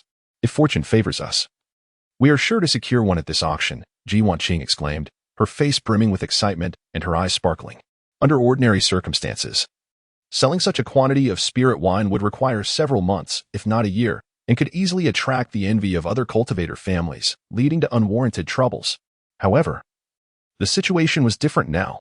Lingxiao City was a melting pot of cultivators from all walks of life, making large-scale transactions go unnoticed. Moreover, the attention of those families was diverted by the grandeur of the upcoming auction. I've heard that one must possess a quota to enter the Wanbao Building's auction. Wanqing, have you secured a spot? Su Bai inquired. Of course, Ji Wanqing replied confidently. For ordinary cultivators, obtaining an auction quota is indeed as challenging as ascending to the heavens, but as a 9th-layer Qi practitioner, acquiring one is a mere formality. Wanbao Building is here to conduct business. They would never turn away esteemed guests with purchasing power. Then let us witness this grand auction, Su Bai said eagerly, filled with anticipation. Perhaps he would finally obtain the treasures he had long desired. Moreover, the arrival of Wanbao Building had significantly improved the security of Lingxiao City. To ensure the auction proceeded smoothly, The Xingqian sect dispatched numerous disciples to maintain order within the city. Even the typically arrogant bandits dared not act recklessly at this time, for none wished to offend the Xingqian sect or one-out building. Thus, Subai could venture out without concern for his safety. Moreover, he has now ascended to the 6th layer of qi refinement, significantly enhancing his prowess. Unless a foundation establishment cultivator personally intervenes, it is quite challenging to pose a threat to him. An hour later, Subai, Ji Wanqing, Mu Xiling, and Xia Shiyao made their way to the auction venue together. At this moment, the area outside the auction hall was teeming with people, a bustling sea of cultivators. Those who had arrived here were at least experts in the late stage of qi refinement. Among the crowd, many disciples clad in the attire of the starry sect could be seen, each standing tall with an air of pride, clearly indicating their affiliation with the sect. However, even these typically arrogant disciples of the starry sect exhibited considerable restraint in the presence of the Wanbao Tower, refraining from reckless behavior. Subai could sense powerful fluctuations of energy emanating from within the auction, indicating the presence of several foundation establishment cultivators guarding the premises. This subtly underscored the formidable strength of the Wanbao Tower, which could muster such an array of foundation establishment cultivators for the sake of an auction. Ah, young Su, you are attending this auction as well. At that moment, a familiar figure approached from a distance. It was the manager Qian from the Treasure Pavilion. He immediately spotted Subai along with the 3 enchanting ladies by his side. Manager Qian, I'm merely here to join the festivities and witness the grandeur of the event. I hardly possess the strength to compete for treasures at the auction. Subai replied with a smile, then turned to his 3 companions and said, Wanqing, Xiling, Shiyao, please greet Manager Qian. He is an elder who has provided me with considerable assistance over the years. It would be nice for you all to meet him. Subai smiled modestly, indicating that he was merely accompanying his companions for a bit of entertainment, with no intention of bidding on any treasures. Greetings, Manager Qian, the 3 ladies chimed in, their voices melodious and polite. Is this truly the case? Manager Qian was taken aback by their gentle greetings. Glancing once more at the 3 charming female cultivators beside Subai, his eyes widened in disbelief, nearly dropping his jaw to the ground. He could hardly believe his eyes. 3 late-stage qi refinement female cultivators, 2 of whom were formidable 9th-layer practitioners, were addressing him with such courtesy. It is important to note that he was merely a 7th-layer cultivator himself. Whenever he encountered female cultivators of the 8th or 9th layers, he would always treat them with utmost respect and refer to them as seniors. In the realm of cultivation, strength reigns supreme. Those of higher cultivation are deemed seniors, while those of lesser cultivation must obediently comply, regardless of their age. Please, I am unworthy of such honor. Young Su, you are far too gracious, Manager Qian stammered. His face flushed with embarrassment as he waved his hands in protest. He felt both astonished and apprehensive at his age. He could hardly bear the weight of such deference from 3 female cultivators of the 8th and 9th layers. In all his years, this was a first for him. He had previously imagined that Subai had caught the attention of some late-stage female cultivator who had taken him as her prized possession, perhaps enduring untold hardships as a result. He even conjured an image of a corpulent, unattractive, and eccentric female cultivator, convinced that while Subai was being protected, he must have been suffering greatly. Even if one were to endure a modicum of humiliation, it is far preferable to be slain by the hands of a malevolent cultivator, becoming a mere soul lost to the path of darkness. Yet, the scene before him utterly subverted his expectations. These 3 female cultivators were not only as ethereal as celestial beings, their figures graceful and enchanting, but they also adhered to Subai's every word, behaving as though they were his devoted wives, exhibiting an astonishing level of docility and understanding. No, even a concubine could not possess such refinement and gentility. Manager Qian could not help but ponder in disbelief. Subai bore no resemblance to a kept man. How could a mere pretty boy command such submission from affluent women? He felt as though his perception had been completely transformed. Chapter 62. Is there any justice in the world? No, not at all. Master Qian is my elder, and they are my companions in cultivation. Thus they are naturally your juniors.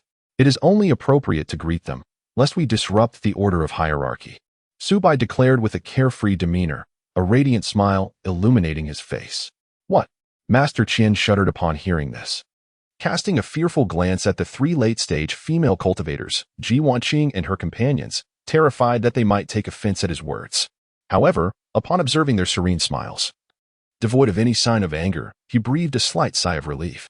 Yet, a surge of jealousy flooded his heart like a tumultuous tide. Is there any justice in the world? What charm does this young man possess that captivates three such remarkable female cultivators so completely? No, it is not just one, but three. Master Qian could scarcely believe his eyes. How could these enchanting cultivators be drawn to someone as seemingly ordinary as Su Bai?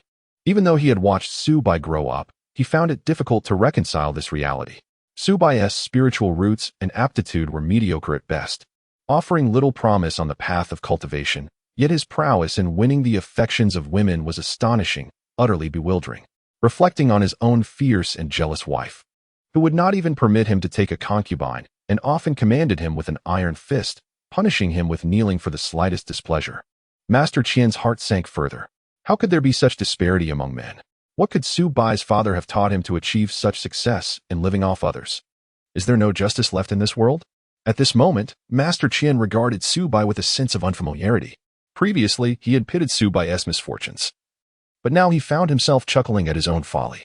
Who truly had the misfortune here? My husband, the auction is about to commence, Ji Wanqing gently reminded. Oh. My apologies, Master Qian. The auction is starting shortly. We must proceed, Su Bai said. No worries, you all go ahead. I will follow shortly, Master Qian hastily replied. Very well, we shall converse again after the auction concludes. With that, Su Bai led Ji Wanqing and the others into the auction venue. As they watched Su Bai and his companions disappear from view, the attendants behind Master Qian stood in stunned silence, their faces a portrait of disbelief, as if they could scarcely comprehend what they had just witnessed. Master, what on earth is happening here? Weren't you the one who said he was being kept by a twisted female cultivator, suffering day and night, living a life worse than death? Yet now it appears those three wealthy female cultivators are utterly devoted to him. Who is really supporting whom? One attendant asked, confusion etched on his face. Indeed. Judging by the expressions of those three female cultivators, it is clear they are completely enchanted by him, obeying his every command without question. This is utterly absurd. What could he possibly possess to warrant such devotion? Is this reasonable? What could those three affluent women see in him? It is said that this young man initially started as merely a first-layer qi cultivator, with little prospect in Lingxiao City. However, after being supported by three affluent women, his cultivation has skyrocketed to the sixth layer of qi. It is utterly unfair. What kind of elixirs have these wealthy ladies given him? Is his cultivation merely a product of consuming medicinal supplements? Alas, I would gladly accept the same treatment with whips and candles. Why not choose me? What makes this fellow superior to me? It is all a fade, entirely deceptive. Sooner or later, this young man will be drained by these three enchantresses, leaving behind nothing but a mere skeleton. Indeed, where in the world do such serendipitous fortunes exist? This young man remains blissfully unaware of being toyed with by them. It is far from genuine love. Su, turn back while you still can. These three enchantresses are leading you astray. Do not be beguiled by their charms. The others are consumed by envy and resentment, their mental states on the brink of collapse. They consider themselves not lacking in appearance and possess 8th-grade spiritual roots, believing they hold an advantage over Su Bai. Yet, why have these three wealthy female cultivators chosen Su Bai, treating them with disdain? They feel that fate has been exceedingly unjust. Manager Qian feels a pang of bitterness. Su Bai enjoyed the protection of his parents in childhood and now has a partner to safeguard him. His life seems extraordinarily blessed, as though born into privilege. Yet, every individual's destiny is distinct, and comparisons are futile. At this moment, Su Bai, Ji Wanqing, Mu Xiling, and Xia Shiyao entered the auction house of Wanbao Tower. Upon their entrance, a smiling maid approached them with warmth. Esteemed friends, welcome to our auction at Wanbao Tower. You possess a private box invitation. Please follow me. A maid, at the 7th layer of qi, slightly bowed and guided Su Bai and the others to the 2nd floor's private box. Su Bai was secretly astonished, indeed. Wanbao Tower was formidable, with profound roots, as even the waiting maids were practitioners at the late stage of qi, which was truly commendable. Upon reaching the 2nd floor, they beheld numerous private boxes, allowing them to overlook the entire auction venue. Rest assured, the guests in the private boxes are our esteemed patrons. To ensure the safety and privacy of our distinguished guests, we have equipped every box with protective formations and soundproof barriers. You may bid with confidence. No one will know your offers, nor will anyone be aware of the items you are bidding on. Wanbao Tower will do its utmost to guarantee the safety of every client. The maid elaborated on the auction rules as she walked. Indeed, Su Bai nodded in satisfaction. Wanbao Tower's ability to expand its business so significantly undoubtedly stems from its unique approach, prioritizing customer service and safety, which allows countless wandering cultivators to participate with peace of mind. Naturally, he would not place complete trust in Wanbao Tower. Their reluctance to act against clients is merely because the treasures in their possession do not hold enough value to warrant risk. Much like a billionaire would not covet the few coins in a beggar's pocket. Before long, they entered the private box. The private room was adorned with exquisite tea and delicate pastries, while the maidservant stood respectfully by, as they awaited the commencement of the auction in serene anticipation. Indeed, just a few minutes later, the seats on the first floor were nearly filled by cultivators, and the private boxes gradually accommodated numerous guests, among whom were several foundation establishment practitioners exuding formidable auras. With a resounding clang of the gong, an elder clad in a crimson robe ascended the auction platform with measured steps. His stature was upright, and his presence was imposing, unmistakably a cultivator in the early stages of foundation establishment. The numerous loose cultivators from Lingxiao City present were taken aback, their throats constricting in disbelief, profoundly impacted by the spectacle before them. They had not anticipated that Wanbao Tower would extend such grandeur, enlisting a foundation establishment cultivator to preside over the auction. Previously, it sufficed to have a Qi refinement stage cultivator to host such events. Never had they witnessed such a grand display. Yet, this clearly indicated that the forthcoming auction was extraordinary, with treasures likely to be of immense value. Chapter 63, The Supreme Foundation Establishment Pill. Thank you all for attending. Without further ado, the auction officially commences. The elderly man in the black robe stood tall upon the auction stage, his gaze sweeping across the audience. His voice resonating with authority, devoid of any unnecessary pleasantries, he promptly addressed the matter at hand. The first item for auction is the exquisite Windblade sword. This sword, remarkably sharp, emits a fierce sword aura with each swing. Crafted meticulously by a master artificer, its power and worth are evident to all. The starting bid is 3,000 low-grade spirit stones. No sooner had he spoken than the crowd stirred with excitement. For cultivators, a well-suited exquisite artifact undoubtedly represents a significant enhancement of strength, granting an absolute edge in combat. 3,500 low-grade spirit stones. I bid 3,800 low-grade spirit stones. 3,900 low-grade spirit stones. No one dare contend with me. Bids poured forth from the audience, igniting the atmosphere into a fervent competition. Ultimately, the Windblade sword was sold for a staggering 5,500 low-grade spirit stones, claimed by a middle-aged cultivator whose face beamed with exhilaration. Next on the auction block is the Golden Sun Pill. This pill greatly assists late-stage Qi refinement cultivators in breaking through their bottlenecks. A bottle contains 5 pills, with a starting bid of 1,800 low-grade spirit stones. 8 bottles are prepared, available on a first-come, first-served basis. The elderly man in the black robe continued to announce the next item. Seated in a private box, Subai observed the fervent bidding below with keen interest. At this moment, he was truly witnessing the wealth of treasures present at the auction. A dazzling array of items appeared in succession, from pills that can enhance one's cultivation to rare elixirs for breaking through realms, as well as various potent artifacts, curiosities, and precious spiritual herbs, each more captivating than the last, stirring his heart with desire. Subai also participated, bidding on several items beneficial to himself and his companions. For instance, the ageless pill, capable of preserving youthful appearances.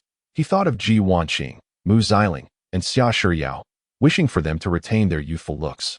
And he desired some for himself as well, alongside the Golden Sun Pill, which could bolster his cultivation. After a flurry of bidding, he spent nearly 30,000 low-grade spirit stones. The century-old dragon transformation ginseng, an exceptionally rare celestial herb, is rumored to contain a trace of dragon blood. With a starting bid of 8,000 low-grade spirit stones.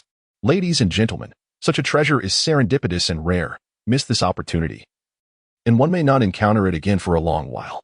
The elderly man in the black robe called out loudly. Upon hearing this, Subai's spirit surged, his heart racing intensely.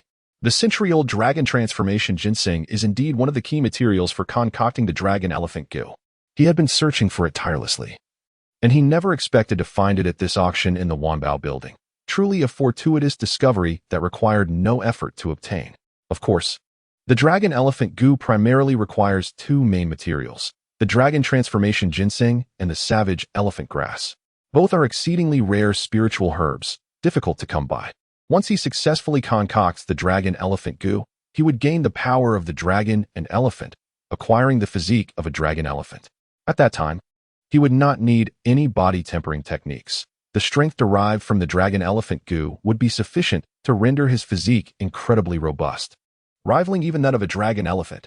Without hesitation, Subai joined the bidding. He initially believed that such a rare elixir would surely attract numerous bidders. But to his astonishment, when he raised the bid to 8,500 inferior spirit stones, no one contested him. Ultimately, he successfully acquired the century-old dragon transformation ginseng. However, he was perplexed as to why no one was competing against him. My dear, the reputation of this dragon transformation ginseng is merely a facade. Claims of it containing a trace of dragon's blood are entirely unfounded. If such a thing truly existed, it would have been snatched away by a golden core cultivator long before this auction, Ji Wanqing explained softly. Similar century-old elixirs are not uncommon in remote areas, and their efficacy is often quite similar. For most cultivators, the price of 8,500 inferior spirit stones is not cost-effective.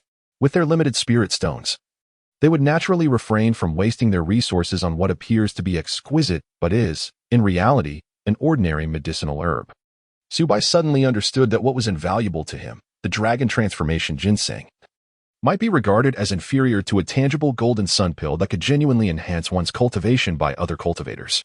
Thus, they only bid slightly before ultimately withdrawing. Of course, there was an even more significant reason. Ji Wanqing added gravely that the reason these cultivators did not compete for the dragon transformation ginseng was that they were all waiting for a more substantial treasure, the foundation establishment pill. As if on cue, the old man in black robes excitedly announced, "Next, we present the highlight of this auction. A top-tier foundation establishment pill. Consuming this pill will boost the success rate of foundation establishment to 70%. The starting bid is 150,000 inferior spirit stones. First come, first served. Do not miss this opportunity to change your fate." What? As soon as these words were uttered, the audience erupted in excitement, each cultivator staring in disbelief, unable to comprehend what they had just heard. Typically, the foundation establishment pills appearing at auctions are of ordinary quality. A mere 2 or 3% increase in the foundation establishment probability is enough to make countless cultivators drool with desire. But now, a top-tier foundation establishment pill had emerged, signifying that mere consumption could greatly enhance the chance of success in foundation establishment, allowing entry into a new realm of cultivation. No wonder those family cultivators and sect disciples had refrained from participating in the bidding earlier. They had been biding their time, waiting for this top-tier foundation establishment pill. Subai furrowed his brow, a sense of foreboding creeping into his heart. While he might have had a chance to bid for an ordinary foundation establishment pill, this top-tier one was a coveted treasure for all cultivators yearning for foundation establishment, especially those from cultivation families who would never easily relinquish such an opportunity that could elevate their lineage for 200 years. 160,000 inferior spirit stones. 180,000 inferior spirit stones. No one should contest me. I am the head of the Wang family. 200,000 inferior spirit stones. This foundation establishment pill is mine. The cultivators below went into a frenzy, bids echoing in rapid succession, each one higher than the last, creating an unprecedentedly fervent atmosphere. Within mere moments, the price soared to 250,000 inferior spirit stones. 300,000 inferior spirit stones. I hope you all will give the Yi family some face. There will be great rewards in the future. At this moment, the door of a private chamber creaked open, revealing a figure clad in resplendent robes, exuding an air of authority that commanded respect without uttering a word. With a graceful gesture, he acknowledged the gathering, his gaze reflecting an unwavering determination to succeed.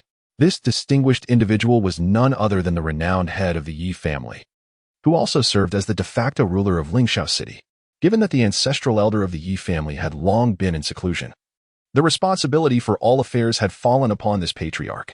It could be said that he wielded immense power within the family, holding a position of great significance. As he spoke, a hush fell over the crowd, and many cultivators displayed expressions of hesitation, clearly contemplating whether to continue their competition with the Yi family. Chapter 64. Consuming the Golden Sun Pill. Could it really be the head of the Yi family personally attending the auction? There is nothing particularly astonishing about it. The rumors suggest that the ancestor of the Yi family is nearing the end of his lifespan, and the family has yet to produce a new foundation-building cultivator. If this continues, the Yi family may be on the brink of decline. It becomes clear why he covets this premier foundation-building pill so desperately. Without fresh blood to achieve breakthroughs, the Yi family risks being completely overshadowed by rival clans. Indeed, the Yi family will not relinquish this foundation-building pill easily. Any attempt to contest it would be tantamount to openly challenging them. The cultivators in the audience murmured among themselves, recognizing the formidable presence of the Yi family patriarch. Many, after weighing their options, chose to withdraw. Although the Yi family may not be the pinnacle of power, they wield considerable influence in the region. Offending them could lead to dire consequences, perhaps even inexplicable disappearances. What of the Yi family? I do not regard them highly. A voice, dripping with disdain, emerged from a private box. If you wish to claim this premier foundation-building pill, let it be through genuine skill. I bid 300,000 low-grade spirit stones. What? The Yi family patriarch's expression darkened instantly. He had never anticipated that anyone in Lingxiao City would dare to openly disrespect the Yi family in such a provocative manner. The audacity of this individual suggested a formidable background, raising his internal alertness. Yet, this premier foundation-building pill was of paramount importance to the Yi family. They could not afford to concede easily. Very well. The Yi family patriarch gritted his teeth, a chilling aura radiating from him as he fixed his furious gaze upon that private box. He knew that acquiring this foundation-building pill would demand a hefty sacrifice from the Yi family, but for the future of his clan, he had no alternative. From that point onward, neither side yielded ground, engaging in a frenzied bidding war. The atmosphere of the auction became intensely charged, with all eyes glued to the two private boxes. Ultimately, the price soared to 500,000 low-grade spirit stones, and the Yi family patriarch painfully secured the premier foundation-building pill. This price nearly drained the family's resources, inflicting significant damage to their vitality. Subai observed the entire scene from within the private box, remaining a silent bystander, coolly witnessing the fierce contest ignited by the foundation-building pill. My dear, it seems we shall not acquire the foundation-building pill this time. The price is simply outrageous. Ji Wanqing sighed softly, her eyes filled with disappointment. She had initially believed that their amassed wealth would afford them a substantial chance of winning a foundation-building pill. Yet the auction had turned out to be far more frenzied than they had anticipated. Do not fret. Purchasing a foundation-building pill at an auction is fraught with risks. Perhaps it is for the best that we did not succeed, Subai replied calmly. He understood well that places like auctions are rife with deception. Even if they had managed to secure the foundation-building pill, the uncertainty of maintaining possession after leaving was another matter entirely. Moments ago, he distinctly sensed the overwhelming aura of murderous intent emanating from the head of the Yi family. Should he fail to acquire the foundation establishment pill this time? Given the head of the Yi family's vengeful nature, it would not be surprising if he resorted to violence against other competitors after the auction concluded. In the realm of cultivation, it is not uncommon for individuals to kill for a mere foundation establishment pill. It seems, then, that he must devise a method to concoct the pill himself. Subai clenched his fists resolutely, increasingly aware that enhancing his alchemical skills was of utmost urgency. Relying on others was far less prudent than relying on oneself. If he could create the foundation establishment pill, why should he struggle against others in a life-and-death contest? My lord, should we continue to participate in the subsequent auctions? Ji Wanqing inquired. With the foundation establishment pill having been claimed, their primary objective for attending this auction had been thwarted, and there was little else on offer that piqued their interest. Let us depart. I have an unsettling feeling that this auction is far from ordinary, and it seems that something significant is about to transpire.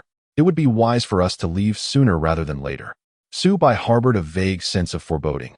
The high caliber of this auction was evident, especially since even the top-tier foundation establishment pill was not the main attraction.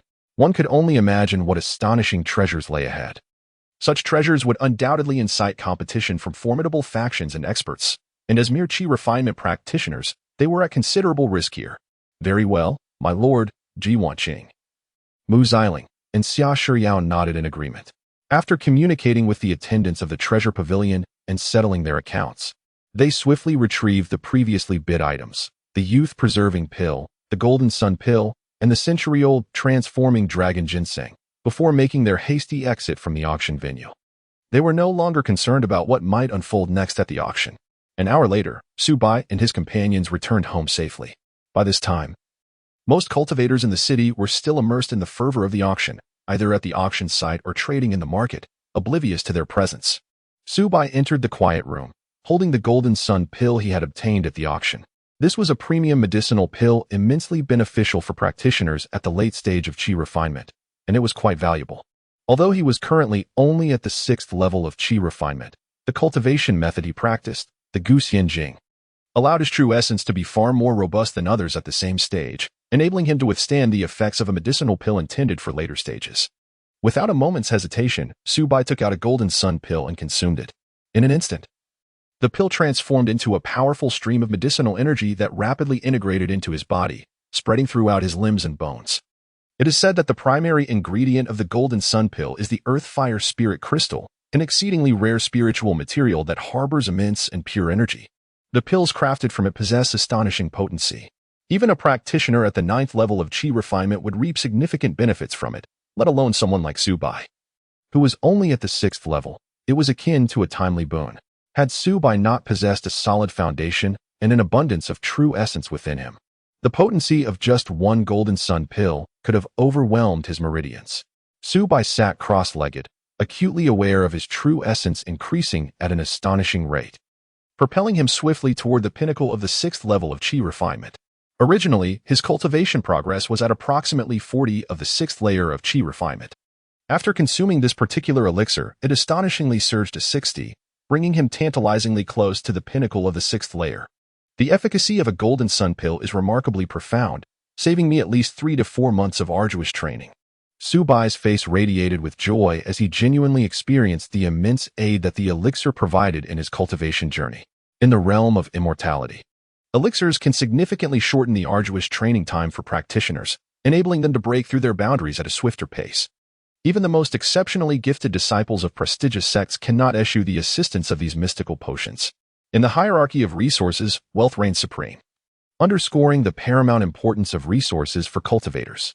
Chapter 65. The ice and fire spirit liquid in the stillness of the night, as the darkness enveloped the world. Subai was seated with Ji Wanqing, Mu Xiling, and Xia Shiyao, savoring a warm dinner. Suddenly, the entire Lingxiao city trembled violently. A surge of chaotic battle energy sweeping in like a torrential tide. The air was filled with screams, cries, and curses, shattering the tranquility of the night.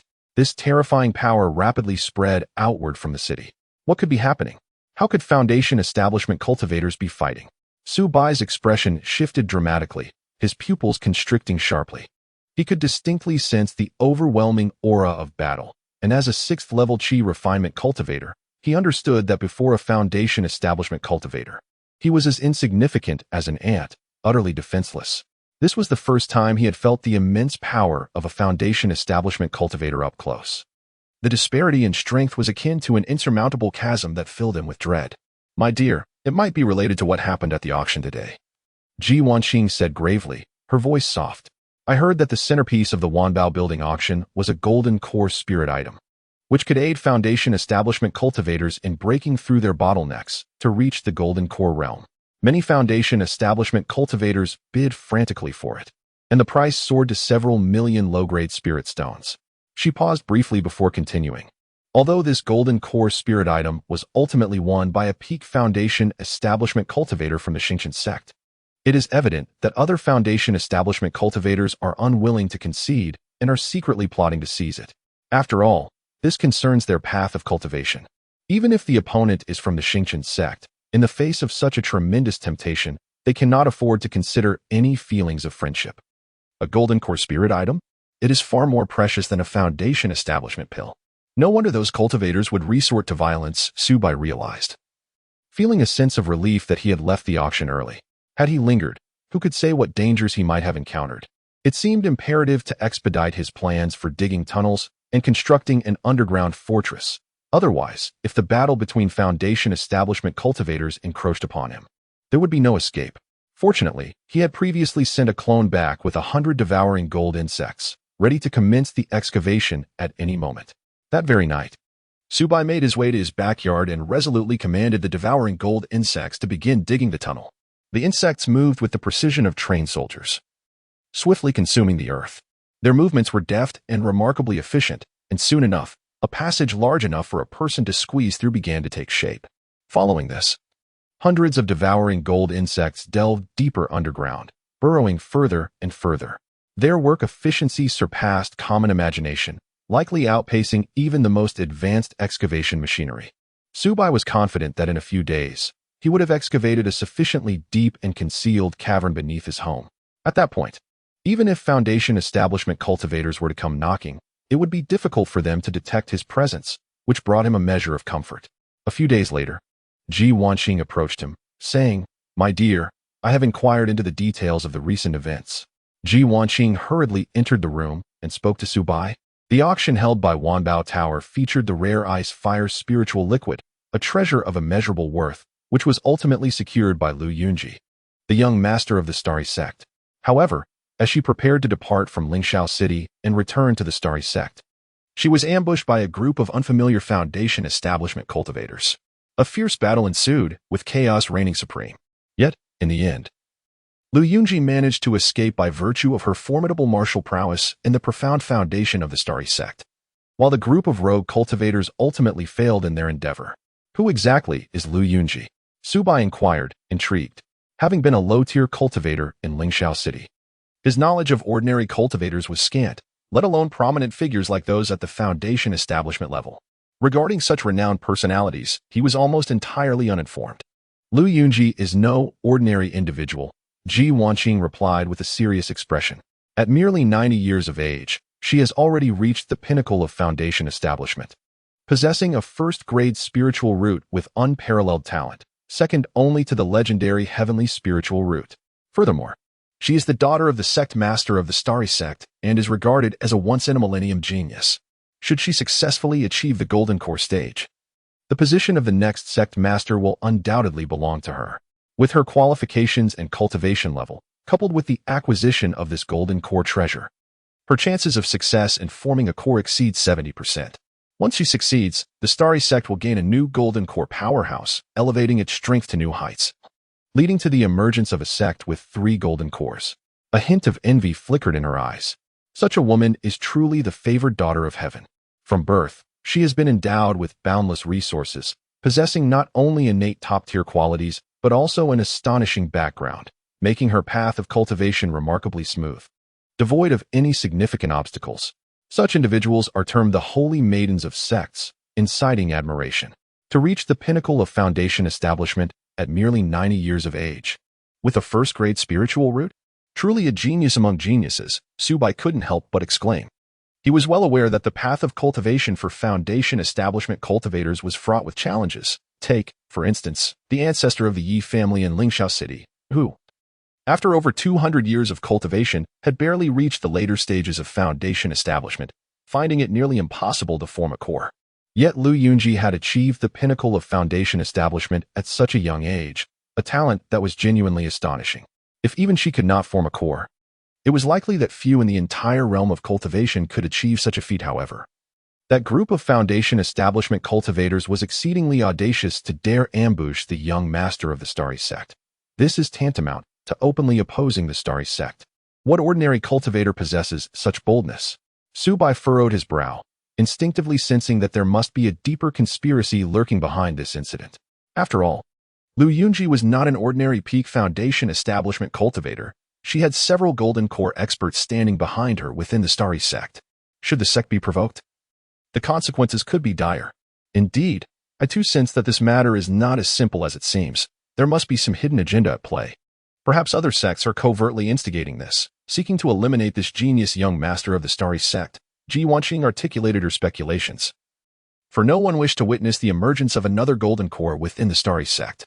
If Lu Yunji were to truly break through and become a Golden Core true person, the standing of the Starry Sect would be further solidified, allowing it to flourish for centuries to come.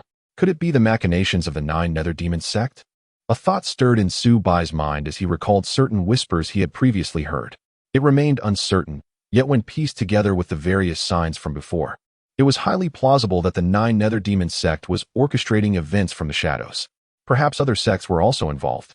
Ji Wanqing, with a furrowed brow, expressed her deep concern, stating that regardless of the circumstances, if this were indeed the case, Lingxiao City would likely soon descend into chaos, potentially becoming the spark that ignites a war between the two great sections. Do not worry, Subai gently grasped Ji Wanqing's hand, offering comfort. Over the past few months, we have made extensive preparations precisely to confront such situations.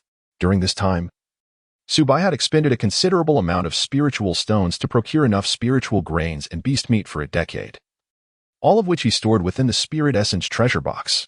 Should war erupt, they could take refuge in the underground, relying on these reserves to weather a decade in safety. He firmly believed that no matter how fierce the conflict between the two sects became, it could not possibly endure for 10 years. Chapter 66. Caution is not cowardice. In mid-April, the spring sun shone brightly, and a gentle breeze wafted through the air. The auction at Wanbao Tower had concluded, and the magnificent flying vessel swiftly departed. A multitude of cultivators who had come to join the revelry began their journey home, leaving Lingxiao City significantly quieter than before. However, some wandering cultivators were captivated by the unique atmosphere of spiritual cultivation in Lingxiao City and chose to settle down, infusing the city with renewed vitality. The thrilling foundation establishment battle that had transpired a month prior seemed to have left little impact on the city's prosperity. The streets remained bustling with activity, as if nothing had ever occurred. Yet, Subai was acutely aware that this was merely a fleeting calm before the impending storm. Throughout the month, he diligently prepared for the potential crisis, unwilling to let his guard down for even a moment. After a month of relentless effort, the golden eating worms had finally burrowed more than 200 meters underground. Standing in his courtyard, Subai looked down at the ground with satisfaction, his heart brimming with a sense of accomplishment. The excavating prowess of 100 golden eating worms was nothing short of terrifying. They tirelessly devoured soil and ore, converting them into nutrients while simultaneously carving out expansive and profound tunnels. Initially, Subai planned to extend the tunnel all the way to the outskirts of Lingxiao City, connecting it to the depths of the Yunwu mountain range. This way, should Lingxiao City descend into chaos, he could quickly escape to safety through this secret passage. However, as plans often go, unforeseen changes arose. Halfway through the excavation, they encountered an obstacle. Deep underground lay a hidden formation, creating an impenetrable barrier. To breach this barrier and connect to the outside world, the entire formation would need to be dismantled. Yet, doing so would inevitably alert the cultivators of Lingxiao City and the dominant Yi family within, triggering the collapse of the formation with unimaginable consequences. Reluctantly, Subai had no choice but to temporarily halt the excavation. The second-tier formation was indeed as formidable as rumored, practically airtight. Mounting an assault on Lingxiao City from below was almost an insurmountable task. Subai could not help but marvel at the strength of the second-tier formation. As long as a foundation establishment cultivator controlled it, even against ordinary golden core cultivators, it could hold its ground. If other foundation establishment cultivators attempted to breach the formation, the difficulty would be akin to climbing the heavens, which explained why even the aging patriarch of the Yi family, nearing the end of his lifespan, could remain undisturbed within Lingxiao City. The entirety of Lingxiao City was enveloped as if by an invisible, colossal shield, seamlessly guarding against any intrusion from above or below, leaving no chink for enemies to exploit. Since digging a tunnel to the outside was unfeasible, Subai resolved to alter his plan and construct a temporary safe haven underground. He decisively commanded the 100 golden eating worms to commence excavation of an immense subterranean labyrinth over 200 meters deep. The golden eating worms swiftly organized themselves, with some tasked with tunneling, others with transporting soil, and still others with reinforcing the passages. They manipulate the surrounding metallic elements, reinforcing the tunnel walls into robust metal barriers, ensuring that these subterranean passages do not easily collapse. After a period of diligent effort, a complex and intricate underground labyrinth was finally constructed. The tunnels intersect in a manner reminiscent of a vast maze. Even if one were to stumble upon these underground corridors, locating the true underground palace would prove to be exceedingly challenging. This is the underground sanctuary meticulously crafted by Subai, a haven that can provide safety for him and his family in times of crisis. In the afternoon, sunlight streamed through the windows, casting a warm glow within the room. Subai invited Ji Wanqing, Mu Xiling, and Xia Shi out of the backyard to explore this enigmatic underground palace together. As the three women descended into the depths, they were instantly awestruck by the spectacle before them. They could hardly fathom that the seemingly busy Subai, who dedicated himself to cultivation and their companionship, had silently constructed such a vast and magnificent underground facility in merely a month. It was beyond their wildest imagination. "My husband, how on earth did you accomplish this?" Ji Wanqing exclaimed, her face filled with astonishment. She was well aware of Su Bai's relentless training, with little leisure time. Yet here lay a grand underground maze that was simply unbelievable. "Indeed, you spend every day thinking of how to tease us, and you still found time for this?" Xia Shiyao was equally perplexed, struggling to comprehend how Su Bai managed to balance his rigorous cultivation, their interactions, and even the tender moments at night while undertaking such a monumental project. If Su Bai had channeled this energy into pursuing women, he would surely have amassed a harem by now. Her expression was one of incredulity, utterly impressed by Su Bai's time management prowess. "Cough, cough, do not misunderstand. This is not solely my endeavor." Su Bai coughed lightly and smiled as he explained. "In truth, I have cultivated a unique breed of peculiar insects known as gold-eating worms, who are experts in constructing underground caverns. These little creatures toiled day and night for an entire month to create this underground refuge. Though it may appear somewhat rudimentary, it is nonetheless habitable." As he spoke, Su Bai waved his hand, and 100 gold-eating worms flew out from his sleeve. These diminutive insects, no larger than a fist, shimmered with a ghostly blue luminescence, adorned with mysterious patterns that exuded a distinctive aura. They possessed a pair of translucent wings that allowed them to fly at remarkable speeds. Moreover, their abdomens functioned like miniature storage compartments, capable of holding a substantial amount of items. "My husband, you have actually cultivated such extraordinary creatures. It is truly impressive." Mu Xiling marveled, her eyes brimming with admiration. She chose to overlook the inquiry of how Su Bai had acquired these gold-eating worms, believing wholeheartedly that there was always a rationale behind his actions. As his partner, she felt it was her duty to trust him unconditionally. At that moment, her primary concern was how to sustain these mystical insects. However, with so many peculiar worms, maintaining their livelihood could not be an easy task, and it would surely require considerable resources. "Do not worry, they primarily subsist on ores. In the absence of minerals, they can sustain themselves on a bit of soil, making them quite easy to nurture." Su Bai waved his hand nonchalantly, exuding an air of confidence. For the gold-devouring worm, various metallic ores are considered delicacies, while soil serves as their staple fare, allowing them to survive in dire circumstances.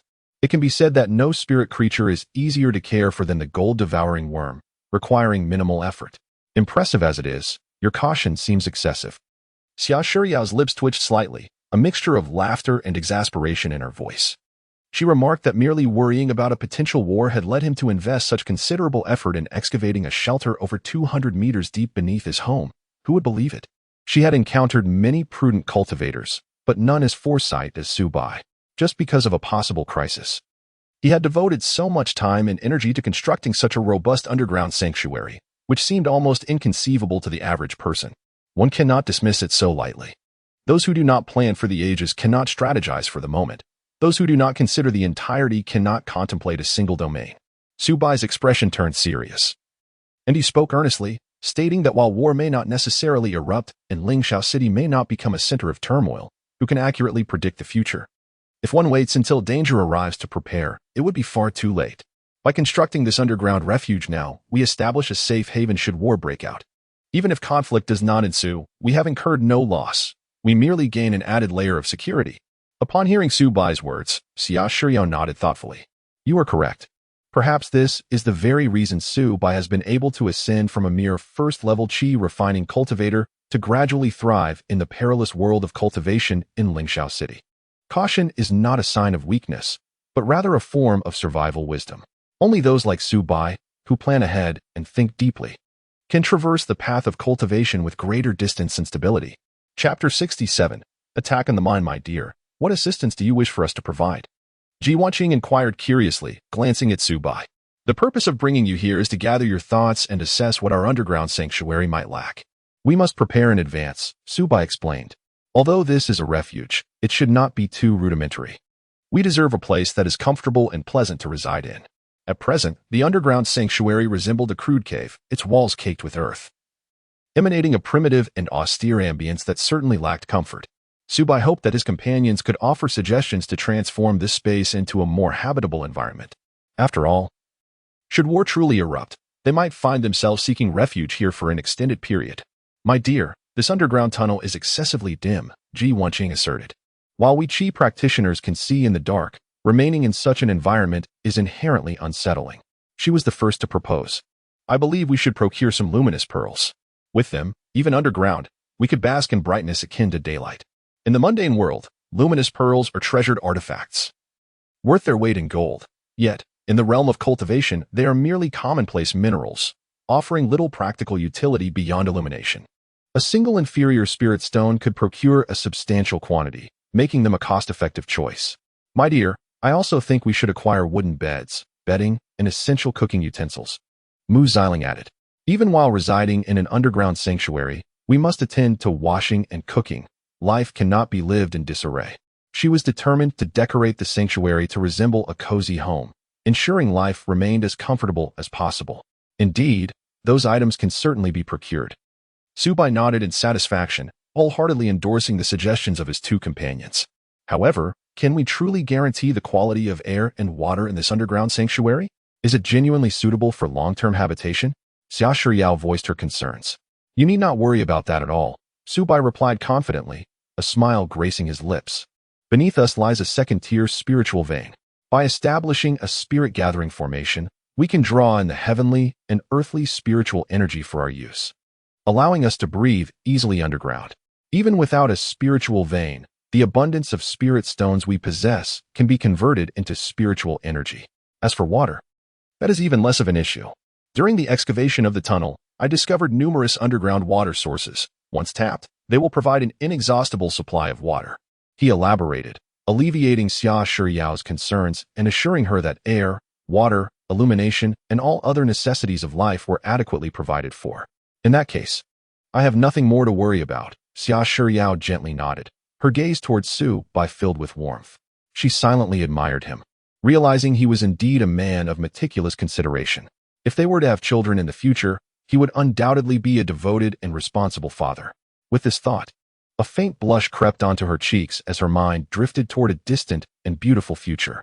A few days later, under the careful arrangement of Ji Wanqin, Xia Shiyao, and Mu Xiling, the underground sanctuary was transformed dramatically.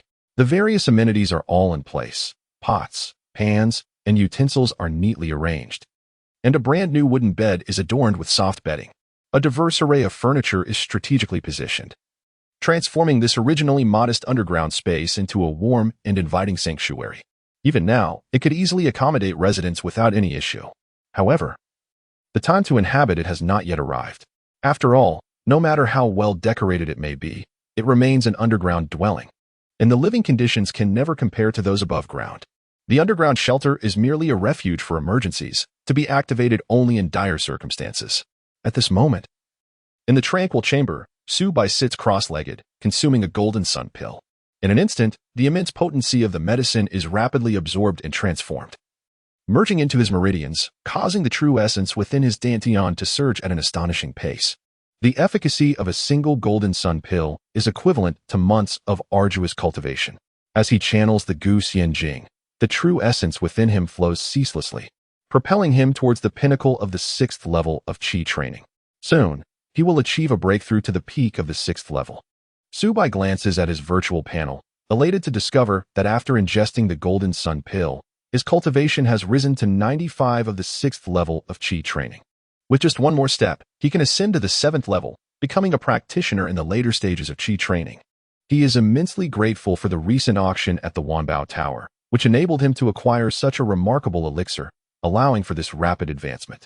In a short while, he will attempt to challenge the 7th level of Qi training. Clenching his fists, he revels in the overwhelming power of true essence coursing through him, filled with a profound sense of accomplishment. This sense of security derived from his formidable cultivation is something no shelter could ever provide. If he were to become a foundational practitioner, or even a golden core master, there would be no need to construct a refuge. His own strength would command respect and deter any challenger. Suddenly, a jolt of awareness strikes Su Bai. Through the unique bond with his golden devouring insects, he perceives an unusual situation unfolding.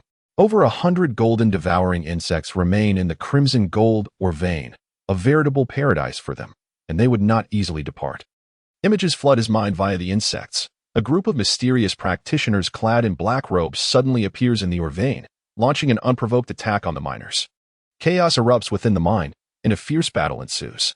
Both sides unleash various spells, light flickers, tunnels collapse, debris flies, and dust fills the air.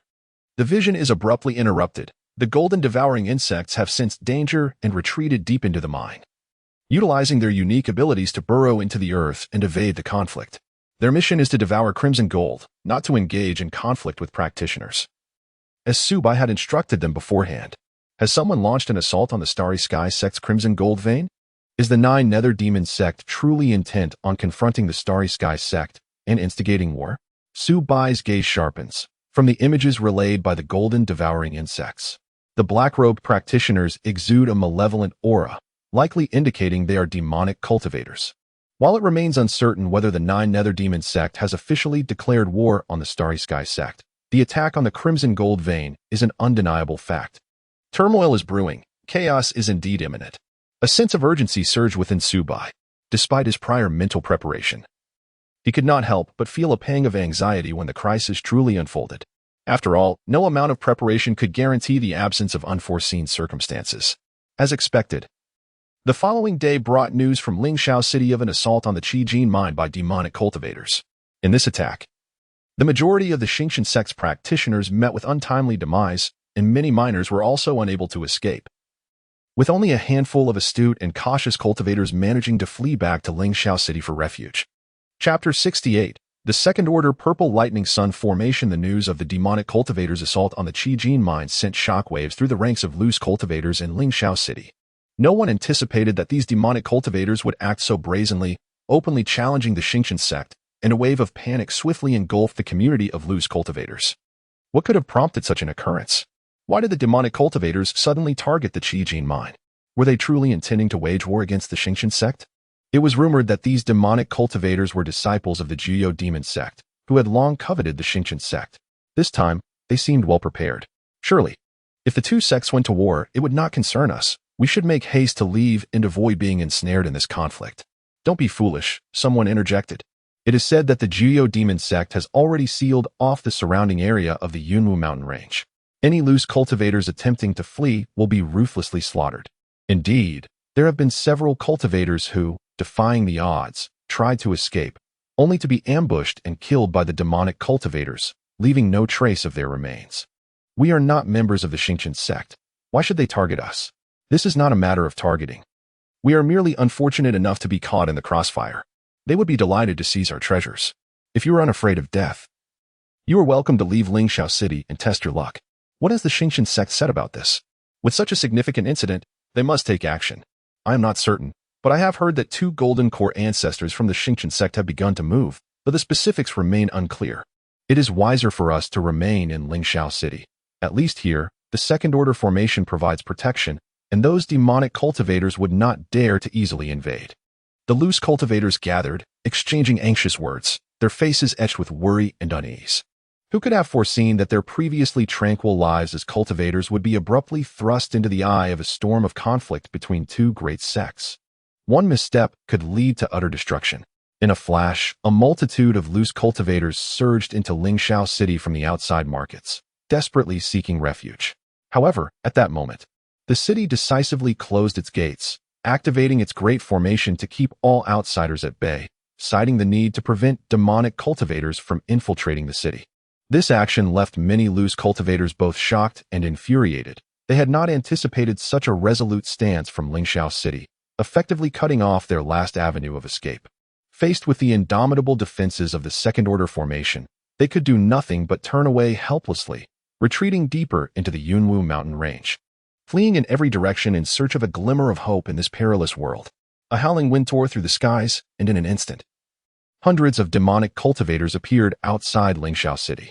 They wielded bizarre artifacts, their bodies enveloped in swirling demonic energy, resembling a tide of darkness that stained the heavens black. Their malevolent presence overwhelming. Several Foundation establishment demonic cultivators hovered in the air, looking down upon Lingxiao City with disdain. Yi Laoguei, hand over the Xingqian sect's young master. Lu Yunji at once. I know that woman is hiding in Lingxiao City. If you surrender her, I guarantee that Lingxiao City will remain safe for the next century. The foremost cultivator of the foundational level bellowed with a voice akin to the rumbling of thunder, imbued with formidable magical power, resonating throughout the entirety of Lingxiao City, reaching every corner with clarity. It was evident that their assault on Lingxiao City was primarily aimed at the young master of the Starry Sect, Lu Yunji. For the Jiuyo Demon Sect, Lu Yunji's existence was tantamount to a ticking time bomb. With her exceptional talent and cultivation, she was almost destined to ascend to the status of a golden core powerhouse. Should the Starry Sect gain another golden core ancestor, the Jiuyo Demon Sect's position would undoubtedly be precarious, thus Lu Yunji must be eliminated. Haha, cease your grandstanding. Lu Yunji is not even within Lingxiao City. You have come to the wrong place, so begone. A voice, aged yet robust, echoed from within the city, none other than the esteemed ancestor of the Yi family, Yi Hongxian. In truth, had he any choice, he would prefer to avoid a direct confrontation with the Jiuyo Demon Sect. The modest Yi family was hardly equipped to withstand their overwhelming wrath. However, the predicament was that the Yi family could neither afford to provoke the Jiuyo Demon Sect nor could they afford to offend the Starry Sect. If any harm were to befall Lu Yunji within Lingxiao City, the Yi family would undoubtedly face annihilation at the hands of the Starry Sect. Moreover, practitioners of the demonic path were notoriously untrustworthy, frequently reneging on their promises. To place faith in their assurances would be sheer folly. Having navigated the cultivation world for many years, Yi Hongxian had grown wise and shrewd, not easily intimidated by mere words. Very well, old ghost Yi. You are inviting punishment by refusing the wine offered to you. When Lingxiao City falls, it will be the end of the Yi family. The foundational cultivators seethed in rage. His frustration palpable. In that instant, 5 or 6 foundational cultivators and over 1,000 chi practitioners launched their assault simultaneously, unleashing a torrential downpour of spells upon Lingxiao City. Dark demonic flames, sinister toxic mists, and razor-sharp demonic blades intertwined to form a terrifying net of attack that crashed down upon the city. However, the Yi family had been prepared, swiftly activating their second-tier grand formation, a massive energy barrier that rose instantaneously, covered in densely packed runes emitting an unsettling power. The spells hurled by the demon cultivators struck the barrier like a clay cow into the sea, merely stirring up ripples without so much as denting the formidable formation. After several successive assaults, the expressions of the demon cultivators soured considerably, clearly aware of the significant drain on their true essence. Should they continue to expend their energy in this manner, they would surely suffer heavy losses if the cultivators within the city seized the opportunity to strike back. Curse it. This is a superior second-tier formation, the Purple Thunder Radiant Sun Array. Its defenses are truly invincible. Even if we attack day and night, it would be difficult to inflict any damage upon it. No wonder the insignificant Yi family has stood resilient in the Yunwu mountain range for over a century. Surviving numerous beast tides, they indeed possess some remarkable capabilities, not to be underestimated. Should we continue this assault, we will merely squander our time and magical energy. Are we to simply watch as the old ghost of the Yi family cowers within the city? Fear not. Our plan at the Jiuyo Demon Sect is not to obliterate Lingxiao City. Its destruction is inconsequential. The key lies in eliminating that woman, Lu Yunji. Indeed. We are employing the stratagem of surrounding Wei to rescue Zhao, compelling the 2 golden core ancestors of the Starry Sky Sect to descend from the mountains. Once they do, they will inevitably fall into the ambush laid by our golden core ancestors of the 9 Nether Demon Sect. Should our plan succeed, the Starry Sky Sect will undoubtedly face disintegration. And what significance does the mere Lingxiao City hold then? It is certainly true, we must first besiege Lingxiao City. I do not believe the cultivators within can endure for long.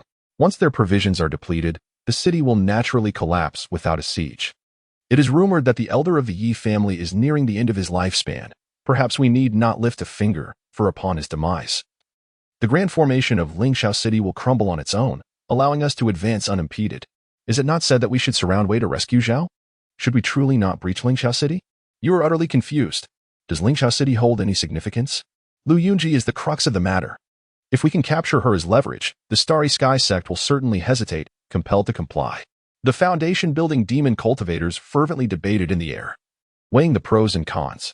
They recognized that breaching the second-tier Purple Thunder Radiant Sun formation of Lingxiao City was unattainable in the short term.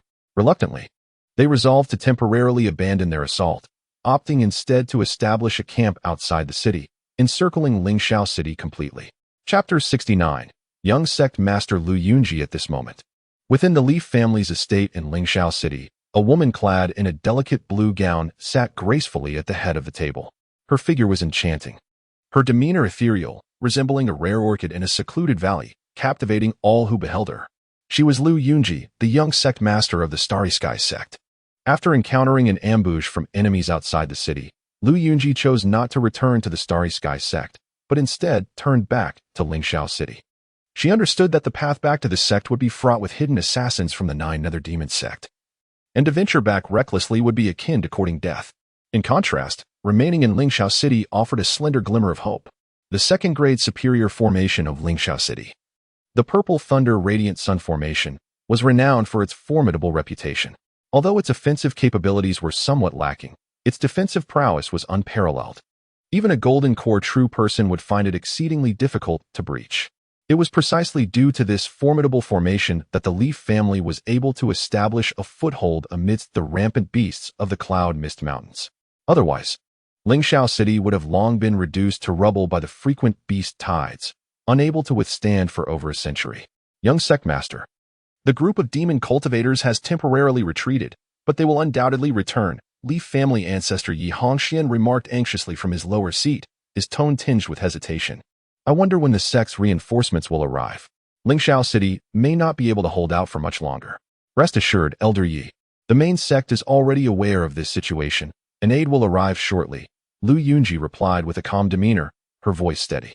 When the time comes, our Starry Sky sect's Golden Core ancestors will effortlessly obliterate the mere demon cultivators with a mere flick of their fingers. Moreover, the Leaf family's protection of me will not go unnoticed. You will achieve great merit and ensure that your disciples have the opportunity to become inner disciples of the Starry Sky sect, or even true disciples. Lu Yunji was well aware of how to win the hearts of others. Despite her serious injuries, requiring time to recuperate, she needed the Leaf family to safeguard her, making it necessary to paint a bright future as a strategic move. That would be splendid. We are willing to risk our lives for the Starry Sky sect without hesitation. Yi Hongxian exclaimed, his face lighting up with joy upon hearing her words. The other elders of the Leaf family were equally ecstatic, thinking that if they could successfully navigate this crisis, even if their ancestor were to pass away, the Leaf family could rely on the Starry Sky sect to soar to greatness, becoming a significant family within the realm of cultivation. After all, Lu Yunji was a leading candidate for the future sect master and was expected to become a Golden Core true person. Once she ascended to power, the Leaf family, as contributors, would undoubtedly rise alongside her. Enough, everyone. Please withdraw for now. Ensure that you closely monitor the operation of the formation and do not allow the demon cultivators to disrupt it. We must hold on until the sect's reinforcements arrive. Lu Yunji gently gestured, issuing a dismissal. Yes, young sect master. The elders of the Leaf family responded in unison as they exited, leaving Lu Yunji alone in the hall.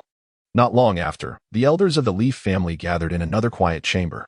Their faces no longer bore the excitement of before, replaced instead by gravity and contemplation. The atmosphere so thick it felt as though it could be wrung out. Ancestor, what is your perspective on this matter? Should we ally with the Starry Sky sect? Or the Nine Nether Demon sect? One elder inquired in a hushed tone. The elders are all shrewd and cunning individuals. They would not easily be swayed by the enticing prospects painted by Lu Yunji. Although she holds the position of the vice leader of the Star sect and is a foundational level cultivator, they must outwardly show her respect while inwardly harboring their own calculations. It is merely a performance. In terms of craftiness and acting skills, they are all masters in their own right. Truth be told, who among them would desire to descend into the path of demonic cultivation if they could pursue the righteous way? Yi Hongxian, the venerable ancestor of the Yi family, spoke slowly, his tone imbued with a hint of resignation and reflection. The other elders nodded in agreement. Indeed, to become a disciple of the demonic path is akin to being a rat scurrying across the street, universally reviled and rejected by the righteous way. Moreover, the majority of demonic techniques pursue rapid advancement. Despite their formidable power, they come with significant drawbacks, making it exceedingly difficult for cultivators to break through to foundational level using such methods. Only those with inferior spiritual roots, eager for quick results, would take such risks and tread the path of demonic cultivation. Those with even slightly better spiritual talents would invariably choose to cultivate in the righteous way. Then, do we fully support the Star sect and spare no effort to protect Vice Leader Lu? One elder tentatively inquired. Foolishness, Yi Hongxian scoffed. Our Yi family is weak. How can we dare to take sides so easily? A wrong choice could spell disaster for us. Survival is paramount. whether in the righteous or demonic path. In the impending war between the two sects, we must proceed with caution and adapt as circumstances unfold. I understand the ancestors' intent now, the head of the Yi family exclaimed, enlightened. Currently, we cannot ascertain whether the Star sect or the Nine Nether Demon sect will prevail, so we must not act rashly. If the Star sect gains the upper hand, we will naturally support Vice Leader Lu wholeheartedly. However, if the Nine Nether Demon sect proves to be stronger, we may need to seek alternative paths, even consider surrendering Vice Leader Lu, for only through prudent maneuvering can we endure this storm. Precisely, Yi Hongxian nodded in satisfaction, relieved that someone comprehended his intentions. Remember, now is not the time to declare our stance. For the moment, we shall assist the Star sect. With the protection of the Purple Thunder Sun Array, Lingxiao City can hold out for at least 3 years. This time is sufficient for the two sects to determine their victor. Should the Star sect's aid not arrive by then, do not blame the Yi family for turning ruthless. A glint of severity flashed in his eyes as he spoke. Understood, Ancestor. The Yi cultivators responded in unison, their hearts already clear on the future direction of their family. A few days later, Lingxiao City gradually returned to a semblance of tranquility, despite the ongoing assaults from the Nine Nether Demon sect's cultivators. Predominantly occurring during the early morning, noon, and evening, these attacks were effortlessly neutralized by the robust defenses of the Purple Thunder Sun Array.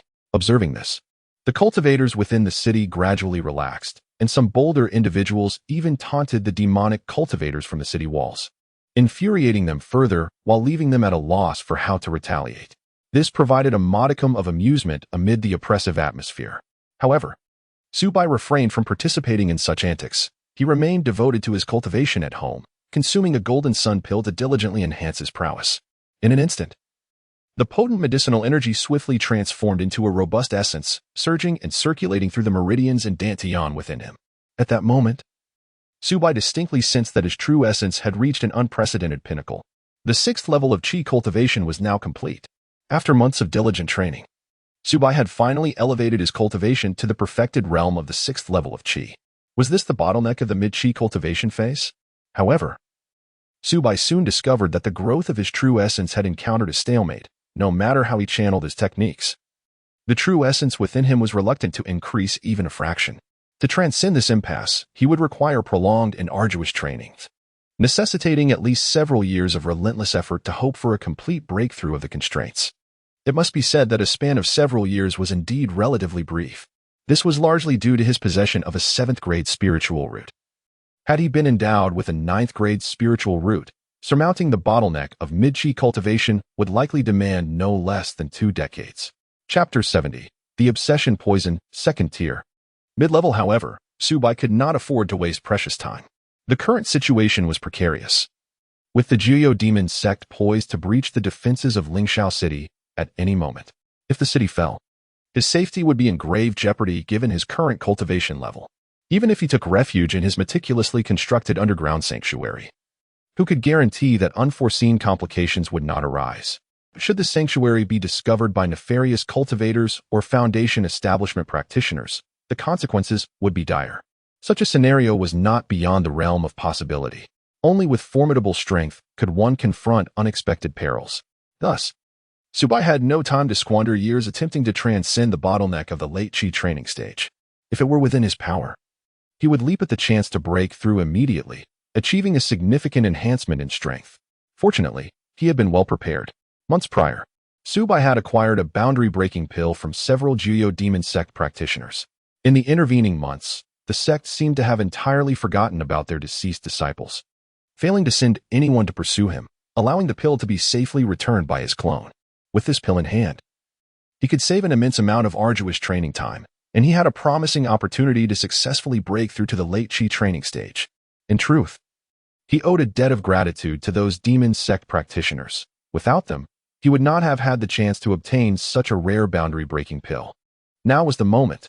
Subai took a deep breath, exhibiting no hesitation, and directly consumed the boundary-breaking pill. In an instant, a torrent of potent medicinal energy erupted within him, starkly contrasting with the gentle and mellow energy of the Jinyang pill. The potency of the boundary-breaking pill surged forth like an erupting volcano, exuding a cataclysmic force that was nearly insurmountable. This wild power surged towards Subai's cultivation bottleneck, akin to a torrential flood relentlessly battering a sturdy dam. Crack. In the blink of an eye, Subai felt a delightful surprise as the once impenetrable bottleneck revealed a fissure, cracked open by the power of the boundary-breaking pill. Had he relied solely on his own arduous cultivation, it would have taken him years to witness such a breakthrough. Yet now, empowered by the boundary-breaking pill, the bottleneck had become remarkably pliable. This was the miraculous nature of medicinal pills, capable of providing crucial assistance to individuals at pivotal moments, enabling them to transcend their limits. Subai channeled the true essence within his body, directing the raging medicinal energy to continuously assault the bottleneck. More and more cracks emerged, densely woven like a spider's web.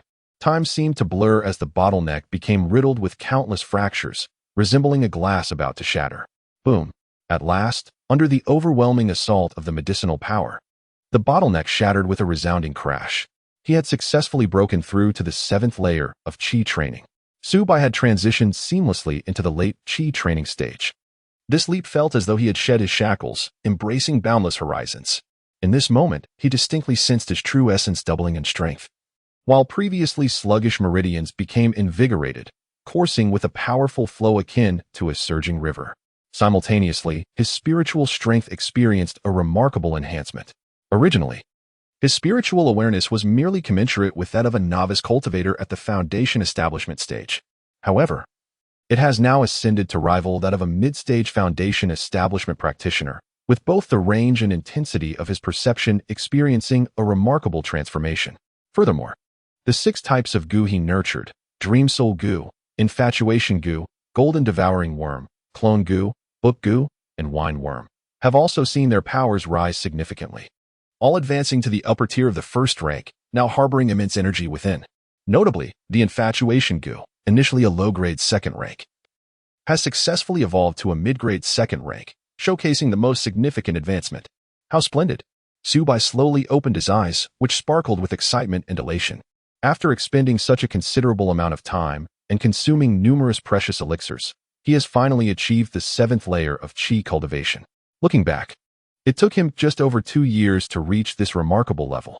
It is worth noting that his parents, in their previous lives, toiled for decades to attain the same layer.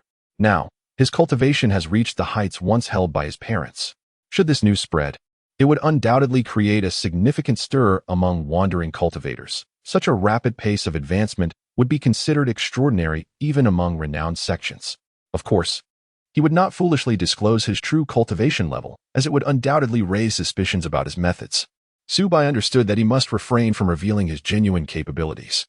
Without extraordinary encounters, how could one possibly achieve such rapid progress? Once this information became known, it would surely attract countless envious and ill-intentioned individuals. He has always preferred to operate discreetly, and such ostentation is far from his character. Indeed, Subai instinctively examined his virtual panel, as it is through this unique interface that he could gain a clear and detailed understanding of his current cultivation status and the progress of his various skills. Host, Subai, Cultivation, 7th layer of Qi, Progress, 1. Lifespan, 150 years. Innate talent, Grade 7 Spiritual Root, 20. Sword Dao, upper tier of 1st rank, 80. Runes, upper tier of 1st rank, 65. Formation, mid-tier of 1st rank, 85. Alchemist, upper tier of 1st rank, 45. Phantom Shadow Technique, Proficient, 95. 5 Elements Alchemy Technique, Proficient, 45. Flame Burst Technique, Major Success, 45. Wind Blade Technique, Skilled, Golden Light Technique, Skilled, Profound Ice Technique, Skilled, Gentle Rain Technique, Skilled, Thunder Call Technique, Skilled. Infatuation Gu, mid-tier of 2nd rank. Clone Gu, upper tier of 1st rank, Wine Worm, upper tier of 1st rank, Golden Devouring Worm, upper tier of 1st rank, Book Gu, upper tier of 1st rank. Dream Soul Gu, upper tier of 1st rank.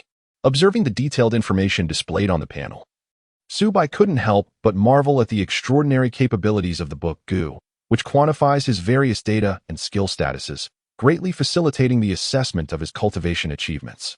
If the powers of the Book Gu could be widely disseminated, it is likely that the entire realm of cultivation would witness an influx of formidable practitioners. Notably, there remains room for improvement in his spiritual root aptitude. Should he ascend to the 6th grade spiritual root, it would equate to possessing a moderate aptitude for spiritual cultivation, thereby significantly enhancing his efficiency in practice. However, achieving this in the short term appears to be a formidable challenge. Subai stroked his chin, pondering deeply while murmuring to himself. He had made notable progress in various arts such as swordsmanship, runes, and formations. Yet, the paramount focus at present remains on elevating his alchemist rank. In a year and a half, he might attain the pinnacle of the first tier, subsequently advancing to a second-tier alchemist. This progression is vital for his future cultivation endeavors. During the forthcoming period, he must devote himself to the rigorous study of alchemical techniques. Although Lingxiao City currently finds itself besieged by the 9 nether demon sect, seemingly on the brink of peril, the robust protection of a second-tier formation ensures that a breach of the city is unlikely in the near term. Given the current circumstances, Subai is afforded a relatively tranquil period to engage in his cultivation pursuits. Chapter 71. Foresight in the blink of an eye. A year has swiftly passed. The city of Lingxiao has been besieged by the cultivators of the 9 nether demon sect for a full year. The cultivators within the city are trapped, unable to step beyond its gates, while the assailants show no signs of retreat. Daily, they launch relentless assaults on the city's second-tier grand formation, continuously depleting its energy. Over time, this has become an integral aspect of life for the cultivators of Lingxiao, resulting in a precarious equilibrium where neither side can break the stalemate. Yet, this seemingly stable situation has only served to heighten the anxiety and restlessness among the city's inhabitants, as none can predict when this conflict might come to an end. In a quiet chamber, Subai sat cross-legged, concluding a day of diligent cultivation. After a grueling year of effort, he has made remarkable progress, advancing to 40 of the 7th layer of Qi cultivation. Although the challenges of further cultivation become increasingly daunting and the pace has slowed, Subai's perseverance has yielded rich rewards. His achievements this year extend beyond mere cultivation. His comprehension of alchemy has reached new heights. With his alchemist rank now at 99 in the first tier, just a step away from becoming a second-tier alchemist. The only barrier preventing his advancement is the lack of knowledge pertaining to the second-tier alchemist inheritance. Simultaneously, his 5 elements alchemy technique has progressed to a minor success stage, significantly enhancing his alchemical skills and success rate. Furthermore, his illusory demon transformation technique has ascended from proficiency to minor success, making it exceedingly difficult for even golden core cultivators to discern his true form and cultivation level. He can navigate among golden core practitioners with ease, untroubled by the fear of being unmasked. However, after reaching the minor success stage, advancing further becomes exceptionally arduous. Without the assistance of the book Gu, even a remarkably gifted practitioner of the demonic arts might require over a century to cultivate this technique to the minor success level. Subai's astonishing rate of progress is indeed remarkable. Dear, it seems that the rent in Lingxiao City is about to increase. As Subai emerged from his meditation chamber, Ji Wanqing approached him with a worried expression. An increase in rent? What is the reason for this? Subai furrowed his brow, a hint of confusion rising within him. Currently, the rent in Lingxiao City is already exorbitant, requiring 2 medium-grade spirit stones monthly, equivalent to 200 low-grade spirit stones. This expenditure is a significant burden for most cultivators, nearing their financial limits. Even though the Yunwu mountain range is rich in spirit stones, keeping their prices relatively low, any further increase in rent could incite dissatisfaction and resistance among many cultivators. It is said that the spirit stone reserves in Lingxiao City are nearly depleted. Mu Xiling explained from the side. Maintaining a second-tier grand formation demands a substantial amount of spirit stones as energy. Over the past year, the continuous assaults by the 9 nether demon sect have rapidly diminished the city's spirit stone reserves. Without sufficient spirit stones, the grand formation of Lingxiao City cannot sustain its operation. In order to ensure the proper functioning of the grand formation, the Celestial Star sect has decided to impose an increased rent on the cultivators residing within the city. All practitioners living in the city must pay a higher rent, otherwise, they will be compelled to vacate Lingxiao City. Mu Xiling's words enlightened Subai to the reasons behind this decision, which was dictated by circumstances. The stability of Lingxiao City hinges entirely on this second-tier grand formation. Without sufficient spirit stones for support, the collapse of the formation would yield catastrophic consequences. How much will the rent increase? Subai inquired. It is said that the rent will at least double, resulting in a monthly payment of 4 mid-grade spirit stones, revealed Xia Shiyao, presenting this astonishing figure. For mid-grade spirit stones? Fortunately, that is still bearable for now, Subai sighed with relief upon hearing this. For him, while 4 mid-grade spirit stones is not an insignificant sum, it does not constitute an unbearable burden. After all, he currently possesses 5,000 mid-grade spirit stones. Even if he had to pay rent for 4 or 5 years consecutively, he would still be able to manage. Perhaps this is not a concern for us. But it is quite different for other cultivators, Ji Wanqing interjected, shaking her head gravely. It is not merely a matter of rising rents. The prices of runes, magical artifacts, spiritual medicines, and elixirs are skyrocketing, with increases exceeding 100% compared to before. Even more outrageous are the prices of spirit rice and spirit meat, which have at least tripled in comparison to a year ago, and even if one has money, securing these items is not guaranteed. Currently, Lingxiao City is plagued by a shortage of food and meat. It is said that many cultivators have gone without sustenance for 3 days and nights, resorting even to gnawing on wood, with pleas for food falling on deaf ears. She expressed that the prices within Lingxiao City have begun to spiral out of control, varying from day to day. Ji Wanqing's words made Su Bai realize that the prices in Lingxiao City had descended into a state of chaos. If Lingxiao City had not been besieged by the 9 nether demon sect, the surrounding cloud mist mountains would be teeming with demon beasts, each yielding hundreds or even thousands of pounds of meat, which was previously quite affordable. Furthermore, vast tracts of farmland had been cultivated outside the city, yielding bountiful harvests annually, leading to stable grain prices and even instances of low prices harming farmers. However, after a year of siege, the food reserves within the city have rapidly dwindled, and severe shortages have begun to emerge. It is rumored that the cultivators of the Celestial Star sect have started to restrict the supply of food. Shops in the streets no longer sell food and meat indiscriminately, and there is now a daily limit on supplies, Xia Shiyao continued.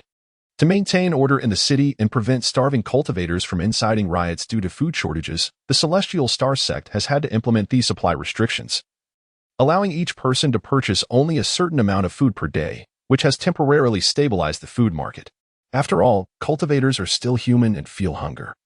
Even Foundation Establishment and Golden Core cultivators require sustenance to maintain their strength. My dear, fortunately, we prepared in advance and stockpiled a substantial amount of resources. Otherwise, we would likely be facing hunger now, Mu Xiling remarked with a look of relief. She never expected that, as cultivators, they would one day find themselves troubled by the prospect of food scarcity.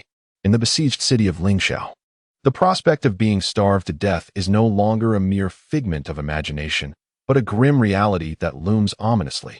However, their family, thanks to Su Bai's foresight, has stockpiled an ample supply of food and spiritual meat sufficient to last a decade. They need not scramble for the limited provisions. Each day, they continue to relish a sumptuous diet, living in stark contrast to the plight of other cultivators. Fortuitously, her husband possesses such prescience. Otherwise, they too might have found themselves following the tragic path of those cultivators. Chapter 72. The spirit stone extraction requires caution. The extraction of spirit stones demands a careful and prudent approach. Hunger often triggers a series of issues. Su Bai's expression was grave, particularly regarding those cultivators on the brink of starvation. One could never predict the extent of their desperate actions. In the forthcoming days, vigilance against potential marauders was imperative to prevent any assaults driven by the desire to seize sustenance. Although Su Bai's family currently enjoyed a life free from want, the circumstances for other cultivators were drastically different. In the secular realms, famine frequently incited peasant revolts, leading to widespread displacement of the afflicted. In the realm of cultivation, the ramifications of hunger could be even more terrifying. Cultivators wield immense power, and should they incite a rebellion, chaos would inevitably ensue.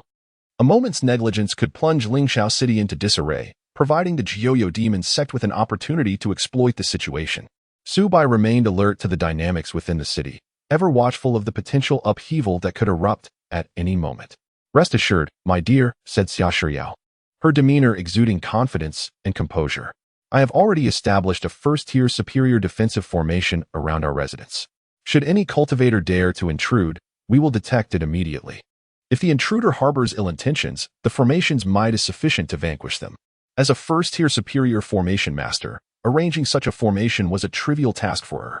This formation could withstand the assaults of the majority of Qi refinement stage cultivators. Unless a Foundation Establishment cultivator were to approach personally, breaching it would prove exceedingly difficult. In truth, Su Bai's family was not an isolated case, Most cultivators in the city had similarly set up defensive formations around their homes. However, the majority had only deployed first-tier inferior formations, which merely served basic warning and defensive functions. Yet, these were adequate for deterring disturbances from ordinary Qi refinement stage cultivators. Well done, Subai nodded in satisfaction. With the protection of this formation, as long as no foundation establishment cultivator attacked, their abode was relatively secure, alleviating undue concern over the covetousness of other cultivators. To address the looming crisis, Subai had made numerous preparations in advance, and it appeared that these efforts were not in vain. In the afternoon, sunlight streamed through the window, illuminating the quiet chamber where Subai was engrossed in alchemy, striving to enhance his skills as an alchemist. Suddenly, a resonant voice echoed from outside, reverberating throughout the street. "I am Zhang Lin, the steward of the Starry Sect. All cultivators within, step forth." The voice was commanding and authoritative, leaving no room for dissent.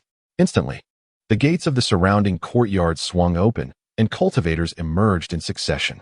Subai joined the crowd as they made their way to the street.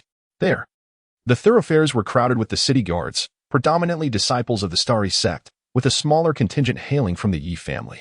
Together, these two factions constituted the principal security force of Lingxiao City, tasked not only with maintaining order within the city but also with venturing beyond its walls to hunt down the cultivators of the Jiuyo Demon Sect. The guards were all at least at the 7th level of Qi refinement, their prowess not to be underestimated. Once all the cultivators had gathered, Zhang Lin surveyed the assembly with satisfaction and announced in a resonant voice, "I have an important matter to convey to you. Effective immediately, your rent will be doubled, and you are now required to pay 4 mid-grade spirit stones each month. For those who have already prepaid their rent, you must make up the difference.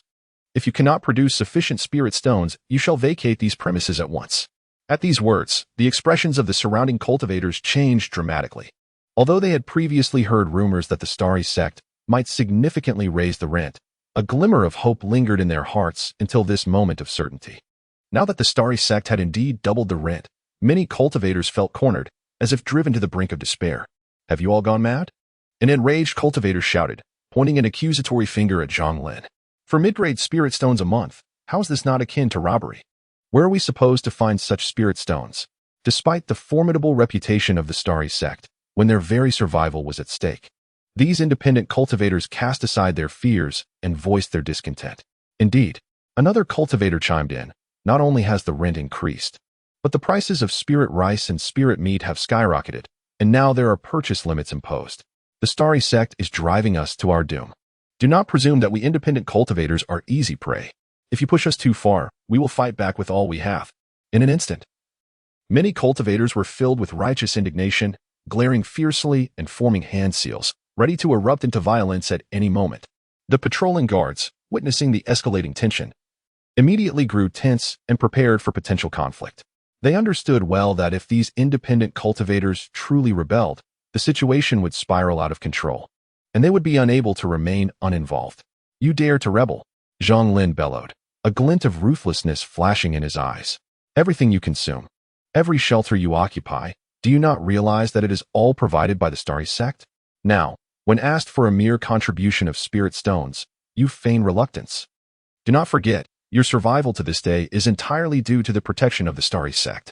If you refuse to pay the rent, feel free to leave Lingxiao City and see if those demonic cultivators will show you mercy."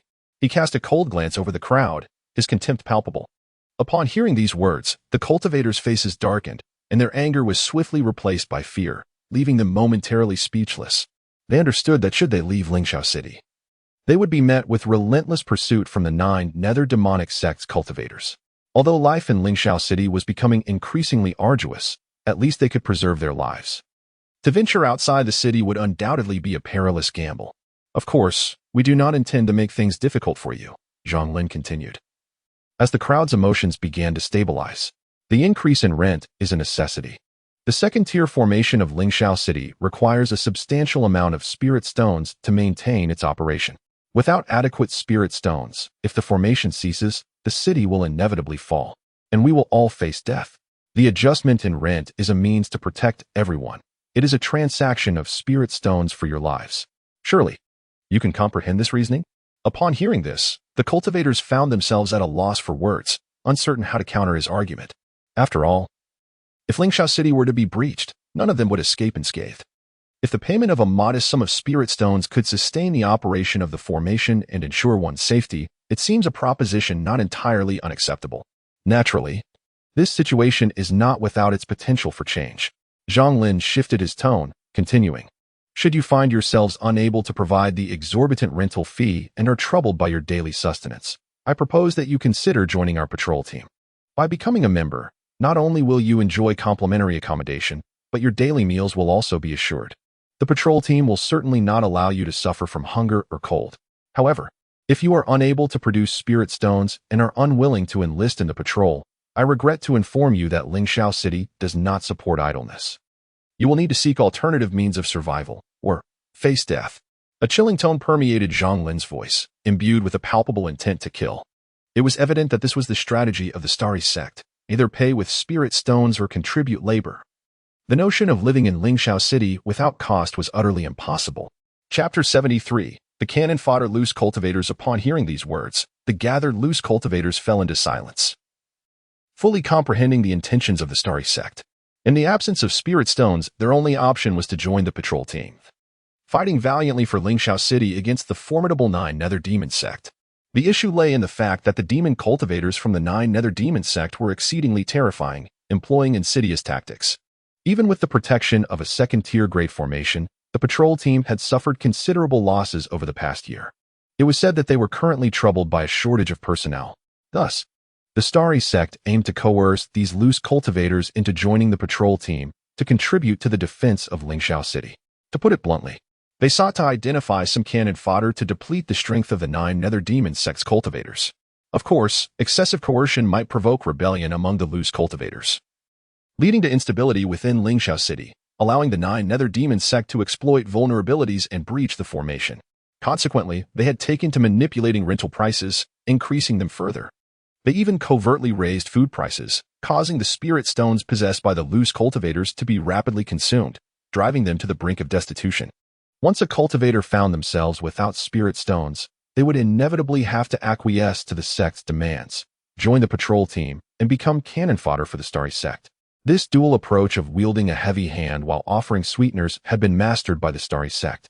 The loose cultivators, not yet pushed to the edge of desperation, were reluctant to engage in a fatal confrontation with the Starry Sect. Well, I shall grant you but a single day to deliberate. Either surrender your spirit stones, join the patrol, or face death, declared Zhang Lin, the steward of the Starry Sect, his eyes glinting with coldness as he issued the final ultimatum. He had little interest in engaging in lengthy discussions with this disorganized crowd. In truth, had the Starry Sect not found itself ensnared in a dire predicament, besieged by the Nine Nether Demon Sect, these loose cultivators would have had no opportunity to join the patrol team. Under normal circumstances, the criteria for joining the patrol were exceedingly stringent, reserved only for those with exceptional bone structure and outstanding strength. However, now, in a bid to augment their numbers, the Starry Sect had no choice but to relax their standards, presenting these loose cultivators with a rare opportunity, though some still hesitated, failing to recognize the value of the moment. Steward Zhang, you speak the truth. The safety of Lingxiao City concerns each of us. I am willing to be the first to step forward and pay the rent, wholeheartedly supporting the Starry Sect. If Lingxiao City falls, we shall all face annihilation. At this moment, Chen Hongyu boldly stepped forward, his expression imbued with fervor as he ardently declared his unwavering support for the Starry Sect's decision, asserting that contributing more spirit stones posed no issue for him. Ah, splendid. At last, there are those who comprehend the gravity of the situation. Observing Chen Hongyu's demeanor, Steward Zhang Lin felt immense satisfaction. With such understanding cultivators leading the way, the task of collecting the exorbitant rental fees would surely proceed smoothly. The other loose cultivators, witnessing this development, recognized the inevitability of the situation. Resistance would yield no benefit. Steward Zhang, we acknowledge our prior oversight. In these perilous times for Lingxiao City, it is indeed incumbent upon us to contribute our wealth and strength. Although we may not contribute much, we can still gather some funds. We shall contribute 4 mid-grade spirit stones. In an instant, many wandering cultivators expressed their agreement. Most of those who responded proactively were seasoned practitioners at the 9th level of Qi refinement, possessing substantial resources. While 4 mid-grade spirit stones is no trivial sum, it remains within their means.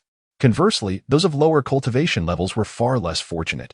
Their meager incomes left them with a paltry reserve of spirit stones, many of whom were barely scraping by, living paycheck to paycheck.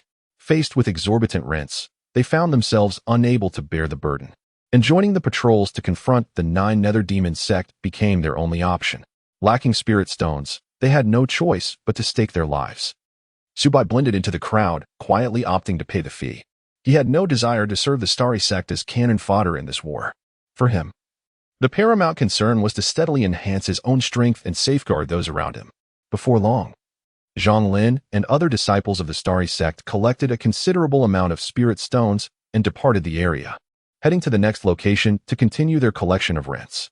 For the cultivators of the Starry Sect, this was undoubtedly a lucrative opportunity, one they would not let slip by. As the patrols left, the wandering cultivators returned to their homes. Something felt amiss. Upon arriving home, Subai furrowed his brow, a wave of intense unease washing over him. He sensed that there were deeper implications behind this matter. The sudden shift in the Starry Sect's attitude was exceedingly peculiar. Traditionally, the disciples of the Starry Sect held themselves in high regard when dealing with wandering cultivators, often domineering and unreasonable. Yet this time, they had been remarkably patient in their explanations, even offering favorable conditions for joining the patrols. This was entirely inconsistent with their usual demeanor. "What is it, my lord? Has something happened?" Ji Wanqing, Mu Xiling, and Xia Shuriao noticed Su Bai's unusual demeanor and inquired with concern. "There is undoubtedly something amiss." Su Bai's expression turned grave as he spoke slowly. "If I am not mistaken, the situation for the Starry Sect may be even more dire than we imagine. It is possible that no reinforcements will arrive." "What? That can't be." The 3 women gasped in astonishment. Consider this. If there were truly a rescue force, Golden Core cultivators would have already surged forth to eliminate the 9 nether demon sect forces outside the city. Yet, we have been trapped for a year without even a shadow of reinforcements, Subai reasoned. "My lord, are you suggesting that the 9 nether demon sect may have launched an attack on the Starry Sect's headquarters, thereby restraining their Golden Core cultivators and preventing them from sending aid to Lingxiao City?" Ji Wanqing asked with a worried expression. "But that doesn't make sense. Isn't the Starry Sect's young master, Lu Yunji, still in Lingxiao City? She is a key candidate for future Golden Core cultivation. Would the Starry Sect really abandon her?"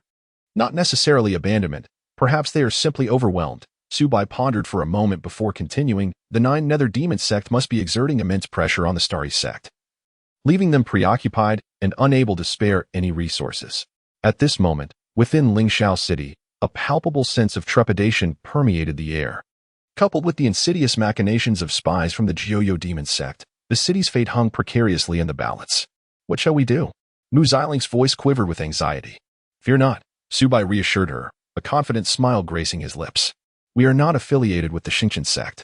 Even if Lingxiao City were to fall, the first targets of the Jiuyo demon sect would undoubtedly be the members of the Xingqian sect, not us, the rogue cultivators.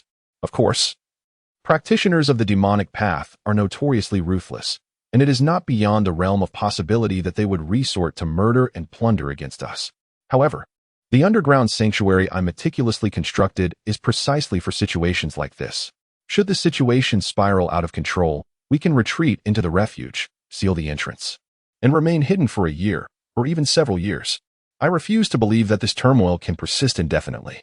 Subai was acutely aware that the impending conflict between the Xingqian sect and the Jiuyo demon sect bore little significance to him, regardless of the outcome. His singular goal was to survive amidst the chaos.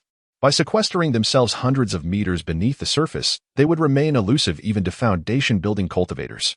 After all, while their spiritual senses are formidable, their range is limited to mere dozens of paces when unobstructed. Once deep underground, that range diminishes significantly, often to mere feet.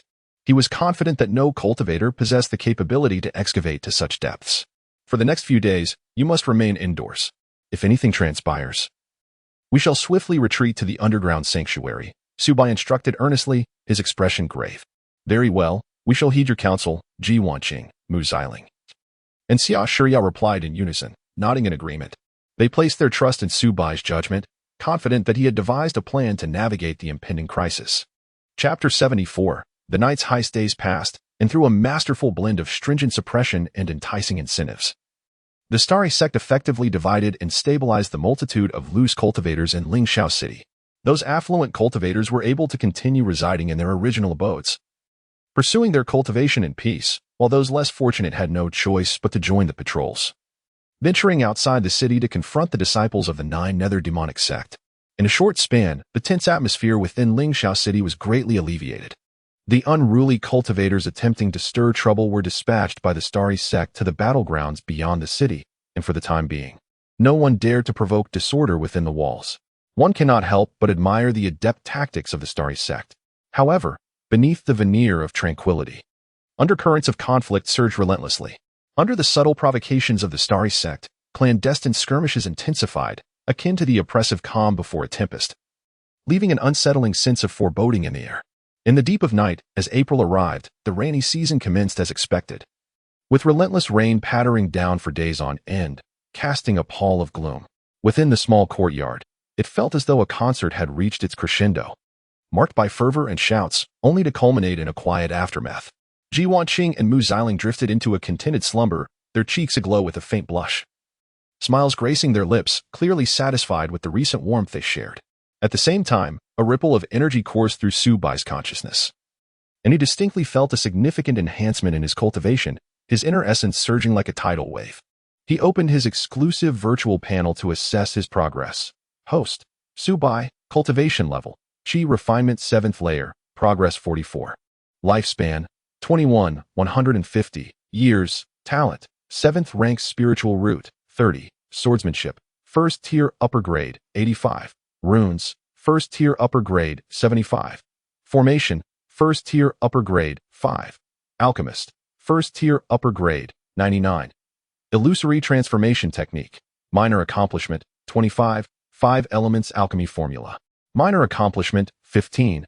Flame burst technique. Major accomplishment: 95. Wind blade technique. Proficient: golden radiance technique. Proficient: profound ice technique. Proficient: gentle rain technique. Proficient: thunder summoning technique. Proficient: obsessive love Gu, 2nd tier middle grade. Clone Gu, 1st tier upper grade. Wine bug, 1st tier upper grade. Gold devouring bug, 1st tier upper grade. Book Gu, 1st tier upper grade. Dream soul Gu, 1st tier upper grade. Gazing at the data on the panel, Su Bai felt immense satisfaction. Over the past year, his abilities had witnessed remarkable advancement. The efforts of the year had not been in vain. His cultivation had increased by nearly half, and at this pace, he would ascend to the Qi refinement 8th layer in just over a year. Su Bai stroked his chin, filled with exhilaration. Generally, the path of cultivation slows markedly as one progresses. It takes an ordinary Qi refinement cultivator nearly a decade of arduous effort to break through from the 7th to the 8th layer. Yet, he had accomplished nearly half of that journey in just 1 year. Besides the aid of elixirs, frequent dual cultivation with his 3 partners played a crucial role, each session accelerating his progress and significantly amplifying his inner essence. However, the frequent dual cultivation has taken a toll on him, leaving his body often feeling frail, sustained only by the consumption of restorative elixirs. Otherwise, faced with the fervent attentions of these 3 passionate companions, he would likely find himself fleeing in disarray, retreating to a secluded chamber for solitary cultivation. Such is the plight of a man. He must confront external crises while also attending to the delicate affections of his beloved wives, necessitating a constant state of robust vitality. His constitution remains too weak. Were he to concoct the dragon elephant Gu, he would possess a formidable physique and acquire the strength of a dragon and elephant, rendering him capable of defeating 10 adversaries with ease. Su Bai clenched his fists, his eyes brimming with anticipation. Unfortunately, he has only obtained the dragon transformation ginseng, while the other crucial ingredient, the elusive barbarian elephant grass, remains mysteriously absent. This rare spiritual herb is exceedingly difficult to procure, even for those with ample wealth. He has scoured every shop in Lingxiao City, yet to no avail, and can only temporarily shelve his plans to create the dragon elephant Gu, hoping for future opportunities. Suddenly, Su Bai's expression sharpened, his formidable spiritual awareness, comparable to that of a mid-stage foundation establishment cultivator, detected 5 furtive auras nearby. His perception spans over 100 paces, making it nearly impossible for any cultivator within this area to elude his senses. Among these uninvited guests, 3 are at the 9th layer of Qi refinement, while 2 are at the 8th. Their stealthy demeanor clearly indicates ill intentions. Could they be bandits? Su Bai narrowed his eyes. He had recently heard of numerous late-stage Qi refinement cultivators resorting to robbery due to their inability to afford exorbitant rents, unwilling to serve as pawns for the Xingqian sect. In recent nights, many cultivators have been tragically robbed, with some families even torn apart as a result. They have quite the audacity to target me. A chill of murderous intent radiated from Subai. In the past, he might have hesitated, but times have changed. Now, having ascended to the 7th layer of Qi refinement and entering the late stage, his strength has significantly increased. He no longer needs to rely on the influence of his companions. He possesses the capability to effortlessly confront other late-stage cultivators. Moreover, his dream soul Gu has also advanced to a top-tier quality, synergizing with his own power, rendering late-stage Qi refinement cultivators trivial in his eyes. With this thought, Subai chose not to awaken his slumbering companions, quietly harnessing the power of the dream soul Gu. The invisible waves emanated like ripples, swiftly enveloping the surrounding area of over 100 paces. Not far away, the 5 stealthy figures drew closer to Subai's abode. They were rogue cultivators from afar. Having heard tales of the resource-rich Yunwu Mountain and the abundance of spirit stones, hoping to find an opportunity for foundation establishment in Lingxiao City. In other locales, they referred to themselves as the 5 Fiends of Yinshan, notorious for their ruthless tactics, having slain numerous cultivators and amassed untold treasures. Little did they anticipate that shortly after arriving in Lingxiao City, they would encounter the invasion of the 9 Nether Demon sect, becoming trapped within the city with nowhere to turn. To make matters worse, their habitual extravagance has left them ill-equipped to cope with the recent surge in rents imposed by the Xingqian sect. With their resources dwindling to a mere month's worth of sustenance, they were unwilling to join the Guardian Corps and serve as mere cannon fodder for the Celestial sect. After much contemplation, they resolved to return to their former trade, resorting to the plundering of other cultivators to amass wealth. Chapter 75. Are they being manipulated? Brother, are you certain there is a plump lamb to be slaughtered within this abode? Inquired a gaunt cultivator clad in a black robe. His gaze fixated on Subai's residence not far off, filled with skepticism. He licked his cracked lips, his eyes glimmering with avarice. Could there be any doubt? Replied a man bearing a hideous scar across his face, the leader of the 5 Fiends of Yinshan, a glint of malice flashing in his eyes as he smirked. I am well acquainted with the affairs of this house. Within reside 3 stunning female cultivators, each possessing a voluptuous figure and striking beauty, who maintain an air of aloofness towards other male cultivators, all at the late stage of Qi refinement. What infuriates me the most is that there is also a pretty boy among them, merely at the 4th level of Qi refinement, who dares to embrace all 3 beauties, indulging in the joys of a harmonious relationship. As he spoke, jealousy and resentment enveloped his face, his fists clenching involuntarily, knuckles turning pale from the pressure. Is it possible? How could those 3 late-stage female cultivators possibly take a liking to that lad and willingly marry him? For what reason? Questioned a cultivator with triangular eyes and a furtive expression, his disbelief evident as he shook his head vigorously. Who knows? Perhaps the pretty boy possesses some unique charm that bewilders women, rendering them utterly captivated, causing them to willingly support him. Humph. I have no respect for such a man who lives off others, devoid of any backbone. The leader gritted his teeth, his tone laced with disdain and envy, the bitterness almost palpable. However, my leader, even if that pretty boy is no threat, those 3 female cultivators are all late-stage Qi refiners. Their strength should not be underestimated. Cautioned a fair-faced cultivator, his demeanor cautious as he furrowed his brow. In the cultivation world, strength is the ultimate truth, and one must not grow complacent merely because the opponent is female. A moment's carelessness could cost them their lives. This is no trifling matter. Rest assured, I have already conducted my inquiries. Although these 3 female cultivators possess considerable cultivation, they are not skilled in combat. One is an alchemist, another a talisman master, and the last a formation master. They typically earn their living through their crafts. Having resided here for over 3 years, they have hardly left Lingxiao City. It is evident they lack practical combat experience, their cultivation merely built upon resources. With our cunning, we can catch them off guard and surely succeed. A glimmer of cunning sparkled in the leader's eyes as he added ominously, of course, there is no need to kill them. If we can control them, we shall have a steady influx of spirit stones in the future, a most lucrative deal. Is that so? Your calculations are indeed quite astute. Just then, a cold voice, devoid of emotion, echoed unexpectedly within their consciousnesses. What? The 5 Fiends of Yinshan turned pale instantly, their bodies bristling with fear as if doused with a bucket of icy water. They understood all too well what it meant for their whereabouts to be exposed. It signified a grave and imminent peril. Strangely, They widened their eyes and scanned their surroundings. Yet they could not discern the source of the sound, utterly oblivious to how they had been exposed or where the enemy lay hidden. The sound was emitted by Su Bai, who had no intention of recklessly revealing his whereabouts. Why take risks to confront an enemy that could be dealt with from the shadows? Engaging in foolish close combat would only invite unnecessary suffering. In an instant, an invisible yet potent wave of spiritual energy surged forth like a tumultuous undercurrent, silently enveloping the five fiends of Yanshan.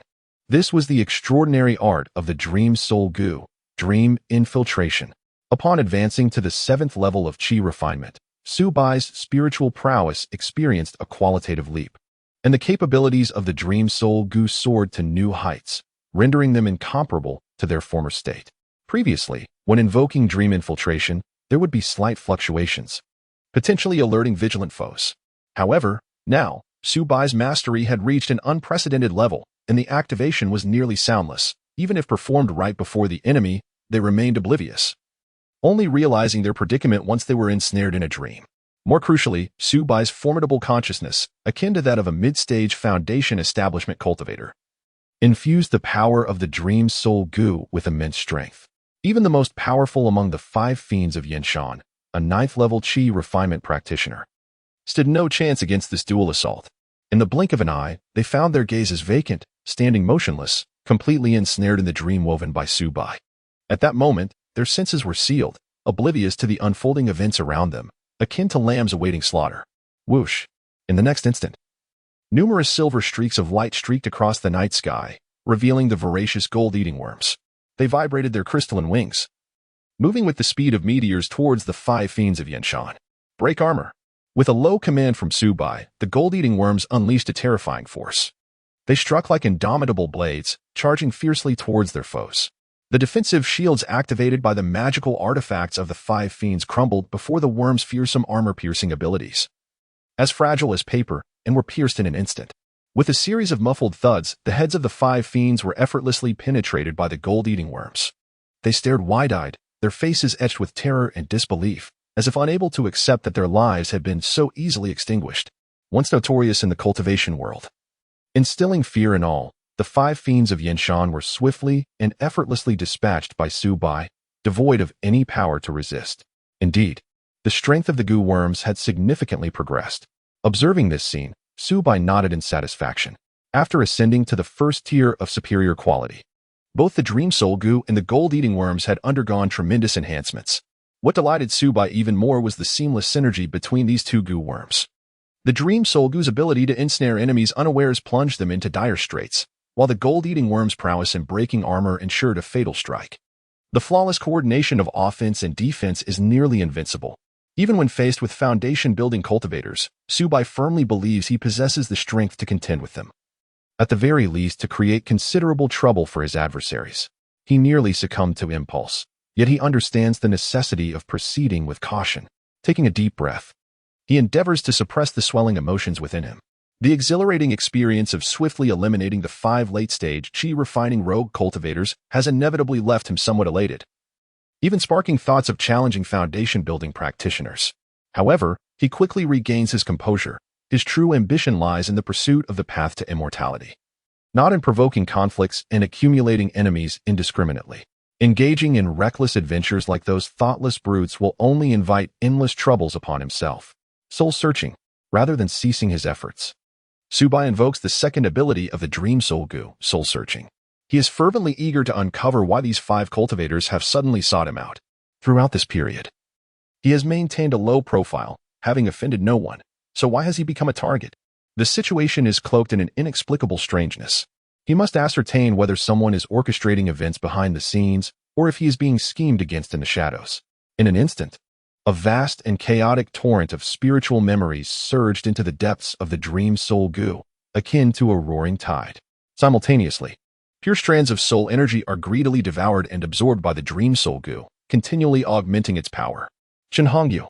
Su Bai's gaze instantly turned icy and piercing, radiating a murderous intent. From the memories of the Yanshan Five Fiends, he distinctly recognized a familiar figure, Qin Hongyu. This once adversarial demon cultivator has been scheming behind the scenes, manipulating the Yanshan Five Fiends to confront him. Chapter 76. Foundation pill formulation. It is evident that the appearance of the 5 fiends of Yinshan at the Su family residence was no mere coincidence. It turns out that Qin Hongyu had vividly recounted the circumstances surrounding Ji Wanqing and her companions, his words laced with exaggeration and temptation, igniting the greed within these avaricious individuals. The mere thought of committing murder and seizing treasures within what appeared to be an ordinary house stirred their basest instincts, prompting them to act under the cover of night for the purpose of robbery and slaughter. As the saying goes, wealth stirs the heart. Qin Hongyu's embellished tales acted as the spark to a powder keg, leading them unhesitatingly down this treacherous path. Had it not been for Qin Hongyu's insidious instigation from the shadows, they might not have set their sights on the Su family. One cannot deny the cunning of Qin Hongyu's tactics, his methods impeccably meticulous. He merely alluded to the Su family situation in a casual manner, devoid of any overt incitements. Yet he successfully stoked the flames of greed in the hearts of the 5 fiends. For those who view wealth as paramount, the lure of such a plump target was irresistible. Qin Hongyu's strategy of employing others to do his bidding was executed with masterful finesse, leaving his adversaries utterly defenseless. When did I offend him? Why is he so meticulously plotting against me? Su Bai's brow furrowed, his eyes filled with bewilderment. He had always led a reclusive life, rarely engaging with the outside world, and spent his days either in cultivation or in the company of family, having seldom encountered conflict. Logically, he should not have attracted such enmity. Yet, Qin Hongyu seemed to harbor a deep-seated vendetta, repeatedly scheming to ensnare him. Were it not for Su Bai's considerable strength, he might have already fallen victim to Qin Hongyu's nefarious designs. Wait a moment, being targeted is not solely born of hatred. Perhaps I inadvertently obstructed his ambitions. Or he covets something I possess. As this thought crossed his mind, Su Bai felt a shiver run down his spine. Could it be that he has sensed something? Does he believe I harbor treasures worth eliminating me for? Su Bai had no desire to entangle himself further with Qin Hongyu, even harboring suspicions of his affiliations with dark forces. As long as Qin Hongyu did not provoke him, Su Bai intended to turn a blind eye and maintain a peaceful coexistence. However, it now appeared that Qin Hongyu had no intention of relenting. In that case, Su Bai resolved to be unyielding in return. Nevertheless, dealing with Qin Hongyu required careful planning. Rash actions were ill-advised. With this in mind, Su Bai's figure flickered, appearing like a phantom at the door. Incantations spilled from his lips as flames erupted from his palm, manifesting the formidable fire explosion technique. With a sweeping gesture, the flames surged forth like a tempest, engulfing the corpses of the 5 fiends of Yinshan. In an instant, a conflagration ascended to the heavens, waves of heat radiating outward. And within moments, the 5 bodies were consumed, reduced to a pile of ashes. Certainly, Su Bai did not neglect to search their storage pouches. As late-stage Qi practitioners and robbers, the 5 fiends of Yinshan might be concealing a wealth of precious artifacts. Such an opportunity to acquire treasures was not one Su Bai would let slip away. To his astonishment, the haul was indeed substantial. Su Bai returned indoors, eagerly opening 5 storage bags. His consciousness, like a delicate thread, penetrated within, instantly perceiving the myriad treasures contained inside. The spirit stones within were nearly depleted, indicating their extravagant spending habits. However, the bags housed a plethora of medicinal pills suitable for late-stage Qi practitioners, including 5 vials of Peiyuan pills, 7 vials of gathering spirit pills, 3 vials of supreme detoxification pills, and 3 vials of Bigu pills, among others. The variety of these elixirs encompassed aspects such as cultivation enhancement, detoxification, and replenishing spiritual energy, highlighting their significant emphasis on the elevation of their own cultivation. Having exchanged a substantial amount of spirit stones for these invaluable pills. Now, all these pills belonged to Su Bai, whose conservative estimate placed their worth at around 50,000 inferior spirit stones. Moreover, there was an impressive collection of magical artifacts and materials. Su Bai stroked his chin, a glimmer of astonishment flickering in his eyes. In addition to the medicinal pills, the storage bags contained an assortment of magical artifacts, 36 inferior-grade artifacts, 18 middle-grade artifacts, and 5 superior-grade artifacts, along with numerous rare mineral materials. The combined value of these artifacts and materials also reached at least 50,000 inferior spirit stones. Thus, the total worth of the items within the 5 storage bags soared to a staggering 100,000 inferior spirit stones, an extraordinary sum indeed. It was evident that an ordinary cultivator would find it challenging to possess such an abundance of artifacts and materials. It was highly probable that the Yin Mountain 5 fiends had acquired them through plundering other cultivators. I am not a blacksmith, and given the current situation in Lingxiao City, these items would fetch little in the market. Instead, I might as well feed them to the golden devourers, Su Bai mused, squinting as an idea formed in his mind. For the golden devourers, these artifacts and rare materials represented a rare delicacy. If they could consume all these treasures, their strength would undoubtedly see a tremendous enhancement, and their evolution speed would accelerate significantly. Perhaps they could advance to the second tier prematurely, akin to the infatuated Gu. Should this come to pass, with the terrifying power of the golden devourer's swarm, Su Bai could even contend with foundational cultivators, wielding combat prowess on par with the foundational level before even breaking through to it. With this thought, Su Bai waved his hand, unceremoniously tossing all the artifacts and materials to the golden devourers. The creatures buzzed with excitement, pouncing upon the delectable offerings like ravenous wolves. Their sharp mandibles quickly chewed through the treasures, producing a crunching sound. Witnessing their increasingly potent aura, the once translucent bodies began to exhibit a metallic sheen, adorned with dense runes that emanated a powerful artifact energy. Clearly, under the nourishment of these treasures, the strength of the golden devourers had experienced a remarkable surge. Suddenly, a realization struck Su Bai as he meticulously searched through the storage bags. He stumbled upon an unexpected surprise, a foundational pill recipe. He could hardly believe it. Hidden within the storage bags of the Yin Mountain Five Fiends was a recipe for a foundational pill. Such a recipe was a priceless gem in the cultivation world, exceedingly rare and difficult to procure, even for those with ample wealth. Su Bai had initially intended to try his luck at the auction in the treasure pavilion, hoping to acquire a recipe for a foundation establishment pill. Little did he expect to obtain it effortlessly.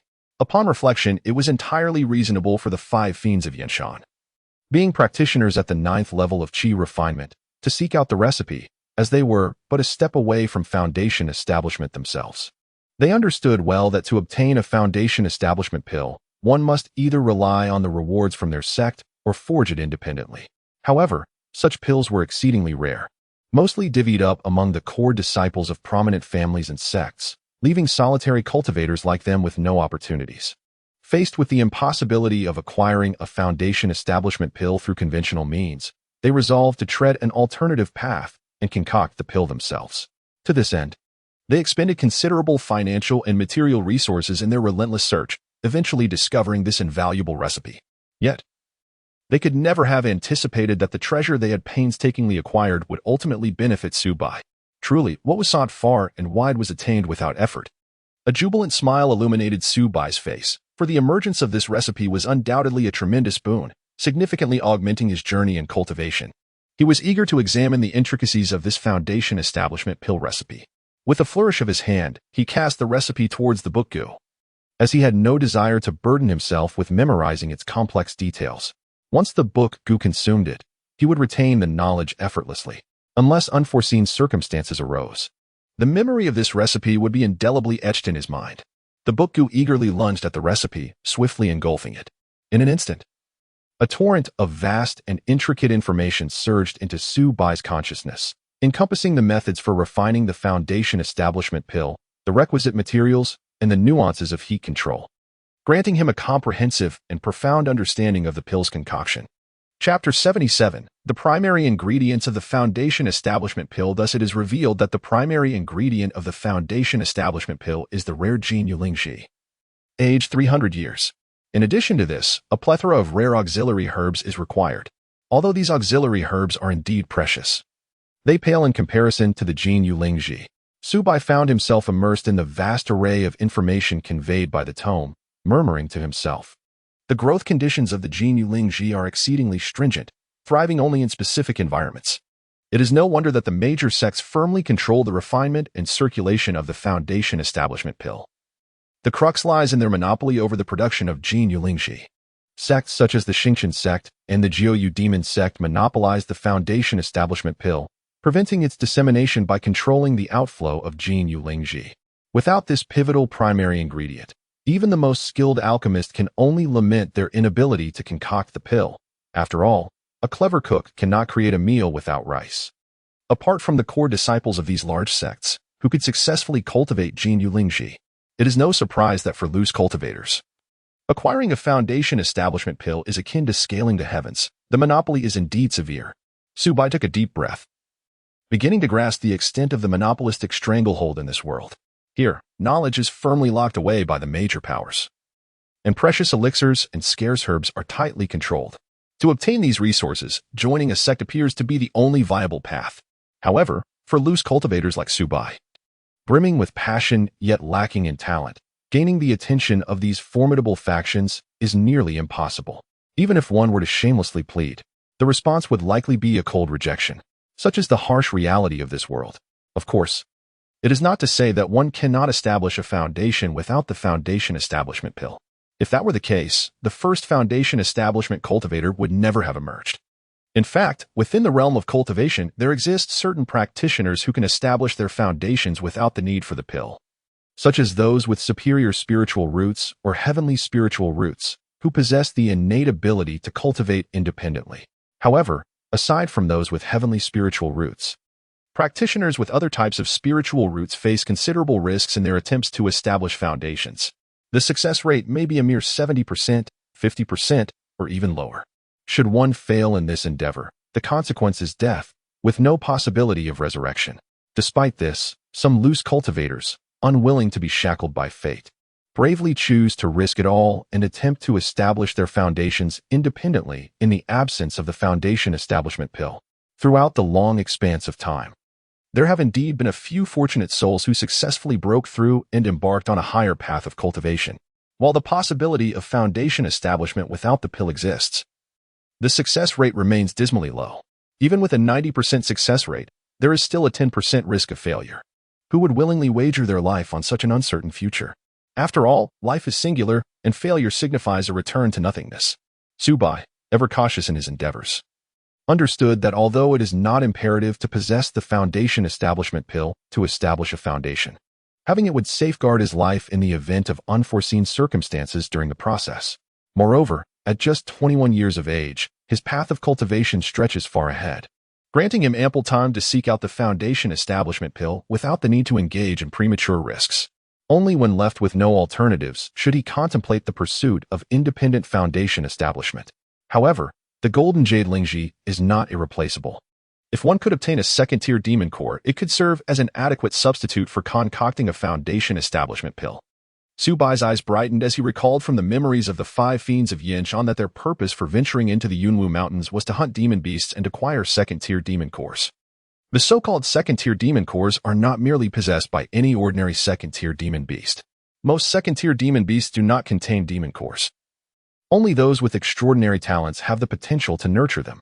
Once, there was a wandering cultivator who fortuitously hunted a second-tier demon beast, obtaining a second-tier demon core that successfully replaced the golden jade Lingji to forge a foundation establishment pill. However, such occurrences are exceedingly rare, bordering on impossible. The strength of second-tier demon beast rivals that of foundation establishment cultivators, with some being even more formidable than typical foundation establishment practitioners. To challenge a second-tier demon beast is undoubtedly to court death for a chi refining stage cultivator. Only when a foundation establishment cultivator takes action is there a semblance of hope. Yet, if a wandering cultivator could enlist the help of a foundation establishment practitioner, acquiring a foundation establishment pill would not be so arduous, so why go to such lengths to seek a demon core? Moreover, the probability of a second-tier demon beast nurturing an internal core is exceedingly low. To find one often necessitates the hunting of dozens of second-tier demon beasts.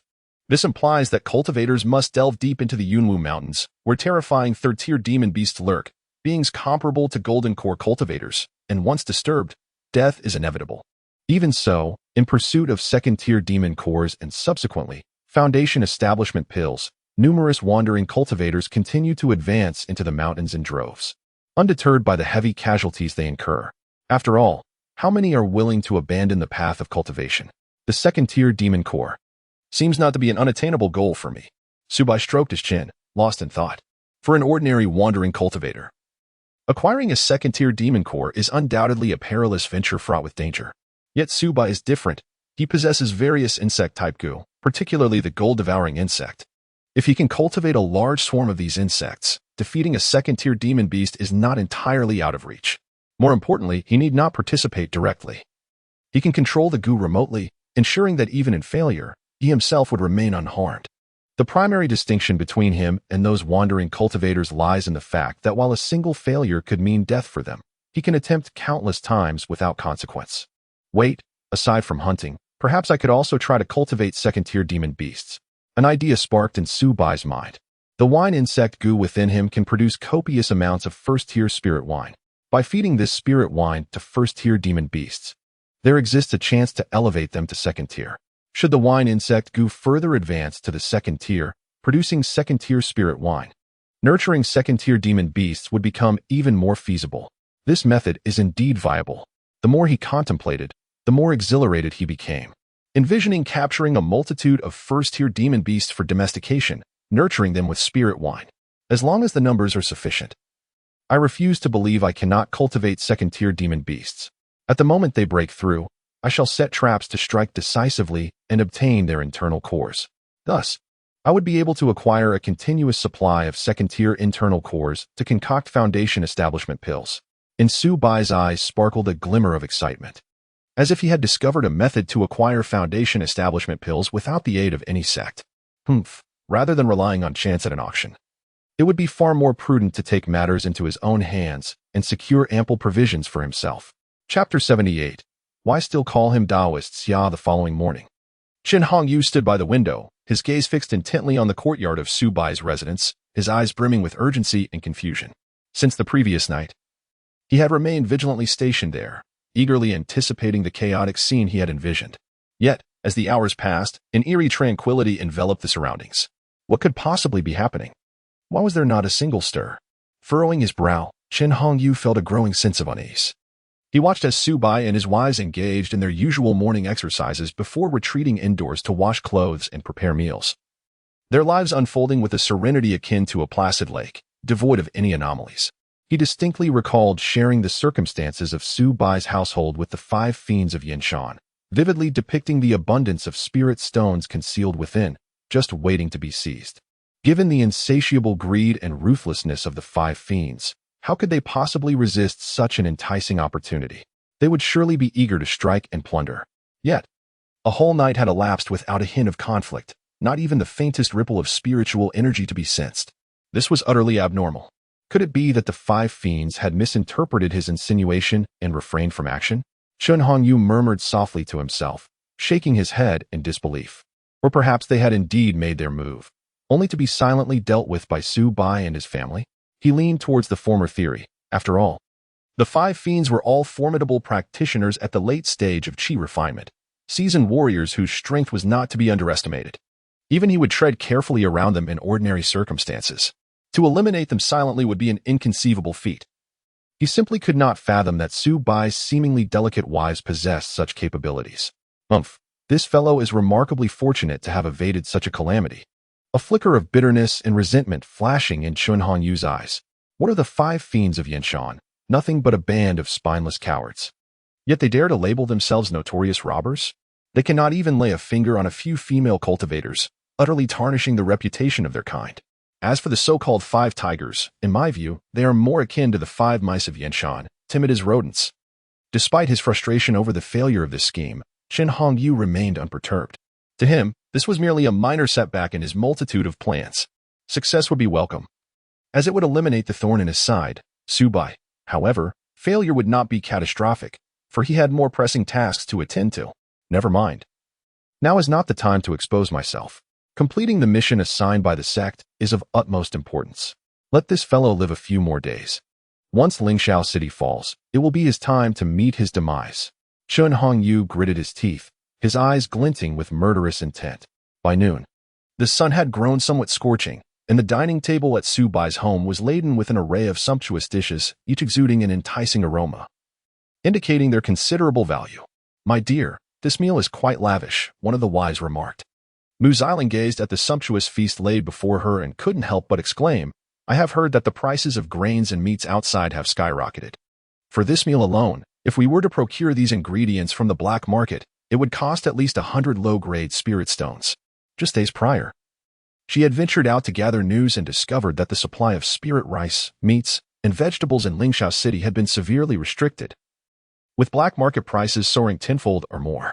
Should other cultivators witness their extravagant indulgence, they would likely be consumed by envy. Such is the virtue of foresight. Subai remarked with a triumphant smile. If we had not stocked up on ample provisions in advance, we would not be able to enjoy such a feast now. My dear, we must exercise caution in the days to come.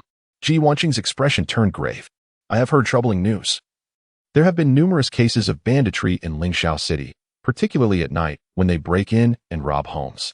Several families on our street have already fallen victim, like the Liu family, the Sun family, and the Zhao family. All have been utterly plundered, and the inhabitants met with dire fates. Ji Wanqing's words cast a shadow over the atmosphere, as she fully recognized that Lingxiao City was no longer a safe haven.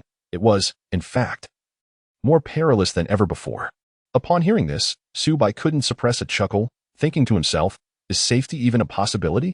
Just last night, our home narrowly escaped the clutches of the 5 fiends of Yanshan. Had I not discovered and dealt with them in time, we might have also become victims of robbery. However, he had no intention of revealing this to his wives, fearing it would only instill them with dread. Could it be true? Such audacity to brazenly commit home invasions? Mu Xiling's eyes widened in shock. Wait, with such a significant occurrence, has no one reported this to the Xingqian sect? Have the patrols not sought to apprehend these bandits? Mu Xiling found it unfathomable that such heinous acts could transpire under the management of the Xingqian sect. Having resided in Lingxiao City for an extended period, she had seldom encountered such incidents. Alas, the Xingqian sect seems preoccupied with their own matters, Ji Wanqing lamented, shaking her head helplessly. Dealing with the daily onslaught from the Juyo demon sect has already overwhelmed them. They scarcely have the bandwidth to concern themselves with our plight. Incidents of murder and robbery are evidently not on their radar. Ji Wanqing recalled instances when cultivators sought assistance from the Xingqian sect's patrols, only to be met with perfunctory acknowledgement and no real action, as if these grievous occurrences were invisible to them. This neglect was indeed disheartening. Over time, the populace had ceased to expect aid from the Xingqian sect, resorting instead to their own means of self-protection. It is not merely a matter of being overwhelmed. Perhaps reducing the number of rogue cultivators is precisely the objective of those within the Xingqian sect, Subai said gravely. What do you mean? Ji Wanqing and Mu Xiling looked at Subai in confusion. Quite literally what I said, Subai replied solemnly. No one knows how long this war will endure. It may last 3 years, or perhaps 5. However, the food reserves within Lingxiao City are dwindling, while the number of loose cultivators in the city is exceedingly high. The daily consumption of food by so many individuals presents a substantial burden. If an opportunity arises to eliminate some of these loose cultivators, the pressure on food supplies could be significantly alleviated. Subai has always been inclined to speculate on the worst intentions of others. Although he cannot definitively ascertain whether this is the true aim of the Xingqian sect, their actions undeniably lead to such an outcome. This undeniable fact compels me to reinforce the power of the array's prohibitions. I must not allow those who seek to plunder to invade our courtyard. Upon hearing this, Xia Shiyao immediately grew anxious and could no longer remain seated. She swiftly rose to inspect every corner of the array, fearing any oversight that might grant the enemy an opportunity. Should the plunderers manage to infiltrate their home undetected, the consequences would be dire. Friend Xia, you truly are diligent, Subai remarked, observing Xia Shiyao's busy figure. With such a responsible array master present, they could sleep more soundly at night. If the array were not sufficiently robust, it could be breached at any moment, leaving them in constant trepidation about a sudden attack from plunderers. Friend Xia? Ji Wanqing looked at Subai with an expression that was half smile, half tease, her eyes glinting with mischief. My dear husband, your relationship with Sister Xia is so intimate. Why do you still refer to her as Friend Xia? When do you plan to bring Sister Xia into our family? As Ji Wanqing's words left her lips, Mu Xiling also revealed a knowing smile. Subai was momentarily taken aback, but quickly grasped the underlying implication. He was no fool, and certainly recognized the subtlety in Ji Wanqing's remarks, which were delivered with such candor.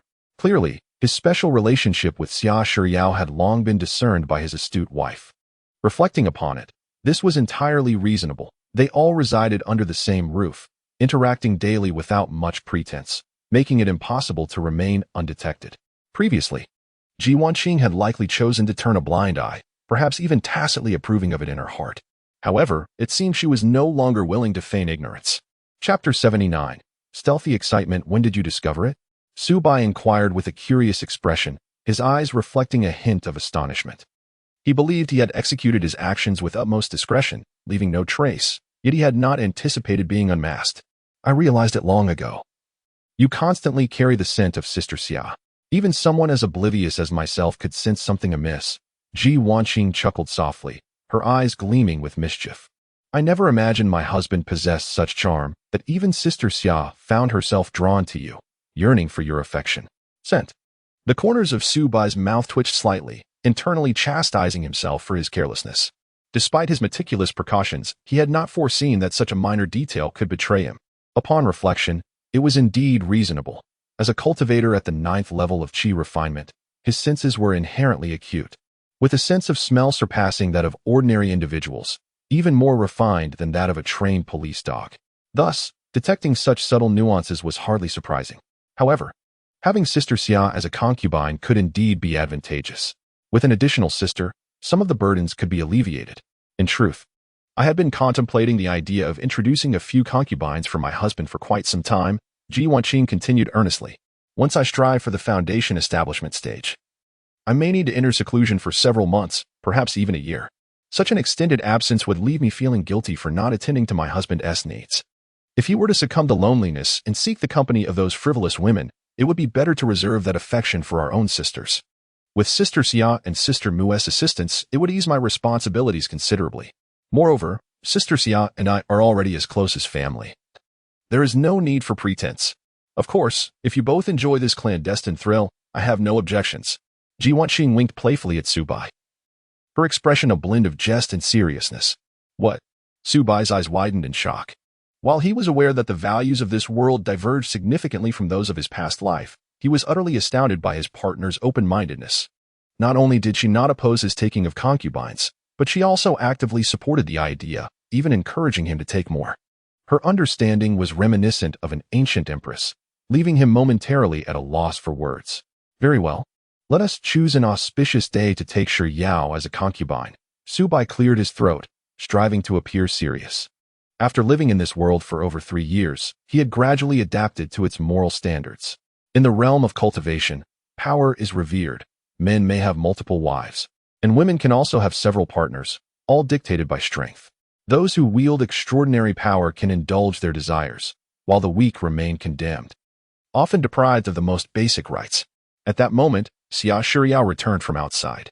Upon hearing this conversation, her face flushed a deep crimson, her beauty striking and alluring.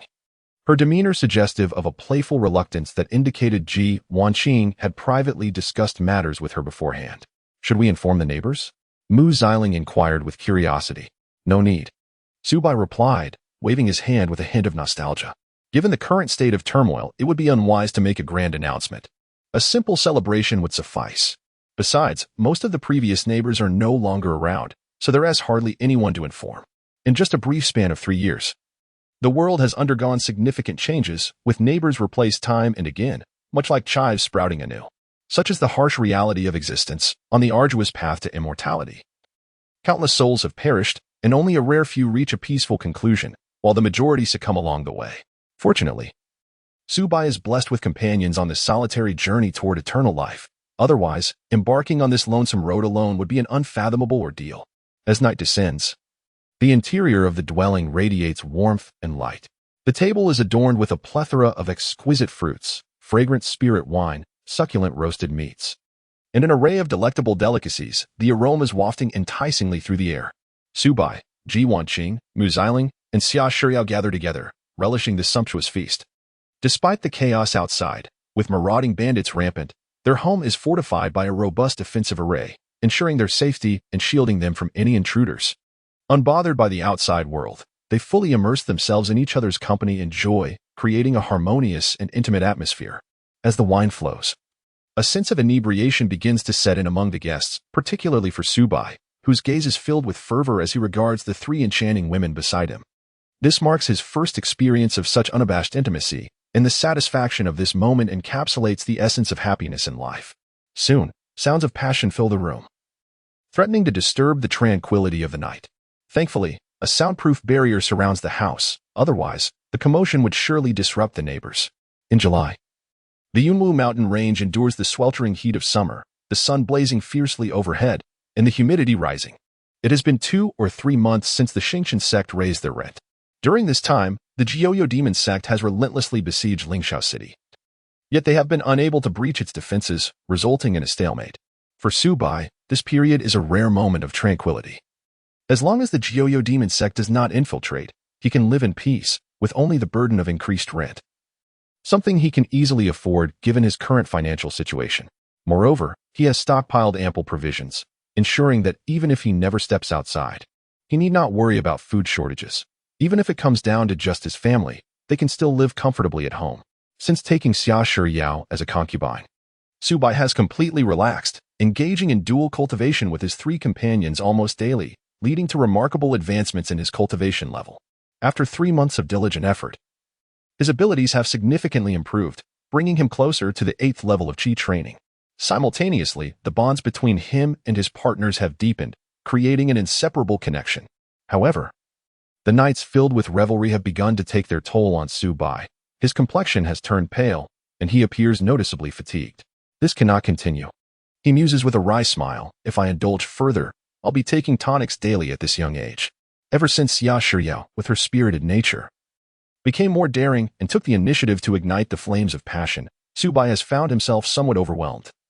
Even feeling trepidation at the thought of returning to the bedroom, fearing he might be drained by these 3 fiery companions. Yet, he reassures himself that such hard work must yield rewards, and he opens his exclusive virtual panel to check. Host, Subai, Cultivation, Qi Refining 7th Layer, Progress 66. Lifespan, 21, 150 years. Aptitude, 7th Grade Spiritual Root, 60. Swordsmanship, 1st Tier Upper Grade, 89. Runes, 1st Tier Upper Grade, 85. Formation, 1st Tier Upper Grade, 15. Alchemist, 1st Tier Upper Grade, 99. Phantom Trace Technique, Minor Achievement, 25. 5 Elements Pill Control Technique, Minor Achievement, 20. Flame Explosion Technique, Major Achievement, 99. Wind Blade Technique, Proficient, Golden Radiance Technique, Proficient, Profound Ice Technique, Proficient, Sweet Rain Technique, Proficient, Thunder Summoning Technique, Proficient. Love Gu, 2nd Tier Middle Grade. Clone Gu, 1st Tier Upper Grade. Wine Bug Gu, 1st Tier Upper Grade. Gold Devouring Bug, 1st Tier Upper Grade. Book Gu, 1st Tier Upper Grade. Dream Soul Gu, 1st Tier Upper Grade. It is evident that, aside from his remarkable enhancement in cultivation, the most notable progress lies in his spiritual root aptitude. If this trend continues, it will not be long before his spiritual root ascends to the 6th grade. Chapter 80. Do you have any food? At that moment, as Subai intended to continue his cultivation, he was suddenly interrupted by a series of knocks at the door. Who is it? Subai thought, and his powerful spiritual sense quickly detected the presence of an elderly man outside. The man appeared to be in his 70s or 80s. With a head of silver hair and a face etched with the marks of time, his cultivation level reaching the 8th layer of Qi refinement. Subai soon recognized him as his neighbor, Zhao Hong, a somewhat renowned artifact craftsman.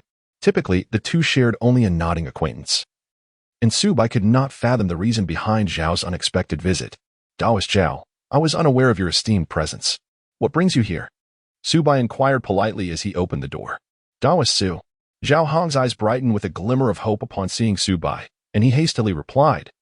It is this, Taoist Su. Do you have any surplus spirit rice or spirit meat at home? I am willing to exchange a low-grade magical artifact for them. He gazed at Subai with an expression of anticipation, his urgency palpable. Exchanging spirit rice and spirit meat? Subai was taken aback. Taoist Zhao, are you running low on provisions? In the past, Lingxiao City had been abundant in resources, with spirit rice and spirit meat available at low prices. The notion of trading such commonplace food for elixirs or magical artifacts seemed utterly preposterous. Yet now, Zhao Hong was willing to part with a precious artifact for mere sustenance, which astonished Subai. It was akin to offering gold in exchange for ordinary rice. Who would engage in such seemingly foolish transactions unless compelled by dire circumstances? Alas, do not mention it. I have run completely out, Zhao Hong lamented, his face a mask of regret and despair. Who would have anticipated that Lingxiao City would be besieged for such an extended period? I never foresaw the need to stockpile so much food. I have consumed everything at home, and not a single pill of abstinence remains. Now filled with remorse, Zhao Hong wished he had foreseen the scarcity of provisions. Had he known that food would become so precious, he would have certainly stocked up more instead of now having to humbly plead for a morsel. However, the spatial capacity of a cultivator's storage bag is often limited, typically holding only 1 or 2 cubic meters, which are usually filled with precious items like manuals, artifacts, and elixirs. Rarely would anyone squander space on food, and the price of abstinence pills is quite steep, dissuading most from hoarding them. Even if you have run out of provisions, cannot you simply purchase some from the shops? I have heard they are still supplying limited quantities, Subai queried, puzzled. Why sell your own artifact? Daoist friend, you are not aware? Zhao Hong exclaimed in astonishment. Last night, the warehouses storing spirit rice and meat in Lingxiao City were attacked by spies from the Jiuyo demon sect, resulting in the destruction of a vast amount of food. Now, even the Xingqian sect cannot produce much in the way of provisions. You could go to the shops and pay exorbitant prices. Yet you may not be able to acquire even a single grain of rice. The revelation that spies from the Jiuyo demon sect had assaulted the spirit rice warehouse sent a jolt through Subai. Having remained mostly indoors, he had been oblivious to the events transpiring outside and had not anticipated such treachery from the Jiuyo demon sect. Undoubtedly, this would be a significant blow to the Xingqian sect. The storage space of cultivators is, after all, limited. It is impossible to store all food within their spatial bags. Most of the grain reserves in Lingxiao City are kept in warehouses, which are typically well guarded and secure.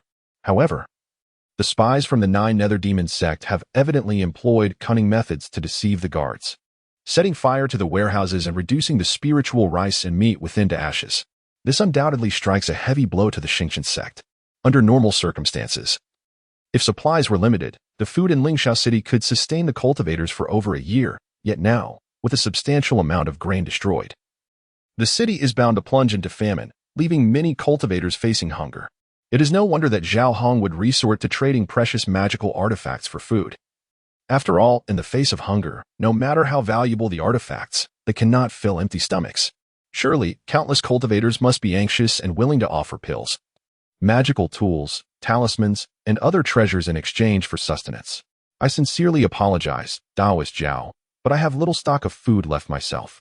However, if you have surplus magical artifacts, I possess some talismans that I could trade with you at a favorable price, Subai replied, maintaining a calm demeanor. He was not truly out of supplies. In fact, he had amassed a considerable stock of food. In this critical time of scarcity, he could easily take advantage of the situation to acquire various magical artifacts and pills at a low price, thus profiting handsomely. However, Subai understood the risks involved. Once other cultivators learned of his ample reserves, it would likely invite not trade, but rather deadly peril. Having spent considerable time in Lingxiao City, Subai was acutely aware of the nature of these cultivators. While they may seem amicable in daily interactions, one's interests are at stake. Especially when the weak can be bullied, many would not hesitate to reveal their predatory sides, transforming into ruthless bandits. In this world, power and profit often dictate everything. The opportunity to earn money will arise again, and Subai had no desire to take risks and become the target of resentment at this moment. You have no food either? My apologies for the intrusion. I shall take my leave. Upon hearing Subai's response, Zhao Hong's expression turned sour, disappointment evident in his tone. He had hoped to trade his magical artifacts for grain, only to find that Subai not only refused but also suggested exchanging talismans for his food, an absurd proposition. Within the city, the utility of talismans pales in comparison to that of food, and he would not be foolish enough to barter his precious remaining supplies for those impractical items. Otherwise, he might indeed face starvation. Disheartened, Zhao Hong turned to leave, intending to seek his fortune elsewhere. Subai watched his retreating figure and sighed inwardly. Little did he realize, this was merely the beginning.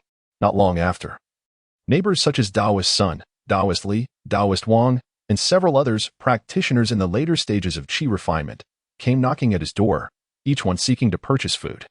These cultivators were evidently ensnared in the food crisis as well, offering their most treasured possessions, including pill recipes, magical artifacts, pills, and manuals, in exchange for sustenance. Yet, Subai graciously declined each offer, claiming that his own food supplies were nearly depleted. The monks, witnessing Subai's resolute demeanor, were left with no choice but to depart in disappointment. After all, Subai was accompanied by 2 formidable practitioners, Ji Wanqing and Xia Shiyao, both at the 9th level of qi refinement. They had to carefully weigh their own capabilities, should they choose to engage in a confrontation to seize what was not theirs. They might find themselves at a disadvantage. Had Subai still been the novice cultivator at the 1st level of qi refinement, it is likely that he would have been swiftly plundered by these predatory neighbors, perhaps even losing his life in the process. When faced with the dire stakes of survival, the so-called bonds of neighborly affection prove utterly insubstantial. Moreover, their relationship was hardly deep. It was merely a nodding acquaintance, and in the face of food scarcity, such flimsy ties appeared exceedingly fragile. Chapter 81. The ever-fluctuating price of grain as dusk descended, a veil of twilight enveloped the entire Lingxiao city. A group of wandering cultivators trudged back from the city center, their faces etched with exhaustion and despair, their hands empty of any grain. What happened? Did you fail to procure any food? A weary figure clad in black robes inquired of his companion. Purchase? What a joke. The shops are all closed for business. There is not a soul to be found, and even if one had the coin, not a single grain could be bought. Another robust cultivator erupted, his countenance ablaze with anger. He had never encountered such a dire predicament in his cultivation journey. This is simply outrageous. Are we truly to perish from hunger despite being cultivators? Alas, you cannot fathom the astronomical rise in grain prices. It changes daily, with increases that leave one trembling in shock, lamented a cultivator in a flowing white robe. In the morning, while the prices were steep, I still found them somewhat bearable, thinking I might wait it out. But by noon, they had doubled, and I was thrown into a panic. By evening, even if I were willing to pay tenfold, there was no one willing to sell. Indeed, I had hoped to exchange a low-grade magical artifact for some grain, but guess what? It could only fetch me 30 pounds of spirit rice, and they wouldn't even entertain my offer. Is this truly believable? 30 pounds of spirit rice for a low-grade artifact? Are those grains made with foundation-building pills? How can they be so exorbitantly priced? What is this madness? Someone attempted to trade a gathering spirit pill for rice. Yet not a single soul was willing to oblige. My heavens, when did spirit rice become more precious than elixirs? This is utterly absurd. The crowd gasped in disbelief, utterly astonished by the outrageous prices. It's all the fault of those accursed cultivators from the Nine Nether Demon sect. They set our grain storage in Lingxiao City ablaze. How much spirit rice remains in the city now? Indeed, pills cannot substitute for meals. They do not fill the stomach. Given the current circumstances, spirit rice is far more valuable than elixirs. Nods of agreement echoed among them, as they felt helpless in the face of their plight. Humph. I refuse to believe that all spirit rice has been consumed. Surely, some must be hoarded by others. Indeed, a considerable amount of spirit rice lay hidden within storage bags. Yet those individuals were unwilling to sell, greedily inflating prices, clearly seeking to profit from our misfortune and drain our resources. These unscrupulous merchants deserve condemnation. With Lingxiao City on the brink of famine, they continue to manipulate grain prices, effectively pushing us towards a dead end. The crowd seethed with righteous indignation, harboring deep resentment towards the grain-hoarding profiteers. If it comes to that, we shall confront the Xingqian sect. I would rather dismantle the array of Lingxiao City than succumb to starvation here. The wandering cultivators exchanged impassioned words, their emotions escalating, their expressions dark and foreboding. They had ventured into the city center with hopes of acquiring food, yet none could have anticipated that the grain shortage would send prices soaring to such staggering heights, leaving many unable to afford even a single grain, reduced to lamenting their fate. The presence of spiritual rice is almost non-existent in the market, and even those with wealth find themselves unable to procure any. Consequently, some cultivators' malevolent thoughts begin to fester. Should the Xingqian sect fail to resolve the food crisis, they might indeed resort to desperate measures, engaging in a catastrophic showdown. However, they have not yet been driven to such extremes, as a portion of these wandering cultivators still possess some provisions in their storage bags, allowing them to sustain themselves for the time being. Meanwhile, within the confines of the Su family residence, a starkly different scene unfolds. The dining table is laden with an array of exquisite dishes, fragrant and abundant. A delightful blend of meat and vegetables that leaves one astounded by the richness of ingredients. The warmth of the home stands in sharp contrast to the chaos outside. Su Bai, Mu Xiling, Ji Wanqing, and Xia Shiryao have also noticed the unusual circumstances beyond their doors. The scarcity of food and meat is graver than they had anticipated. With many wandering cultivators enduring the torment of hunger, their tempers becoming increasingly volatile. These cultivators are not ordinary mortals. Each possesses exceptional skills, and should they rise in rebellion, the resultant destruction would be unimaginable. My dear, the cultivators outside are starving and prices are soaring. We have amassed such a considerable stock of food. Why not seize this opportunity to sell it at a premium and reap substantial profits? Mu Xiling's eyes sparkled with excitement, acknowledging the allure of the proposition.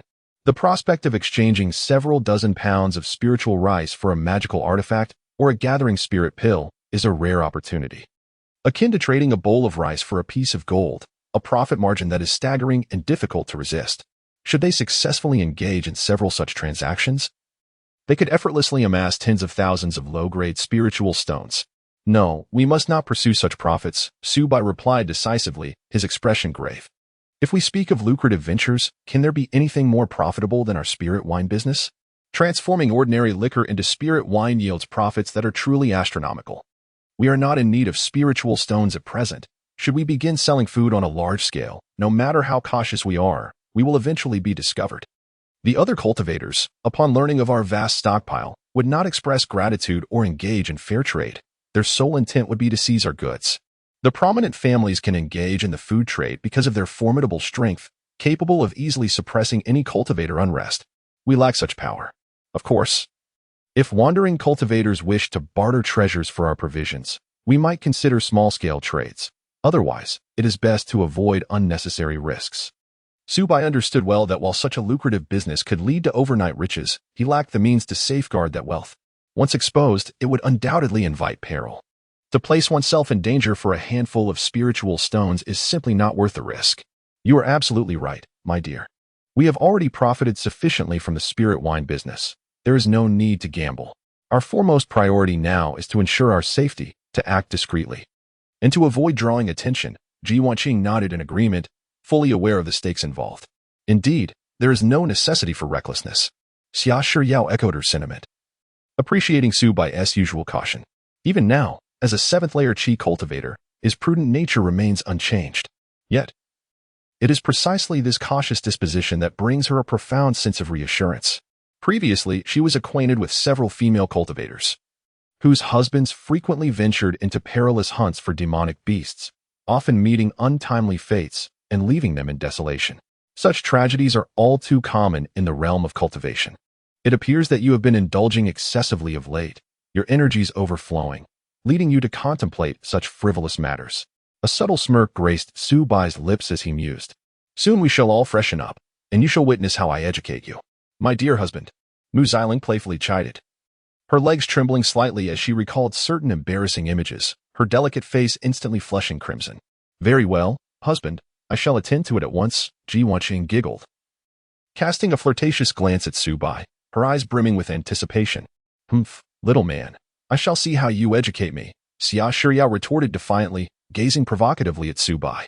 Moments later, the room was suffused with an atmosphere of intimacy, vibrant with the essence of spring, as they basked in their own world, casting aside the tumult of the outside realm. Chapter 82, The Gathering of Demon Cultivators in August, with the sun blazing fiercely and the heat unbearable. The food crisis in Lingxiao City had reached a critical point. Many wandering cultivators, left with no alternative, flocked to the city lord's mansion, hoping that the Xingqian sect might extend a helping hand and offer relief. However, the attitude of the Xingqian sect was one of indifference, disregarding the pleas of these cultivators. Should anyone dare to besiege the city lord's mansion, the patrolling guards of the Xingqian sect would respond with ruthless measures. After several wandering cultivators lost their lives, fear took hold of the populace, and no one dared to act rashly again. In desperation, to obtain the food essential for survival, conflicts among the wandering cultivators grew increasingly fierce, with some even resorting to mutual slaughter. Daily, cultivators met untimely ends, plunging the city into chaos. In a bid for self-preservation, the wandering cultivators began to band together, seeking warmth in numbers to guard against the robbery and murder by others. Subai's household had also encountered attacks from ill-intentioned cultivators. However, Ji Wanqing, Xia Shiyao, and Mu Xiling, who had recently advanced to the 9th level of qi refining, decisively intervened, repelling these assailants and successfully deterring those with ulterior motives nearby. Since then, no one dared to lay a hand on their abode, for it would be folly to provoke a place guarded by 3 formidable cultivators at the 9th level of qi refining. As night fell, in the stillness of his meditation chamber, Subai sat cross-legged, wholly engrossed in cultivating the Guxian Jing, absorbing the spiritual essence of heaven and earth, striving to enhance the true essence within him. This rare evening, he refrained from playful antics with his wives, not from a lack of desire, but rather from sheer exhaustion. The 3 enchanting ladies had recently experienced a significant increase in their cultivation, brimming with vitality, and after a month of relentless engagement, Subai found himself utterly fatigued. his legs trembling at the mere sight of them. If this continued, he feared he might soon have to rely on supplements to maintain his vigor at a young age. He thought to himself, recognizing the necessity of rest, even a man must balance work and leisure. Continuing on this path would surely lead to his physical decline. A shiver ran down his spine at the thought of his 3 fervent wives. If he did not enhance his constitution soon, he genuinely worried that one day he would become a feeble shell of a man, powerless before his beloved wives, a truly tragic fate. Is there something amiss with Chen Hongyu? Suddenly, a spark of intuition ignited within Su Bai. He had stationed a clone near Chen Hongyu, and through the subgus of his clone, he sensed an anomaly. Several shadowy figures stealthily infiltrated Chen Hongyu's residence, their auras enigmatic, each at least at the 8th level of qi refining. Upon closer inspection, he counted 7 or 8 late-stage qi refining cultivators. Su Bai had not forgotten the treachery Chen Hongyu had plotted against him. The events surrounding the Yinshan 5 demons lingered in his mind. After all, with such a potential threat lurking nearby, who could rest easy? He had long sought an opportunity for vengeance, biding his time to eliminate this peril once and for all. Now, as chaos reigned in Lingxiao City, the ongoing battles among cultivators would render the deaths of a few inconspicuous, drawing little attention or inquiry. Su Bai had initially intended to eliminate Chen Hongyu tonight. However, he was taken aback by the unexpected arrival of numerous uninvited guests at the latter's residence. He promptly instructed his doppelgangers to closely monitor the situation. The subgong of his doppelganger transformed into a Gu insect, stealthily burrowing into a large banyan tree within Chen Hongyu's courtyard, concealing its presence. In fact, all of his doppelgangers had similarly transformed into Gu insects, hidden among the trees, revealing their human forms only at critical junctures while operating within Lingxiao City. Thus, his doppelgangers functioned as vigilant sentinels, strategically positioned throughout the city, capable of sensing potential dangers in advance. In an instant, the doppelganger released an imperceptible force of spiritual consciousness, silently enveloping the entire courtyard. This consciousness possessed the strength of the foundation establishment stage, rendering it undetectable to anyone below that level. The cultivators in the courtyard were mostly at the qi refining stage, rendering them oblivious to the presence of this consciousness and unaware that they were under surveillance. Simultaneously, within Chen Hongyu's chamber, besides himself, there were 9 other late-stage qi refining cultivators, all exuding a potent aura of demonic energy, clearly members of the Juyo demon sect. Brothers, Chen Hongyu greeted with a respectful gesture. I have identified the various formation nodes of the second-tier great array in Lingxiao City. If we work together to destroy any one of these nodes, the formation will collapse without resistance. At that moment, our Geo Demon Sect's forces will be able to surge in and lay waste to Lingxiao City, capturing the Starry Sect's young master, Lu Yunji. A glimmer of ruthless ambition flickered in his eyes. For the past 2 years, Chen Hongyu had been lurking in Lingxiao City, masquerading as a benevolent high-grade talisman master, befriending the loose cultivators in the city, all to scout the formation nodes for a decisive strike at the opportune moment. Indeed, should we succeed in breaching Lingxiao City, you, junior brother Chun, will be credited with the primary achievement, if the merit is substantial. Exchanging it for foundation establishment pills from the sect and advancing to the foundation establishment stage will not be impossible. A middle-aged cultivator laughed heartily. Senior brother, you flatter me. I have merely engaged in trivial matters, skilled in gathering intelligence. How can I possibly compare to your distinguished contributions? It is you, senior brothers, who shall undertake the destruction of the formation nodes. That is the true merit. I shall be content with whatever benefits I can obtain, Chen Hongyu humbly replied, fully aware that the bonds of brotherhood within the demonic sect were tenuous, driven solely by self-interest. Foundation establishment pills were coveted by all. Yet one must have the means to enjoy them. Monopolizing the credit could easily incite jealousy and schemes from his fellow brothers. Haha, junior brother Chun, you are far too modest. Your contributions will certainly be remembered by the sect, and you shall receive every reward you deserve. The middle-aged cultivator remarked with evident satisfaction towards Chen Hongyu. Senior brother, I have always been curious as to why the sect has suddenly decided to breach the formation of Lingxiao City. Wasn't there a plan to use Lingxiao City as bait to lure the serpent from its hole? Why has the strategy changed now? Given that the Starry Sect has not taken the bait? Chen Hongyu inquired, perplexed. Initially, the sect indeed had such a plan, however. The 2 elderly golden core cultivators from the Starry Sky sect remained remarkably composed. Regardless of our attempts to entice them, they remained impervious, as if they had resigned themselves to abandoning Lingxiao City. Meanwhile, Our own Golden Core ancestors from the 9 Nether Demon sect cannot act recklessly, as we must also guard against potential ambushes from other sections. Consequently, in order to compel the Starry Sky sect to yield, the sect has resolved to take preemptive action, aiming to breach Lingxiao City and capture the Starry Sky sect's young master, Lu Yunji. Once she falls into our grasp, we cannot believe that those 2 old geezers from the Starry Sky sect will continue to endure, the middle-aged cultivator declared with a face full of murderous intent. Chapter 83. Entering the dream and acting it all makes sense. Shen Hongyu suddenly comprehended. No wonder his fellow disciples were setting fires and wreaking havoc throughout Lingxiao City, even resorting to the covert assassination of cultivators. Their aim was to divert the attention of the Xingqian sect, creating an opportunity to dismantle the city's crucial second-tier formation. He finally grasped why his fellow disciples were willing to expose their whereabouts and incite chaos. The ultimate goal was to cripple the second-tier formation of Lingxiao City. Once this vital formation was breached, the city would be left wide open, falling into the hands of the Gu Demon sect. Indeed, the middle-aged cultivator nodded slightly, a hint of satisfaction crossing his face. Unfortunately, there are also astute individuals within the Xingqian sect who have unraveled our plot. Despite our relentless efforts to incinerate granaries and disrupt their forces, their vigilance over the formation nodes remains unwavering. However, their fortune is about to run out tonight. I shall lead a group of independent cultivators to assault the city lord's manor, drawing their attention. Meanwhile, you will seize the opportunity to attack the other formation nodes.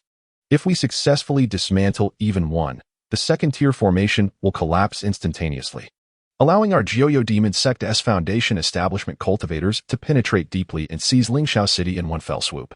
He clenched his fists, an aura of intense killing intent radiating from him. But, senior brother, there are 2 foundation establishment cultivators stationed at the city lord's manor. One is the ancestor of the Yi family, and the other is Lu Yunji, the young master of the Xingqian sect. Both are formidable late foundation establishment experts. Their strength cannot be underestimated.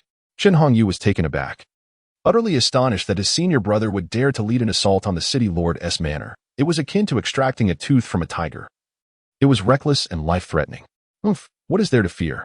The middle-aged cultivator scoffed, disdain written all over his face. Although the Yi family's ancestor is indeed a late foundation establishment cultivator, he is quite aged, over 200 years old, and his lifespan is nearing its end. It is said that he has suffered grievous injuries, severely depleting his vitality, and he may not even be able to muster a fraction of his former strength. As for Lu Yunji, the young master of the Xingqian sect, she is even less of a concern. Previously, she was besieged by over a dozen of our Gu Demon sect's foundation establishment elders, poisoned and barely clinging to life through the use of medicinal pills. Her capabilities are exceedingly limited. Of course, even so, they are still foundation establishment cultivators, not to be trifled with lightly. Fortunately, before entering the city, the sect master bestowed upon me 3 second-tier thunder talismans. If we encounter any foundation establishment cultivators, I can throw these talismans, and even they would find it hard to cope. With a stroke of luck, I might even severely injure them on the spot. The middle-aged cultivator proudly patted the storage pouch at his waist, indicating that he had a trump card up his sleeve. Second-tier thunder talismans? Shen Hongyu felt a jolt in his heart. He was acutely aware of the preciousness of second-tier talismans.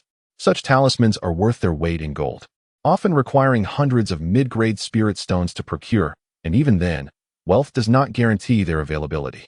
A typical second-tier talisman master expends considerable effort and time to craft a single second-tier talisman, underscoring their rarity. However, the power of the second-tier talisman undeniably corresponds to its worth. Even cultivators at the Qi refinement stage can unleash astonishing strength, potentially inflicting severe damage upon foundation establishment practitioners.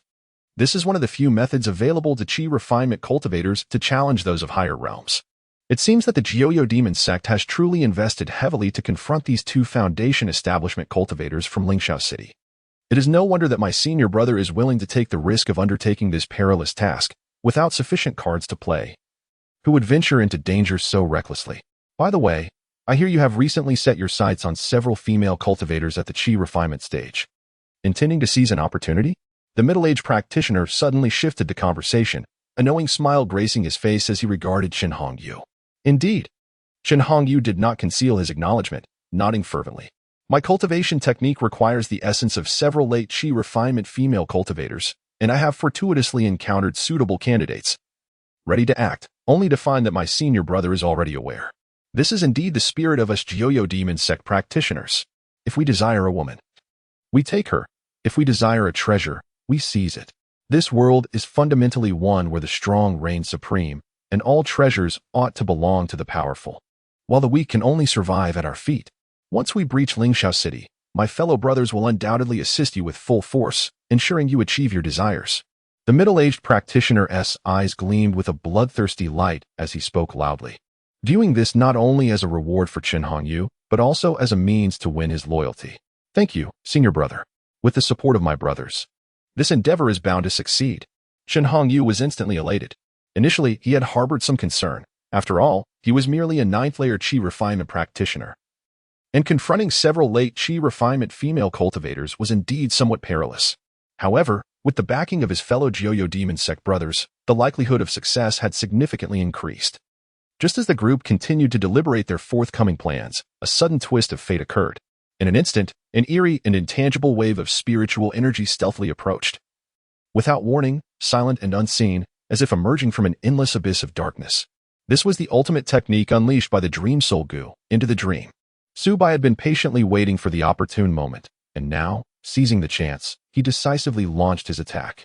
The unprepared cultivators of the geodaemon sect were instantly caught off guard, their eyes becoming vacant, as if turned to stone, completely ensnared within the illusionary dream woven by Subai.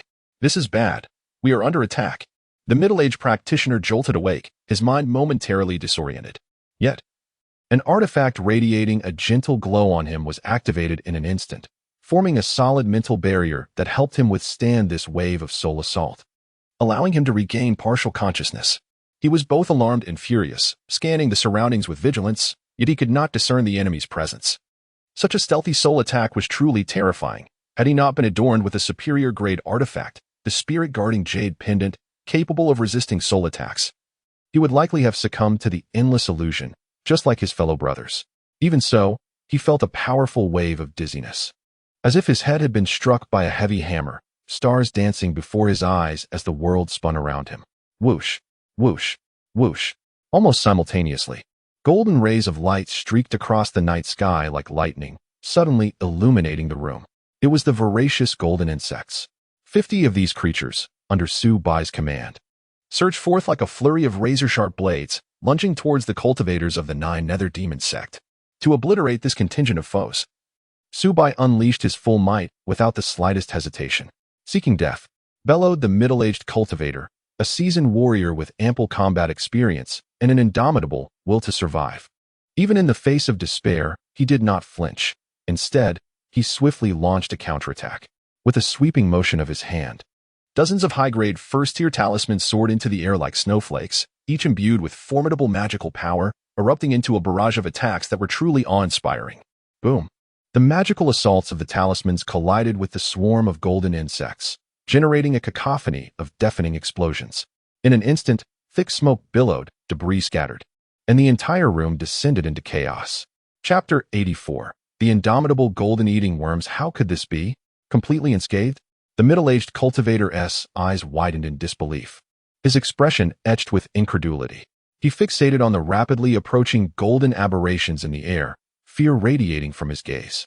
Dozens of talismanic attacks struck fiercely against these creatures, yet they merely shimmered with a faint golden glow, effortlessly deflecting all magical assaults as if they were but a gentle breeze, utterly devoid of threat. What manner of bizarre insect is this? How can it possess such formidable power? The tremor in the middle-aged cultivator's voice betrayed his terror. This was the unique second ability of the golden-eating worms, indomitable against all laws. Their exoskeletons were remarkably resilient, exhibiting an extraordinary resistance to magical forces. The most mundane talismans, upon contact with them, felt akin to mere scratches on a boot, failing to inflict any substantial harm.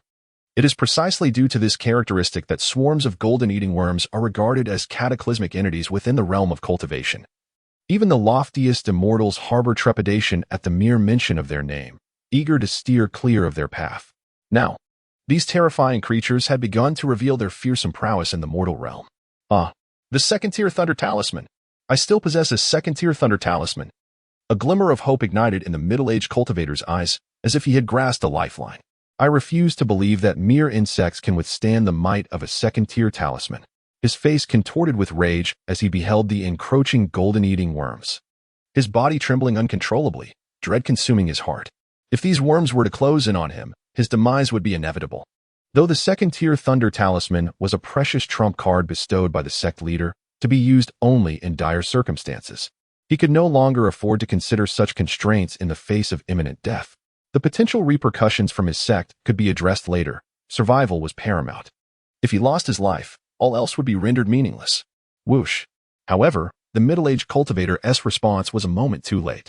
The golden-eating worms suddenly accelerated, their speed multiplying several times, transforming into streaks of golden light, swift as lightning.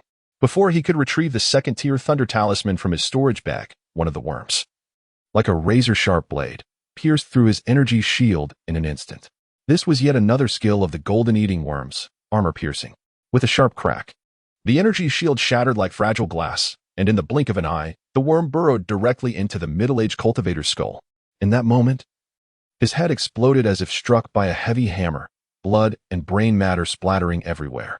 The middle-aged cultivator wore an expression of shock and confusion until his last breath, never comprehending who had orchestrated this assault upon him or how the enemy had discerned their whereabouts.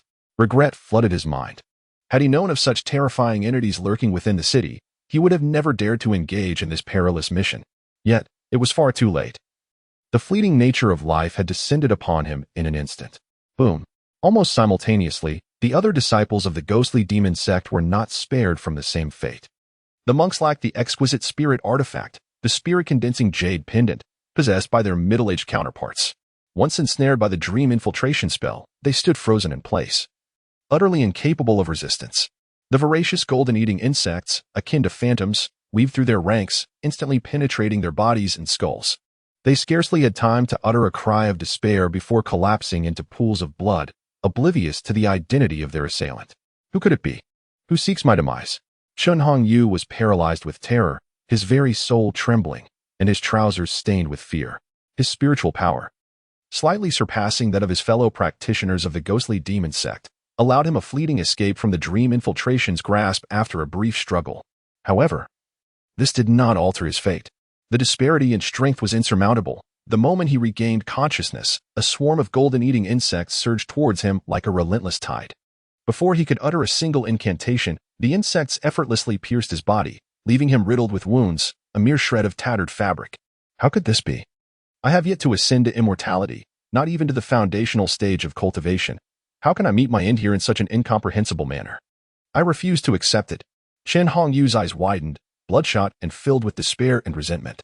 He could not fathom where his meticulously crafted plans had gone awry, nor why he had fallen victim to such a horrifying assassination.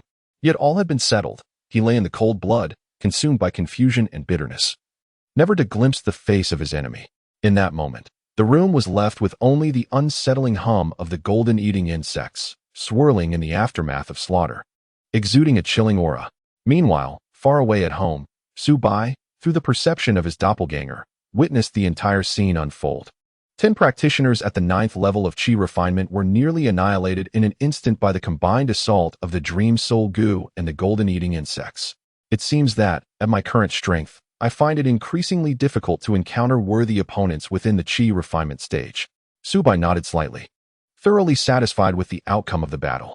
Although the enemy had nearly mounted a successful counterattack, the ultimate result was flawless. The adversaries had no opportunity to retaliate and were completely eradicated. However, it was surprising that the ghostly demon sect practitioner could momentarily withstand the power of the Dream Soul Gu. It appears that if the opponent possesses artifacts that resist spiritual attacks, the efficacy of the Dream Soul Gu is indeed compromised. If faced with a foundational stage practitioner endowed with spiritual awareness, instant annihilation would prove even more challenging. Su Bai stroked his chin, deep in thought. This encounter had illuminated the limitations of the Dream Soul Gu. It is not without its flaws. When the enemy possesses targeted defenses, the Dream Soul Gu's capacity to unleash its full potential becomes significantly hindered, especially against foundational stage practitioners. Their formidable spiritual awareness and defensive treasures can greatly resist the soul attacks of the Dream Soul Gu. Nevertheless, Subai did not deem the Dream Soul Gu to have lost its value. The Dream Soul Gu presently resides at merely the first tier. Yet upon its ascension to the second tier, its power is bound to escalate exponentially. At that juncture, even should adversaries possess soul defensive artifacts, they would find it exceedingly arduous to withstand its onslaught. It is akin to a standard bulletproof vest, capable of repelling ordinary handgun bullets, yet powerless against the formidable projectiles of a high-powered sniper rifle. This exemplifies the eternal struggle between spear and shield, where the crux lies in which faction wields greater strength. He harbors the conviction that by perpetually enhancing the prowess of the Dream Soul Gu, it shall inevitably evolve into his most lethal weapon. Moreover, even should an endeavor falter, it bears little consequence, for it is merely a projection at play. Should the enemy uncover it, only the projection would incur damage, leaving his true self unscathed. The synergy between the Dream Soul Gu and the projection's capabilities renders him virtually invincible, retreat when faced with insurmountable odds, and obliterate when the opportunity arises. Such a combat style is nothing short of infallible. The more Subai pondered, the more exhilarated he became, as these two varieties of Gu complemented each other, granting him an almost flawless mode of warfare. He need only to manipulate from afar, directing the battle from a place of safety, thus avoiding personal peril, truly an ideal scenario. Chapter 85. A mere acquaintance soul-searching. Subai's gaze sharpened, and as thoughts flitted through his mind, he immediately summoned the power of the Dream Soul Gu, directing it towards the recently deceased cultivators of the Nine Nether Demon sect. This endeavor was not solely for vengeance. Acquiring critical intelligence regarding the Nine Nether Demon sect was of paramount importance. In an instant, the Dream Soul Gu surged forth like an invisible torrent of darkness, consuming the souls of these cultivators entirely. A plethora of soul memories and energies flowed incessantly into the body of the Dream Soul Gu, causing its aura to rise subtly, hinting at an impending second-stage evolution. What? Chen Hongyu dares to covet my woman? Such audacity! Subai's expression darkened instantly, a glint of cold fury flashing in his eyes as he gritted his teeth and muttered a curse. Damn it! Killing him would be too lenient. Upon acquiring Chen Hongyu's memories, Subai comprehended the reasons behind the latter's clandestine schemes against him. It turned out that Chen Hongyu had cultivated a particularly sinister demonic technique aimed at absorption, setting his sights on Ji Wanqing, Mu Xiling, and especially on Xia Shuriao's enchanting spirit body, which he deemed a perfect furnace for his cultivation. However, Subai typically led a reclusive life, and Ji Wanqing and the others rarely ventured beyond their doors. For 2 years, Chen Hongyu found no opportunity to approach them. This led to an escalating hatred within Chen Hongyu towards Subai, driving him to devise various malicious plots. The previous invitation extended to Subai for an expedition to explore relics was one such vile scheme. Had Subai acquiesced, he would have undoubtedly fallen prey to a brutal ambush by demonic cultivators in the wilderness. Certain death awaited him. Indeed, it was revealed that all the scattered cultivators who had ventured to the relics previously had perished, and those who returned were merely 9 Nether Demon sect cultivators in disguise, aiming to infiltrate Lingxiao City. This fellow is truly ruthless, masquerading as a benevolent benefactor while secretly engaging in murder and treasure theft, an innate harbinger of evil. Subai silently rejoiced in his customary caution, avoiding reckless ventures. Had he not been so prudent, he might have long since met his demise, unable to live to this day. Fortunately, he seized the opportunity tonight to eliminate this scourge. Otherwise, he could scarcely fathom the extent of future machinations he would have to endure. The conflict between the Xingqian sect and the 9 Nether Demon sect was indeed intense. Subai narrowed his eyes, his expression grave.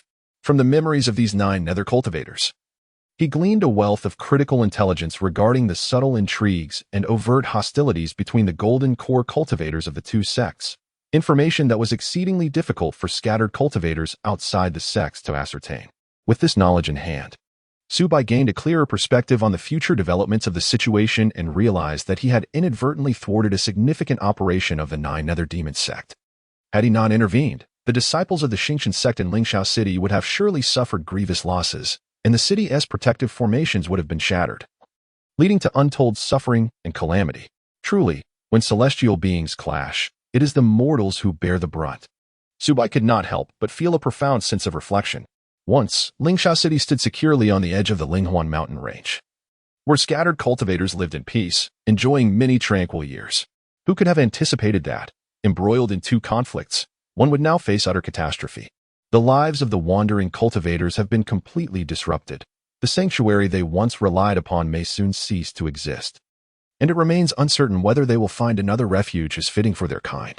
Just then, a flicker of inspiration ignited within Subai.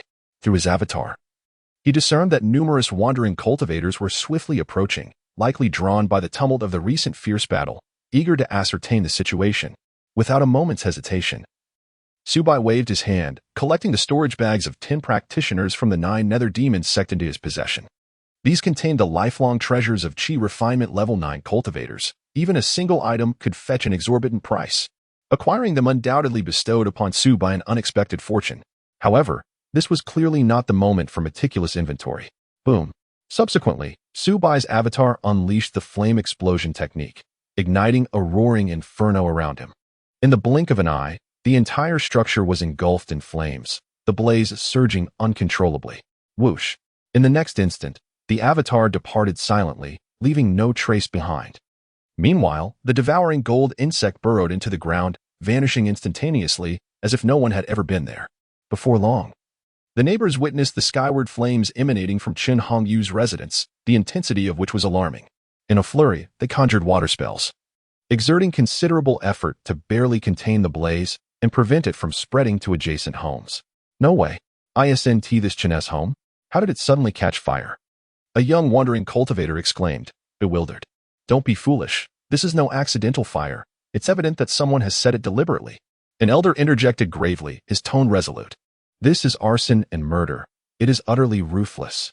This must be the work of bandits. The crowd erupted in indignation, voices rising in fervent discussion. Those wretched bandits and demonic cultivators are truly depraved.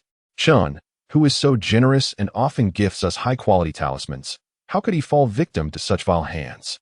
It is simply abhorrent. A female cultivator lamented, her eyes brimming with tears of anger and sorrow. Good people rarely live long, calamities linger for millennia. How could someone as kind-hearted as Qin be schemed against? Where's the justice in this? The crowd was united in their outrage, deeply pained by Qin Hongyu's misfortune. We must report this incident to the Starry Sky sect. Let us hope they can apprehend those detestable demonic cultivators and avenge Qin. Someone proposed earnestly. Humph. What can the Starry Sky sect do? The city is crawling with demonic and bandit cultivators. Can they truly capture them? A voice of skepticism emerged, casting doubt on the capabilities of the sect. Indeed, we should tread carefully. Now that they have targeted Qin, who has to say we won TB next? Many nodded in agreement, their hearts laden with trepidation. Alas, had we known that Lingxiao City was so perilous, we should have departed sooner. Why remain trapped here? Someone sighed regretfully. Do not act foolishly. Had you departed earlier, you would have surely met your demise at the hands of the cultivators from the 9 nether demon sect. And you would not be alive today. Another wandering cultivator promptly retorted. Indeed. It is true that although residing in Lingxiao City is fraught with difficulties, chaotic, and plagued by food shortages, the demon cultivators are far more brutal. Falling into their clutches would truly present a dire predicament of life and death. The crowd wore expressions of helplessness, deeply lamenting their current plight. While they felt a profound indignation over Qin Hongyu's misfortunes, it remained merely a sentiment of anger. No one intended to seek vengeance on his behalf. After all, they were merely acquaintances. Even if Qin Hongyu were a commendable individual, he was not worth the risk of their own lives for retribution. The bonds they shared had yet to reach the threshold of life and death. The assembly could only express their outrage with a few curses against the demon cultivators. A mere token of their sentiments. Chapter 86, Second Order Superior Thunder Talismans. 2 hours later, Subai's avatar. Clutching the storage bags confiscated from the cultivators of the 9 nether demon sect, stealthily infiltrated the clandestine underground stronghold. After over a year of diligent excavation by the golden-eating insect, the subterranean hideout boasted not just a single entrance, but Subai. Well aware of the adage a cunning rabbit has 3 burrows, had unearthed 7 or 8 extremely concealed passages. The reason he refrained from bringing the storage bags directly home was due to his apprehension that these 9 nether demon sect cultivators might have concealed some peculiar tracking or defensive mechanisms within their bags. Such a scenario was entirely plausible.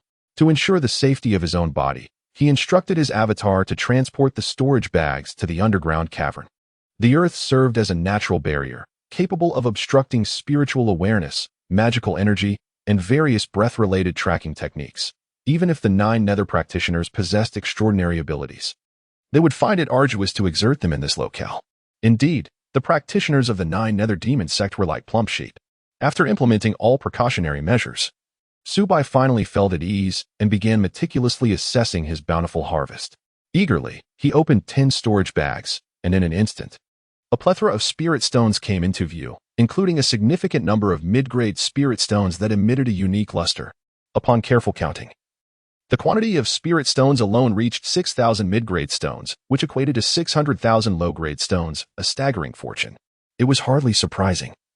These were all cultivators at the 9th level of Qi refinement, and if each possessed even 60,000 low-grade spirit stones, the total would indeed amount to a substantial sum.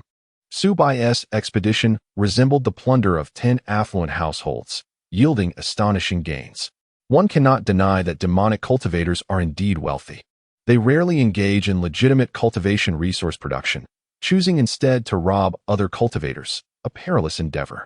Yet, should they succeed, they amass immense wealth. Conversely, if they fail, they face death, and their years of accumulated treasures fall into the hands of others. The most precious items among his spoils were undoubtedly the 3 second-order superior thunder talismans. Subai's gaze was fixated on the 3 second-order superior talismans he had just retrieved from the storage bags. Second-order talismans are categorized into inferior, medium, and superior grades. And the value of these 3 thunder talismans, as second-order superior, transcended mere quantification in spirit stones. In the outside world, such talismans are rare and highly sought after, often unattainable despite the expenditure of vast sums. Each of these talismans possesses power equivalent to a foundational cultivator's full-force strike, rendering them an exceedingly formidable trump card for ordinary cultivators. A single throw of a thunder talisman can instantaneously claim the lives of numerous Qi refinement period cultivators. Even foundational cultivators, struck by such a talisman, would suffer grievous injury. The 9 Nether Demon Sect cultivators had received these 3 second-order superior thunder talismans as a special boon from their sect leader, intended for use against the Starry Sky Sect cultivators. Fortunately, they were caught off guard by a covert attack. Had they engaged in direct confrontation and had the opportunity to deploy these second-order talismans, my situation would have been perilous indeed, Subai reflected, still lingering in a state of apprehension. This encapsulates the perilous nature of the world of cultivation. Even if an opponent appears unremarkable, merely a Qi refinement stage cultivator, one cannot ascertain the lethal trump cards and peculiar techniques they may harbor. Should they suddenly produce several second-tier talismans? Even a foundation establishment cultivator would need to reconsider their approach, potentially facing dire consequences. Thus, navigating the realm of cultivation demands utmost caution. A moment's negligence may lead to being ensnared by an adversary, resulting in an obscure demise. Take, for instance, the disciples of the 9 Nether Demon Sect. If they were to confront Subai directly, they might indeed pose significant challenges. However, how could Subai be foolish enough to engage them in open conflict? If a covert assault is feasible, a straightforward confrontation would be ill-advised. After all, this is a matter of life and death, not a friendly sparring match. One must seize victory by any means necessary. At present, the 3 second-tier superior thunder talismans are rightfully Subai's, serving as his hidden trump card. With these talismans in his possession, he feels bolstered even in the face of a foundation establishment cultivator. The saying one cannot amass wealth without unexpected fortune rings ever true. As Subai stroked his chin, a satisfied expression graced his face. Even without these spirit stones, the mere possession of these 3 second-tier superior thunder talismans has rendered this endeavor exceedingly fruitful. If he were to sell them in the black market, each second-tier superior thunder talisman would likely fetch a price exceeding 1,500 mid-grade spirit stones. In addition to the second-tier talismans, these demonic cultivators also conceal a plethora of first-tier talismans, such as frost talismans, explosive talismans, poison mist talismans, concealment talismans, and earthquake talismans, among others, showcasing an impressive variety. Collectively, the storage bags of 10 demonic cultivators would contain no less than 300 first-tier talismans. This is quite extraordinary. Carrying such an abundance of talismans is akin to transforming oneself into a mobile arsenal. Upon witnessing this plethora of talismans, Subai could not help but be astounded. He has now gained insight into the formidable nature of demonic cultivators. While their stock of medicinal pills may be limited, their arsenal of magical artifacts and talismans is diverse. With countless sinister methods at their disposal, reminiscent of individuals laden with explosives poised for detonation. In essence, talismans can be likened to grenades or shells from a bygone era on Earth. Although ordinary cultivators can also cast spells to attack their foes, Such incantations require a certain preparation time. In the heat of life and death combat, who would grant you the luxury of leisurely casting a spell? The immediate priority would be to eliminate you without hesitation. In these critical moments, the advantages of talismans become evident. They require no spellcasting time, and merely invoking their power allows for instantaneous detonation, catching the enemy off guard. At pivotal junctures, talismans not only serve to save one's life, but can also facilitate a counterattack. This is a key reason why talismans are regarded as one of the 4 core arts within the cultivation community. In a world rife with conflict, the consumption of talismans occurs at a rate surpassing that of medicinal pills, rendering them the most sought-after consumable. A cultivator without at least 20 talismans at their disposal is akin to a defenseless fat sheep, ripe for slaughter. This is comparable to an individual wielding a firearm but lacking ammunition, utterly devoid of deterrent power. The practitioners of the 9 Nether Demon sect, having long been entrenched in a battleground fraught with peril, naturally possess a substantial reserve of first-tier talismans. When confronted by adversaries, they can effortlessly unleash a barrage of talismans, plunging their foes into dire straits in an instant. It appears that caution prevails among the cultivators in this world, necessitating an even greater vigilance in future endeavors. Witnessing the strategies employed by these demonic cultivators, Subai felt a shiver run down his spine and resolved firmly that he must refrain from engaging in close-quarters combat with them. Instead, he must opt for ranged attacks, ensuring that he maintains a distance sufficient to render any potential self-detonation by the enemy harmless. Otherwise, should the opponent unexpectedly produce a flurry of talismans, resulting in a mutual destruction scenario, his fate would be irrevocably sealed. In the realm of cultivation, such acts of desperate reciprocity are all too common. One must never let their guard down. Chapter 87. The Burning Sky Blood Curse. Ah, how astonishing it is to uncover such a plethora of tomes from the 9 Nether Demon sect. With great enthusiasm, Subai continued to rummage through the treasures within the storage bag, and what a revelation it was! An array of diverse demonic manuals lay hidden inside. Yet, upon casually opening one, it became evident that these texts were fraught with perilous implications. Take the Burning Sky Blood Curse, for instance. Practitioners must incinerate their own vital essence to temporarily attain a power several-fold greater than their own. However, once the surge of strength dissipates, the depletion of their vital blood leaves them severely weakened. Though they may not perish, they would certainly suffer grievous harm. In dire straits, no one would willingly resort to such malevolent arts. Then there is the 9 Nether Venomous Claw, a venomous technique. The 9 Nether Demon sect cultivates a creature known as the 9 Nether Venom Spider, which exudes a ghostly green miasma. Its venom is exceedingly potent. Any living being that is merely brushed by it succumbs instantly, reduced to a pool of blood. The disciples of the sect utilize the spider's venom to refine their own bodies, mastering this claw technique. Practitioners must first consume a specially crafted antidote to withstand the corrosive effects of the venom. Once perfected, their fingers become like hooks, spreading toxic mists wherever they go, ensuring certain death for those who fall victim to their strikes. Even the winds generated by their claws carry lethal poison. Yet, the practitioners must endure relentless agony as the venom ravages their bodies, a torment that makes existence unbearable. Next, consider the Thousand Souls body refinement technique, another sinister art from the 9 Nether Demon sect, belonging to the branch of body refinement. Practitioners absorb the power of vengeful spirits to enhance their physique, their fists roaring with winds that can shatter an enemy's soul in an instant. Furthermore, their physical defenses are formidable, rendering ordinary artifacts incapable of inflicting any harm. However, as the level of mastery ascends, the power of vengeful spirits gradually erodes the practitioner's sanity, ultimately reducing them to mindless killing machines, driven solely by an insatiable thirst for bloodshed. Nevertheless, this technique allows for rapid cultivation, enabling practitioners to attain formidable strength in a short span. Such demonic methodologies abound, their common characteristics glaringly apparent: swift cultivation and formidable power. Yet, they are invariably accompanied by grievous side effects, exacting a heavy toll on practitioners, whether through the shortening of their lifespan or the dual torment of body and mind, leading to a tragic fate. It is no wonder that the cultivation world shuns demonic practitioners. These arts are truly self-destructive, wreaking havoc upon their own lives while severely depleting their lifespans. Subai couldn't help but lament that the pursuit of immortality is the very essence of cultivation. Yet, demonic practitioners subvert this principle, ordering their longevity for fleeting power, an utter inversion of priorities. At last, Subai comprehended why demonic practitioners were so reviled in the realm of cultivation. Their techniques are excessively wicked and cruel, contravening the natural order and moral principles. Which virtuous cultivator could possibly tolerate the actions of these demons?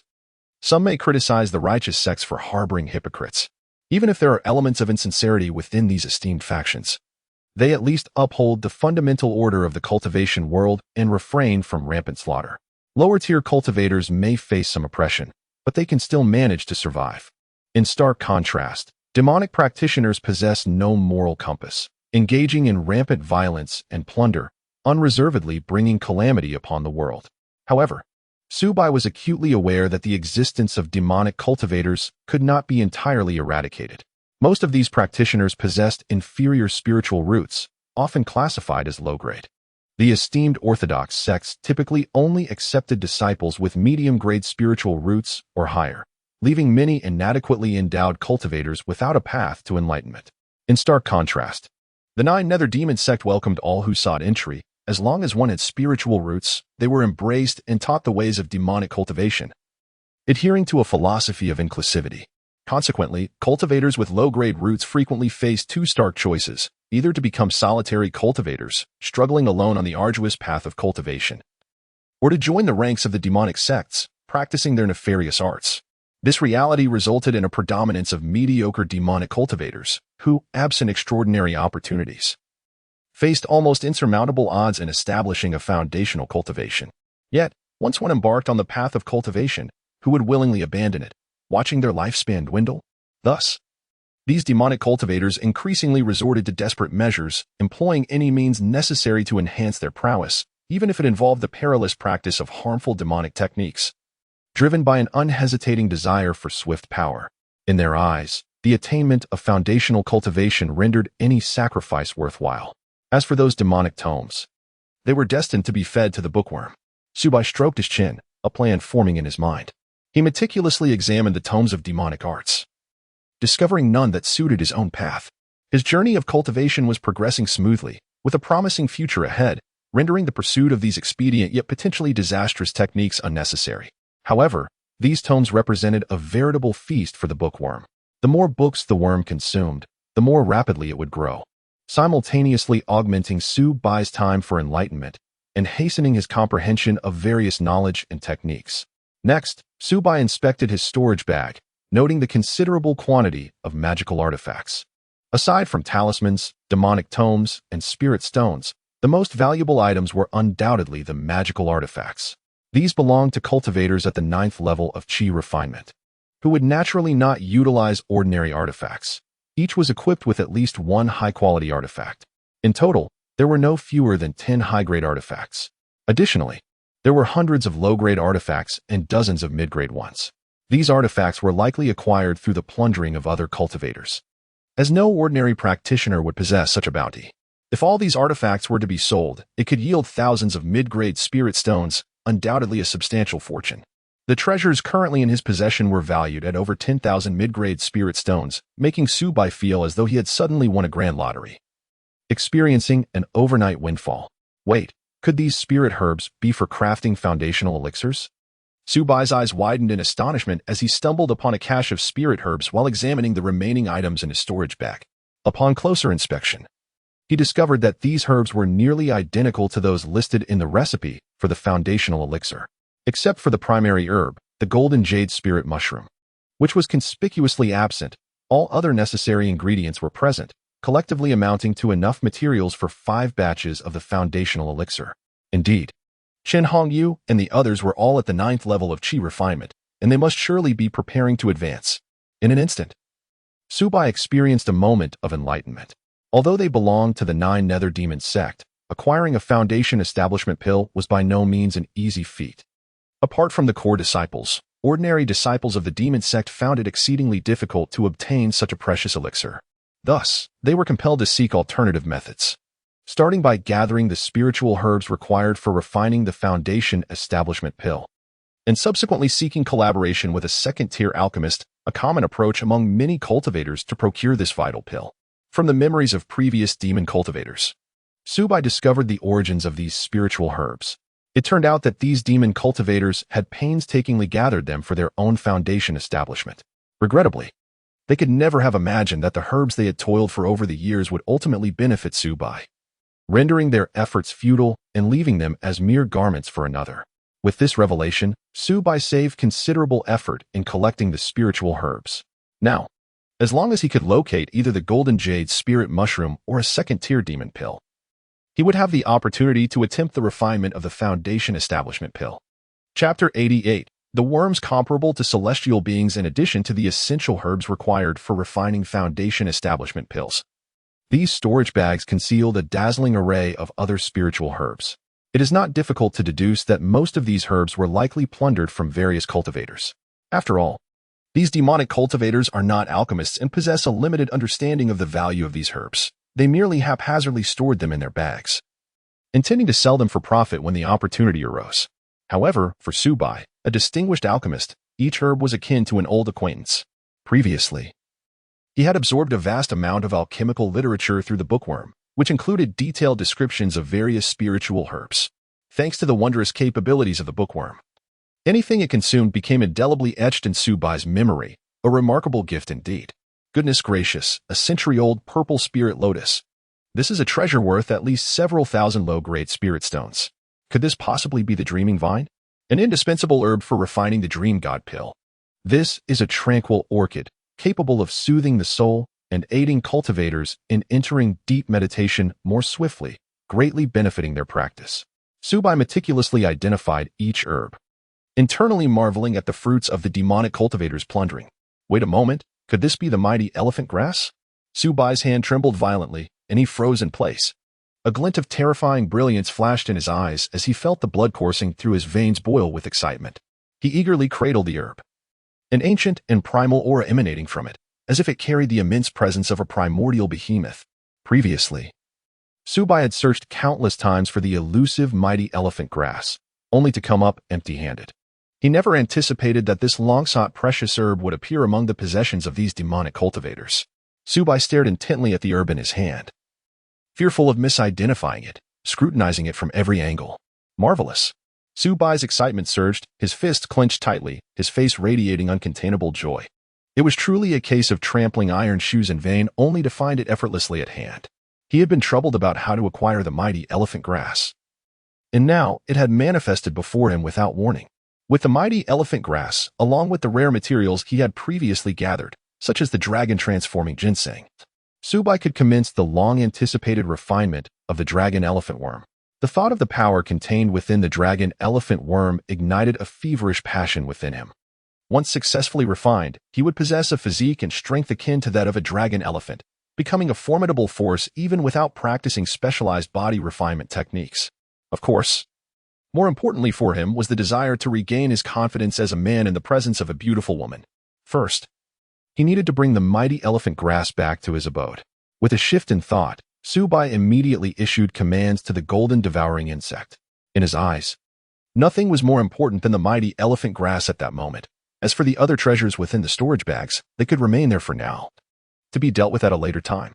In the blink of an eye, a golden devouring insect cautiously transported the mighty elephant grass safely back to his home. Let the process begin. With unwavering determination, Subai resolutely cast the mighty elephant grass, dragon-transforming ginseng, and other auxiliary materials into the alchemical divine furnace.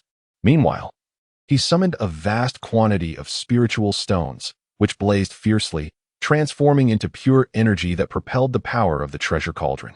This time, a staggering 200,000 low-grade spiritual stones were consumed. However, with Subai's current financial strength, such expenditure was hardly burdensome.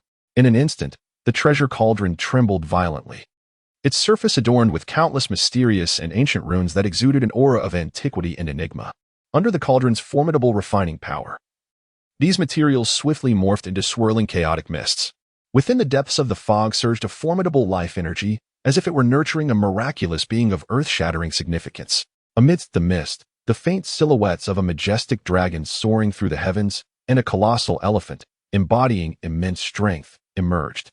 They appeared as ancient divine beasts from time immemorial, radiating an awe-inspiring power and an immortal essence. Boom! At the very moment the dragon and elephant manifested, a cataclysmic battle erupted. It seemed to be a clash of irreconcilable natures, driven by primal instincts deep within their veins. The two supreme divine beasts engaged in a life-and-death struggle amid the mist. Each fierce collision unleashed terrifying waves of energy, causing the entire cauldron to hum and resonate. While myriad mysterious runes flickered and danced, golden light surging within like lightning. In a heartbeat, thunder rumbled, golden lotuses erupted from the ground. And a series of extraordinary phenomena unfolded. Subai had never witnessed such a grand spectacle while refining other insects.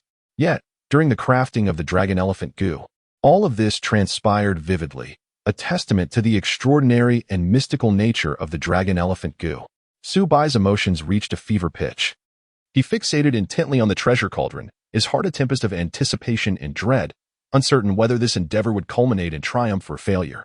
Time slipped away, and gradually, the battle between the dragon and elephant subsided, both exhausted, their massive forms slowly collapsing, submerged in the chaotic mist. Subsequently, tendrils of chaotic mist flowed into their bodies, gradually dissolving them, transforming into a mysterious and potent energy.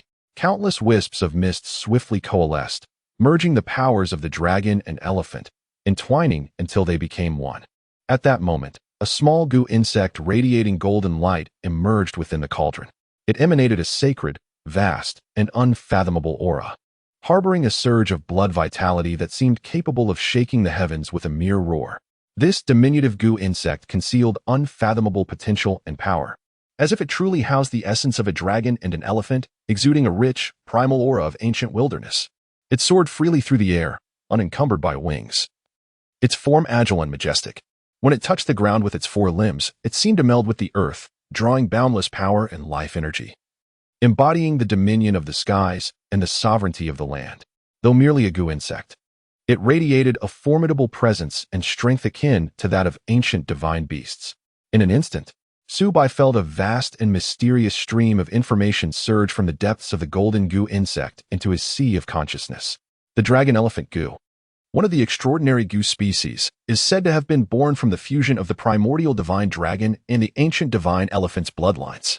Upon reaching its zenith, it will embody the unparalleled might of both the dragon and the elephant, capable of soaring to the heavens to seize the moon or descending into the nether realms to capture the elusive turtle. It can ride the clouds and mist, transforming in myriad ways, nearly omnipotent. Note: nurture it with utmost care. This is a Gu that, as long as it survives, is destined to rival the celestial beings. Its strength and innate gifts will evolve alongside your cultivation, and its potential is boundless. At this moment, Subai channeled the Gu immortal scripture, an unparalleled ancient text, and distinctly sensed his soul merging with the dragon elephant Gu, as if he could manipulate the creature at will. Suddenly, the dragon elephant Gu seemed to respond to its master's call, leaping from the treasure cauldron and swiftly entering Subai's body. It traversed through his veins at an astonishing speed, ultimately establishing its abode deep within Subai's heart. Chapter 89, Strength Exceeding 3,500 Jinhao. Is this possible? Subai was taken aback, feeling an overwhelming and mysterious surge of blood energy emanating from the dragon elephant Gu. It was the bloodline power derived from the primordial divine dragon and the ancient divine elephant, seemingly imbued with the might to create and destroy worlds. As this blood energy integrated into his body, his blood, muscles, meridians, bones, and even skin underwent an astonishing transformation at an incredible pace. His physique was visibly strengthening at a frantic rate. Previously, Subai had reached the 7th level of Qi refinement, and even with the power of true essence, his physical attributes far surpassed those of ordinary individuals. However, compared to practitioners who trained in body refinement techniques, he still lagged behind significantly. These body cultivators could shatter magical artifacts with their bare hands and withstand spell attacks with remarkable ferocity, while ordinary cultivators always fell short in physical prowess. It is important to note that becoming a body cultivator is no simple feat. It requires an enormous expenditure of resources, an innate talent for body refinement, and an extraordinary willpower to forge a solid path along this arduous journey. Yet at this moment, thanks to the miraculous power of the dragon elephant Gu, Subai was delighted to discover that he could enhance his physical attributes geometrically by merely circulating this mysterious blood energy, without the need to practice any body refinement techniques. This power was far superior to any body refinement method known in the realm of cultivation. The dragon elephant Gu did not merely refine the host's physique. It employed an almost otherworldly method to directly reshape the body into that of a dragon and elephant, granting the host the potential to wield the might of these majestic beasts. Astonishing. Is this the legendary power of a mythical goo worm? Just a single thread of blood energy has induced such a monumental transformation in my body. Subai marveled, his heart brimming with shock and delight. He attempted to throw a punch and felt the wind whistling around him.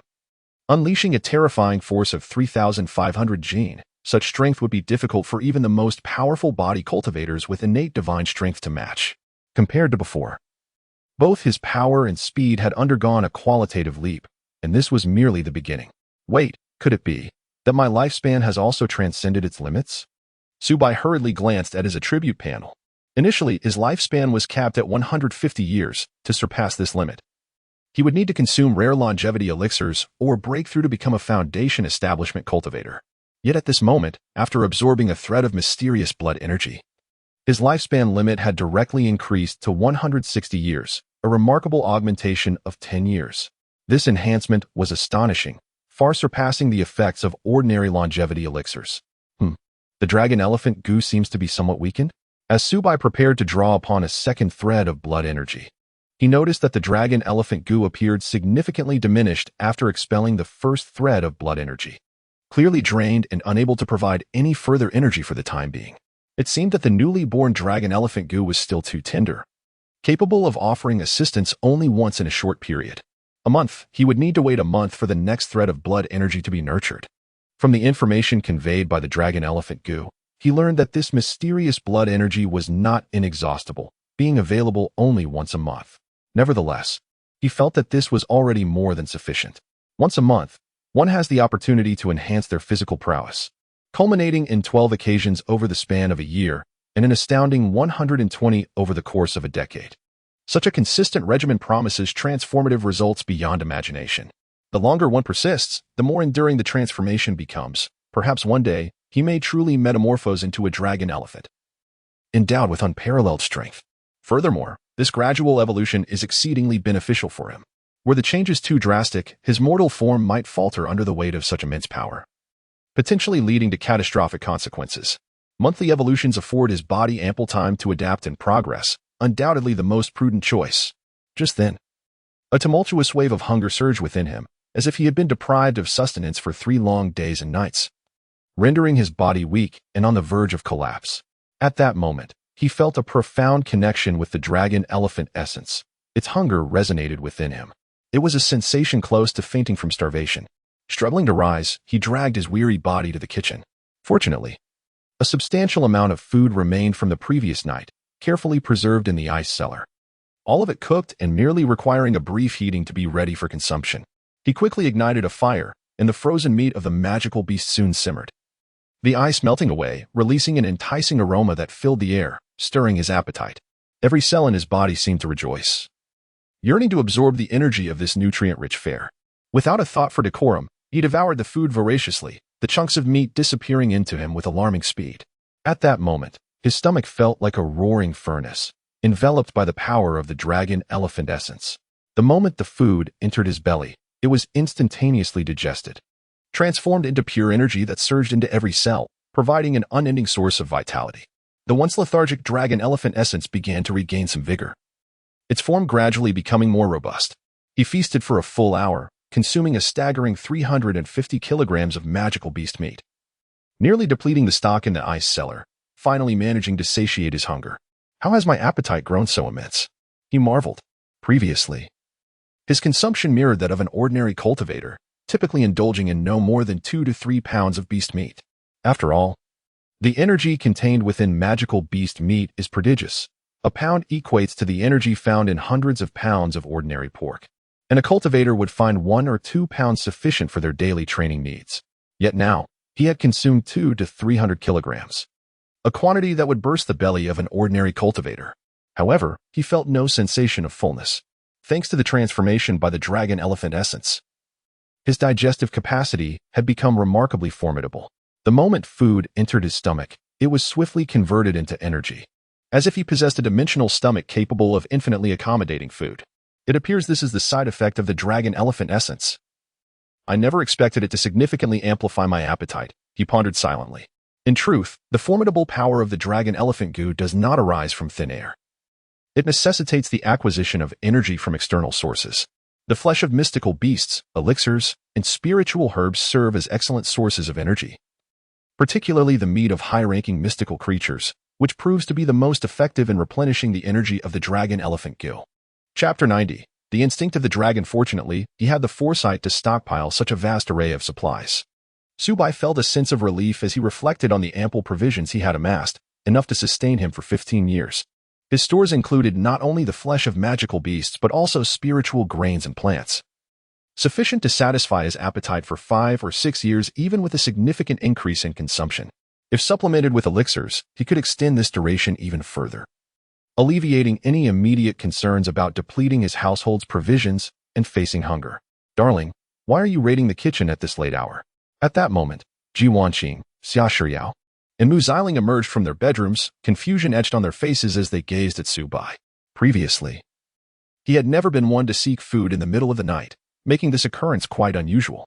However, upon seeing him, they were momentarily stunned.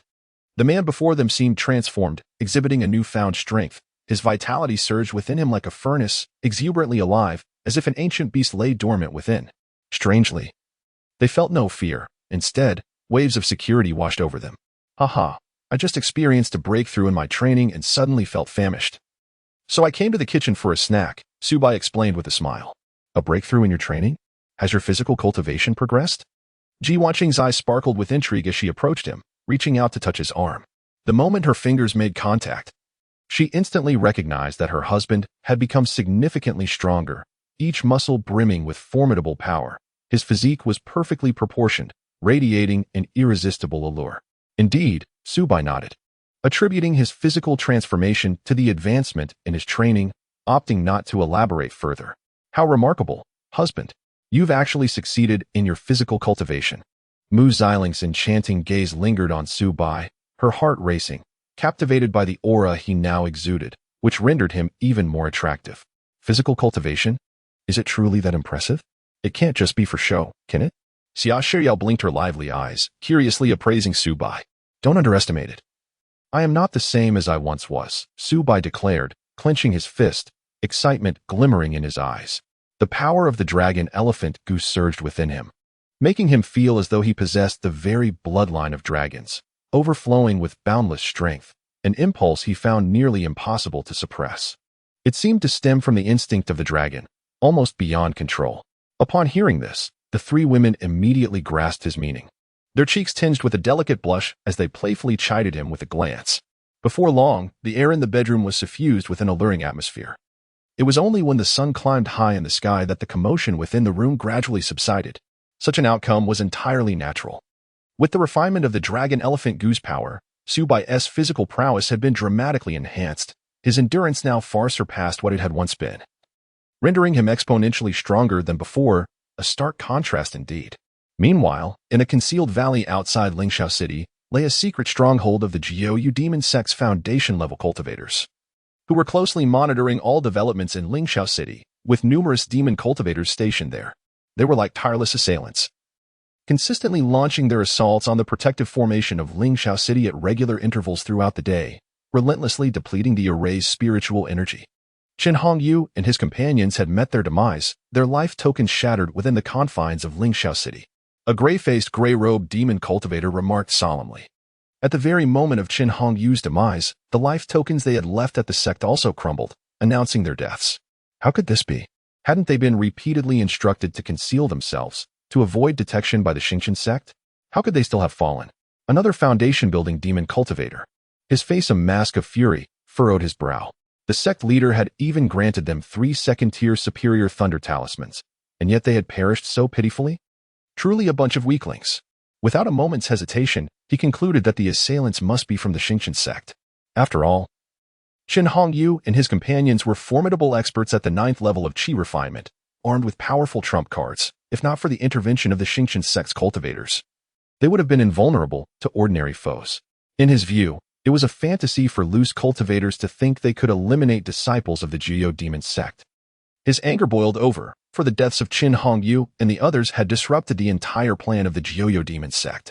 If they could not breach the great formation of Lingxiao City from within, their attempts to conquer the city would be as difficult as ascending to the heavens. Forced to watch helplessly as the Xingqian sect's members remained safe within its walls. Yet, the dead could not be resurrected. His fury was of no avail. Surely, he could not bring these disciples back to life only to slay them once more. Perhaps the Xingqian sect had long since detected their identities, laying a trap that caught them off guard, leaving them no time to utilize even the second-tier thunder talismans before losing their lives. It was possible that Lu Yunji herself had intervened. A glimmer of insight flashed in the gray-robed cultivator's eyes. It seemed they had underestimated this young master of the Xingqian sect. They had believed their plan infallible, only to be outwitted by her.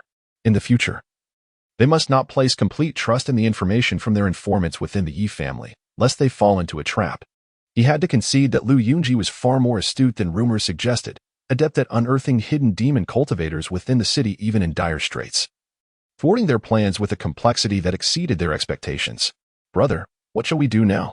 Without our own people inside the city to sabotage the formation, it will be exceedingly difficult for us to breach this second-tier array, the corpulent demon cultivator lamented, raking his fingers through his hair in frustration. Do not rush, the gray-robed demon cultivator replied, waving his hand with a calm demeanor. The two golden core elders of the Xingqian sect dare not leave the city. Time is on our side. Since we cannot break through from within, we shall launch a direct assault. Maintaining a second-tier great formation requires an astonishing daily expenditure of spiritual stones. I refuse to believe that Miyun City can endure for much longer. Once the spiritual stones are exhausted, the formation will naturally collapse without further assault. He was confident. It was not uncommon for the assault on a second-tier great formation to take years. Just as some cultivators would relentlessly attack a formation for over a decade in pursuit of hidden relics, ultimately succeeding in dismantling it, they too could employ a similar strategy. Your patience is commendable, brother. In that case, we have no choice but to wait. The despicable cultivators of the Starry Sect, once the formation is breached, none within the city shall survive, particularly the murderer of our brethren from the Nine Nether Demon Sect, who must pay with their blood for their transgressions. The demon cultivator with a brutish visage glared with malevolence, while the other disciples of the Nine Nether Demon Sect nodded in agreement, their eyes brimming with murderous intent. Chapter 91. The vitality of blood returns to the Tao partner. 5 fleeting months have passed since the mysterious demise of the cultivators from the Nine Nether Demon Sect. The remaining spies from the sect, like startled birds, have completely reined in their actions, fearful that the Xingqian sect might employ the same tactics to ensnare them all. Consequently, Lingxiao City has finally welcomed a long-awaited peace, no longer chaotic and disorderly as before. Su Bai, too, has enjoyed a period of tranquility. His daily life has become simple and regular. He spends his days either immersed in the cultivation chamber or diligently researching alchemy in the pill room. This seemingly monotonous routine has filled his heart with profound fulfillment. One day, in the courtyard, Su Bai casually picked up a stone the size of a fist. With a gentle squeeze, it shattered into powder with a crisp crack, the fragments cascading down. This spectacle caught the eye of Xia Shiyao, who happened to be passing by. "My husband, how have you become so strong?" she exclaimed, her eyes wide with astonishment. In her recollection, Su Bai had always been robust. Yet he had never possessed such terrifying strength before. In just 5 months, his transformation was nothing short of earth-shattering. Haha, this is all thanks to the body tempering technique. Have you not noticed that your own physiques have also improved considerably? Su Bai replied with a smile, confidence radiating from his face. During these 5 months, his physical constitution has undergone a remarkable metamorphosis.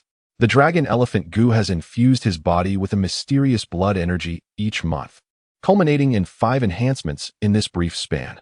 Now, his strength has surpassed 40,000 pounds, rendering even the pinnacle practitioners of qi cultivation insignificant in his presence. If this trend continues, it is possible that his body may complete its foundational transformation even before achieving foundational cultivation. The 3 ladies perceived this change most acutely. Once, Su Bai's physique and strength could only be deemed average. Now, he resembles a seasoned body cultivator who has trained for decades, astonishingly powerful. They have not only witnessed Su Bai's transformation, but have also greatly benefited from it. Thanks to the wondrous power of the Passion Gu, they have garnered a trace of mysterious blood energy through their dual cultivation with Su Bai. Although their enhancement may not match Su Bai's, it is nonetheless a tremendous opportunity for them. Their physical abilities have significantly improved, with each of them boasting strength exceeding 3,500 pounds. Despite their delicate appearances, they possess remarkable strength. In the past, the three ladies aided Subai in his cultivation with their unique constitutions. Now, Subai's newfound strength has become a catalyst for their advancement. The enhancement of their physical qualities will greatly assist them in their future foundational cultivation. At the very least, in terms of vitality, they now possess ample confidence. Indeed, after dual cultivating with my husband, our physical qualities have improved tremendously, even without specifically practicing the body tempering technique. Our internal vitality is far more vigorous than before. If this continues, we will surely pass the first stage of foundational cultivation with ease, Mu Xiling said excitedly, her eyes sparkling with anticipation. She could distinctly perceive that with each dual cultivation session, her body was undergoing subtle transformations, with her strength and vitality steadily enhancing. Husband, are you on the verge of breaking through to the 8th level of Qi refinement? Ji Wanqing inquired with curiosity. Indeed, I am close to a breakthrough, Subai affirmed, nodding as he opened his attribute panel to take a closer look. Compared to 5 months ago, the data displayed on the panel had undergone a remarkable transformation. Host, Subai, cultivation, 7th level of Qi refinement, progress 98. Lifespan, 24, 230 years. Talent, 7th rank spiritual root, 80. Swordsmanship, 1st rank upper grade, 98. Runes, 1st rank upper grade, 98. Formation, 1st rank upper grade, 40. Alchemist, 1st rank upper grade, 99. Illusory transformation technique, minor accomplishment, 50. 5 elements alchemy technique. Minor accomplishment, 45. Fire explosion technique, master, 5. Windblade technique, proficient. Ice spike technique, proficient. Healing technique, proficient. Palm thunder, proficient.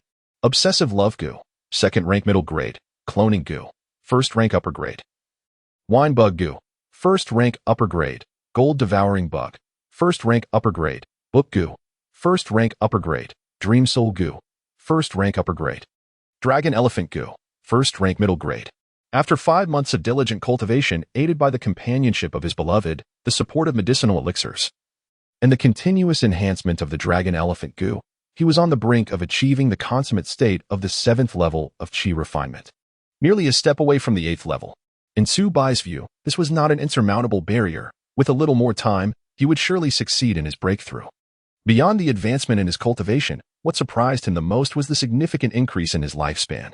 Originally, as a practitioner at the 7th level of Qi refinement, his lifespan was limited to merely 150 years. However, through the monthly refinement of the dragon elephant Gu, his lifespan had astonishingly extended to 230 years. This was a rather astounding figure. The average lifespan of a foundational cultivator was only about 250 years. The fact that Subai had achieved such longevity during the Qi refinement phase would surely evoke envy and jealousy among countless cultivators if it were to be known. This also indicated that Subai's life essence was gradually transcending the realm of mortals. In the realm of cultivation, ordinary Qi refinement period beasts often enjoy longer lifespans than their human counterparts, frequently living for hundreds or even thousands of years. This disparity in lifespan among races reflected that the higher the rank of a race, the longer its lifespan. The refinement and baptism of the dragon elephant Gu had significantly elevated Subai's life essence, allowing him to effortlessly surpass the mortal limits of lifespan. He was no longer an ordinary being. If this continues, even if my cultivation does not advance, with the refinement of the dragon elephant Gu, could I not easily survive for hundreds or even thousands of years? Subai mused, a peculiar expression crossing his face, predominantly one of delight. After all, the monthly refinement continually evolved his strength and physique. Even without active cultivation, this evolution would persist, much like a young dragon, which, through the trials of time, would ultimately mature into a majestic dragon soaring through the heavens, with power increasing day by day. Unexpectedly, my husband is poised to break through to the 8th layer of Qi refinement so soon. At this pace of cultivation, he may well attempt to establish his foundation before reaching 30. Such progress is, indeed, comparable to that of the most esteemed disciples of the grand sections. The Starry Sky sect truly lacks discernment, for they have overlooked a genius like my husband. Ji Wanqing mused, her eyes brimming with pride and admiration for Subai. She had witnessed his journey from the first layer of Qi refinement to this point. Such a rate of advancement is seldom matched, even by those possessing heavenly spiritual roots. However, this is merely the beginning of a long path in the realm of cultivation and should not be deemed significant. What is genius, after all? Countless prodigies have met untimely ends along the way. One must tread carefully and proceed with caution. Subai maintained a tranquil expression and a steady tone, showing no signs of arrogance or complacency due to his own progress. Even gifted practitioners with heavenly roots have fallen during the chi refinement period. Those who fail to fully mature into true talents are ultimately but fleeting blossoms, unworthy of mention. Chapter 92. The Art of Caution in Cultivation. Indeed, what my husband has said resonates profoundly. Exercising caution is the path to longevity. Jiwa Qing nodded in agreement, fully comprehending the wisdom behind those words. Even the most gifted disciples of the sect, when confronted with unforeseen circumstances, may find themselves unable to secure their own lives, let alone pursue higher realms of cultivation. She has come to appreciate the significance of prudence. A moment's carelessness could lead to utter ruin. In this world of cultivation, everyone is a competitor, and only by remaining ever vigilant can one hope to survive amidst the relentless strife. A single careless word could spell one's downfall at the hands of others. Years of hard-earned cultivation can be obliterated in an instant. Initially, she found Subai's cautious demeanor somewhat perplexing, but after enduring numerous tribulations, she has come to understand. The reckless do not survive for long. Yet, it is precisely this caution that enables survival in such a perilous realm of cultivation. Indeed, over the past 2 years, countless disciples of the starry sect have met tragic fates at the hands of demonic cultivators, resulting in grievous losses. Even as disciples of the sect, a smooth path of cultivation is far from guaranteed. Mu Xiling echoed her sentiments, her eyes revealing a hint of melancholy. Lingxiao City has been besieged by the 9 nether demon sect for 2 long years, and the situation within the city grows increasingly dire. As time elapses, the issue of food scarcity has not only failed to alleviate but has, in fact, escalated. With a populous city, the daily food requirements are astronomical. Although overt conflicts have diminished in the struggle for limited food resources, clandestine skirmishes have never ceased. There are even grim reports of cultivators succumbing to starvation, casting Lingxiao City into an atmosphere of despair and depression. My love, how much longer can Lingxiao City hold out? Xia Shiyao asked anxiously. It has been 2 years. Yet reinforcements from the starry sect have yet to arrive. Could it be that they have completely abandoned us? Initially, she had harbored high hopes for the sect's rescue, believing that the arrival of aid would dispel the shadow cast by the 9 nether demon sect. However, with 2 years having passed, and not a single trace of reinforcements, her hopes have begun to wane, and many disciples of the starry sect are also descending into despair. I cannot say for certain, but regardless of whether reinforcements arrive or not, we need not worry. Should danger arise, we can retreat to the underground shelter. There lies our escape route. He had long since prepared a fallback plan for himself and his family. No matter how the external circumstances may shift, he possesses the confidence to ensure their safety. Just then, Subai felt a sudden jolt within his heart. He sensed a message from one of his avatars. Ever since he advanced to the 7th level of chi refinement, he had been able to manifest 7 avatars. 2 of these avatars were stationed deep within the Yunwu mountain range, tasked with locating rare resources, while the remaining 5 were dispersed around Lingxiao City, akin to surveillance cameras, closely monitoring every movement within the city. These avatars, transformed into insects, blend seamlessly into the trees of Lingxiao City, remaining undetected. At this moment, the avatar nearest to his home detected a peculiar disturbance. Meanwhile, on a street several miles away from the Su family residence, a multitude of disciples from the Yi family and the Xingqian sect, fully armed, were forcibly invading courtyards one by one, dragging the cultivators within out against their will. Anyone who dared to resist would suffer a brutal beating. Many were left battered and bruised, and some even sustained severe injuries, while their storage bags were ruthlessly plundered. What on earth do you intend to do? We have been paying our spirit stones punctually as rent. Why have you suddenly turned against us? Exclaimed a late-stage chi refinement rogue cultivator, his face a portrait of disbelief and fury. He found it utterly incomprehensible why these Yi family cultivators and Xingqian sect disciples had abruptly turned violent against them. Had he not reacted swiftly, he would have surely met his demise on the spot. The city lord had issued an edict.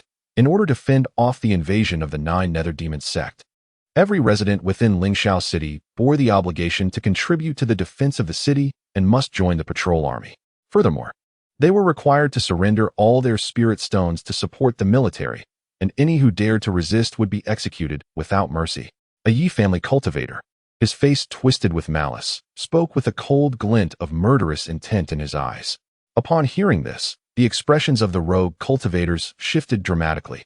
Although they were aware of the dire situation facing Lingxiao City, they were utterly unprepared for the severity of the circumstances, which had escalated to the point of forcibly conscripting rogue cultivators into military service. Previously, the Yi family and the Xingqian sect had merely demanded the payment of rent from the rogue cultivators. Now, however, they had escalated their demands, not only coveting all the spirit stones of the rogue cultivators, but also compelling them to join the patrol army, thrusting them to the forefront of the battle against demonic cultivators. Clearly, the protracted conflict over the past 2 years had inflicted heavy losses on the Xingqian sect's ranks, necessitating such extreme measures to replenish their military strength. Once, they had coaxed the rogue cultivators with gentle words and tempting incentives. Now, they had completely torn off their facade, revealing their savage nature and openly resorting to plunder. Any hint of disobedience would lead to a certain death, and the atmosphere within the city grew increasingly tense and oppressive. You. The rogue cultivators, filled with shock and rage, felt a surge of rebellious spirit rising within them. However, upon observing the elite cultivators around them, those at the 8th and 9th levels of Qi refinement, wielding glimmering high-grade magical artifacts, their courage evaporated in an instant. The Yi family and the Xingqian sect had evidently come well prepared. These patrol soldiers were the Sea Army de la Sea Army, exhibiting formidable combat prowess. Previously, some rogue cultivators had attempted to resist, only to be swiftly reduced to a mere sieve under their overwhelming suppression. At that moment, several bloodied corpses lay strewn across the street, painting a grim scene that served as a stark warning to the remaining rogue cultivators. Naturally cautious by nature, the rogue cultivators dared not act recklessly under such formidable intimidation. What? Do you still wish to resist? A Yi family elder sneered, his tone dripping with disdain and menace. Let me tell you the truth. The majority of late-stage Qi refinement rogue cultivators in Lingxiao City have already joined the patrol army. Given your meager strength, should you dare to oppose the patrol army, death is your only fate. Choose wisely. Either submit to the patrol army or become a lifeless corpse. Indeed, the actions taken by the Yi family and the Xingqian sect at this juncture are not without justification. Over the past 6 months, they have been subtly courting the late-stage Qi refinement practitioners within the city, successfully integrating the majority into the patrol army. Consequently, the city's high-end combat capabilities have been predominantly seized by them. Even now, as they brazenly capture individuals, no loose cultivator possesses the strength to resist from the very outset. The outcome of this contest has been predetermined. We surrender. We are willing to join the patrol army. The faces of numerous loose cultivators turned pale, their expressions steeped in despair, and in their helplessness, they could only opt for compromise. After all, a miserable existence is preferable to a swift demise. Although joining the patrol army entails a significantly high mortality rate, failing to acquiesce at this moment likely means losing their lives on the spot. Very well. Since it is so, you shall consume this soul-eroding death pill. The elder of the Yi family smiled faintly, however, to the loose cultivators. This smile resembled that of a fiend, sending chills down their spines and rendering them unable to cease trembling. Chapter 93. The Escape of the Soul-Devouring Poison Pill. Upon hearing this name, the scattered cultivators present turned pale with fear. This notorious poison pill is well known among them. It is an exceedingly insidious chronic toxin that stealthily lurks within the human body for 2 years before manifesting its effects. Once the poison erupts, it gnaws at one's very essence, becoming an inescapable torment, particularly during the harsh winter months, gradually sapping vitality and leaving one in a living hell. To ingest this poison pill is akin to donning an invisible shackle. Unless one is granted the antidote by the adversary, they are condemned to live under its control, rendered a mere puppet. It is evident that the cultivators from the Yi family and the Starry sect have no intention of sparing the scattered cultivators' lives. They seek to manipulate them at will. What? Unwilling to partake? Sneered an elder from the Yi family, his gaze rife with menace. Let me make this clear. Every cultivator joining the patrol army must consume this pill, lest we question your loyalty and suspect you as spies of the 9 Nether Demon sect. Should you refuse, you will undoubtedly be deemed a traitor and executed on the spot. However, do not fret too much. The elder's tone shifted, a faint smile creeping onto his face. Once we repel the 9 Nether Demon sect, we shall promptly provide the antidote, and you will regain your freedom. This is merely a tactical measure during these extraordinary times. Such coercive and manipulative rhetoric only deepened the unease among the scattered cultivators. They were not naive children, easily swayed by deceitful words. Even if the 9 nether demon sect truly retreated, whether they would receive the antidote would hinge entirely on a mere promise. If it were withheld, what could they possibly do against these lofty cultivators? Yet, under the current circumstances, they found themselves compelled to bow their heads. In Lingzhou City, opposing the might of the Yi family and the Starry sect was nothing short of a fantastical dream. After much deliberation, the scattered cultivators chose to compromise, consuming the poison pill to preserve their lives, with hopes of devising a means to escape control in the future. Better this than facing immediate execution. Excellent. Observing the scattered cultivators obediently ingest the poison pill, the Yi family elder nodded in satisfaction. Their lives were now firmly in his grasp. He could direct them as he pleased. Congratulations, elder, on incorporating this batch of late-stage Qi refinement cultivators. The remaining ones pose little threat. A disciple of the Yi family remarked, his face alight with flattery. Haha, this is the result of our collective efforts. The elder stroked his beard, laughing with pride. Which group shall we target next? How many late-stage Qi refinement cultivators remain who have yet to join our patrol army? Let us seize this momentum and bring them all under our control. Determined to press his advantage, he resolved to bring every scattered cultivator in the city under his dominion, permitting no force to exist beyond their influence. Elder, there is another nearby group. It is said to comprise 3 female cultivators at the 9th level of Qi refinement and 1 male cultivator at the 4th level. They seldom venture outside.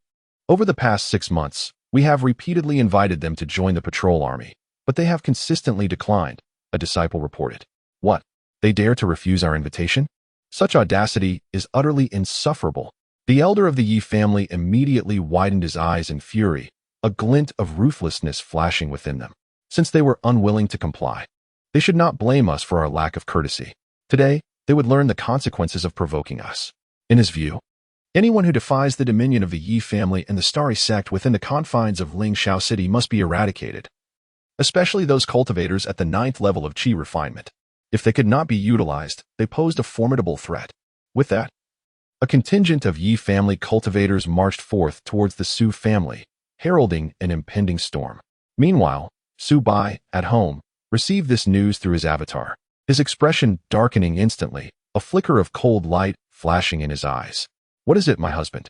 Has something gone awry? Ji Wanqing, Mu Xiling, and Xia Shiyao, keenly perceptive, inquired with concern. Trouble is brewing.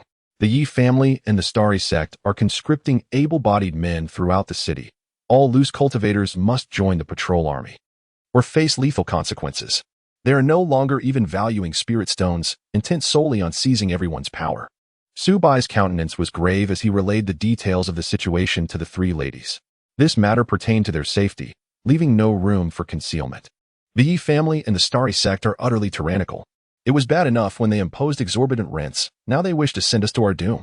I fervently hope the 9 nether demon sect descends upon them swiftly and deals with these scoundrels. Ji Wanqing seethed, her teeth clenched in indignation. She never expected that their previously low-profile existence would not spare them from this calamity, her heart brimming with resentment. Indeed, we have always refrained from trouble. Why can they not leave us alone? Mu Xiling remarked, her face a picture of grievance, her eyes reddening. It would be best if both sides suffered greatly, so they might also taste the bitterness. Xia Shiyao declared, her fists clenched in wrath. Let us not act impulsively. This is, after all, their territory. Su Bai inhaled deeply, calmly analyzing the situation. They are numerous and wield control over a second-tier city defense array, with foundational cultivators stationed as well. Engaging them directly would yield scant chances of victory. Even if we were to be fortunate enough to win, we would gain little while allowing the 9 nether demon sect to reap the benefits. We should abandon this residence and retreat to the underground sanctuary, Su Bai decisively concluded. A gentleman does not stand beneath a perilous wall. There is no need to clash with them head-on.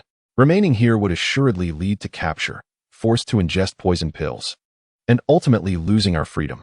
Very well, my husband, we shall heed your counsel. We possess little of value to carry.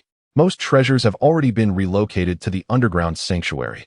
We need only take some food, leaving them an empty house. Ji Wanqing promptly nodded, fully aware that Su Bai's decision was the most prudent. Without delay, Su Bai and the 3 ladies swiftly gathered their essential belongings and made their way to the backyard. Descending into the prepared subterranean tunnel, they traversed the winding passageway, delving deeper until they soon reached the sanctuary, situated several hundred meters below ground. Subsequently, Subai commanded the golden-eating insects to transport a considerable amount of soil, sealing the pit and its entrance with an impenetrable layer of earth. In this manner, no one would suspect that a passage leading underground lay hidden here, regardless of how diligently the cultivators of the Yi family and the Xingqian sect searched. They would be utterly unable to uncover any trace of their presence, just as they had concealed themselves. The imposing group of Yi family cultivators and disciples from the Xingqian sect arrived at Subai's courtyard. A thunderous roar akin to the collapse of heaven and earth abruptly reverberated through the air, as the first-tier defensive array of Subai's former residents crumbled under the assault of the patrol team from Lingxiao City. The once solid ground was rent asunder by a powerful surge of spiritual energy, leaving a network of fissures sprawling across the surface, while the entire structure trembled violently. Teetering on the brink of collapse, thick smoke billowed around, shrouding the air in a haze of dust, the acrid scent making it difficult to breathe. Elder, the occupants have vanished. They must have received word and fled in advance. A cadre of patrol cultivators rushed into the dwelling, their expressions tense and eyes scanning the surroundings with vigilance, clutching their magical artifacts tightly, ever wary of potential ambushes. However, the interior lay eerily silent and desolate. Every item had been swept away as if by a tempest, leaving behind a scene as barren as a deserted wasteland. With not even a grain of spiritual rice in sight, the bountiful harvest they had anticipated dissipated into nothingness, shattering their dreams of newfound wealth. These female cultivators fled too swiftly. They left us not a single trace. When did they receive the news? Could it be that someone betrayed us? A cultivator from the Xingqian sect, his face twisted in frustration, could not contain his ire and spat vehemently, cursing under his breath. He had initially believed that capturing 3 ninth-layer Qi practitioners would yield substantial rewards, as such cultivators invariably carried precious treasures and abundant spirit stones. Although a significant portion would need to be surrendered to their sect, retaining even a fraction would amount to considerable wealth. Yet now, all had turned to mere illusions. They were left only with disappointment and bitterness. It seems implausible that someone could have leaked information. We have the surrounding cultivators firmly under control. Who would dare to inform them? Elder Yiming of the Yi family furrowed his brow, his face a mask of confusion and vexation. Upon his arrival at the house, he had bellowed loudly for the occupants to surrender, yet the silence within was deafening, met with no response. A sense of foreboding washed over him, and he decisively commanded the patrol team to break through the array with all their might. Upon entry, they discovered the place was already deserted, devoid of any trace of life, leaving him feeling hollow and deeply frustrated. The opportunity for wealth had slipped through his fingers. In my view, these female cultivators are exceedingly astute. Perhaps they have been aware of our movements for the past 6 months and prepared thoroughly in advance. Otherwise, their escape could not have been so timely. Furthermore, the house is unnaturally clean, devoid of even a single valuable item, indicating that their departure was premeditated, not a spur-of-the-moment decision. The speaker was Zhao Feng, an inner disciple of the Xingqian sect, whose 9th-layer Qi cultivation rendered him particularly conspicuous among the group. As the leader of this operation, he paced the room, meticulously observing his surroundings, drawing conclusions based on his extensive experience. Zhao Feng, what shall we do now? Elder Yi Ming of the Yi family wore a troubled expression as he anxiously inquired. After all, the other party consisted of 3 female cultivators at the 9th level of Qi refinement. Should they harbor resentment towards the Yi family and the Starry sect? The potential for covert sabotage posed a considerable threat that could not be overlooked.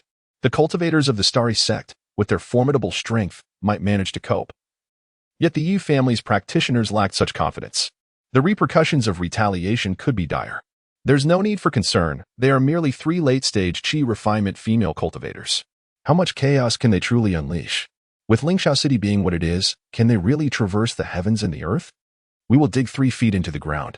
I refuse to believe we cannot capture them. Once I lay my hands on them, they shall learn the might of the Starry sect. To defy us comes at a grievous cost.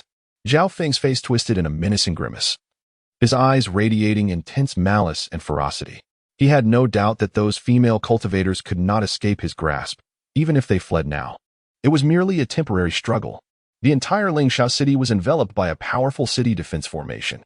Impenetrable and akin to a massive cage, no one could hope to escape easily. At his command, every corner of the city would be thoroughly searched, leaving no sanctuary for those who dared to hide. To him, the female cultivators were nothing more than trapped beasts, inconsequential and destined to be captured sooner or later. Daoist Zhao. It appears that the three female cultivators were accompanied by a male cultivator at the fourth level of qi refinement, likely their bed warmer, Elder Yiming added, relaying the information he had gathered to Zhao Feng. Oh, even now, they cling to that man? What charm does he possess? Once captured, he shall be cast into the brothels, where those women can delight in humiliating him. I am eager to witness the expressions on those three female cultivators' faces at that moment. Zhao Feng's face contorted into a twisted smile, as if he could already envision the amusing scene, a perverse thrill surging within him. He imagined the male cultivator's humiliation and the despair reflected in the three female cultivators' eyes, unleashing a chilling laugh. Upon hearing this, Elder Yiming's lips twitched slightly, a flicker of compassion crossing his countenance. He had previously deemed the methods of the practitioners from the Nine Nether Demon sect as cruel and perverse. Yet he had not anticipated that Zhao Feng of the Starry sect could be equally, if not more, ruthless. However, as this did not concern him directly, he saw no reason to offend Zhao Feng on behalf of unrelated individuals, silently lamenting the decline of moral integrity in society. Meanwhile, within the underground sanctuary, tranquility reigned. After 2 years of meticulous construction and renovation, the cave, hundreds of meters beneath the surface, had undergone a magnificent transformation, emerging as a splendid underground palace. The walls were densely embedded with numerous luminous pearls, radiating a gentle and bright light that illuminated the entire palace as if it were daylight.